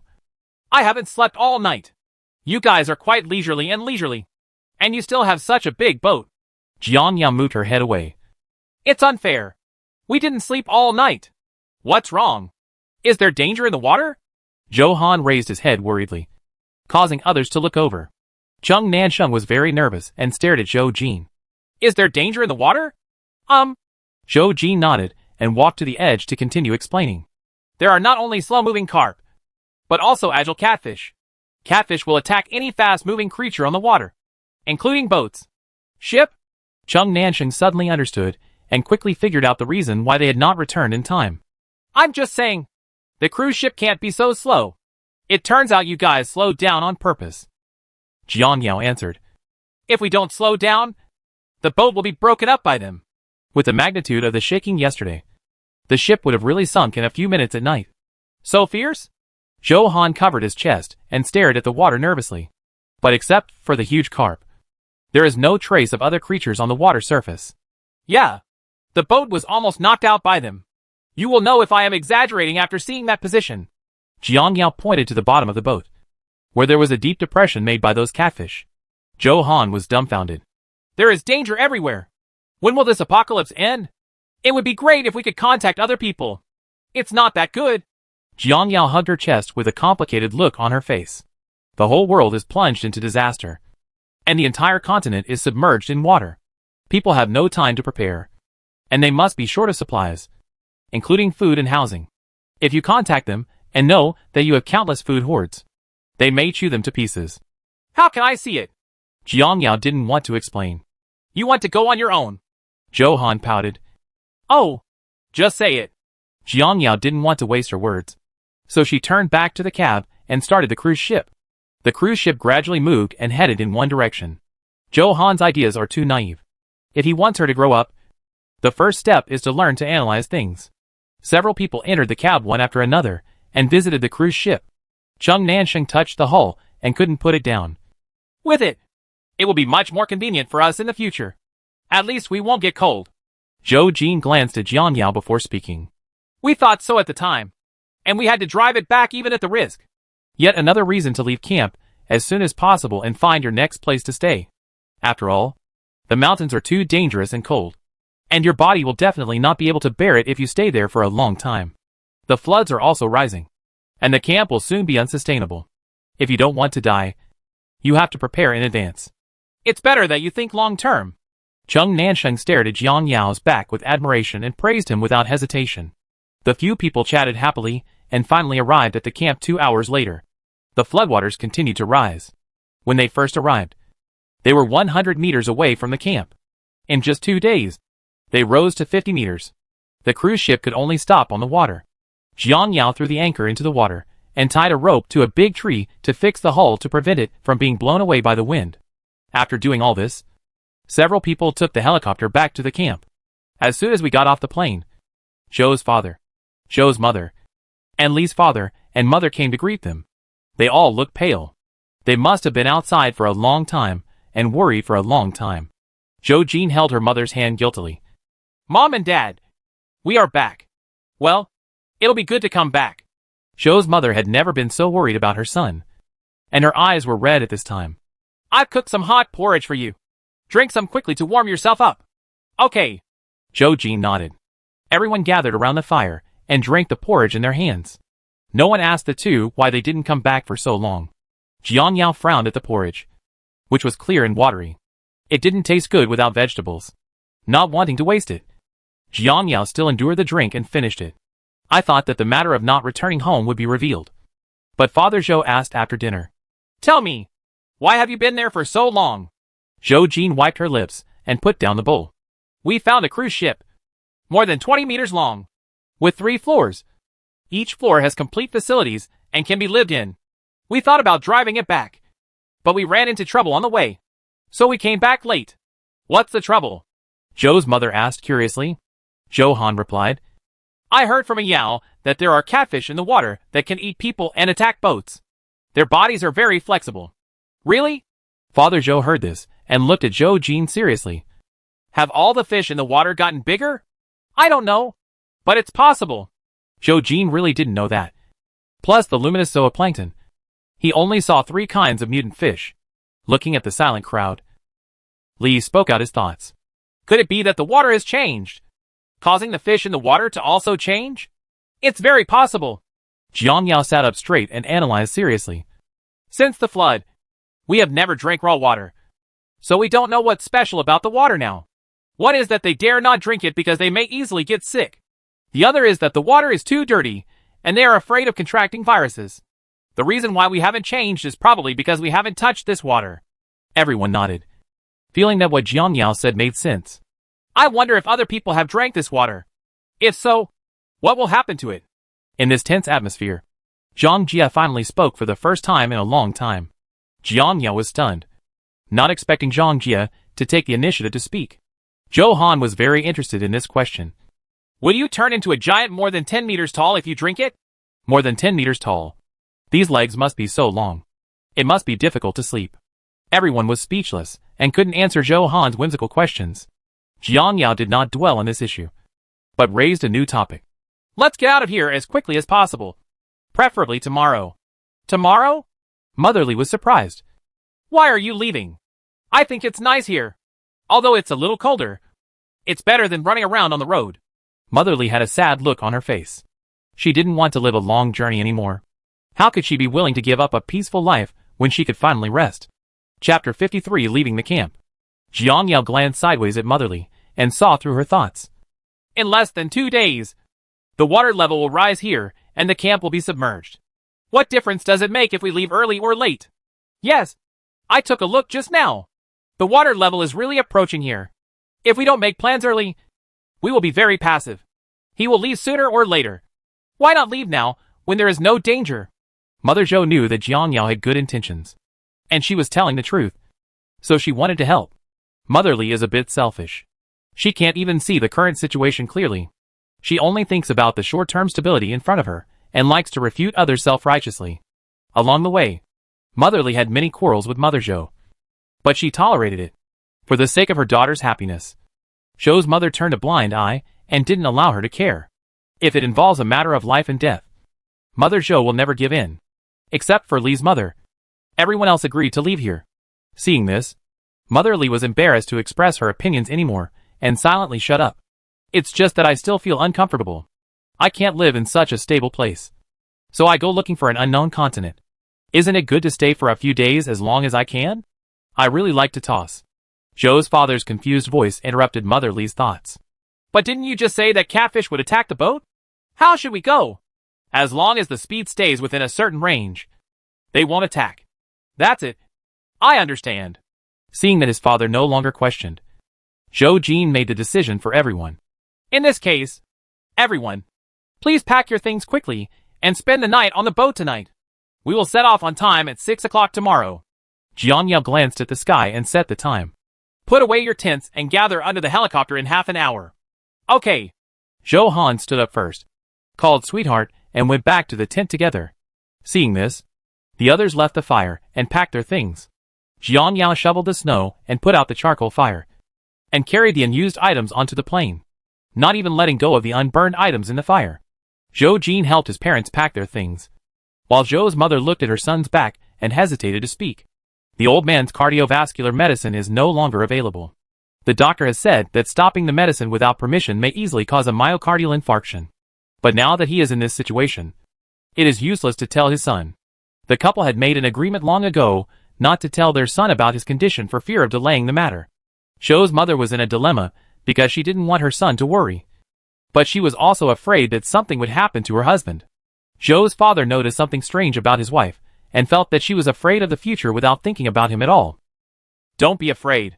My son and I will be with you, and you will be fine if you find a safe place.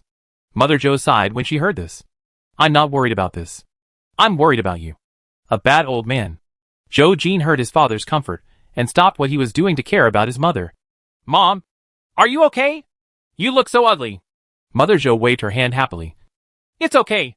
Just keep cleaning up and don't pay any attention to me. Looking at his mother who continued to collect things, Zhou Jin frowned. Why did he feel that his mother was worried? But seeing the other person's calm appearance, he didn't look like someone with something on his mind. It's better to get on the boat first and then ask. Zhou Jin quickly dismantled the tent, folded it, and put it on the helicopter. Fatherly and Motherly were already sitting on it, waiting for everyone to finish packing. Zhou's father and mother then got on the plane. Zhou Jin walked to Jiang Yao's tent and helped carry things to the plane. Sweetheart also ran back and forth many times with things in her mouth. Just half an hour after arriving, everyone got on the plane. After Zhou Jin took a look at the camp, he decisively started the engine. A few minutes later, the two helicopters landed firmly on the ship's deck, and everyone joined the team of moving things. Looking at the luxurious cruise ship, Li's mother finally showed a satisfied smile. She blamed her short-sightedness, but it was still comfortable on the ship. After everything was moved to the ship, a few people went up to the third floor to find their own suitable room. The best guest rooms are on the third floor, including single rooms and double rooms. The rooms are fully equipped with not only private bathrooms, but also air conditioning. Unfortunately, the air conditioner is broken, probably because water has entered the circuit, and it cannot be used at all. Jiang Yao found a secluded room by the window, where he could observe the situation outside at any time and not be easily disturbed. After everyone settled down, everyone gathered in the kitchen, planning to cook a sumptuous dinner to celebrate. Zhou Han touched Sweetheart's head and threw him a piece of ham as a reward for his hard work in the afternoon. Jiang Yao accidentally glanced at the Sweetheart and found that its eyes were even redder. "Did you drink dirty water from the sea, sweetie?" Zhou Han was stunned by the question and shook his head blankly. "Probably not. I watched closely and didn't let it drink. What's wrong?" Jiang Yao came over, stood in front of Tianqin and gestured, and found that it had grown a little longer. "Something's wrong. Sweetheart may have mutated. It's grown taller." Upon hearing this, everyone gathered around Tianqin to look at her. As the owner, Zhou Han felt even more nervous. He held Sweetie in his arms and looked around. "I don't see anything unusual about it. Sweetheart, hold out your hand." As soon as Zhou Han stretched out his right hand, Sweetheart's paw was placed on the palm of his hand, and Zhou Han happily kissed it. "Just mutate. It's still my sweetheart. It would be great if it could grow taller. I could ride on its back instead of walking." "What you said makes sense." Jiang Yao also wanted to see how tall Tianqin could grow. As long as the dog's nature remains unchanged, and it doesn't bite people randomly, Sweetheart's mutation will only be beneficial to them and harmless. If they encounter villains in the future, Sweetheart can help scare them away. At this time, Jiang Yao started to envy Zhou Han for having a pet. She should have had one, because there was dog food in the space. But there aren't many. It must have been put in by mistake while raiding the supermarket.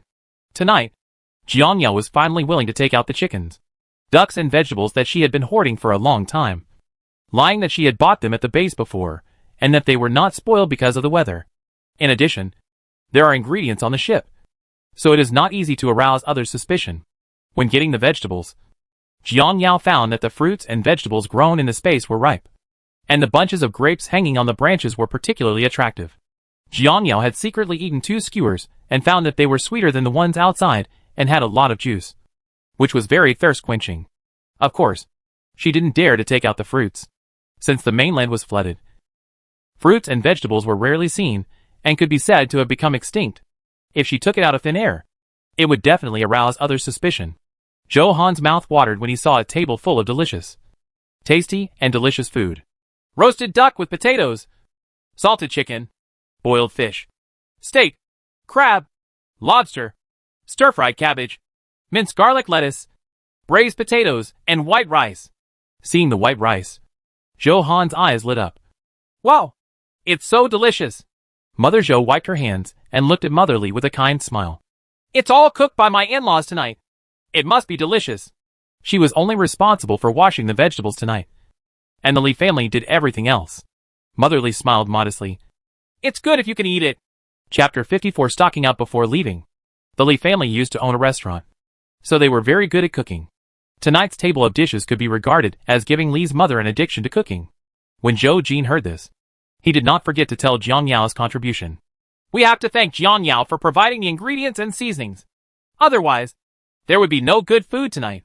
Jiang Yao paused to drink water, then pretended to drink as if nothing had happened. After drinking, she realized that everyone was looking at her with grateful eyes. The sight almost choked her. Jiang Yao swallowed her saliva, not quite adapting to the current atmosphere. So he sat down generously and looked at everyone calmly. "The ingredients are all on the ship. I didn't provide much. Don't be polite. Eat quickly or it will get cold soon."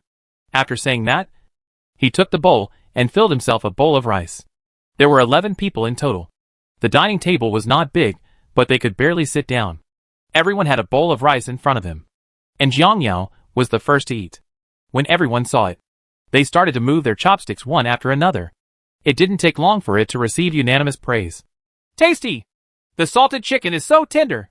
Well, the braised duck is also good." Motherly was the happiest and proudest person tonight, and she gradually lost herself under everyone's constant admiration.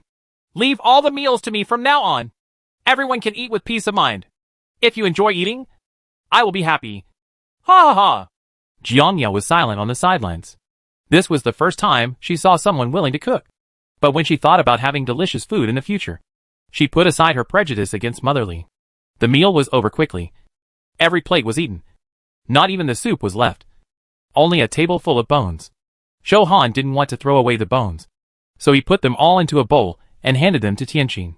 Sweetie had eaten a lot before, but when she saw the delicious bones, she still ate them with relish. The washing of dishes was left to the Zhou family and his wife. Zhou Han also made trouble behind and was kicked out by Zhou's mother. Jiang Yao and Zhou Jin stood on the boat to eat, looking at the crescent moon hanging in the sky. Jiang Yao felt peaceful inside. Which direction are you going tomorrow? Zhou Jin stood next to Jiang Yao and wanted to ask her if she had any good suggestions for starting tomorrow.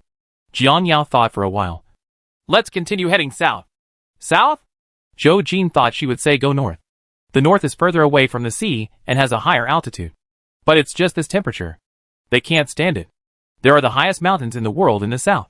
No matter how fast the water rises, it cannot submerge the mountains more than 8,000 meters above sea level. I want to go together. Now that we have a boat, it is easier to sail on the water. But the distance is a bit long and the speed is slow. I don't know when we will arrive. The distance to the destination is nearly 2,000 kilometers. And at a speed of 50 kilometers per hour. It will take nearly 2 days and 2 nights without sleep. After 2 days of traveling across the vast sea, they had no idea what would happen. Slow down. Just slow down. We have nowhere to go but there. Jiang Yao didn't care. He lived for 3 years in his previous life. And there was no day that would not be more dangerous than now.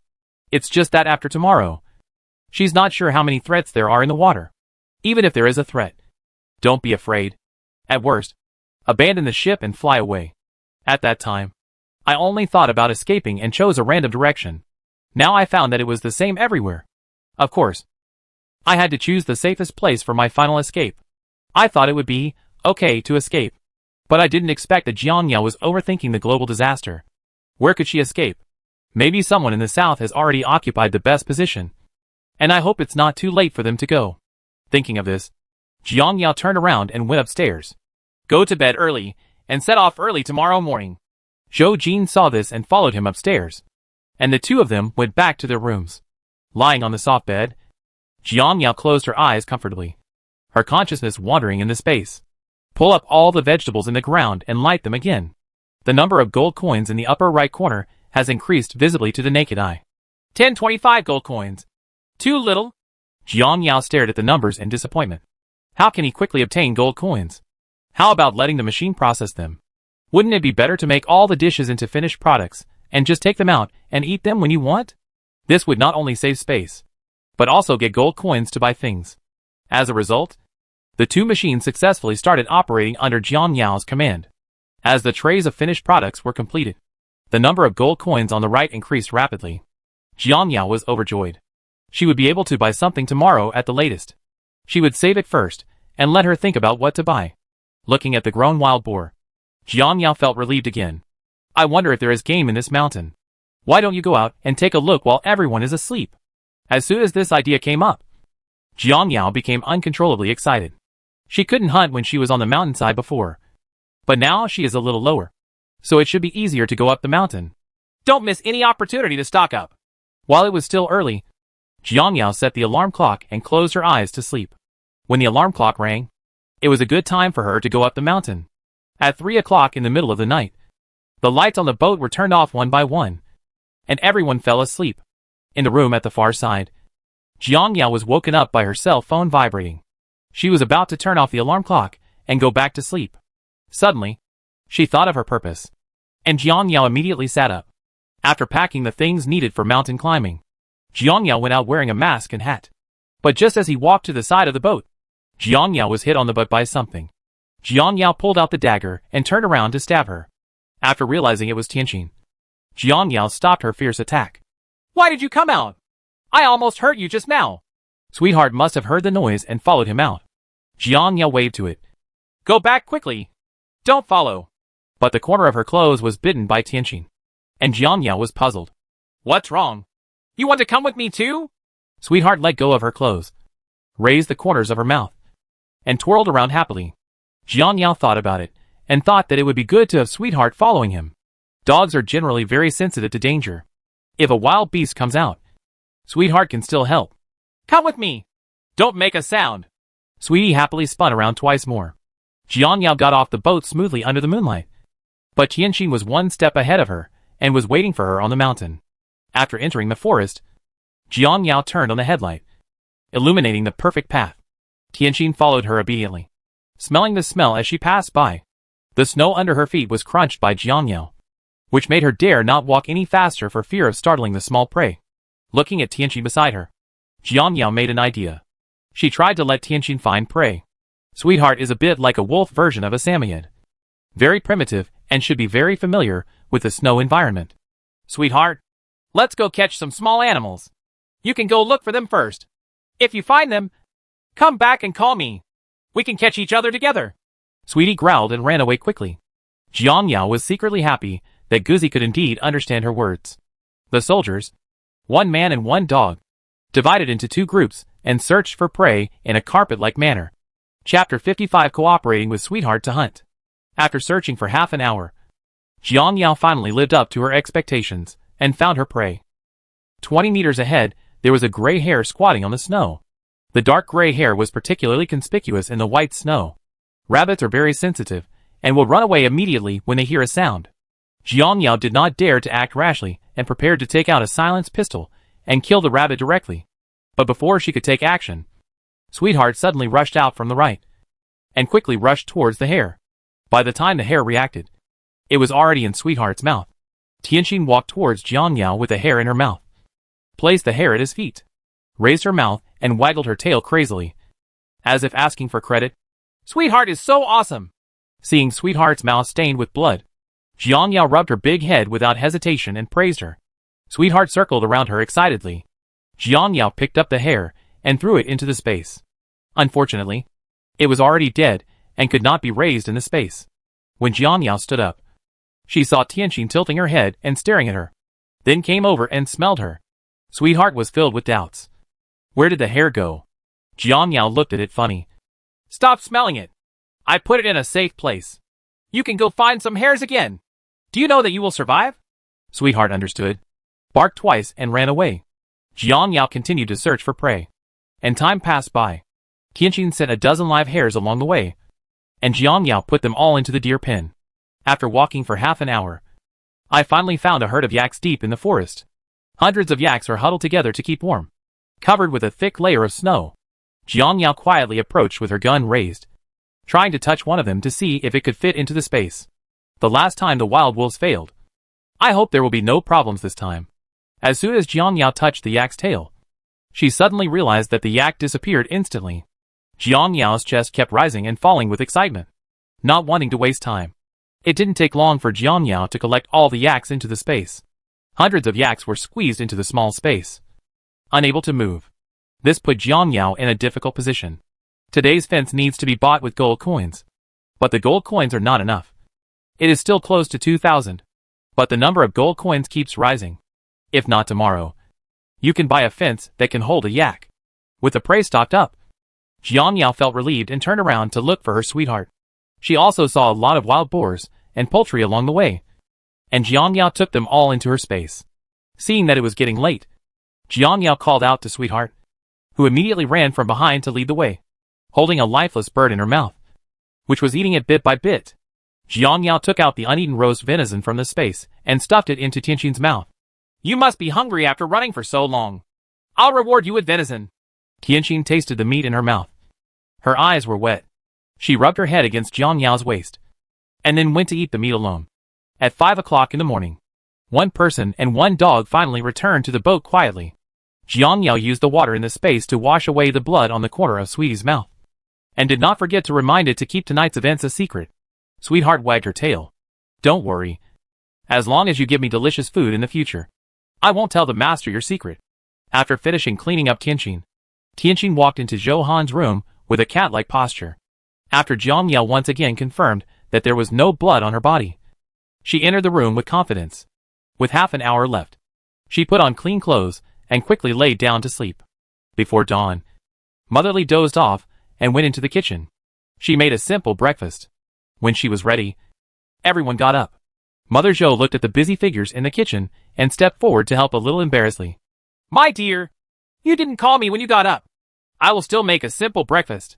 Motherly wiped her hands and shook her head indifferently. I said that I will cook all the meals from now on. Besides, it's not difficult. I can do it. Zhou Han took a bun and put it in his mouth. Well, Andy's cooking is indeed delicious. Mom, if you are not good at cooking, don't drag Andy down, Zhou's mother said coquettishly. You kid, what's wrong with me cooking? Your dad doesn't even dislike it. Thinking of his obedient father, Zhou Han turned his back to his mother and complained. No matter how terrible the food is, my dad says it is delicious. But his sense of taste has long been lost under your poison. When Zhou's mother heard this, her cheeks turned red. She couldn't be angry with her daughter and could only stare at her husband. Father Zhou was completely out of sorts. His sleepy eyes drooped, and he did not notice his wife's anger. Mother Zhou snorted coldly and knocked the plate loudly. Zhou Jin knocked on Zhou Han's forehead and said, Okay, hurry up and eat. We'll leave here right away. Zhou Han touched his painful forehead and bit the bun reluctantly. By the way, where is Jiang Yao? Why didn't you see her? Zhou Jin turned around and did not see Jiang Yao. Maybe I was too tired yesterday and haven't woken up yet. I'll call her. Zhou Han walked to Jiang Yao's room and knocked on the door without hesitation. Io, get up and eat. Otherwise you'll be cold. Jiang Yao had already put on her clothes. When she heard Zhou Han's voice, she hurriedly opened the door and walked out. Let's go! Etc. Jiang Yao paused, turned around and stared at Zhou Han. What's wrong? Zhou Han looked at the dark circles under Jiang Yao's eyes. What did you do last night? Why are the dark circles under your eyes so heavy? Oh, maybe the bed is too soft to sleep on. Jiang Yao touched her eyes, turned around and walked forward with a guilty conscience. Zhou Han followed behind, still confused. The bed isn't very soft either. Why aren't you used to it? When they arrived at the restaurant, everyone was seated and eating breakfast in silence. When Jiang Yao arrived, they all had warm smiles on their faces. They all signaled Jiang Yao to sit down and eat quickly. Zhou Jin had already finished eating, and came to the boat board to put away the anchor in the water, and then untied the thick rope from the tree. The yacht swayed gently with the ripples of the water. The weather today is very good. There is no fog or wind. The water is calm, and the temperature has risen a little, staying around freezing. There is no bad weather, and the travel process will not be affected. It is a good day for a long trip. Zhou Jin came to the cab, started the engine, slowly turned the yacht around, and sailed slowly south. Jiang Yao finished her meal quickly, and came to the cab to hold up the binoculars and carefully observe the surroundings. It would be great if there was a signal on the ship, so we could know the news from the outside world. Zhou Jin glanced at the channel button and silently opened the channel. A hissing sound came from inside. Still no signal. Jiang Yao put down the telescope and stared at the water in front of her. It's been so long since the earthquake, but there's still no signal. Is there a malfunction in the satellite communications? It's possible. Zhou Jin continued to twist the buttons, trying to find a channel with signal. However, after trying many times, Zhou Jin gave up. Perhaps there will be some if you go south. Jiang Yao is sure that the highest mountain in the world is in the south, which is where humans gather. Maybe survivors all over the world are moving closer to the south. There was a mixture of fish and dragons, and the situation was even more tense than at the previous base. Chapter 56 Mutated Fish Protect Their Young? The walk went smoothly all morning. As we went south, the temperature got higher and higher, almost 10 degrees Celsius. Jiang Yao was teaching a few people to practice boxing on the board of the ship. The stickiness on her body made her take off her coat. Her figure was slimmed down by the tight sweater. Her long hair fell softly on her forehead, making her even more cool. However, Jiang Yao has almost forgotten her appearance. Since her face was disfigured in her previous life, she has no desire to look in the mirror. Even after rebirth, Jiang Yao didn't care about her appearance.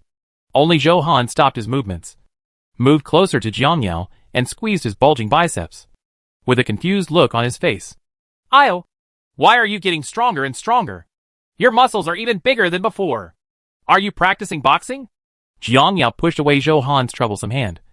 You can achieve this effect even if you practice for several months. This is the advantage of opening a small stove for yourself. Of course, Jiang Yao will not tell anyone. I can't hold on anymore, so I won't practice today. Right. Zhou Han felt aggrieved as he touched his sore arm.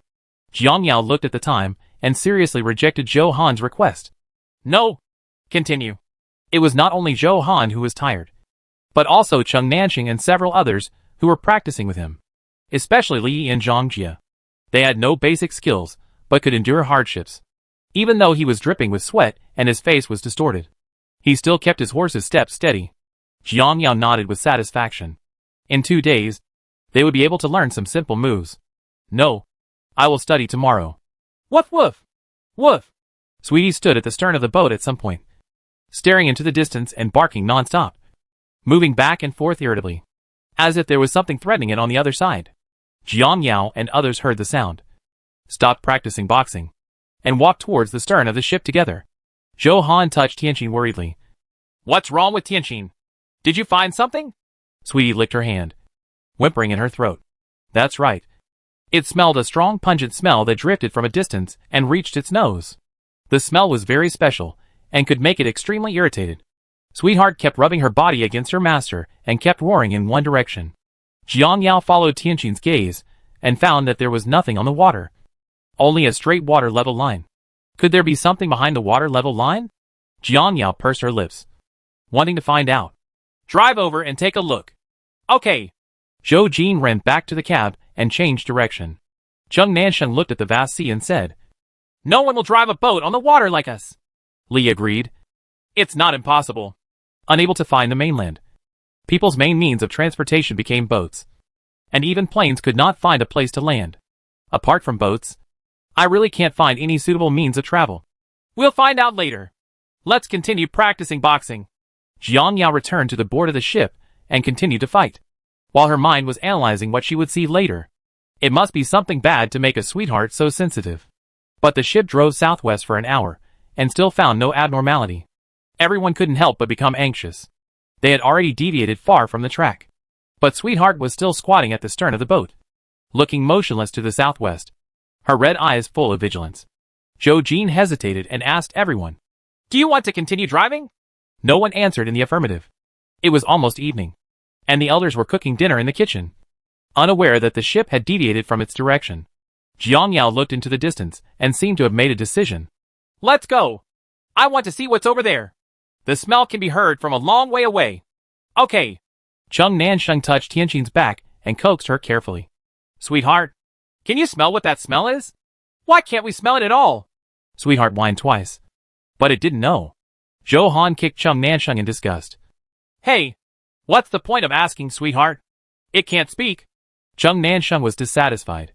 What if I can say it? Crazy! Zhou Han snatched the sweetheart from Cheng Nansheng's hand and held her gently in his arms. Our sweetheart is very smart even though she can't speak. Jiang Yao ignored the two people's quarrel, but stared at the thing in the distance. Saw it! When several people heard this, they all leaned on the armrests and looked out. And sure enough they saw the black color under the dim sky. What on earth is that? It looks pretty big. Zhou Han guessed. Isn't it also a ship? The cruise ship still kept moving at a speed of 50 yards. Every time it moved forward, everyone's heart became tighter. Jiang Yao didn't come to a conclusion until all the black figures were exposed, and the air was mixed with the smell of blood and putrid smell. It's a boat, but there's something else. As it got closer, everyone saw clearly that it was indeed a boat, but there were many large carp and catfish around it. The fish are attacking the boat. The scene before him surprised Cheng Nansheng. The boat seems to have capsized and is sinking. Seeing that the situation was not going well, Jiang Yao shouted to stop. Zhou Jin! Stop! Don't lean over. The cruise ship stopped 50 meters away from the accident. It could be clearly seen that the bow of the ship had been damaged by catfish and water was spreading inside. Through the lights on the other side ship, they saw several figures walking around high up on the ship. Zhou Han's heart tightened. Io! There's someone up there! Zhou Jin walked down at this time and stared at the accident scene. How did they get attacked by the fish? Is it too fast? Jiang Yao observed it for a while, then shook her head. That's probably not the reason.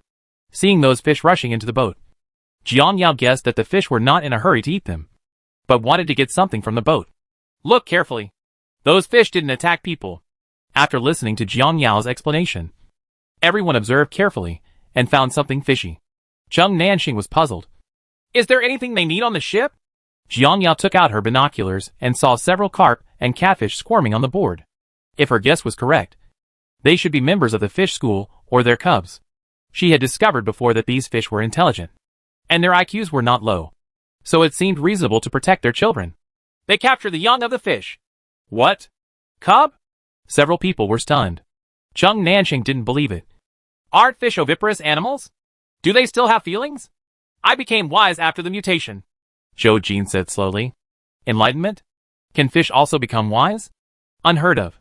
Several people on the opposite side seemed to have seen the cruise ship, and they waved desperately for help as if they had found a savior. Help! Come and save us! Hey, can you hear me? Help us! Upon hearing this, several people focused their attention on Jiang Yao, and Zhou Han even asked, Io, are we going to rescue them? Jiang Yao decisively refused. I won't go. Chapter 57. Finally there is a signal. But why? Everyone was puzzled. Zhou Jin explained for Jiang Yao. How can I save him? There are so many fish around, and he can't even get close. Even if I could get closer, I wouldn't save him. He didn't know who the other party was. So how could Jiang Yao take the risk to save a few strangers? If the other party is a wolf in sheep's clothing, the gain outweighs the loss. If you can take the action of catching mutated fish, you have to bear the consequences yourself. Let's go! Jiang Yao glanced at Zhou Jin and asked him to sail the boat. Zhou Jin nodded and went upstairs. The ship moved slowly, and Zhou Jin replanned the route and sailed towards the nearest route. Desperate cries for help can still be heard in the distance. Everyone's hearts are extremely complicated, but they also know that there is absolutely no way to save anyone in this scene.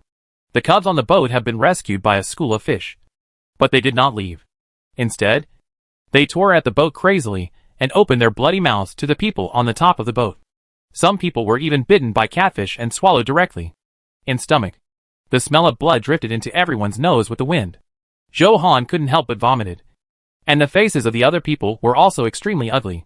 Jiang Yao turned her head and didn't want to see the bloody scene anymore. She understood that these fish had a revengeful nature and must not be provoked.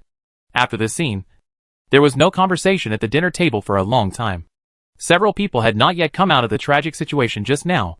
The four elders felt that the atmosphere was gloomy, looked at each other, and shook their heads, indicating that they did not know what happened. What's wrong with you? Mother Zhou had been busy in the kitchen and was completely unaware of the scene just now. When she saw the slightly pale faces of the children, she couldn't help but become worried. It's okay. Zhou Jin glanced at someone who was eating happily, then picked up his chopsticks and ate silently. We're fine too.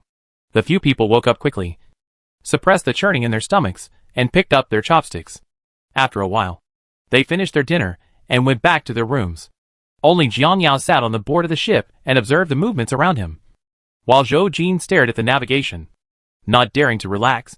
Judging from this speed, we will probably reach our destination the day after tomorrow. Jiang Yao closed her eyes, bought a fence with gold coins, and enclosed all the yaks in it. There were abundant weeds in the fence, and she could never eat them all, so she was not afraid that they would starve. Jiang Yao picked up a lot of vegetables from the soil again. After buying 2 pieces of land, he continued to plant peppers and vegetable seeds. As for fruits, Jiang Yao planted his favorite durian. The 2 machines are still working non-stop. There are already a lot of finished food products in the space. The gold coins in the upper right corner continue to increase slowly. It will not be until tomorrow that the space area can be purchased again. After arriving in the south, you must find a way to stock up on supplies. Jiang Yao, come up quickly. Zhou Jin's voice of surprise came from above. Jiang Yao opened her eyes and ran upstairs quickly. What's wrong? Zhou Jin stood by the rudder and pointed at the channel. Listen. Jiang Yao looked over and happened to hear intermittent voices on the channel, but couldn't make out what was being said. There was great joy on his face. Is there a signal? Yes, but I don't understand. Jiang Yao couldn't understand either. It seemed that he was speaking neither his native language nor English. Ignore him. As long as there is a signal, it means that at least there are people in the outside world surviving. Well, let's go and think about it together. The two of them just listened in silence, hoping to get useful information from it.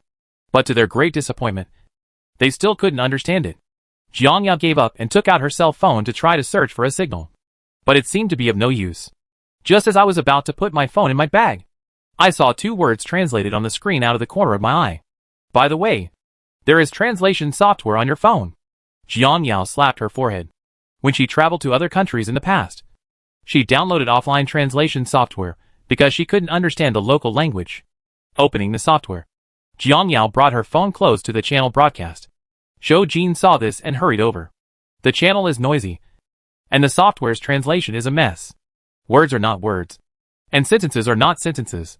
Jiang Yao frowned and took a picture of the channel screen. Can you adjust the channel? Zhou Jin hesitated for a few seconds. I'll give it a try. In fact, he has adjusted it many times just now. This state is the best result. He can no longer receive signals from other stations. Zhou Jin carefully turned the button, and the sound inside turned into rustling again. Zhou Jin turned it back to its original position, and the intermittent sound returned. Zhou Jin let go of his hand and said, "This is the only way." Jiang Yao put down her phone in disappointment. "Forget it. The signal may not be very good at night. Let's wait until tomorrow to listen. You go and have a rest. I'll stay here and wait until I hear you clearly before I call you." Jiang Yao nodded. "Okay." After taking a few steps, Jiang Yao suddenly thought of something and turned back. "I just saw a lot of dark clouds in the sky. I'm afraid it will rain tonight."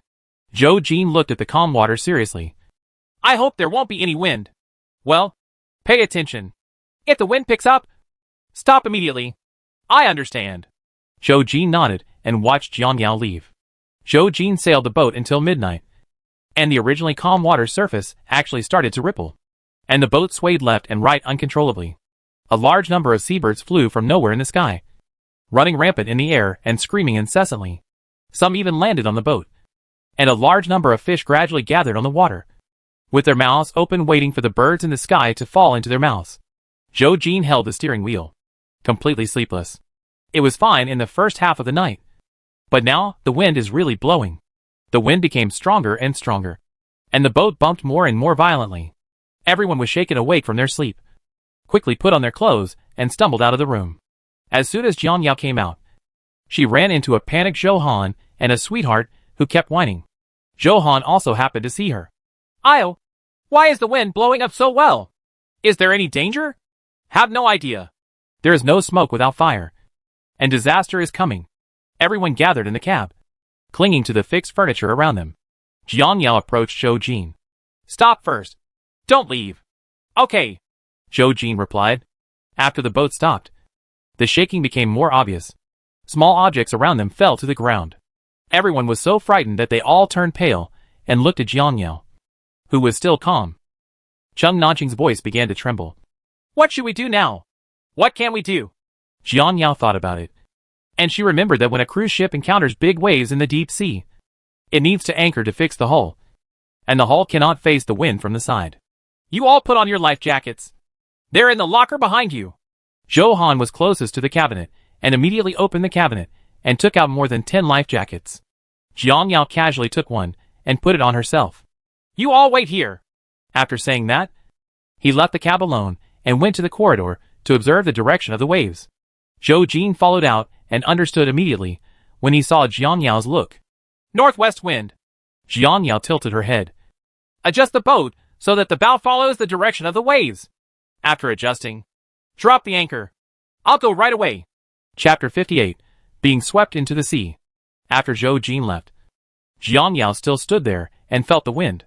The dark clouds in the air shrouded her as if they were very close, and occasionally there was a flash of light. "It's really going to rain. Trouble." Jiang Yao turned around and wanted to leave. In an instant, the waves rose from 2 to 3 meters to a height of more than 10 meters, and the boat drifted with the current in the sea, with the inclination reaching about 45 degrees. Jiang Yao firmly grasped the armrest and finally returned to the cab to stabilize her body. Mother Li couldn't stand the bumps and couldn't help but vomited. Li could only watch but could not help. The others were not much better. Zhou's mother was weak. Even if she tried her best to stabilize her body, she was still shaken from side to side. Seeing that they were about to lose their grip, Zhou Jin and Zhou's father stepped forward to help and protected Zhou's mother in the middle, thus avoiding the danger of being shaken down. "You all have a good hold," Zhou Jin shouted to remind everyone. Jiang Yao clung to the iron frame. Tianqing was tied up in the corner by Zhou Han, and her body could not stop shaking with the hull of the ship. "Wow!" The sea water hit the glass window hard, and the glass cracked instantly. Water poured into the cab and splashed everyone. Motherly, who was closest to the window, screamed in despair after being beaten by the seawater. "Ah! I don't want to die yet. I told you to stay in the mountain, but you want to go to sea. Now, I will be buried with you." Mother Joe was right next to Motherly, and after listening to all her words, she suddenly became dissatisfied. "How long has it been, and you are still making sarcastic remarks? Do you think there is no danger on the mountain with such a strong wind?" Motherly refused. "It's better than the sea." As soon as she finished speaking, sea water splashed all over her body again and poured into her mouth, making her very embarrassed. Jiang was soaked and turned a deaf ear to the quarrel between Li's mother and Zhou's mother. Li persuaded his mother. "Mom, please stop talking. Maybe the mountain has been submerged in water for a long time. If we don't come out, we will definitely be buried in the sea by now." "That's right. You'd better calm down. Zheng Nanxing dislikes who undermines the unity of the team. We all share the same hardships together. Doesn't saying so much hurt the harmony?" Motherly pursed her lips and listened to her son's words and stopped talking. But the fear in her heart became deeper and deeper. Along with the strong wind came sleet and snow. Thunder came and went, and the waves became higher and fiercer. Jiang, who was shaken and dizzy, was hoping for a chance. But now it seems that they are probably in danger. The inclination of the ship has reached more than 60 degrees. Listening to the whistling outside, the wind force should have reached about level 12. Some people in the boat gradually became exhausted. If it weren't for the people around them, they would have been swept down by the waves. The rudder broke through the external force and began to rotate left and right, and the ship's hull gradually shifted in the waves. Jiang discovered in time. "The direction of the ship has changed." Zhou Jin took a look and found that the rudder was indeed not obeying the command, and he hurriedly approached there. Jiang clung to the ship wall and reached the rudder position one step ahead of Zhou Jin. She pulled the rudder hard with both hands and turned it back to its original position bit by bit. Zhou Jin had already come closer, and the two of them tried their best to grasp the direction to prevent the boat from being capsized by the waves. Zheng Nanxing and Zhang Jie stepped forward to help one after another. When Jiang Yao and Zhou Jin lost their strength, they replaced them. After going back and forth, the direction was completely fixed. "Ah!" A scream sounded. Fatherly had exhausted all his strength and had no one to support him. He was knocked over by a wave. His hands were detached from the fixed objects, and his body hit the wall of the ship hard, and he almost fainted. His whole body was immersed in the water, unable to exert any strength, and he was allowed to stumble back and forth as the boat tilted. "Dad! Uncle! Old man!" Li let go of Motherly. "Mom! Hold on!" Li and Zhou Han ignored their own safety and let go to help Li's father. Seeing this, Jiang cursed the quintessence of the nation. Madness. Sure enough, Zhou Han and Li had no support, and like Li's father, they collided back and forth in the boat. The three of them were knocked together, holding each other's hands and hugging each other. However, the window on the opposite side was already broken, with glass shards scattered on the floor. The three people soon had large and small wounds on their faces and hands, and they were bleeding. Fatherly was originally on the edge. At this moment, due to the force of inertia, half of his body was swept out of the window by the waves. Li pressed his feet against the wall of the boat, and grabbed Li's father's arm with both hands, and refused to let go. Seeing this, Zhou Jin quickly asked Zheng Nanxing to take his place, and slide over to help. Zhou Han was too busy taking care of himself that he couldn't spare his spare hand to grab Li's father again. Zhou Jin took the same posture as Li, grabbing Li's father's other arm, and the two of them worked together to pull Li's father back from the window. Before anyone could breathe a sigh of relief, a strong wave hit them, and the three of them were instantly swept to the window again. There was nothing fixed around them, and the three of them were unable to support themselves. Plop! Plop 3 times. 3 people fell into the sea. Jiang Yao's expression changed, and she ignored the rudder and walked to the window against the ship wall. The others were already frightened, and their bodies were shaking crazily. Motherly recovered first, broke down and cried, "Son! Old man!" Zhou's mother was awakened by her voice, and knew that her son had also fallen. She couldn't stop crying anymore. "Ajin!" She wanted to come over, but Jiang Yao stopped her. "Don't come here! All of you!" From her position, she could still see the figures of the 3 floating in the waves. She caught a glimpse of the swimming ring on the railing outside, and Jiang Yao slipped out of the window neatly, after quickly untying the swimming ring and tying it to the long rope on the railing. He tied himself to the railing, then raised the swimming ring and shouted at the three people. Catch it! Zhou Jin was the closest and heard Jiang Yao's voice. He saw a swimming ring coming towards him. Zhou Jin wanted to catch it, but the swimming ring missed and landed on his right. Zhou Jin did not give up, but moved closer to the swimming circle. Even if he could swim, it would not help.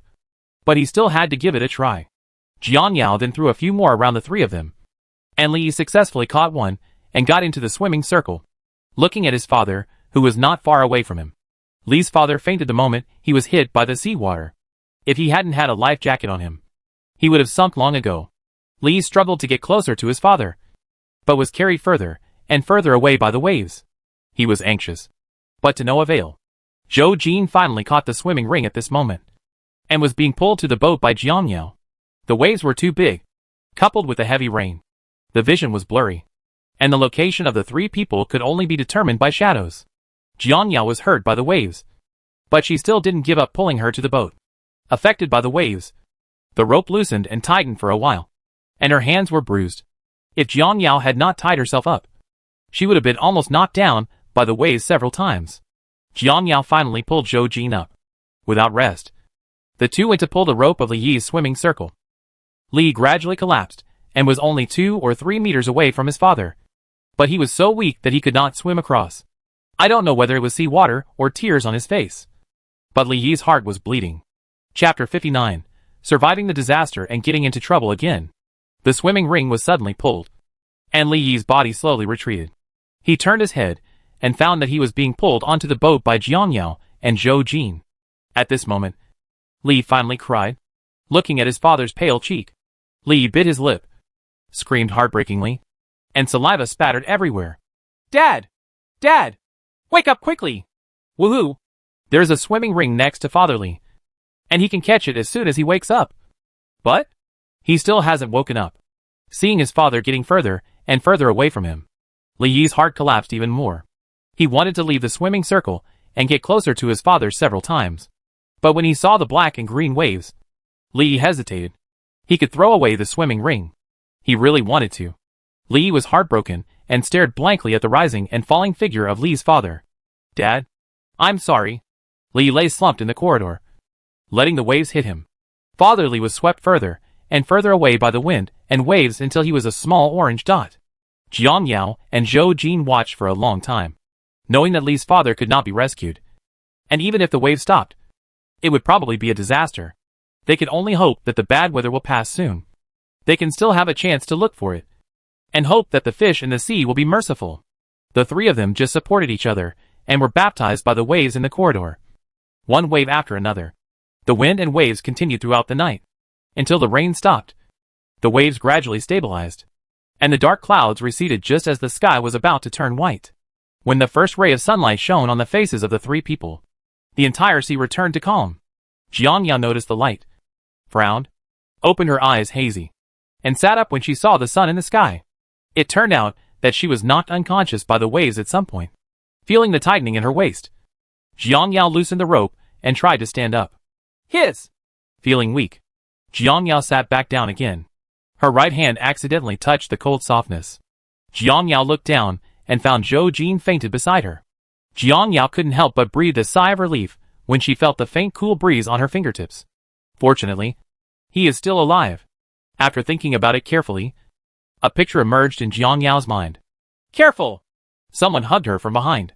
It seemed that when a huge wave hit, Zhou Jin was knocked against the railing by the wave in order to protect her, and was knocked unconscious. She couldn't bear the impact and fainted. Jiang Yao tried to shake Zhou Jin awake. Hey! Wake up!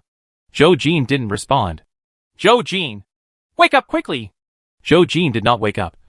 But Li Yi, who was not far away, heard the sound and woke up in a daze. With one hand on the ground and the other holding his injured head, with the turbid water in front of him, Li completely woke up. Dad! I want to find him! Tears burst from the corners of his eyes. Li lay on the railing and looked at the vast sea. He was extremely helpless. Dad! Jiang Yao held Zhou Jin's head, but looked at the desperate Li, not knowing how to comfort him. Old man! My son! Several people in the cabin also woke up slowly, especially Li's mother, who was clamoring for her husband and son as soon as she woke up. No one could see his voice, but he arrived first. The next moment, her short figure appeared in the corridor. After seeing Li, she rushed out crawling on the ground. Son!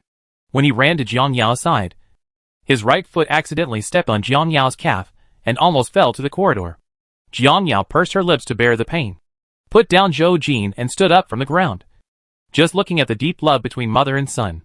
Mom! My dad! Li buried his head on his mother's shoulder and cried bitterly. Mother Li opened her mouth wide, and it took a long time to squeeze out a sentence from her throat. Old man, your dad, he wasn't saved. Well, Li cried and beat himself. The waves are too big, and I can't catch him. It's all my fault. It's all my fault. Wow. Wow. Mother Li could no longer suppress her sadness and cried bitterly with her son in her arms. Cheng Nansheng and Zhang Jie helped Zhou's father, and Zhou Han helped Zhou's mother out of the cabin. When they saw such a sad scene, they let go of their mother and hurriedly ran to the mother and son, hugging them. Ahem, ahem. Zhou Jin slowly woke up on the ground, and the stinging pain in his lungs made him cough uncontrollably. Zhou Jin! Jiang Yao knelt down and carefully helped him up. Mother Zhou came up to help. Son, are you okay? Zhou Jin took a big breath, and his head drooped weakly. He was so dizzy that his head probably hit the hull of the boat. Ahem. I'm fine. Seeing that her son was fine, Zhou's mother looked at the backs of the three hugging each other and looked away sadly. Your Uncle Li is really... Zhou Jin held her mother's hand tightly. Mom, I'm sorry. I've tried my best. Silly boy. What's wrong with you? Life and death depend on disaster. Maybe this is your Uncle Li's fate. Mother Zhou's helpless sigh was neither too loud nor too small, and was just heard by the sad Mother Li. She pushed her son away, turned around angrily, and glared at Zhou's mother. What did you say? How could you say it so easily? Explain to me clearly what his doom is. That's not the case. My dear, listen to me. Zhou's mother pursed her lips twice. She wanted to explain that she wanted to comfort him, but seeing the other person's look of wanting to eat someone, she couldn't say anything. Shut up! Your old man can't stand and talk without his back hurting. Mother Li didn't give up and pointed at Jiang Yao and yelled. And you are such a loser! I said you should stay in the mountain for safety, but you want everyone to leave and take risks with you. How can you be so safe?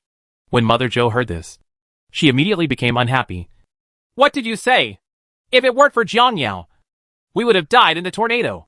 You will repay your kindness with your hatred. Auntie! Jiang Yao pulled Zhou's mother aside and took 2 steps forward, looking at Mother Li's ugly face. Jiang Yao wanted to laugh, so he twisted his mouth and smiled contemptuously. If you can't let him go, you can jump down and die with him. Don't make excuses to disgust me.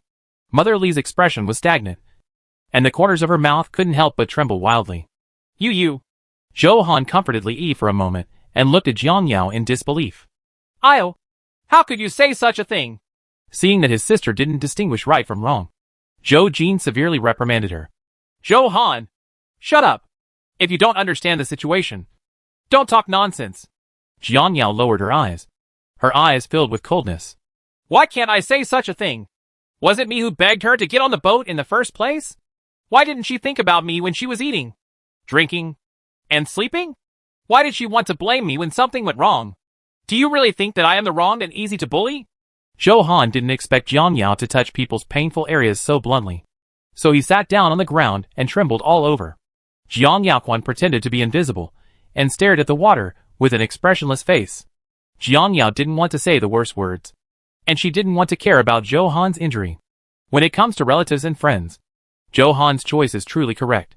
After all, she is the outsider on this ship. You little bitch. I'll fight you. Chapter 60. Father Li passes away. Not knowing where she got the strength, Mother Li rushed over and wanted to headbutt Jiang Yao. Jiang Yao was flexible and moved sideways. Mom! Stop!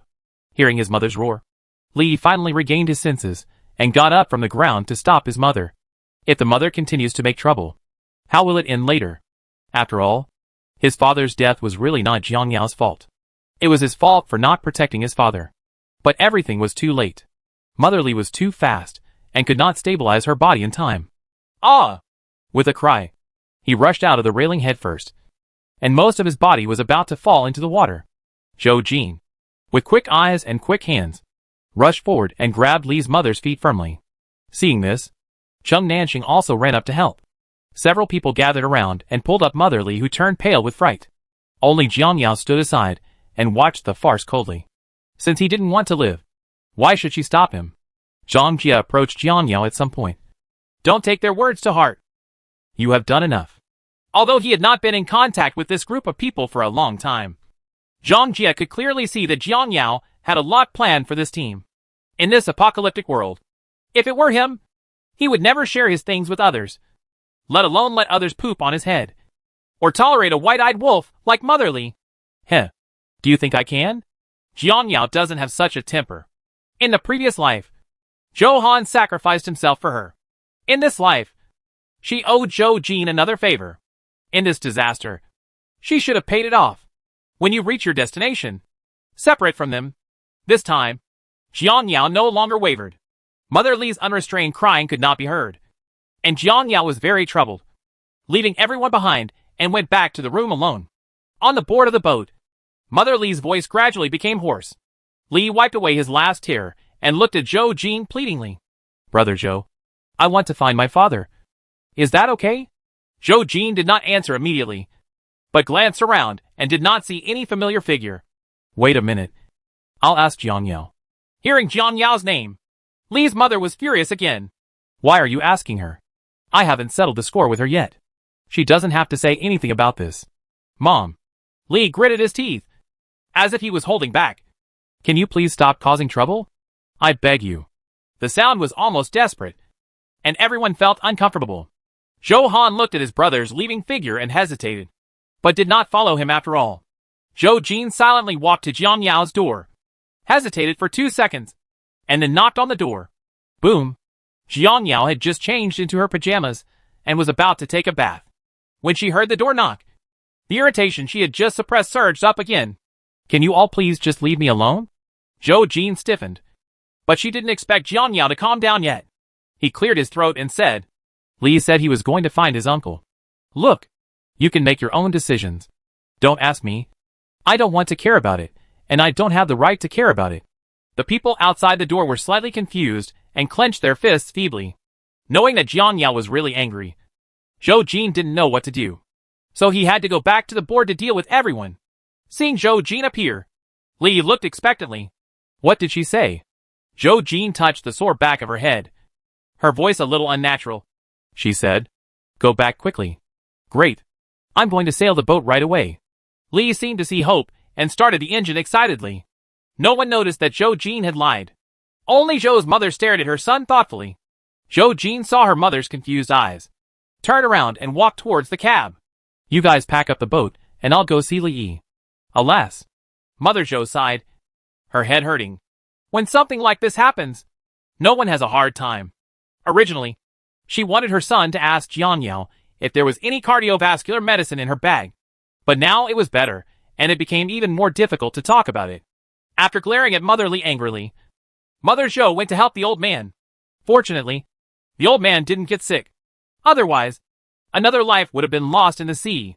People, you still can't be too aggressive, which will bring disaster to the people around you. Jiang Yao, who was taking a bath, felt the shaking of the boat and knew that someone was already sailing the boat. Are you looking for Father Li's body? Jiang Yao shook her head in frustration, forcing herself not to think about it. Zhang Jia and Chung Nansheng cleaned up the boat and cleared out the water on the board. After a while, the hull returned to 70% to 80% of its appearance. Looking at the 2 undamaged helicopters, Chung Nansheng was very glad that he listened to Jiang Yao and fixed the helicopters to the ship's board. The boat sailed in Li Yi's memory for more than an hour, but Li's father was still not found. The more you hope, the more you will be disappointed. Everyone's heart is very heavy. In fact, they had known for a long time that Li's father would never come back. But they couldn't bear to tell the truth and further irritate Li's mother. Old man, where are you? Old man, come back quickly. Old man. Mother Li went from murmuring to screaming, and she had reached the point of despair.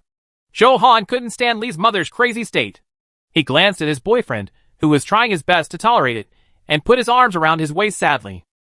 Brother Yi, don't talk. Li looked straight ahead, his eyes filled with bloodshot eyes. He didn't want to hear any words of comfort. He just wanted to do one last thing for his father. Li Yi's mind was full of his father's kind smile. His father has loved him since he was a child. In order to let him go to a better private school, he was reluctant to eat and wear clothes. He never bought any new clothes in his life. And he didn't even eat his favorite meals a few times. Thinking of this, Li collapsed even more. And tears fell from his cheeks again. He promised his father that he would take his father on trips in the future. But now, it's too late for anything. How cruel it is to ask him to accept his father's death. Jo-han knew her boyfriend's pain, so she could only hug him tightly from behind and give him warmth. Mother Jo stayed with Mother Li, comforting her from time to time. Jiang Yao freshened up and felt much more comfortable. When she came to the window, she observed it for a while and found that the boat was still spinning aimlessly. These people haven't given up looking for the body yet? This cannot continue. We must reach our destination before tomorrow. Jiang Yao did not ignore the dark clouds in the distance. Arriving at the cab, Jiang Yao's footsteps attracted everyone's attention, and they all looked towards her. Mother Li, however, was not as showy as before. She was already numb with sadness. Jiang Yao faced everyone's gaze, glanced at the rudder, and said 2 words. Turn around and set off. Li Yi's back was slightly stiff, and he firmly grasped the rudder and refused to let go. Jo-han couldn't bear the loss of her boyfriend and his hopes were shattered. So he shamelessly begged Jiang Yao for mercy. Can you give me another hour? No. Just half an hour. When the time is up, we will definitely return. Jiang Yao did not refuse, but pointed into the distance. Do you still want people to die in the sea? Jo-han looked over and his face instantly turned pale. The expression on Li Yi's face was chapped, and his lips couldn't stop trembling. Seeing that Jo-han didn't refute, Jiang Yao asked the others, Do you also want to continue looking? Chapter 61. A shocking scene at the foot of Finling Mountain. Everyone also noticed the dark clouds in the distance at this moment, and their legs suddenly became weak. They shook their heads wildly in fear at the thought of experiencing last night's experience again. Chung Nansheng was the first to refuse. If you don't want to, turn around and get out of here. Hearing this, Mother Li finally reacted.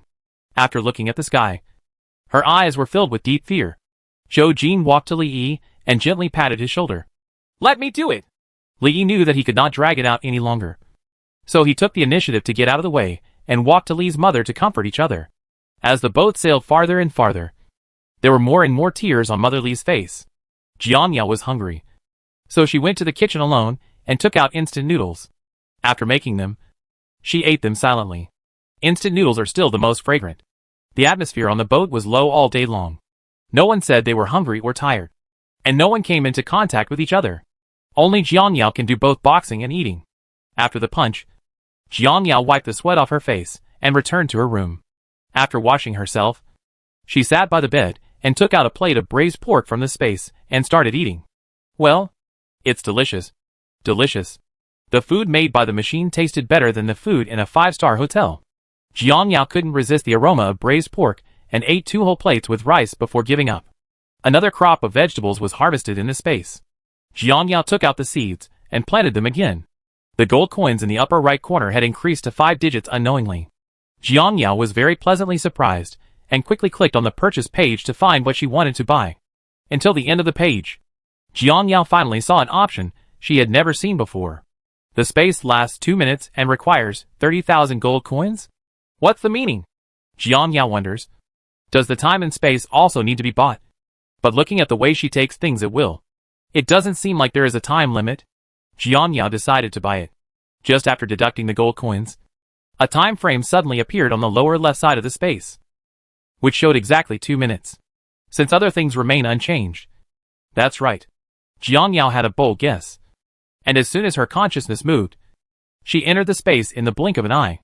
Jiang Yao stood inside and waited for a few seconds anxiously, but found that the space did not kick her out. Jiang Yao snapped her fingers excitedly. She guessed it right. But 2 minutes is too short. Jiang Yao did not dare to waste time, and quickly jumped out of the space. The time stopped at 1 minute and 31 seconds, and she did not move any further. Jiang Yao regained consciousness and kept talking about making gold coins. The more gold coins you earn, the longer you can stay in the space. If you encounter difficulties in the future, you can go in and hide. Feeling that she was almost rested, Jiang Yao put on her down jacket and prepared to go out to exchange with Zhou Jin. She was going to work the night shift, because she didn't want to owe any more favors. Zhou Jin still maintained the same posture as during the day, and the others had already returned to their rooms to rest. Jiang Yao walked to Zhou Jin and pushed him aside. You rest tonight, and I'll sail the boat. Except for a few hours after he passed out. Zhou Jin barely slept. For her own safety, Jiang Yao had to take over this burden. Zhou Jin did not refuse. Okay, I'll go and sleep for 2 hours first, and I'll come and take your place in 2 hours. Jiang Yao looked forward and agreed casually. Yeah. As for Zhou Jin's repeated insistence 2 hours later, she would not refuse. Sure enough, 2 hours later, Zhou Jin appeared in the cab. He had put on a thick cotton jacket and wanted to step forward to replace Jiang Yao. It's getting late. You go and rest. Jiang Yao let go of the rudder and saw the black eyes under Zhou Jin's eyes. Have you rested? Zhou Jin held the rudder and said. That's almost it. We'll be there tomorrow morning anyway. I don't care if it takes a day and a half. Jiang Yao thought for a moment and felt that what Zhou Jin said made sense. They would reach the highest mountain range, Fenglang Mountain, tomorrow. Be sure to keep your spirits up to face tomorrow's troubles. Then I'll leave this place to you. Good. Jiang Yao turned around and left. Zhou Jin stared at Jiang Yao's back thoughtfully. He felt that something was different about Jiang Yao. There was no big trouble all night. But Sweetie was not too tired. She barked on the bow of the boat the whole night. And no matter how anyone pulled her into the room, she just refused to come in. There was a lot of noise outside the boat. Jiang Yao sat up from the bed with her aching body. Why was there such a noise? Dong dong dong! Jiang Yao! Are you awake? It's Zhou Jin. Coming! Jiang Yao got dressed and walked out. What's wrong? There's something going on outside. Go take a look. The two came to the bow of the ship together, where the others had been standing for a while. As soon as he stood firm, there were sounds of shouting and killing from the right. After Jiang Yao looked over, her eyebrows darkened immediately. Lish suffocation feeling invaded the bone marrow. It turns out that Sweetie had sensed danger last night and kept yelling to remind them. But unfortunately, no one understood what it meant. The sea 100 meters away was filled with densely packed ships, large and small, with no end in sight. Everyone on the ship was looking at one place, and that place was at the foot of Fenglang Mountain. There were also people standing at the foot of the mountain, all wearing blue scarves on their heads and holding long things in their hands, which were particularly dazzling in the sun. Jiang Yao knew that it was a sword. It was obvious that the two sides were not the same group of people, but were confronting each other, and the situation was once out of control. Someone yelled, Everyone, hurry up and grab all the supplies. As soon as the others heard this, they climbed onto the boat with their knives in hand and hacked at the people on the boat. Steal the boat too! The rich voice sounded again. Those who are willing to surrender should not be moved. Those who are unwilling to surrender will be killed without mercy. Yes! As the knife rose and fell, people kept screaming and falling from the boat into the water, causing a lot of red waves. The rust-like smell drifted over in the wind. Irritating. The scene is very shocking, very bloody, and very cruel. No one on the cruise ship had ever seen such a scene, except for Jiang Yao. They were all so scared that they were paralyzed. Motherly sat directly on the ground. So stimulated, the veins on Zhou Jin's neck popped out, and she tried her best to hold back her emotions. Jiang Yao felt Zhou Jin's emotions, but didn't take it seriously. What can you do if you can't bear it? You just have to live with it. Recalling that when she first saw the scene, she was as scared and angry as Zhou Jin. But now, there is no wave in my heart. Jiang Yao continued to observe the strength of both sides. A lot of information had been given to her during this fight. 1. Being taken advantage of and formed into cliques. 2. Supplies are very scarce and all depends on robbery. 3. They come from all over the world and their strength is unknown. The flags of different countries were hung on each ship, and it was difficult for Jiang Yao not to see them. There were many people on the opposite side. Jiang Yao knew that this was not the best time to go ashore, and she had to think long term. So I walked back to the cab and drove 100 meters east to avoid conflict with the people on the mountain. Chapter 62. A funny misunderstanding. After the boat stopped, Jiang Yao walked out of the cab and saw dozens of boats also parked nearby. There was no movement on the boats. He probably didn't dare to get close. After all, the opponent is a very vicious person. Jiang Yao just made a rough estimate. There are about 200 to 300 people on the mountain. If there is a real duel, Jiang Yao is not sure to fight head-on. Zhou Jin and others have returned to the kitchen, and everyone's faces are full of fear and anxiety. Chung Nansheng glanced at Zhou Jin. What should we do? Can we just float on the sea forever? Zhou Jin remained silent. Zhang Jie rubbed his forehead. There are so many people on the other side. How can we get close? What can we do if we don't drift? Li also agreed with Zhang Jie. They are a bunch of desperados. If we get close, we will only die. Chung Nansheng walked back and forth irritably, grabbing his hair and stamping his feet from time to time. Mr. and Mrs. Zhou and Mother Li did not come out of the scene just now. They were still sitting in a daze. Sweetheart, come back! Zhou Han shouted in panic. As she shouted, Sweetie's white figure rushed out quickly, almost tripping Jiang Yao at the door. Realizing something was wrong with Tianqin, Jiang Yao quickly followed her. Woof woof! Woof! As soon as Jiang Yao arrived on the boat, she heard Tianqin shouting loudly and staring at the opposite side with very vigilant eyes. Jiang Yao looked over and saw that except for a few ships, there was nothing special. Wrong. Jiang Yao stared at the spot for a few seconds and noticed a slowly moving ship outside several ships. As for which way to move, bang! The ship hit the nearest one, but it didn't stop and hit all the ships in its way. The hit ship moved to both sides, opening a waterway for the ship. And this waterway ended. Jiang Yao was shocked to see the cruise ship under her feet. After seeing the dark figure on the bow of the ship, Jiang Yao quickly ran back to the cab. Zhou Jin, who had just come out, didn't know the situation yet, but when he saw Jiang Yao's cold expression, he followed him directly. Jiang Yao started the cruise ship, which quickly turned around and continued eastward. Everyone in the kitchen was puzzled when they noticed that the ship was moving. Why did the boat move again? Zhou Jin stood next to Jiang Yao and turned her head to see the ship approaching them. We were discovered? What did you say? Jiang Yao held the rudder with an expressionless face. Our boats are big and gorgeous, which can easily attract each other's attention. And the surrounding boats belong to each other. There was a boat chasing them, which meant that after the other party dealt with a group of people just now, they immediately pointed the finger at them. The cruise ship was moving at a speed of nearly 60 yards, and the ship was chasing after her at the same speed. It was not an option to continue like this. Jiang Yao handed the rudder to Zhou Jin. You drive. I'll go out and take a look.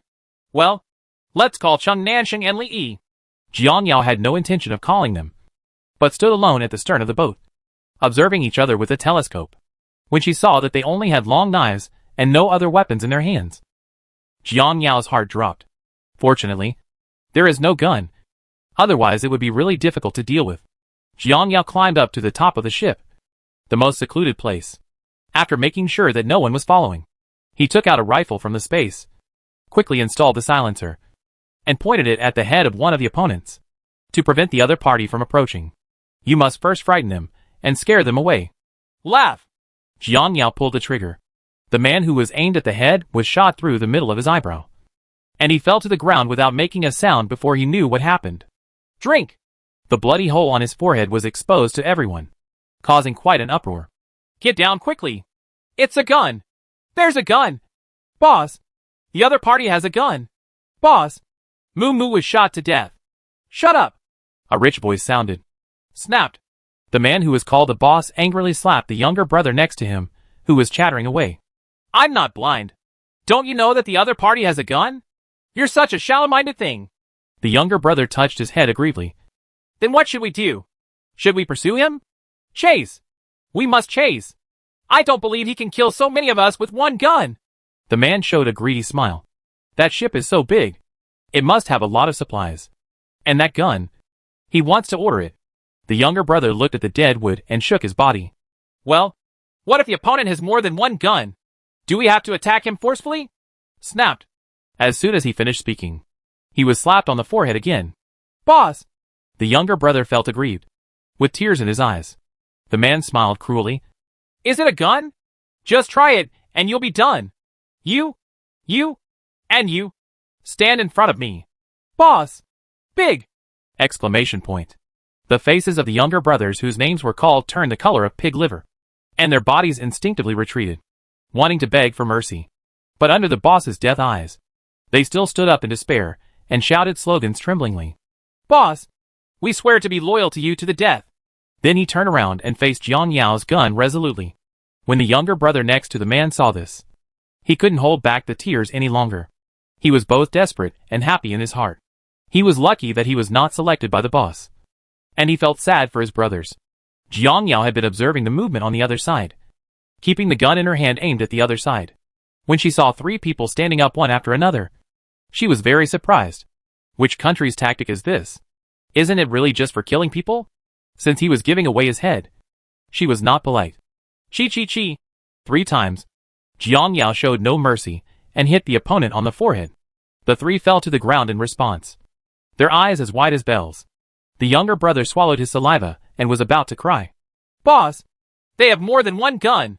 Afraid that the boss wouldn't believe it, the younger brother couldn't wait to point to the body on the ground.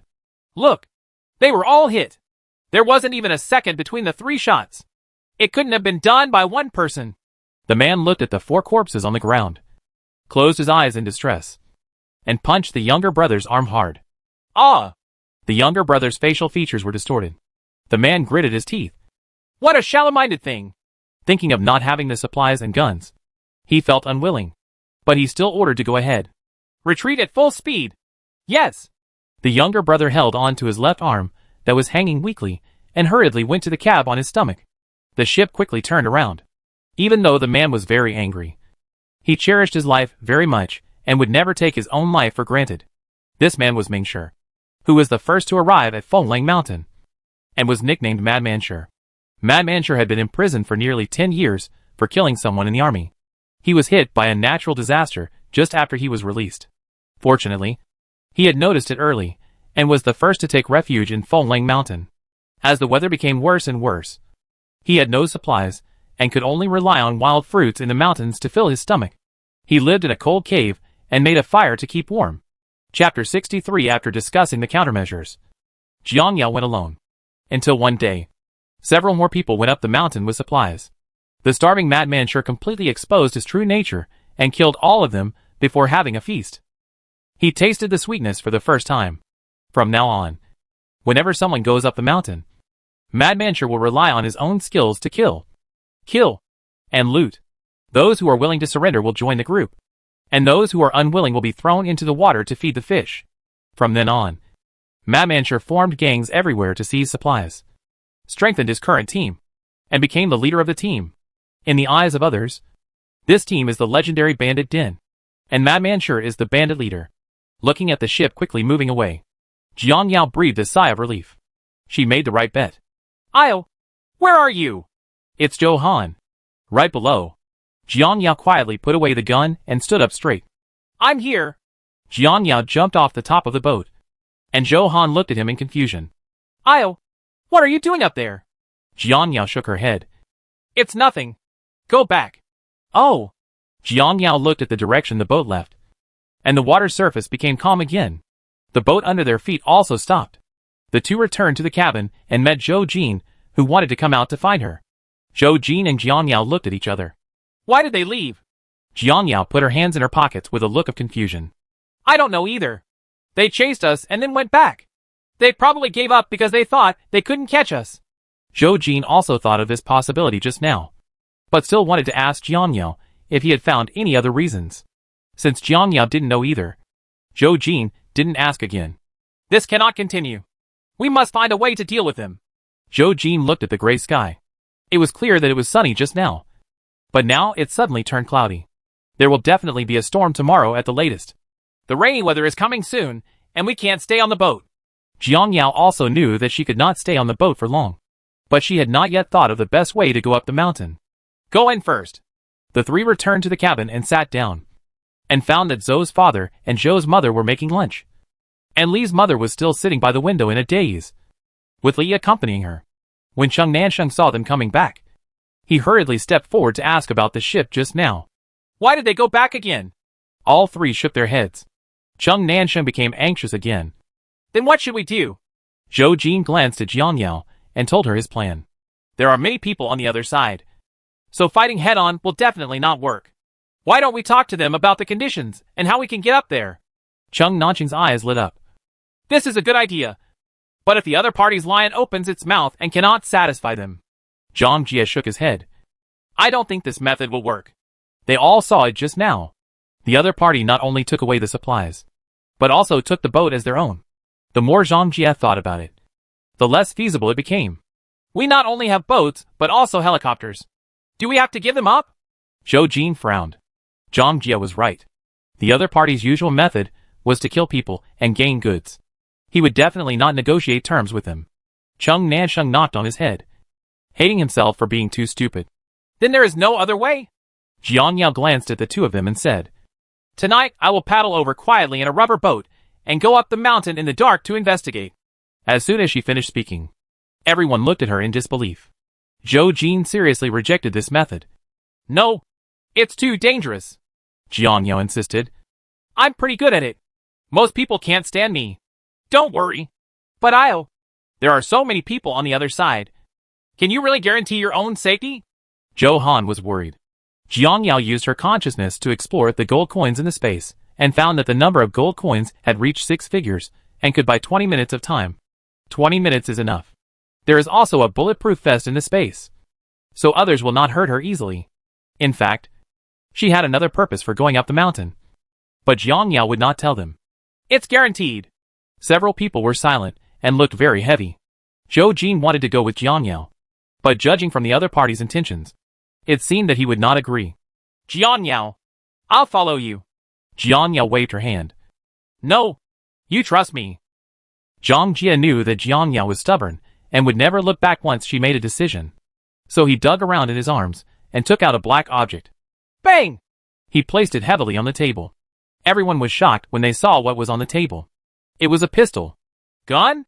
Jiang Yao stared at Zhang Jie in surprise, forgetting that he had a gun on him. Now that Zhang Jie could take it out, he should have regarded her as a teammate. Zhang Jie's voice was low. There are only 4 bullets in it. You can use it as you see fit. Good. Jiang Yao generously picked it up from the table and inserted it into her lower back.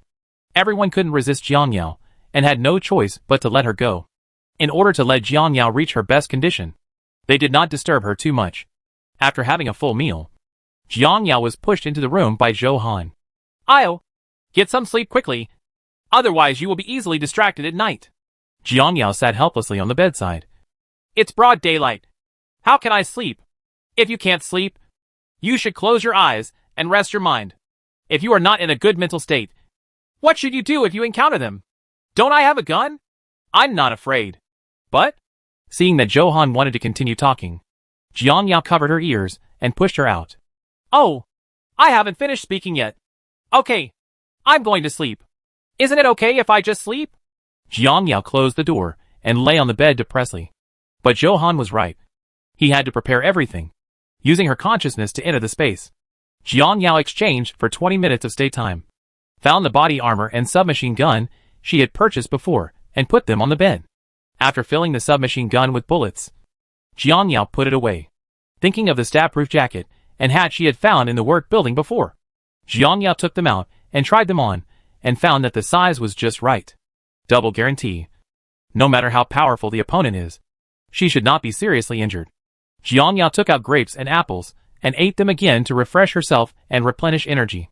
In fact, she wanted to check out the terrain above tonight, if possible.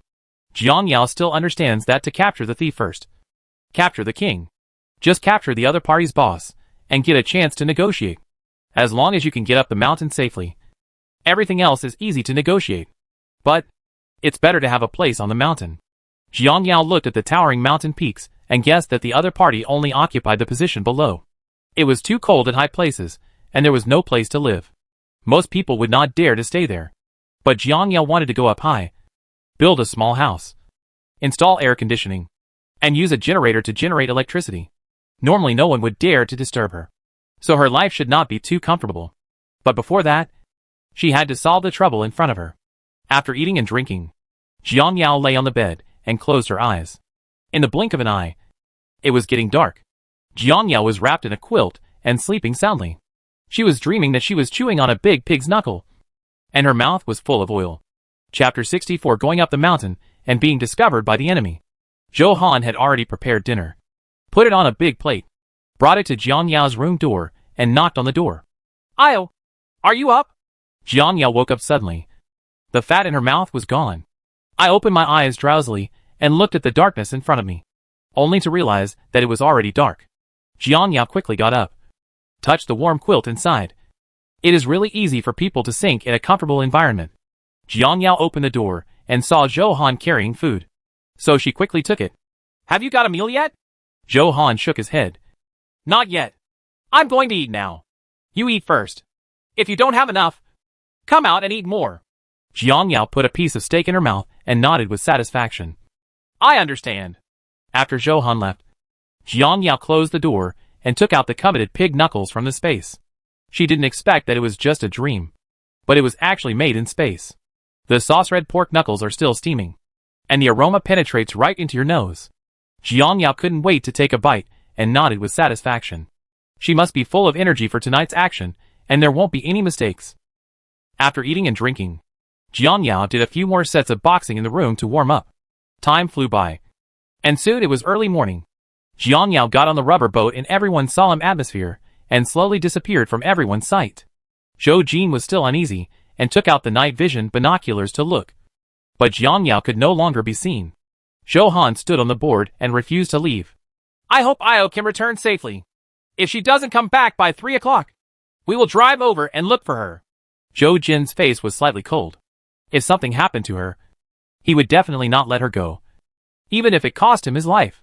Zhang Jia also had this idea. Okay, let's go prepare. Everyone returned to the cabin and looked outside through the window. It was dark outside and nothing could be seen, but they remained like statues, unmoving for a long time. Jiang Yao did not rush up the mountain, but rode to a corner, took out the powder that could make people unconscious and put it in her arms.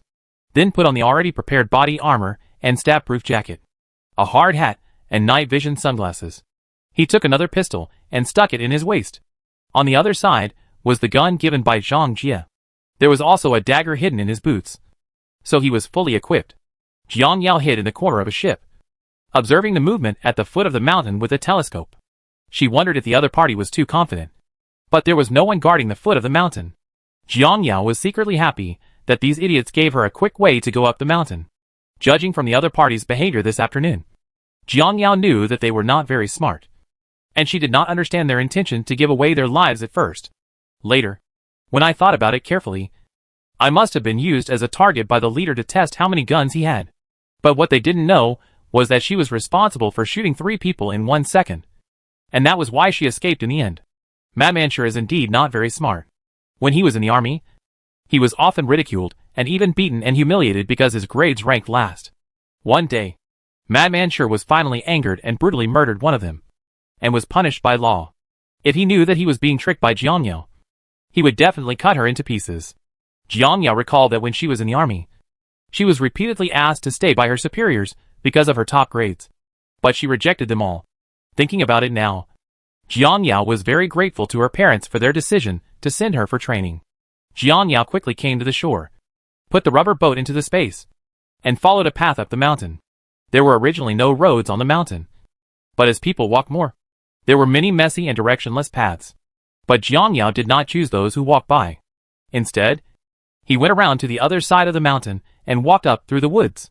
It was very quiet in the woods, and the only sound that could be heard was Jiang Yao's breathing.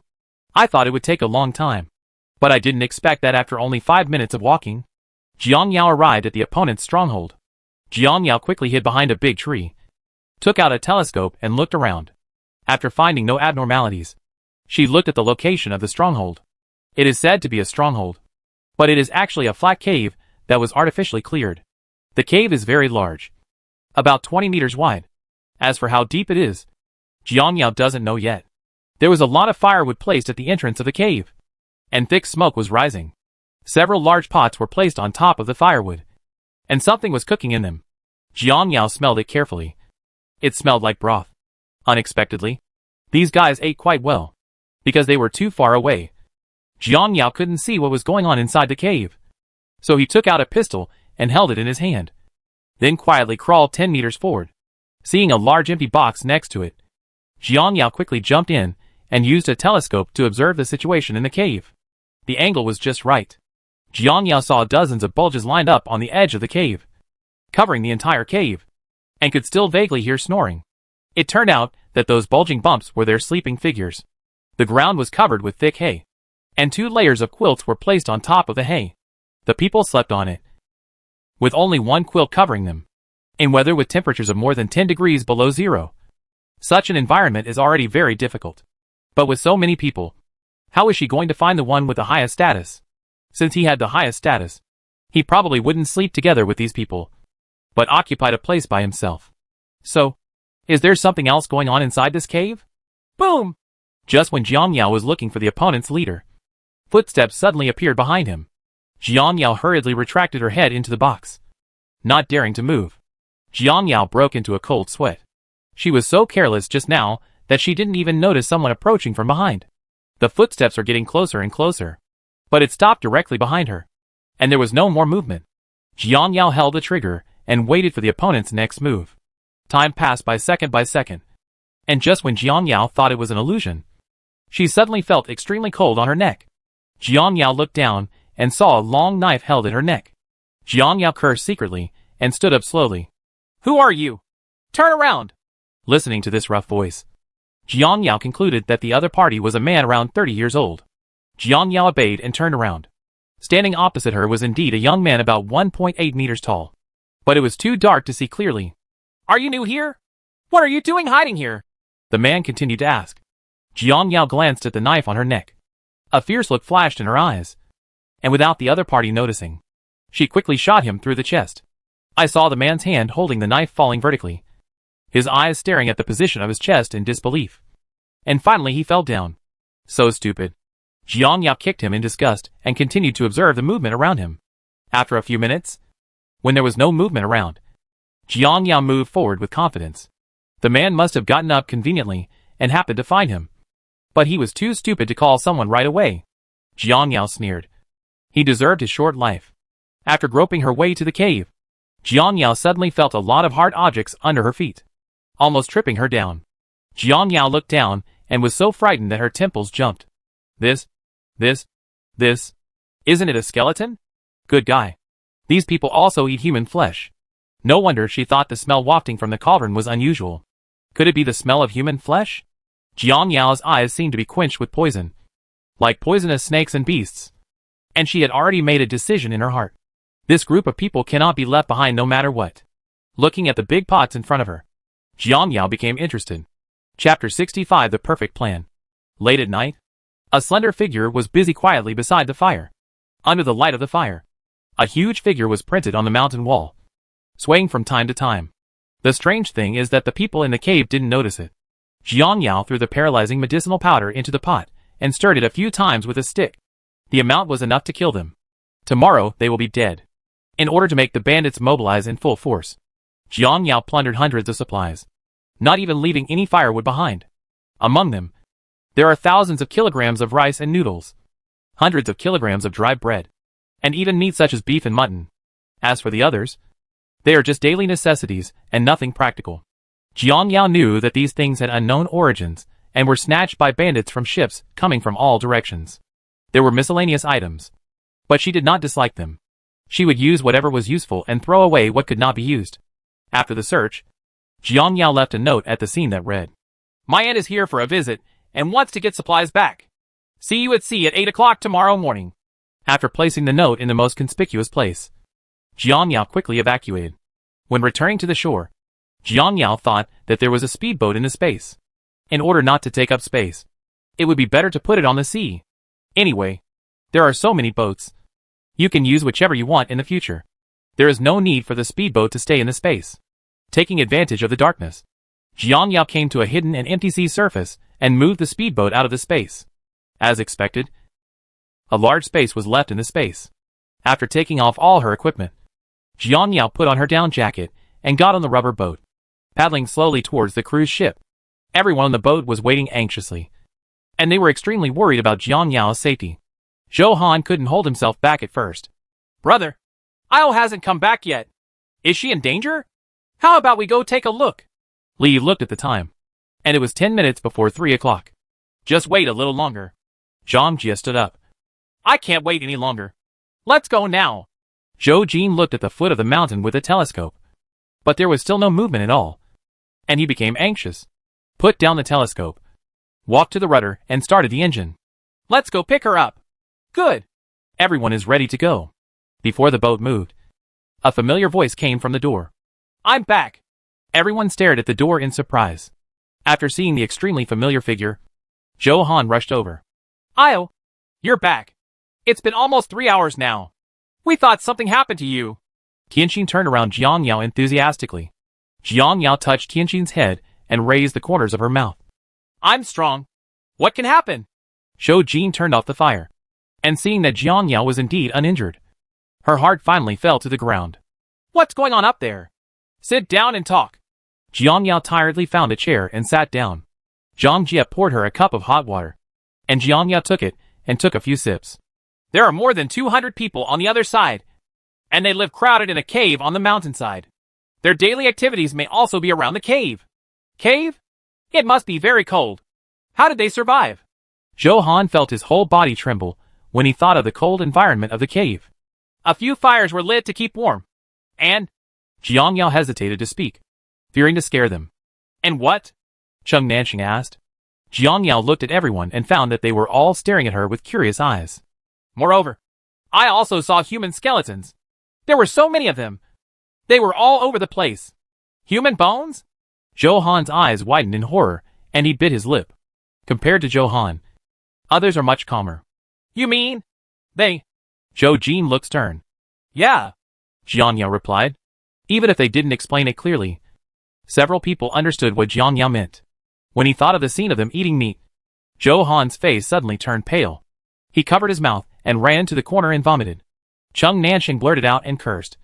You are so inhuman. How are you any different from an animal? Zhou Jin looked at Jiang Yao. So your decision is, at 8 o'clock tomorrow morning, we will go over and fight with them. These people can't stay. Jiang Yao told her plan. If the other party does not completely solve it, it will always be a cancer. Even if it seizes the position, it will still be a hidden danger in the future. Zhang Jie hesitated. But there are only a few of us. Don't be afraid. I have a way. Jiang Yao stood up with determination, not intending to continue the discussion, since the other party would definitely die anyway. It's getting late. Let's take a nap and regain our energy. There's still a tough battle to be fought tomorrow morning. After saying that, he took out the pistol from his waist and handed it to Zhang Jie. No need. Thank you. Zhang Jie didn't answer it. It's more useful for you to hold it than for me. Jiang Yao didn't care and threw it directly into his arms. This is the thought that Chief Zhang left for you. How can you give it away casually? Hearing her mention her second uncle, Zhang Jie's face turned a bit ugly. He held the pistol and touched it carefully. He was indeed reluctant to give it to others. But Jiang Yao is none other than Jiang Yao. In his heart, he has long regarded her as his sister. Yes, Jiang Yao is 2 years older than Zhang Jie. After spending so many days together, he felt more and more that Jiang Yao was someone worth following. Seeing that Zhang Jie still wanted to say something, Jiang Yao yawned and waved her hands. Don't give it to me. I won't want it. Jiang Yao quickly left the cabin and prepared to go back to her room. Several people stared at her back for a long time, unable to calm down. Zhou Han finally finished vomiting and walked over weakly. She didn't see Jiang Yao's figure, so she realized it later. I went back to sleep. Zhou Jin nodded. Yes. Then let's go to bed. We're so sleepy. Zhou Han took a sip of water, called Tianqin and left. Sweetheart, come back with me. Sweetheart followed up with a bang. The 4 men did not move and were still sitting in the cabin thoughtfully. They didn't know what Jiang Yao had done on the mountain and why he was so confident about tomorrow's battle. Li felt that Jiang Yao's method was too reckless. The opponent has a large number of people. So what can we do to fight them? Zhou Jin looked at the door in the direction where Jiang Yao left. She said she had a solution. Is there no other way? I only have my mother, and I can't let her. Li held his head sadly. The pain of losing his loved one could not dissipate for a long time. This time, he couldn't agree with Jiang Yao's method. In this tense atmosphere, only Cheng Nansheng touched his chin, his eyes wandering. Seeing the distressed looks of the 3 people, Cheng Nansheng thought for a while and decided to tell his secret. Looking at the silent 3 people, Cheng Nansheng said something confusing. I've got a guy on my hands too. What guy? Li hasn't reacted yet. Zhang Jie tightened his grip on the gun in his hand. As if he understood, Zhou Jin's eyes lit up. You mean, you also have a gun? How could he forget that Cheng Nansheng likes to collect weapons? Cheng Nansheng's eyes were firm. Yeah. Chapter 66 Warm-up before the show begins. Hearing Chung Nanxing's affirmative answer, Li and Zhang Jia looked at the two of them in shock, their mouths slightly open, not knowing what to say. The surprise in the eyes of the three people could not be hidden. Li hurriedly asked, "How many are there?" Chung Nanxing raised a hand, showing his palm. 5? The light in Zhou Jin's eyes dimmed a little. Chung Nanxing saw that he was a little disappointed and rolled his eyes. "It's great to have 5. Okay. Do you know how difficult it is to get this guy? Then, are there enough bullets?" Zhou Jin asked again. "Be economical. It should last a long time." Chung Nanxing patted his chest proudly. He still had a lot of bullets. 100 boxes. And one box contained 10 bullets. Zhang Jia recovered from the shock just now. Suddenly thought of something. And the eyes he stared at Chung Nanxing gradually became unfriendly. "Then why didn't you take it out just now?"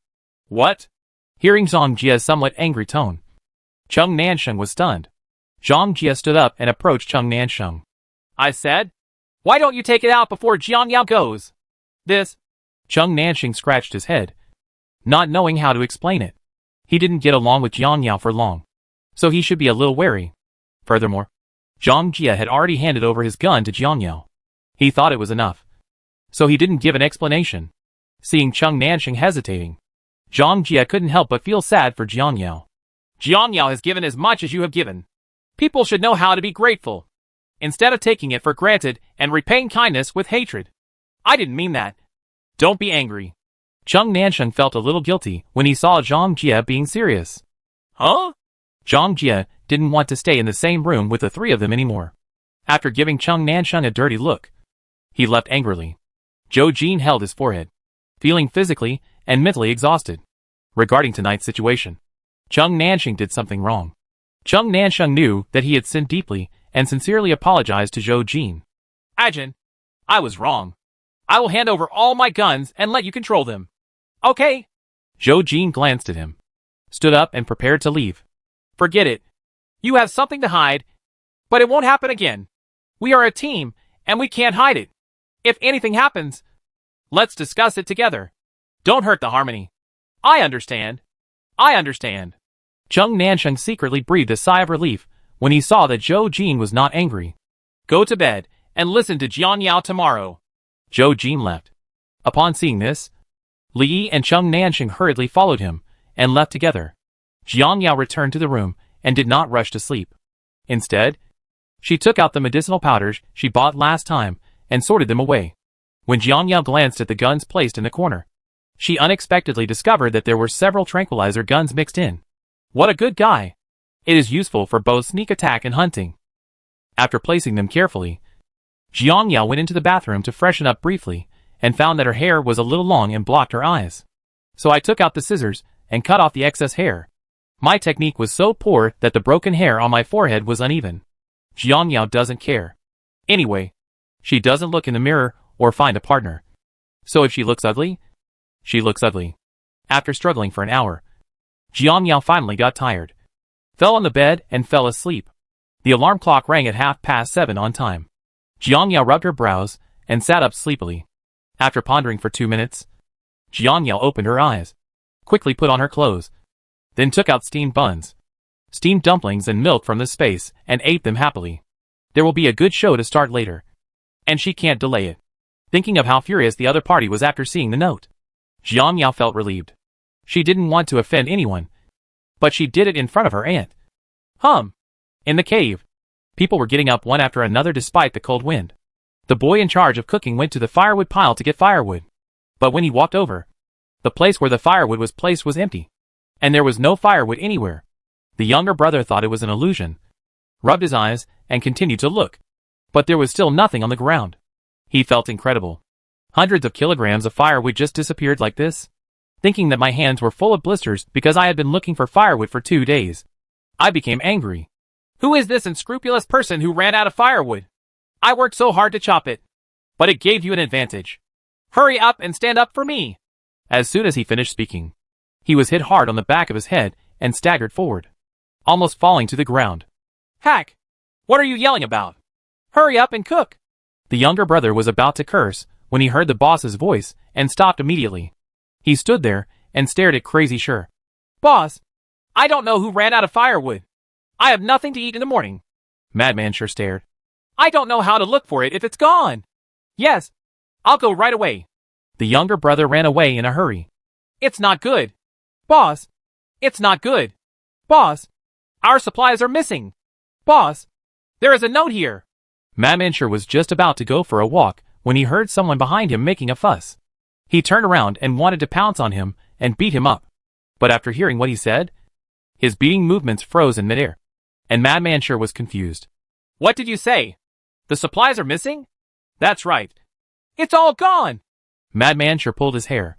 How could so many supplies disappear overnight? Someone must have sneaked up the mountain. Which shallow-minded person did this? I have to pluck out his skin. Look at this. The younger brother gave the note in his hand to Madman sure. Madman sure took a closer look, and after seeing the content above, the fire in his eyes rose, and he tore the note into fine pieces.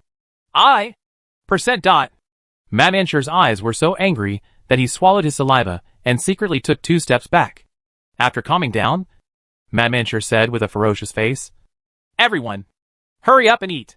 When you're full, grab the guy and follow me. Yes. Seeing that the boss had arrangements, everyone drank a few bowls of broth from the big pot, picked up long knives one after another, and gathered together, waiting for orders. Boom! After finishing the soup, Madman sure dropped the bowl and broke it into pieces. Everyone, listen. Someone has taken our supplies, and I must snatch them back today. Whoever snatches more, I will reward him with a bowl of rice. Upon hearing that there was a reward, everyone shouted slogans excitedly. The boss is mighty! The boss is domineering! I swear to be loyal to the boss to the death! Madman sure put the long knife on his shoulder domineeringly and waved his right hand. Let's go! After a while, they came to the foot of the mountain, boarded 2 small cargo ships, and sailed towards the sea. On the cruise ship, Chung Nansheng took out the guns he had assembled and distributed them to several people one by one. Zhou Han looked at the small and exquisite gun in his hand with a look of disbelief. Brother Nansheng, where did you come from? Chung Nansheng waved his hands, not wanting to explain. Don't worry about it. As long as it works. Zhou Han pouted and did not ask any more questions, but carefully observed the pistol. Looking at the rifle in his hand, Jiang Yao's eyes darkened a bit. Why did he feel that this gun looked familiar? Very similar to the one he used last time.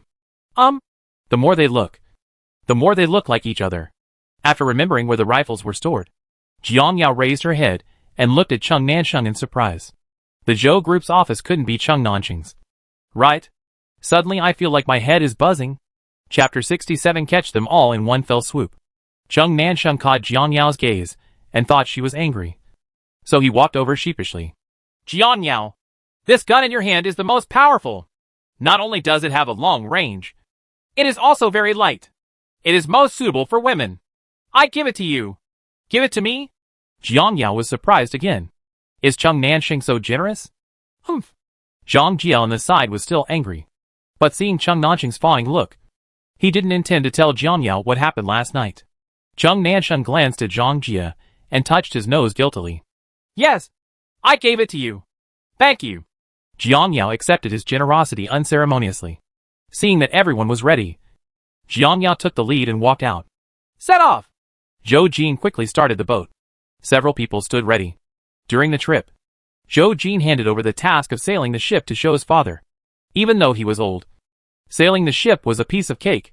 Listening to the sound of the boat riding on the waves, several people stood on the board of the boat with guns in their hands and scanned the surroundings. Their hawk-like eyes were hidden under their sunglasses, not missing any signs of trouble. The snow-white sweetheart squatted next to her master and stuck out her tongue. Her blood-red eyes filled with bloodthirsty chill. The cold wind blew away the strands of hair on their foreheads, but it couldn't dissipate the heat in their hearts.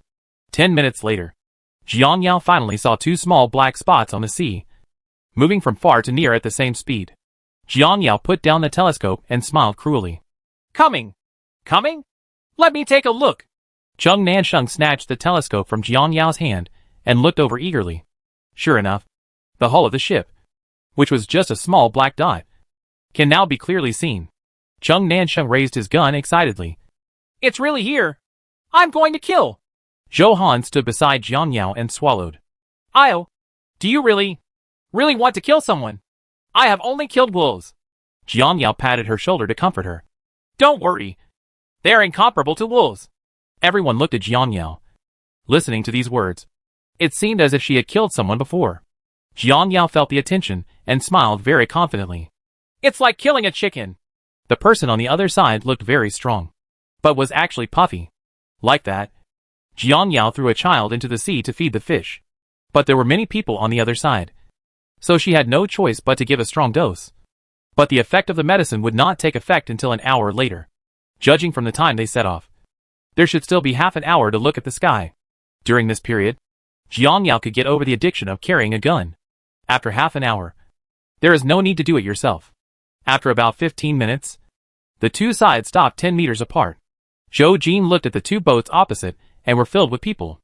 Feeling a little uneasy, Madman Sure stood at the top of the bow and glanced at Jiang Yao, who was holding a gun opposite him.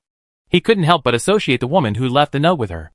All the ships within 100 miles radius were robbed by them, and the only one that escaped the net was this luxurious cruise ship.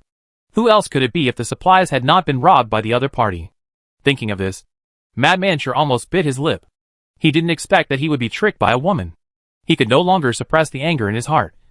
Is it you? A little bitch. Who stole my supplies? Is there any evidence? Jiang Yao played with the gun in her hand. When the other side's boys saw the gun in her hand, their faces changed with fright. And Madman Sure also stared at the muzzle of the gun warily. Boss! She has a gun in her hand! Madman Sure's most capable subordinate Mangzi pointed at Jiang Yao and trembled. Yesterday, she was the one who killed 4 of our brothers yesterday. Stealing supplies and killing 4? What do you mean? Not only Zhou Han, but also everyone else was confused. Jiang Yao smiled mysteriously. He's talking nonsense. Hearing this, Zhou Jin tightened her grip on the gun. Madman Sure thought of his brother who died yesterday, and became even more angry. Put on your dick and get on me! Yes! All the boys on the ship took out their iron bulletproof vests from the hidden compartments of the ship's planks. Madman Sure touched the hard helmet and tilted his lips proudly. As the ship approached little by little, Madman Sure became even more unscrupulous. So what if you have a gun? How much can you hurt me? Seeing that the opponent was already on guard, Jiang Yao's heart skipped a beat. If he didn't have a follow-up move, he might have really suffered from the opponent. What should we do now? Zheng Nansheng was a little anxious looking at the opponent's invulnerability. Fight them! Zhang Jie clenched his pistol and guarded Jiang Yao. When the boat got closer, Zhou Jin saw that they were only protecting their upper body, but their thighs were exposed, and quickly told everyone, hit their legs! After receiving the message, several people raised their guns and pointed them at each other's thighs. Only Jiang Yao is still waiting for the opportunity. In 3 minutes, the ship will approach the cruise ship. 2 minutes. The person on the other side starts to feel something is wrong. Mangzi supported the brother beside him. His legs were weak. Boss, why do I feel like I have no strength? I don't have any anymore. Me too. What happened? Then there was a clang, and everyone fell into a heap, unable to move except for the fact that their eyes could turn a few times. Madman Sure turned around and was stunned. What's wrong with you? Get up quickly! As soon as he finished speaking, he knelt down on his younger brother like a weak-footed shrimp, unable to move. What's going on? Who is plotting against me? Thinking of the note again, Madman Sure reacted instantly, and deep fear arose spontaneously. I've been fooled. I've been fooled. No wonder the other party used supplies as bait to trick him into coming to the sea. It turned out that he wanted to catch them all. All is lost. 1 minute. The other party's ship has crashed into the cruise ship. The time has come. Jiang Yao raised her gun and waved. Board on board. What's going on? Zheng Nansheng rubbed his eyes repeatedly, unable to believe what was happening in front of him. I don't know. The 3 of them said blankly. Li didn't realize it yet. How come he was so good and so suddenly killed? Zhou Jin looked at Jiang Yao, who was the first to jump onto the opposite boat. Her eyes filled with shock. Could this be the method she mentioned last night? Pour the medicine? This is not Jiang Yao's style. Jiang Yao really didn't want to go to such trouble. She originally wanted to take their lives last night. But when she thought about the 200 corpses piled up like a mountain, how long would she have to carry them? It would be easier to trick them all into the sea and throw them into the sea to feed the fish. Madman Sure watched Jiang Yao walking step by step like black and white. His whole body was shaking, and the feeling of powerlessness that was waiting for the other party to take his life invaded his whole body. He had only been free for more than a month, And he didn't want to die like this. It wasn't until Jiang Yao walked up to him that Madman Sure panicked completely and decided to pretend to be dumbfounded. What do you want? What do I want? What do you think?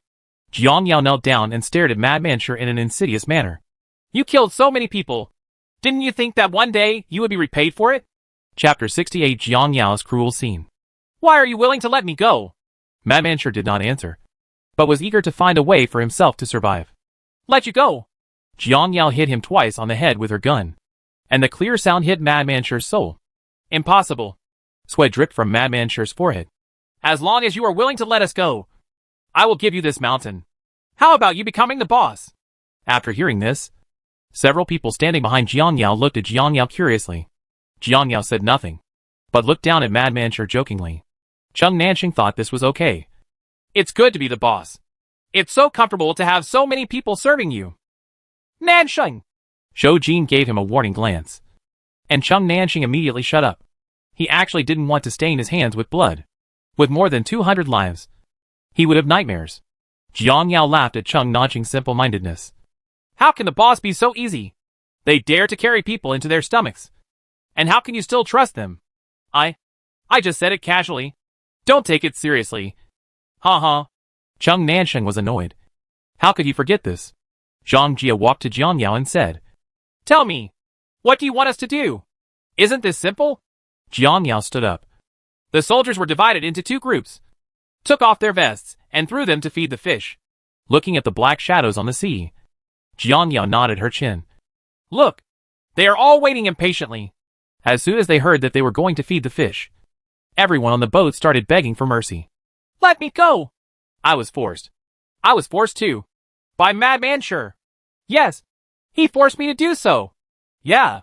Seeing that everyone had betrayed him, Madman Sure was so angry that his eyes were bloodshot. You rotten-hearted people. If I hadn't snatched supplies to support you, would you still be able to betray me here?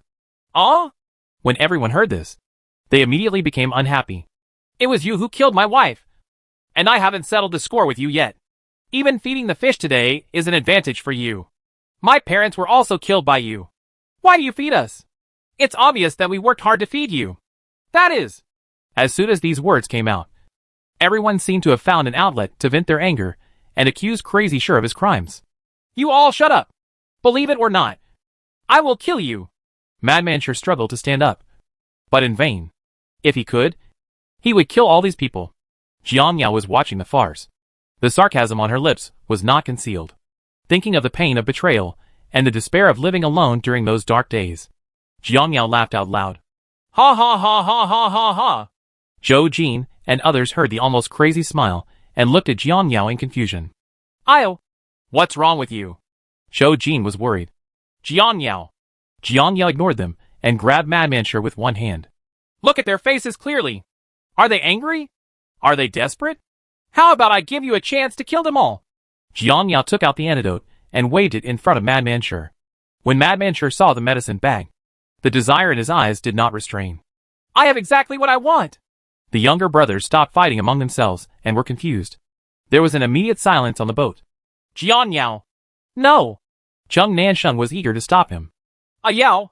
Zhou Han never imagined that Jiang Yao would become so strange. Jiang Yao glanced at a few people. Her eyes regained a little clarity, but she still poured the antidote into Madman Sure's mouth. Jiang Yao. Zhou Jin wanted to reach out and grab it, but it was already too late. Jiang Yao roughly threw away Madman Sure and looked at the crowd in front, sitting on the bow of the boat waiting for him to start killing. In her previous life, she also had such a short life. After Cheng Wei left, she had no choice but to go out to look for supplies. Later, she formed a team with people in the same building and shared the supplies equally. But one day, the other party suddenly turned her back and confiscated all the supplies. She also betrayed her to people on the adjacent floor, saying that she had a lot of supplies in her hands. As a result, she was isolated and beaten by a group of people. It wasn't until she sent the other person to H.L. that she fully took revenge. Until then, she would never trust others easily, and she was generous enough for the people on the cruise ship. 2 minutes later, Madman Sure finally regained his composure and stepped closer to the younger brother who had spoken the loudest with his knife. The younger brother stared at him in horror and forgot to breathe. It wasn't until he heard "ah" and blood splashed on his face that everyone remembered to beg for mercy. Boss, I didn't say that just now. I never said anything to betray you. Neither did I. It was him. He said it. However, Madman sure had lost his mind and couldn't listen to what they said. So he killed several people with one blow. Screams and begging for mercy continued.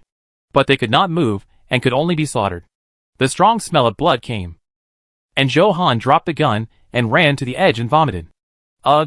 Chung Nanxing and others were not much better. They were all weak and turned their heads away and couldn't bear to look anymore. The 3 elders on the cruise ship sat directly on the ground. Their minds went blank. They could not accept this method. Jiang Yao's current appearance is too unfamiliar. After more than a month of getting along with each other, they have never seen her look ruthless. And they did not expect that she has such a cruel side. Killing each other is so cruel. Zhou Jin looked at Jiang Yao for a long time. He didn't understand what she had gone through to become so cold. She was very happy in her heart that she still retained her sincerity towards them. Zhou Jin approached Jiang Yao. Let him stop. Why? Jiang Yao looked at him indifferently. You cannot do that. How? I let him see people's hearts clearly. Isn't it good? The words Zhou Jin had not yet spoken were stuck in his throat. And he clenched his fists, not knowing how to approach. The two looked at each other speechless until Madman Sure came to Jiang Yao with a knife. At this moment, he had become a bloody man. Readily, there was silence on the sea, except for the sound of blood dripping into the sea along the cracks. Jiang Yao glanced at Madman Sure expressionlessly, then raised her gun and pointed it at him indifferently. Madman Sure's cheerful smile froze at the corner of his mouth. You want to kill me? If not, boom! Without giving the other party any chance to speak, the bullet passed through Madman Sure's chest. Madman Sure fell straight on the body behind him and died with his eyes open. The moment the gun rang out, everyone's heart trembled. Zhou Han hugged Tianqin tightly. His little face was colorless, as if he was frightened. Jiang Yao put away the gun, picked up the body, and threw it into the sea. Why are you still standing there? Get to work quickly. Oh! Zhang Jie was the first to react and mechanically performed the same actions as Jiang Yao. Zhou Jin suppressed the discomfort in his heart and started to move.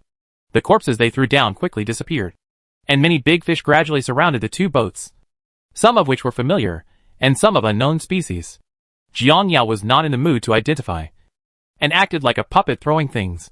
Towards the end, the sound of a ship was heard in the distance again. Everyone quickly returned to alert and looked towards the source of the sound. Chapter 69 Meeting an Old Friend.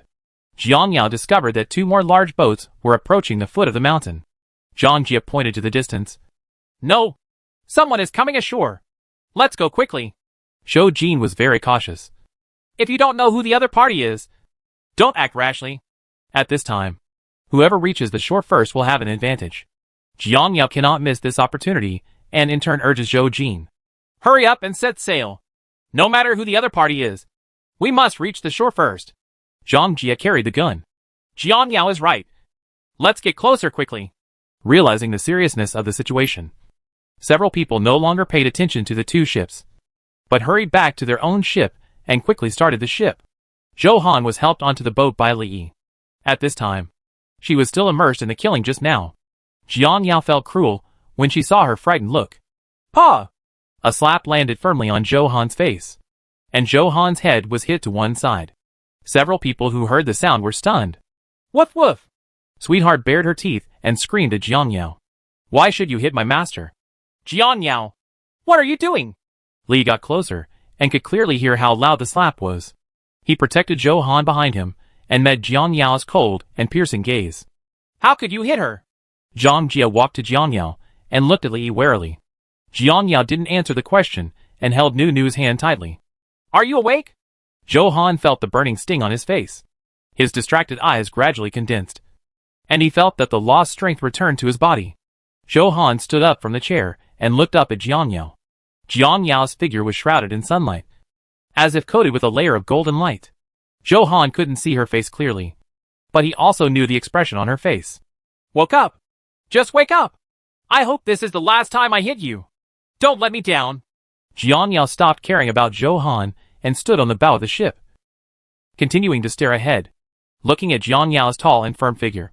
Zhou Han wiped away the tears that had not dried up from the corners of his eyes, and finally faced the massacre squarely. She understood what this slap meant. And the vague definition in her heart became clearer and clearer. After this massacre, the world is no longer a peaceful world. People cannot live in a comfortable environment forever. If they want a peaceful life, they have to fight for it on their own. Without the constraints of civilization, humans have returned to nature. Fighting for territory is just the most primitive state. Are you okay? Li felt distressed and wanted to touch Zhou Han's face. I'm fine. Zhou Han covered his face to avoid it, walked past Li and silently walked to Jiangyao. Thank you. Jiangyao handed over the gun that Zhou Han had thrown away.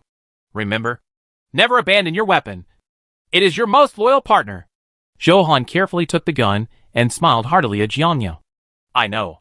When several men saw their strange interactions with each other, they said they couldn't understand. As we get closer and closer to the foot of Fenglang Mountain, the atmosphere becomes more and more serious. Fenglang Mountain is like an isolated island on the sea. It covers an area of several thousand square meters and is very wide. The mountain reaches the clouds and can accommodate 1 million people or more. Jiangyao's cruise ship is located in the north of Fenglang Mountain, with an altitude of about 2,000 meters, which is very suitable for living. Her goal is to make the entire north belong to her. If there were no disasters, everyone might be able to live in peace. But the reality is cruel. The ship not far away wanted to occupy the territory in the north. So how could Jiangyao get what they wanted? Clothes?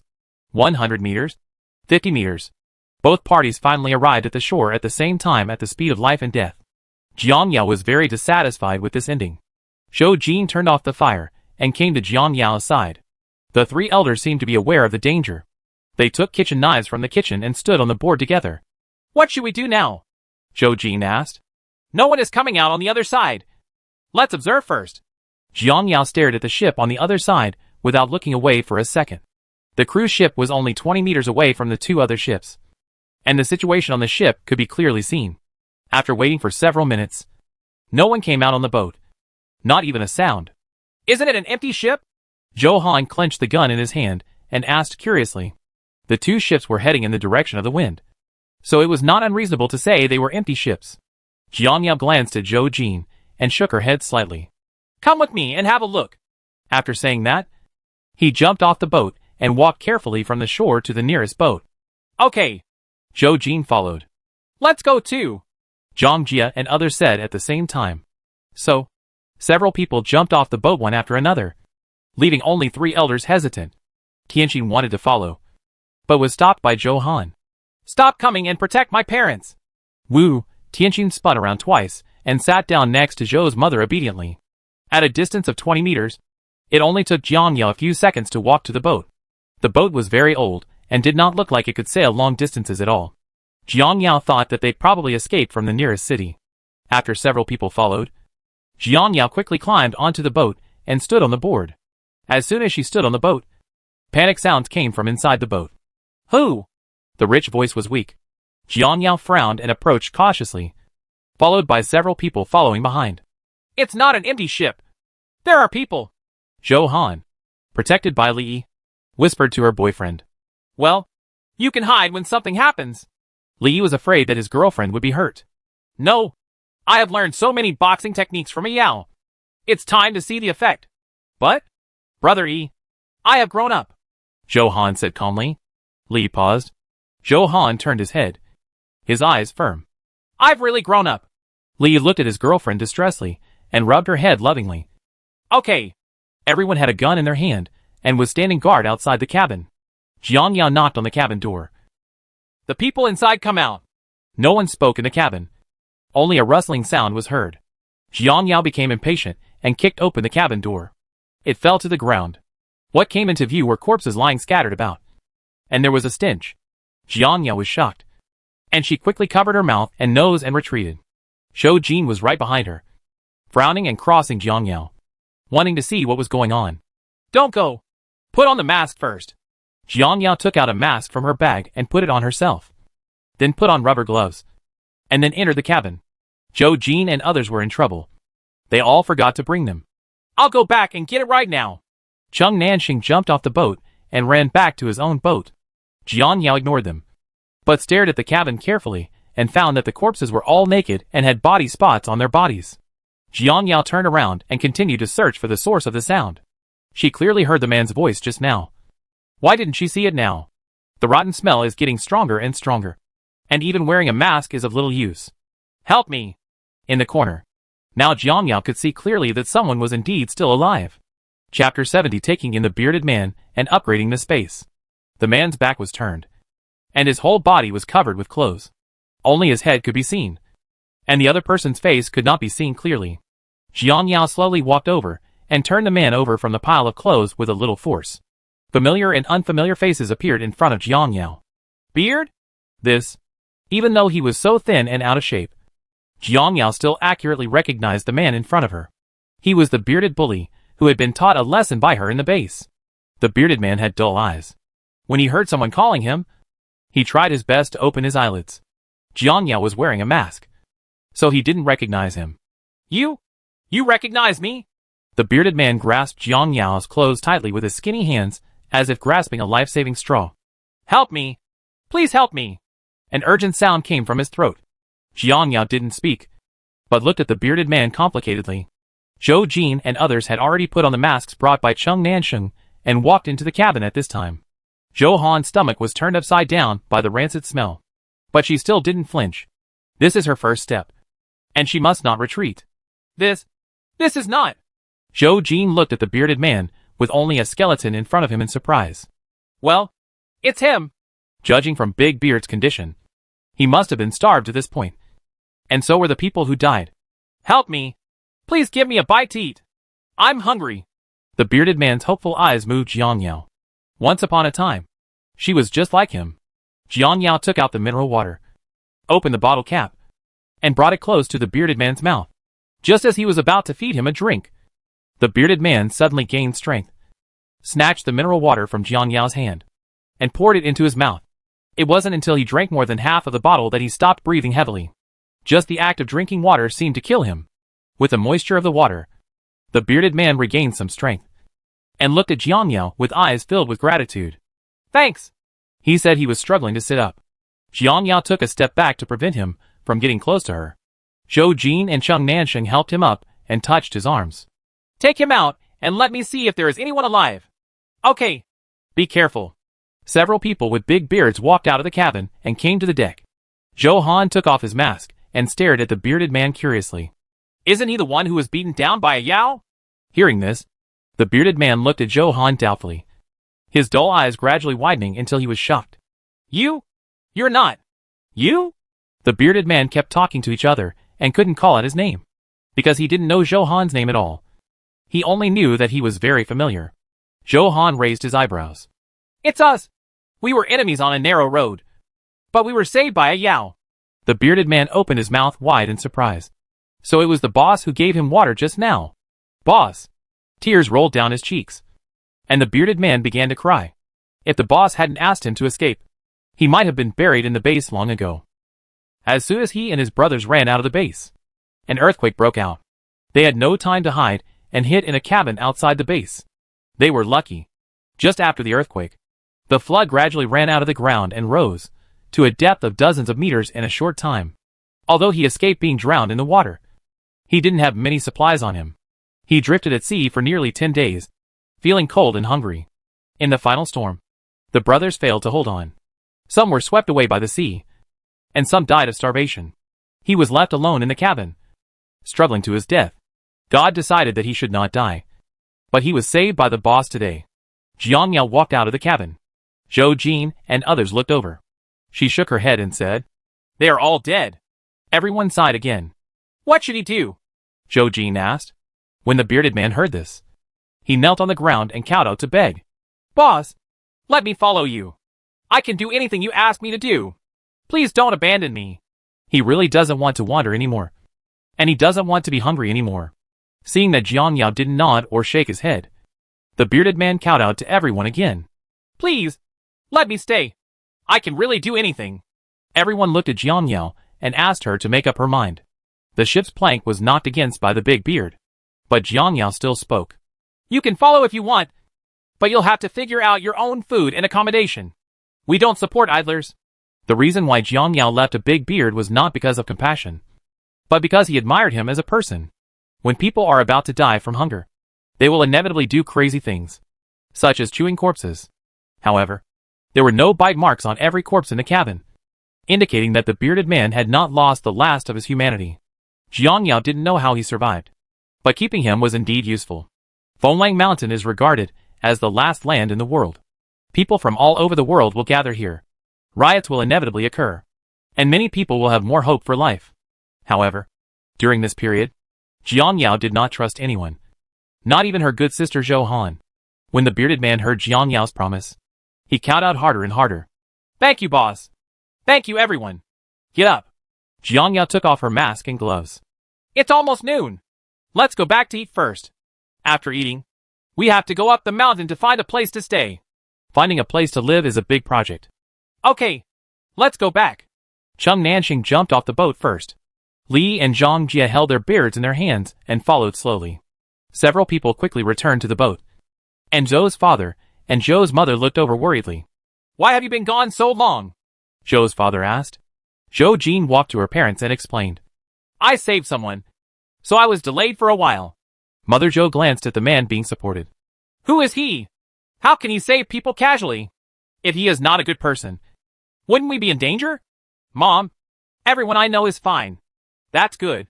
I don't want to save anyone from now on. Do you understand? Mother Zhou's sullen face immediately relaxed when she heard the recognition. Father Zhou also agreed with his wife. Your mother is right. Zhou Jin smiled and said, I understand. Zhou Jin glanced at her mother complicatedly. In the past, her mother was the most kind and would not even want to kill a mosquito. Now that she has experienced life and death, her mood has changed dramatically. It's really something to be thankful for. It has only been a month, but my parents' faces are already full of vicissitudes of life. I hope they will persevere in the days to come. Zhou Jin tightened his fists. He would definitely protect his family. Okay, you guys rest for a while. Your dad and I will go cook. Let's go. Old man. Zhou's mother pulled her husband into the kitchen. Zhou Jin took bearded man to a vacant room and threw him a set of clothes. Clean up before you come out to eat. The bearded man expressed gratitude again and again. Thank you, brother. Zhou Jin waved her hands and walked out of the room. Jiang Yao returned to her room and locked the door. Quickly took a shower and changed into clean clothes. He took out 2 more dishes and steamed buns from the space and started eating them with big mouthfuls. In fact, Jiang Yao had been hungry for a long time. There was no food in her stomach, and her body felt very uncomfortable. Jiang Yao observed the space while eating and found that the wild boar had given birth to piglets. Young deer also appeared in the deer herd, and more than a dozen hares were having fun in the fence. Seeing that the fences were no longer able to fit in, Jiang Yao decisively used gold coins to double the size of each fence. Seeing that there were still gold coins left, she planned to expand the space. As soon as she opened the mall page, Jiang Yao was surprised to find that there were 2 more options. Chapter 71 Plane Crash. It looked like 2 machine factories that produced things. Jiang Yao went in curiously. One of them was a textile factory, and the other was a machine factory that made appliances. This equipment factory. Can you elaborate? Jiang Yao said her head was a bit big. Buying a tool factory actually cost more than 50,000 gold coins. Jiang Yao looked at the gold coins that were just right and gritted her teeth and bought it. Just after I bought it, the appliance factory was placed next to the cooking machine. It was already plugged in and started working. It looked like it was making something. Boom! At this time, the door rang, interrupting Jiang Yao's desire to continue exploring. It's time to eat. It was Zhou Han's voice. Jiang Yao regained consciousness and stood up to open the door. I've eaten. You can eat it yourself. Have you eaten? Zhou Han was stunned, but did not ask Jiang Yao what he had eaten. You guys move faster. We'll be up the mountain in 10 minutes. Okay. Zhou Han turned around and left. Jiang Yao just wanted to close the door and continue exploring the space. But after thinking about it, she decided to go out and take a look first. So I took my outdoor backpack, jumped off the boat, and walked towards the mountain. Arriving at the foot of the mountain, Jiang Yao finally had time to observe the environment here. Looking around, she found that the entire mountain was surrounded by dense forests. The farther inside, the less and less sunlight could be seen, and it was damp and cold. If the position is too low, it is easy to be disturbed. She likes to be quiet and does not consider low positions. It is best to find a place to live where you can see the sun and temporarily escape the trouble of being flooded. Therefore, Jiang Yao decided to go to the southwest to have a look. After making up her mind, Jiang Yao returned to the boat and found that everyone had gotten off the boat and walked towards her direction. The bearded man had a hearty meal, and his physical strength had recovered to 70% to 80%. He ignored everyone's obstruction and insisted on getting off the boat no matter what. The boss said that if he wanted to follow her, he would have to provide food and accommodation by himself. So he planned to go to the mountains to find some food. Zhou Jin walked in front. "We are all ready. Shall we set off now?" Jiang Yao picked up her backpack. "Well, I want to visit the southwest." Everyone looked at each other and nodded. "We'll go too." Jiang Yao hesitated to speak. She actually wanted to act alone. Zhou Jin looked at Jiang Yao's hesitant eyes, and he understood her thoughts. Jiang Yao had mentioned acting alone before, and he would not shamelessly get involved. "Don't worry. We won't disturb you in the future. We just think we can take care of each other by living close to each other. I have no other ideas. Yeah. Let's draw a range first. As for where you want to live, it's up to you." Cheng Nansheng was standing behind Zhou Jin. When he heard what he said, he immediately understood what he meant. "Then let's leave quickly." Jiang Yao turned around and walked towards the mountain. Thinking of all the possibilities in the future, Jiang Yao stopped her plan to act alone. At worst, she could just stay away while repairing the house. She needed private space. The group of people followed Jiang Yao into the mountains. The snow under their feet crunched under their feet. The breeze came, and the snow on the branches fell right into the collar of the bearded man, making him shiver with the cold. Jiang Yao took out the wilderness survival pointer and moved forward slowly according to the pointer on it. "Let's walk up 500 meters first, and then go southwest to find suitable accommodation." 500 meters is actually not that short. "Okay, I'll listen to you." Zhou Jin nodded. Half an hour later, it became colder and colder as we walked up the mountain. Everyone hunched their necks in silence and continued walking up the mountain with their heads buried. When they reached an open place, a roar suddenly came from the distance, which was especially loud at this quiet moment. Everyone looked around and saw a black spot on the horizon, flying rapidly towards their direction, with thick black smoke rising from behind. Jiang Yao opened her eyes wide and finally saw clearly what the flying object looked like. It was a plane. Everyone stopped and stared at it blankly. It wasn't until they were sure it was coming in this direction that they began to panic. Jiang Yao shouted, "Everyone, run! Run down the mountain! This is obviously an out-of-control plane, and it's about to hit the mountain." Everyone finally realized the danger and began to run down the mountain desperately. However, the mountain road was difficult to walk, and their speed was too slow to reach the speed of the plane. Boom! The sound is getting closer and closer. Jiang Yao tries to stabilize her mind. If this continues, it will end sooner or later. Since she couldn't run down, she had to find a temporary hiding place. Just now, she saw clearly the model of the plane. It shouldn't be a large plane. Moreover, the flight altitude was more than 3,000 meters above sea level. Although it was heading in their direction, the impact should have been several hundred meters above. Since you can't run vertically, you can run sideways. You should be able to avoid the plane's reach. Thinking of this, Jiang Yao stopped and made a stop motion towards the figure running behind. Zhou Jin was the first to stop, breathing heavily from his chest. "Why did you stop?" Everyone held up their knees and took a deep breath, not knowing why but staring at Jiang Yao anxiously. Jiang Yao looked at the plane approaching in the sky again and determined the direction. "Run to the left! Quickly!" Without any time to think about it, everyone started running towards the left direction that Jiang Yao had mentioned. Boom! The roar is getting closer and closer, hitting everyone's trembling heart crazily. Mother Zhou's feet softened and she fell to the ground. Li and Zhou Han, who were following closely behind, held up their arms and forced them to bend their knees. But Zhou's mother couldn't feel the huge pain coming from her feet. She only had one thought in her head: to escape. Just when they ran nearly 200 meters, the roar reached the top of their heads. Everyone covered their heads in panic and continued running. Bang! Hit! Bang! The plane exploded. The next moment, the violent impact caused the entire mountain to tremble, and everyone was shaken to the ground. The white snow on the branches fell, hitting the body and covering most of the body. "Hide now!" Jiang Yao quickly got up, hid under a big tree, and covered her ears. The waves launched by the explosion quickly hit the bottom of the mountain, and there was the sound of things scattering around. Jiang Yao knew that those should be aircraft fragments. Maybe Thick black smoke billowed in, and the vision became dim. Jiang Yao had no time to hold her breath, and took a breath of air by mistake. After the burnt smell poured into her lungs, she coughed hard. Cough! Cough! She quickly took out the gas mask from the space. The pain in her lungs eased a little, but her coughing continued. Cough! After she regained her breath, Jiang Yao collapsed on the ground, leaning against the big tree in shock and confusion. I don't know whether their current situation is lucky or unfortunate.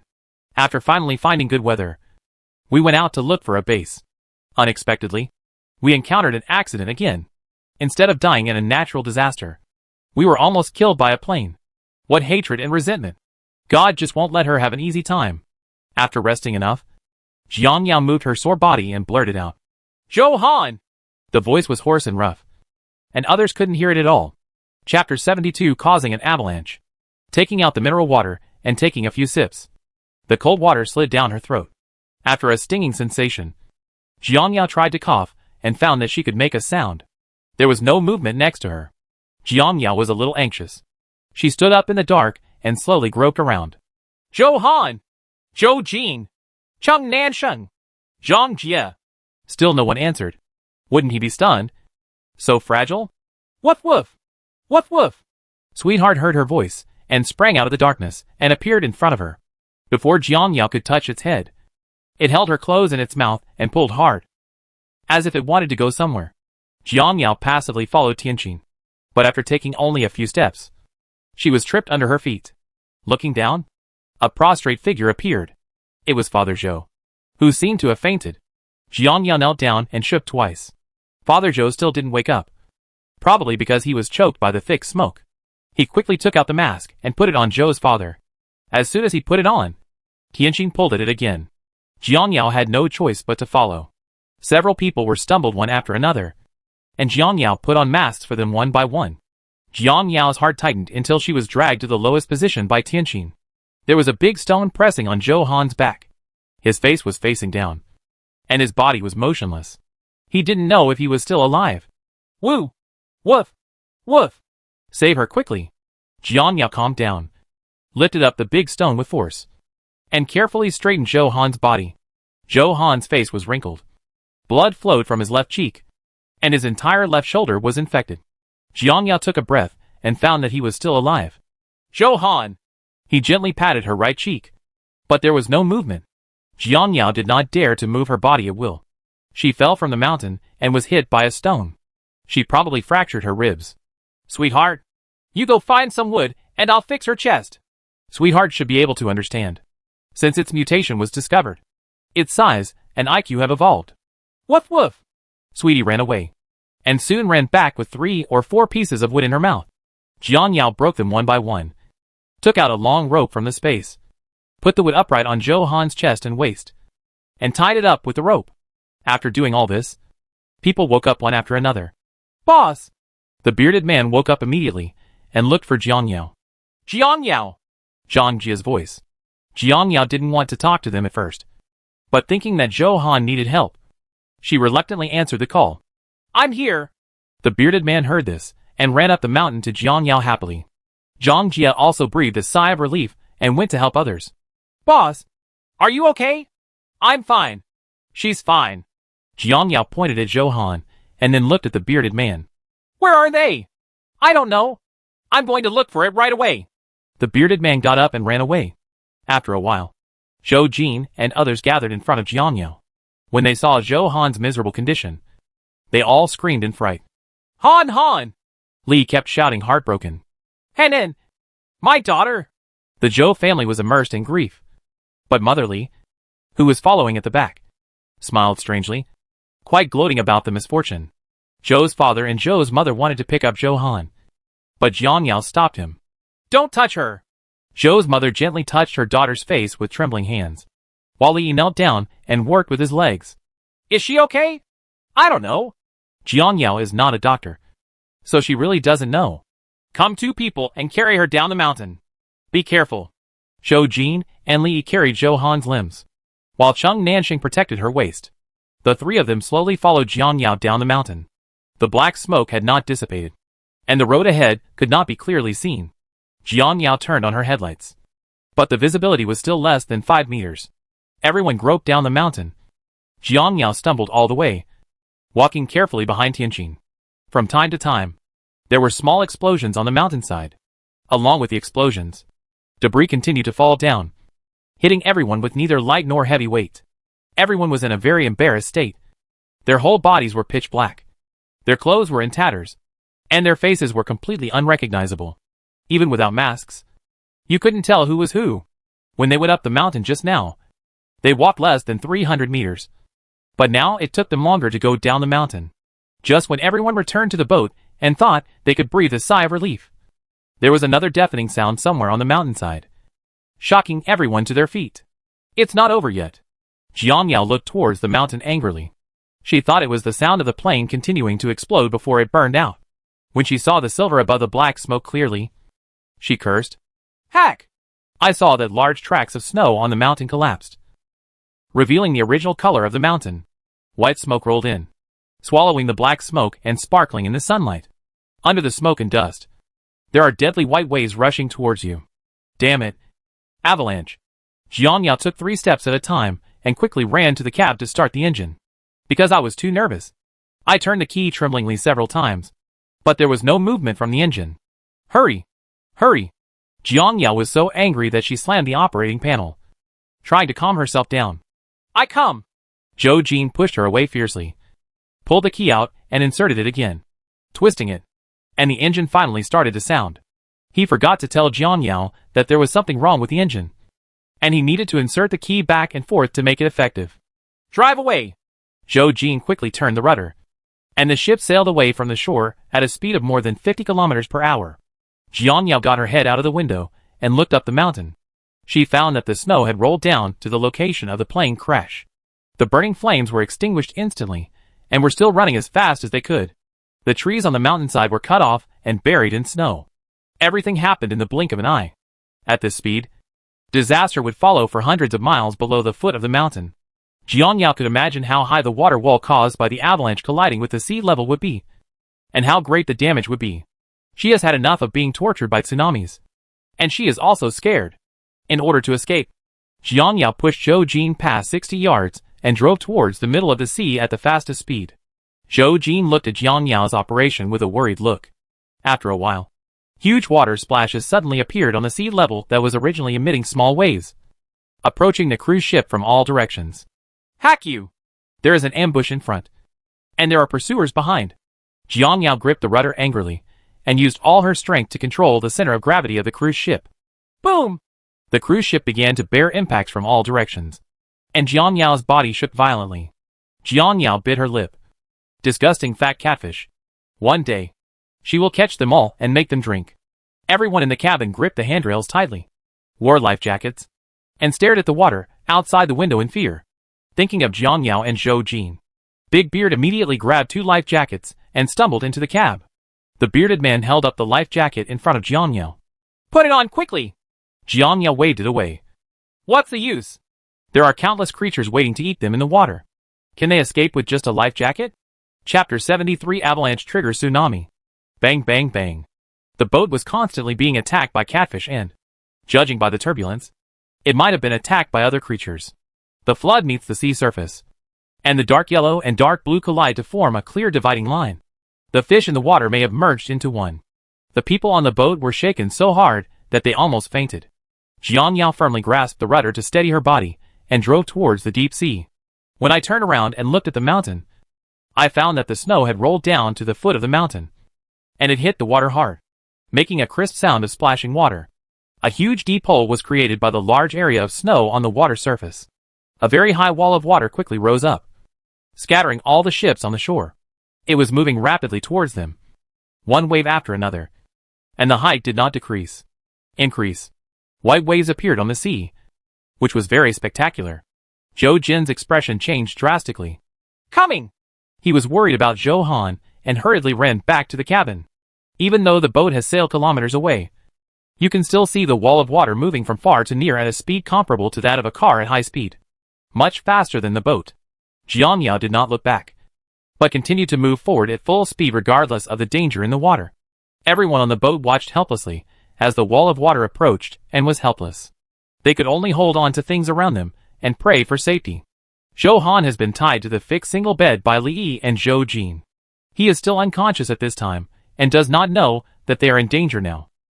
In just over 10 seconds, the wall of water came behind the boat. Jiang Yao looked through the rearview mirror and saw that the wall of water was as high as 20 or 30 meters. Snapped! The moment the water wall hit the ship, the entire hull was sucked into the water and rotated rapidly. The mast at the stern of the ship was broken. The windows were shattered. Seawater continued to pour in from the windows, and the cabin was quickly filled with water, submerging everyone in the water. Gulyalu! Everyone's legs left the ground and were swept into the air by the current, and their hands firmly grasped things to prevent themselves from being swept into the sea. Her cheeks were swollen from suffocation, and her chest felt like it was about to explode. Jiang Yao was swept forward by the seawater. Her whole body was pressed against the glass, and she couldn't breathe. Her facial features had been squeezed out of shape. For a moment, she wanted to escape into the space. But Jiang Yao did just that. The soaked-down jacket felt particularly heavy on her body. But Jiang Yao had no intention of changing it, and was afraid for a while touching her sore cheek. Fortunately, there was space. Otherwise she would still be floating in the water right now. The few people outside the cabin were not as lucky as Jiang Yao. Just when they thought they were about to drown, the ship's hull was suddenly pushed to the surface by waves. Due to inertia, most of the water in the cabin was lost, and everyone came out of the water to breathe heavily. But before they could even take a good breath, the hull of the ship was driven into the water again, and it kept going back and forth. Everyone was trying to survive in the almost desperate situation. Zhou's father had already fainted in the disaster. Fortunately, he tied his hands to the pillar. Otherwise, he would have been swept away by the water. The waves rose higher and higher, and finally calmed down after half an hour. Jiang Yao's purchase time had expired, and she was forced to eject from the space, rolled down the front window glass, and hit the ground. Fortunately, Jiang Yao reacted quickly and steadied her body with her hands on the ground. Otherwise it would have been her face that suffered again. My face was disfigured in my previous life, but I can't let it be disfigured again in this life. Getting up from the ground with difficulty, Jiang Yao came to the stern of the ship and looked at Fenglang Mountain. She found that the cruise ship was swept far away by the seawater, and only the small figure of Fenglang Mountain could be seen. Don't know what happened to the others. Jiang Yao came to the cabin and found that everyone was huddled on the ground to keep warm, with a little blood on their faces. The ground was covered with broken glass, and the wound on the cheek must have been caused by the glass. It's nothing serious. Right. Zhou Jin stood up with difficulty. It's okay. Just rest for a while. Zhou Han!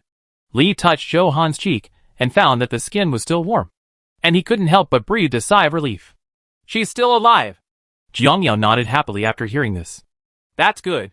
After struggling in the water several times, Zhou Han was lucky to survive, but her injuries had to be sustained by herself. It was getting late and Jiang Yao did not dare to stay at sea. Return immediately. Upon hearing this, several people raised their heads and looked at Jiang Yao. Cheng Nansheng was arranging his hair and could not accept Jiang Yao's suggestion. Why don't you wait a little longer? If the avalanche doesn't stop completely, wouldn't the ship be seeking death if it approaches? Yes. Li nodded. He didn't want to go back. Don't worry. It's safe now. Jiang Yao took the initiative to sail the boat despite everyone's opinions. She just told them her decision, not discussed it. After hearing that there was no abnormality in the engine, I turned the ship around and drove at a constant speed. 2 hours later, they arrived at the foot of the mountain again. Looking up the mountain, most of the snow on the mountain has fallen off and turned into countless ice cubes floating on the sea. It is normal for the ice cubes not to melt in the weather of -10 degrees Celsius.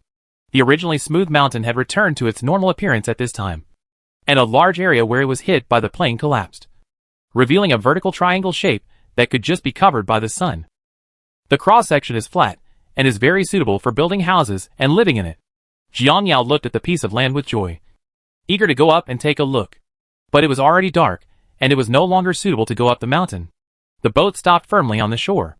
There used to be dozens of boats on the shore, but now most of them have drifted away, and only a few of them are still in place. The cruise ship has been flooded and is no longer habitable. Jiang Yao chose a small boat with only one room, so she lived in it with peace of mind. As for the others, they all stayed close to Jiang Yao's boat, especially the bearded man, who chose a dilapidated boat, probably next to Jiang Yao. Didn't care at all.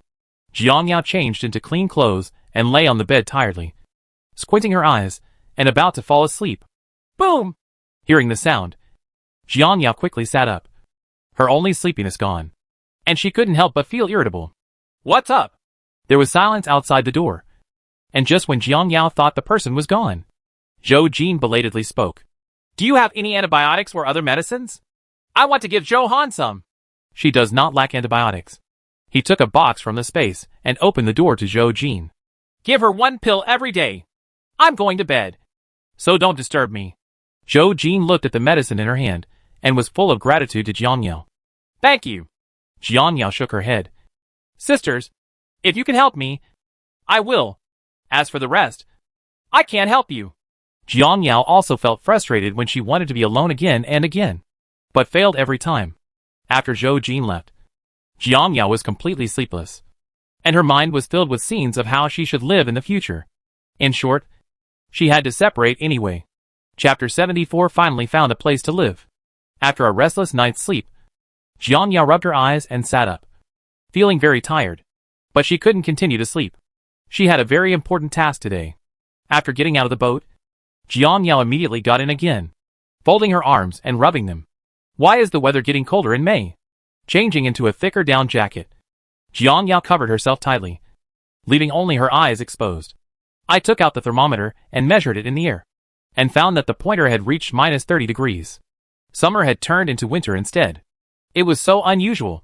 There used to be a big temperature difference between day and night, but now it's all cold. Has the Earth's magnetic field changed? Jiang Yao didn't think anymore, but got off the boat and looked at the sea surface. She found that a thick layer of ice formed on the shore and extended into the water. Will sea water freeze? The extreme cold is coming. No matter what, let's find a place to live first.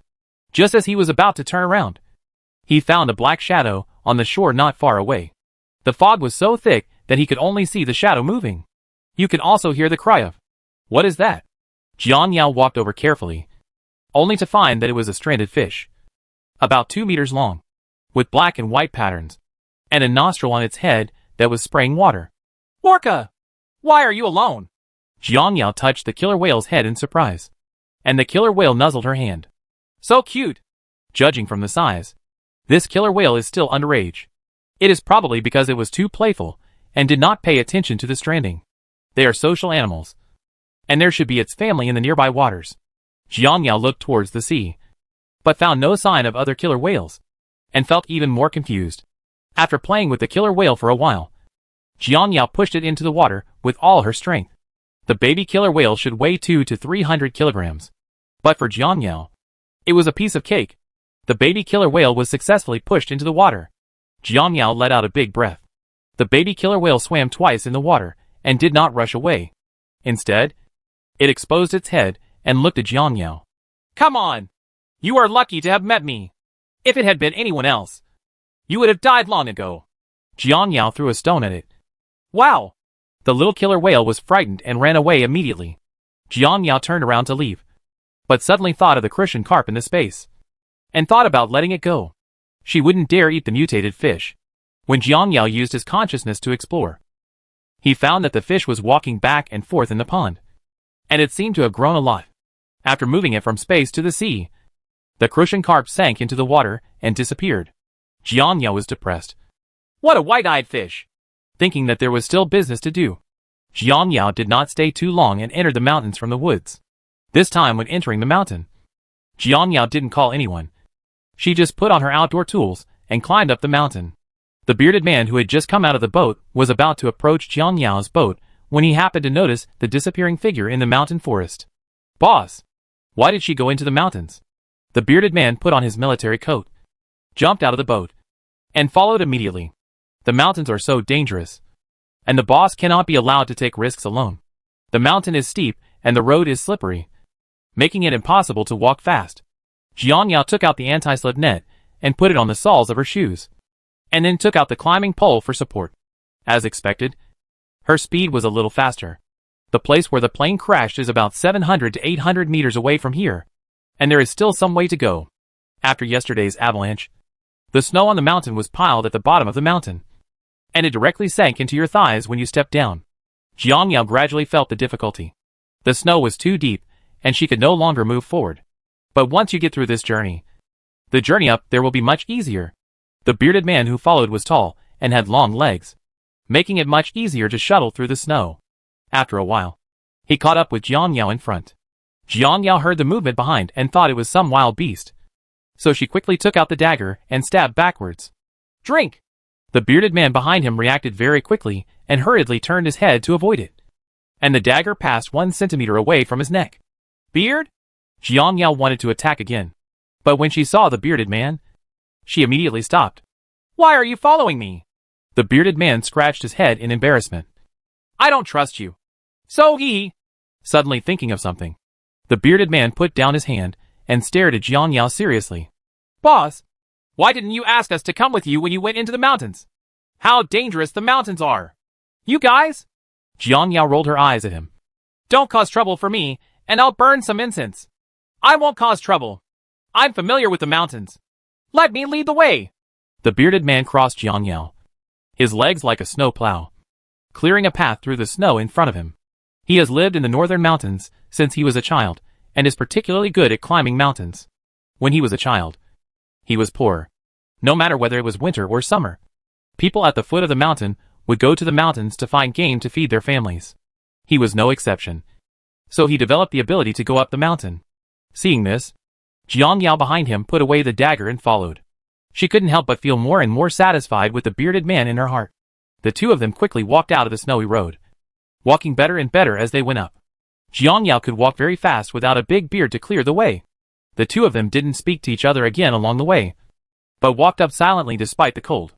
They had been walking for more than 2 hours, and could already see the place where the plane crashed. The surrounding area began to become brighter, and the surrounding trees were broken at the waist. And there were even signs of being burned, exuding a stink. Jiang Yao took out a mask and put it on, then took out another one to stop the bearded man. Put this on so you don't breathe in any viruses.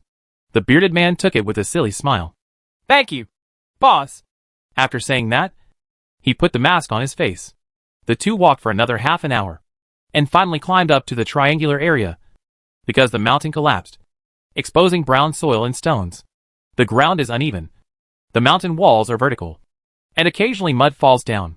The bearded man didn't understand Jiang Yao's intention. Boss, why did you come to this place? It's cold and chaotic here. There's nothing worth looking for. Big Beard is not optimistic about this place, but Jiang Yao is satisfied with this place. I will make my home here from now on. What? Live here? The bearded man glanced at the wreckage of the plane not far away, feeling a little scared. But this place is not suitable for living. It's more than enough to simply tidy up and build a cabin. While talking, Jiang Yao had already observed the area nearby and found that the area was about 200 square meters. There were trees under the cliff, so the ground was not prone to landslides. As for the mountains, Jiang Yao looked up and saw that what was exposed on the mountain wall was a huge stone, like a natural eaves, which could protect the land below from wind and rain. The more she looked, the more satisfied she became. So Jiang Yao decided that this was it. Let's get started. Jiang Yao took the lead in lifting a broken tree and threw it down the mountain. After being stunned for a while, the bearded man also started cleaning up. The boss wants to stay here. Can he come with him? Glancing secretly at Jiang Yao, the bearded man never asked. As noon approached, the two took a short break, had a simple lunch, and then continued cleaning up. Chapter 75 Motherly receives the lunch box.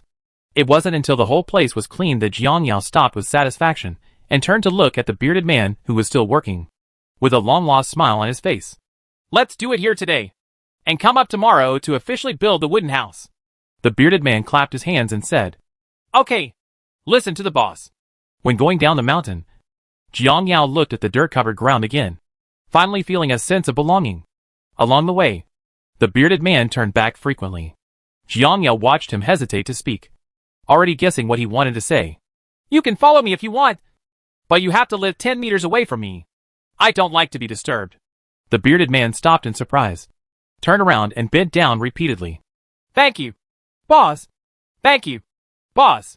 Ever since he saw Jiang Yao's strength at the base, he was deeply impressed by Jiang Yao's ruthless charm and decided to learn boxing from her to increase his strength. Of course, he would also listen to Jiang Yao and be willing to be a little follower.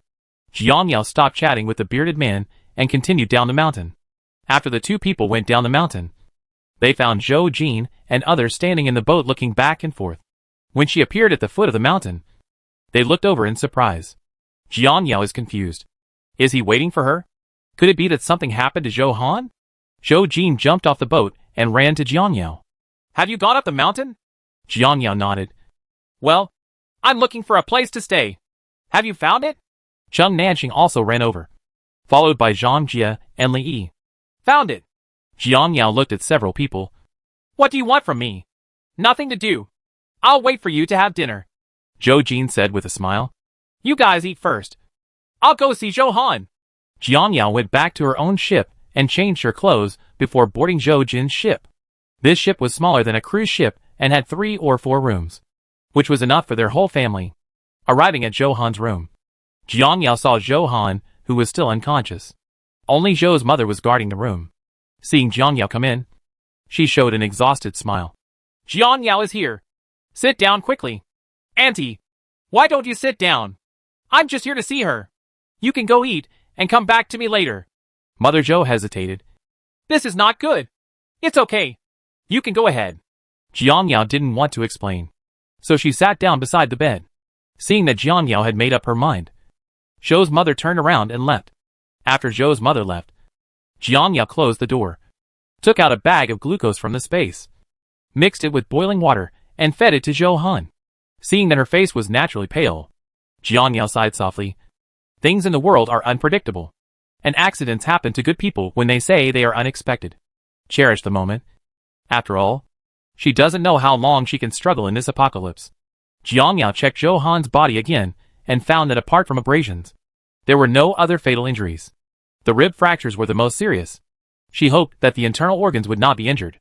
As for why she didn't wake up, it was probably because she was struggling on the boat yesterday. Fortunately, she didn't have a fever. Otherwise, she wouldn't have known how to save her. About 10 minutes later, Zhou's mother walked in after eating. Jiang Yao nodded to her and went out. She didn't want to go to eat, but she happened to meet Zhou Jin again. After informing her, she returned to her boat. After everything was packed up, Jiang Yao could finally relax for a while in her pajamas. I took out a few plates of seafood and drinks from the space and started eating them with enjoyment. The weather was very cold, and the food became cold after being placed on the table. Jiang Yao had no choice but to take out the induction cooker and pot from the space to heat each dish. After eating, Jiang Yao had time to look at the space. I used up my stay time yesterday, and I have to buy something again today to be prepared in case something unexpected happens. Well, the gold coins are almost 6 figures. Jiang Yao looked at the growth rate of gold coins and expressed her satisfaction. She harvested another crop of grain, and Jiang Yao took out the seeds and planted them again. Thousands of foods have been cooked in steamers and woks and piled aside. Each dish is still steaming and can be taken out at any time if you want to eat it.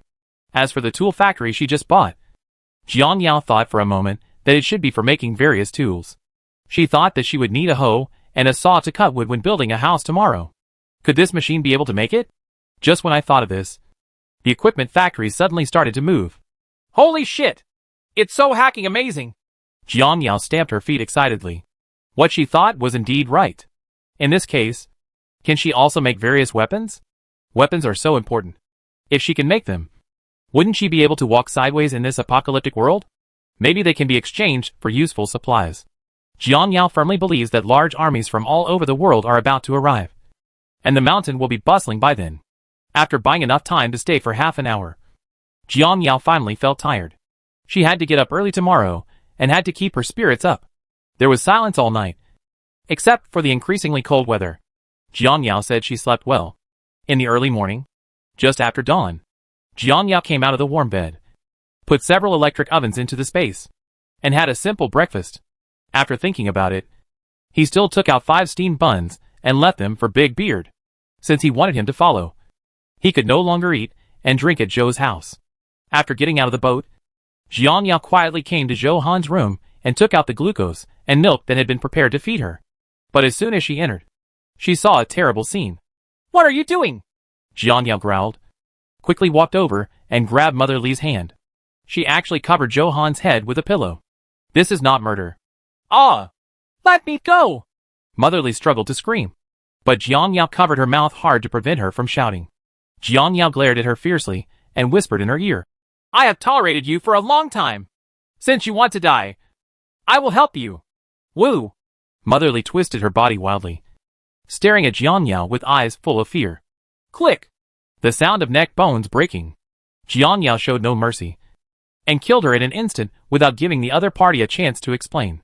Motherly drooped her head, opened her eyes unwillingly, and fell limply to the ground, refusing to close her eyes. "It's not good to mess with anyone, but I want to mess with you." After Jiang Yao looked back at Zhou Han, she quickly lifted Motherly out of the room and came to the place where the killer whale was being rescued. She broke the thin ice on the sea with a few punches and gently sank Motherly's body into the water.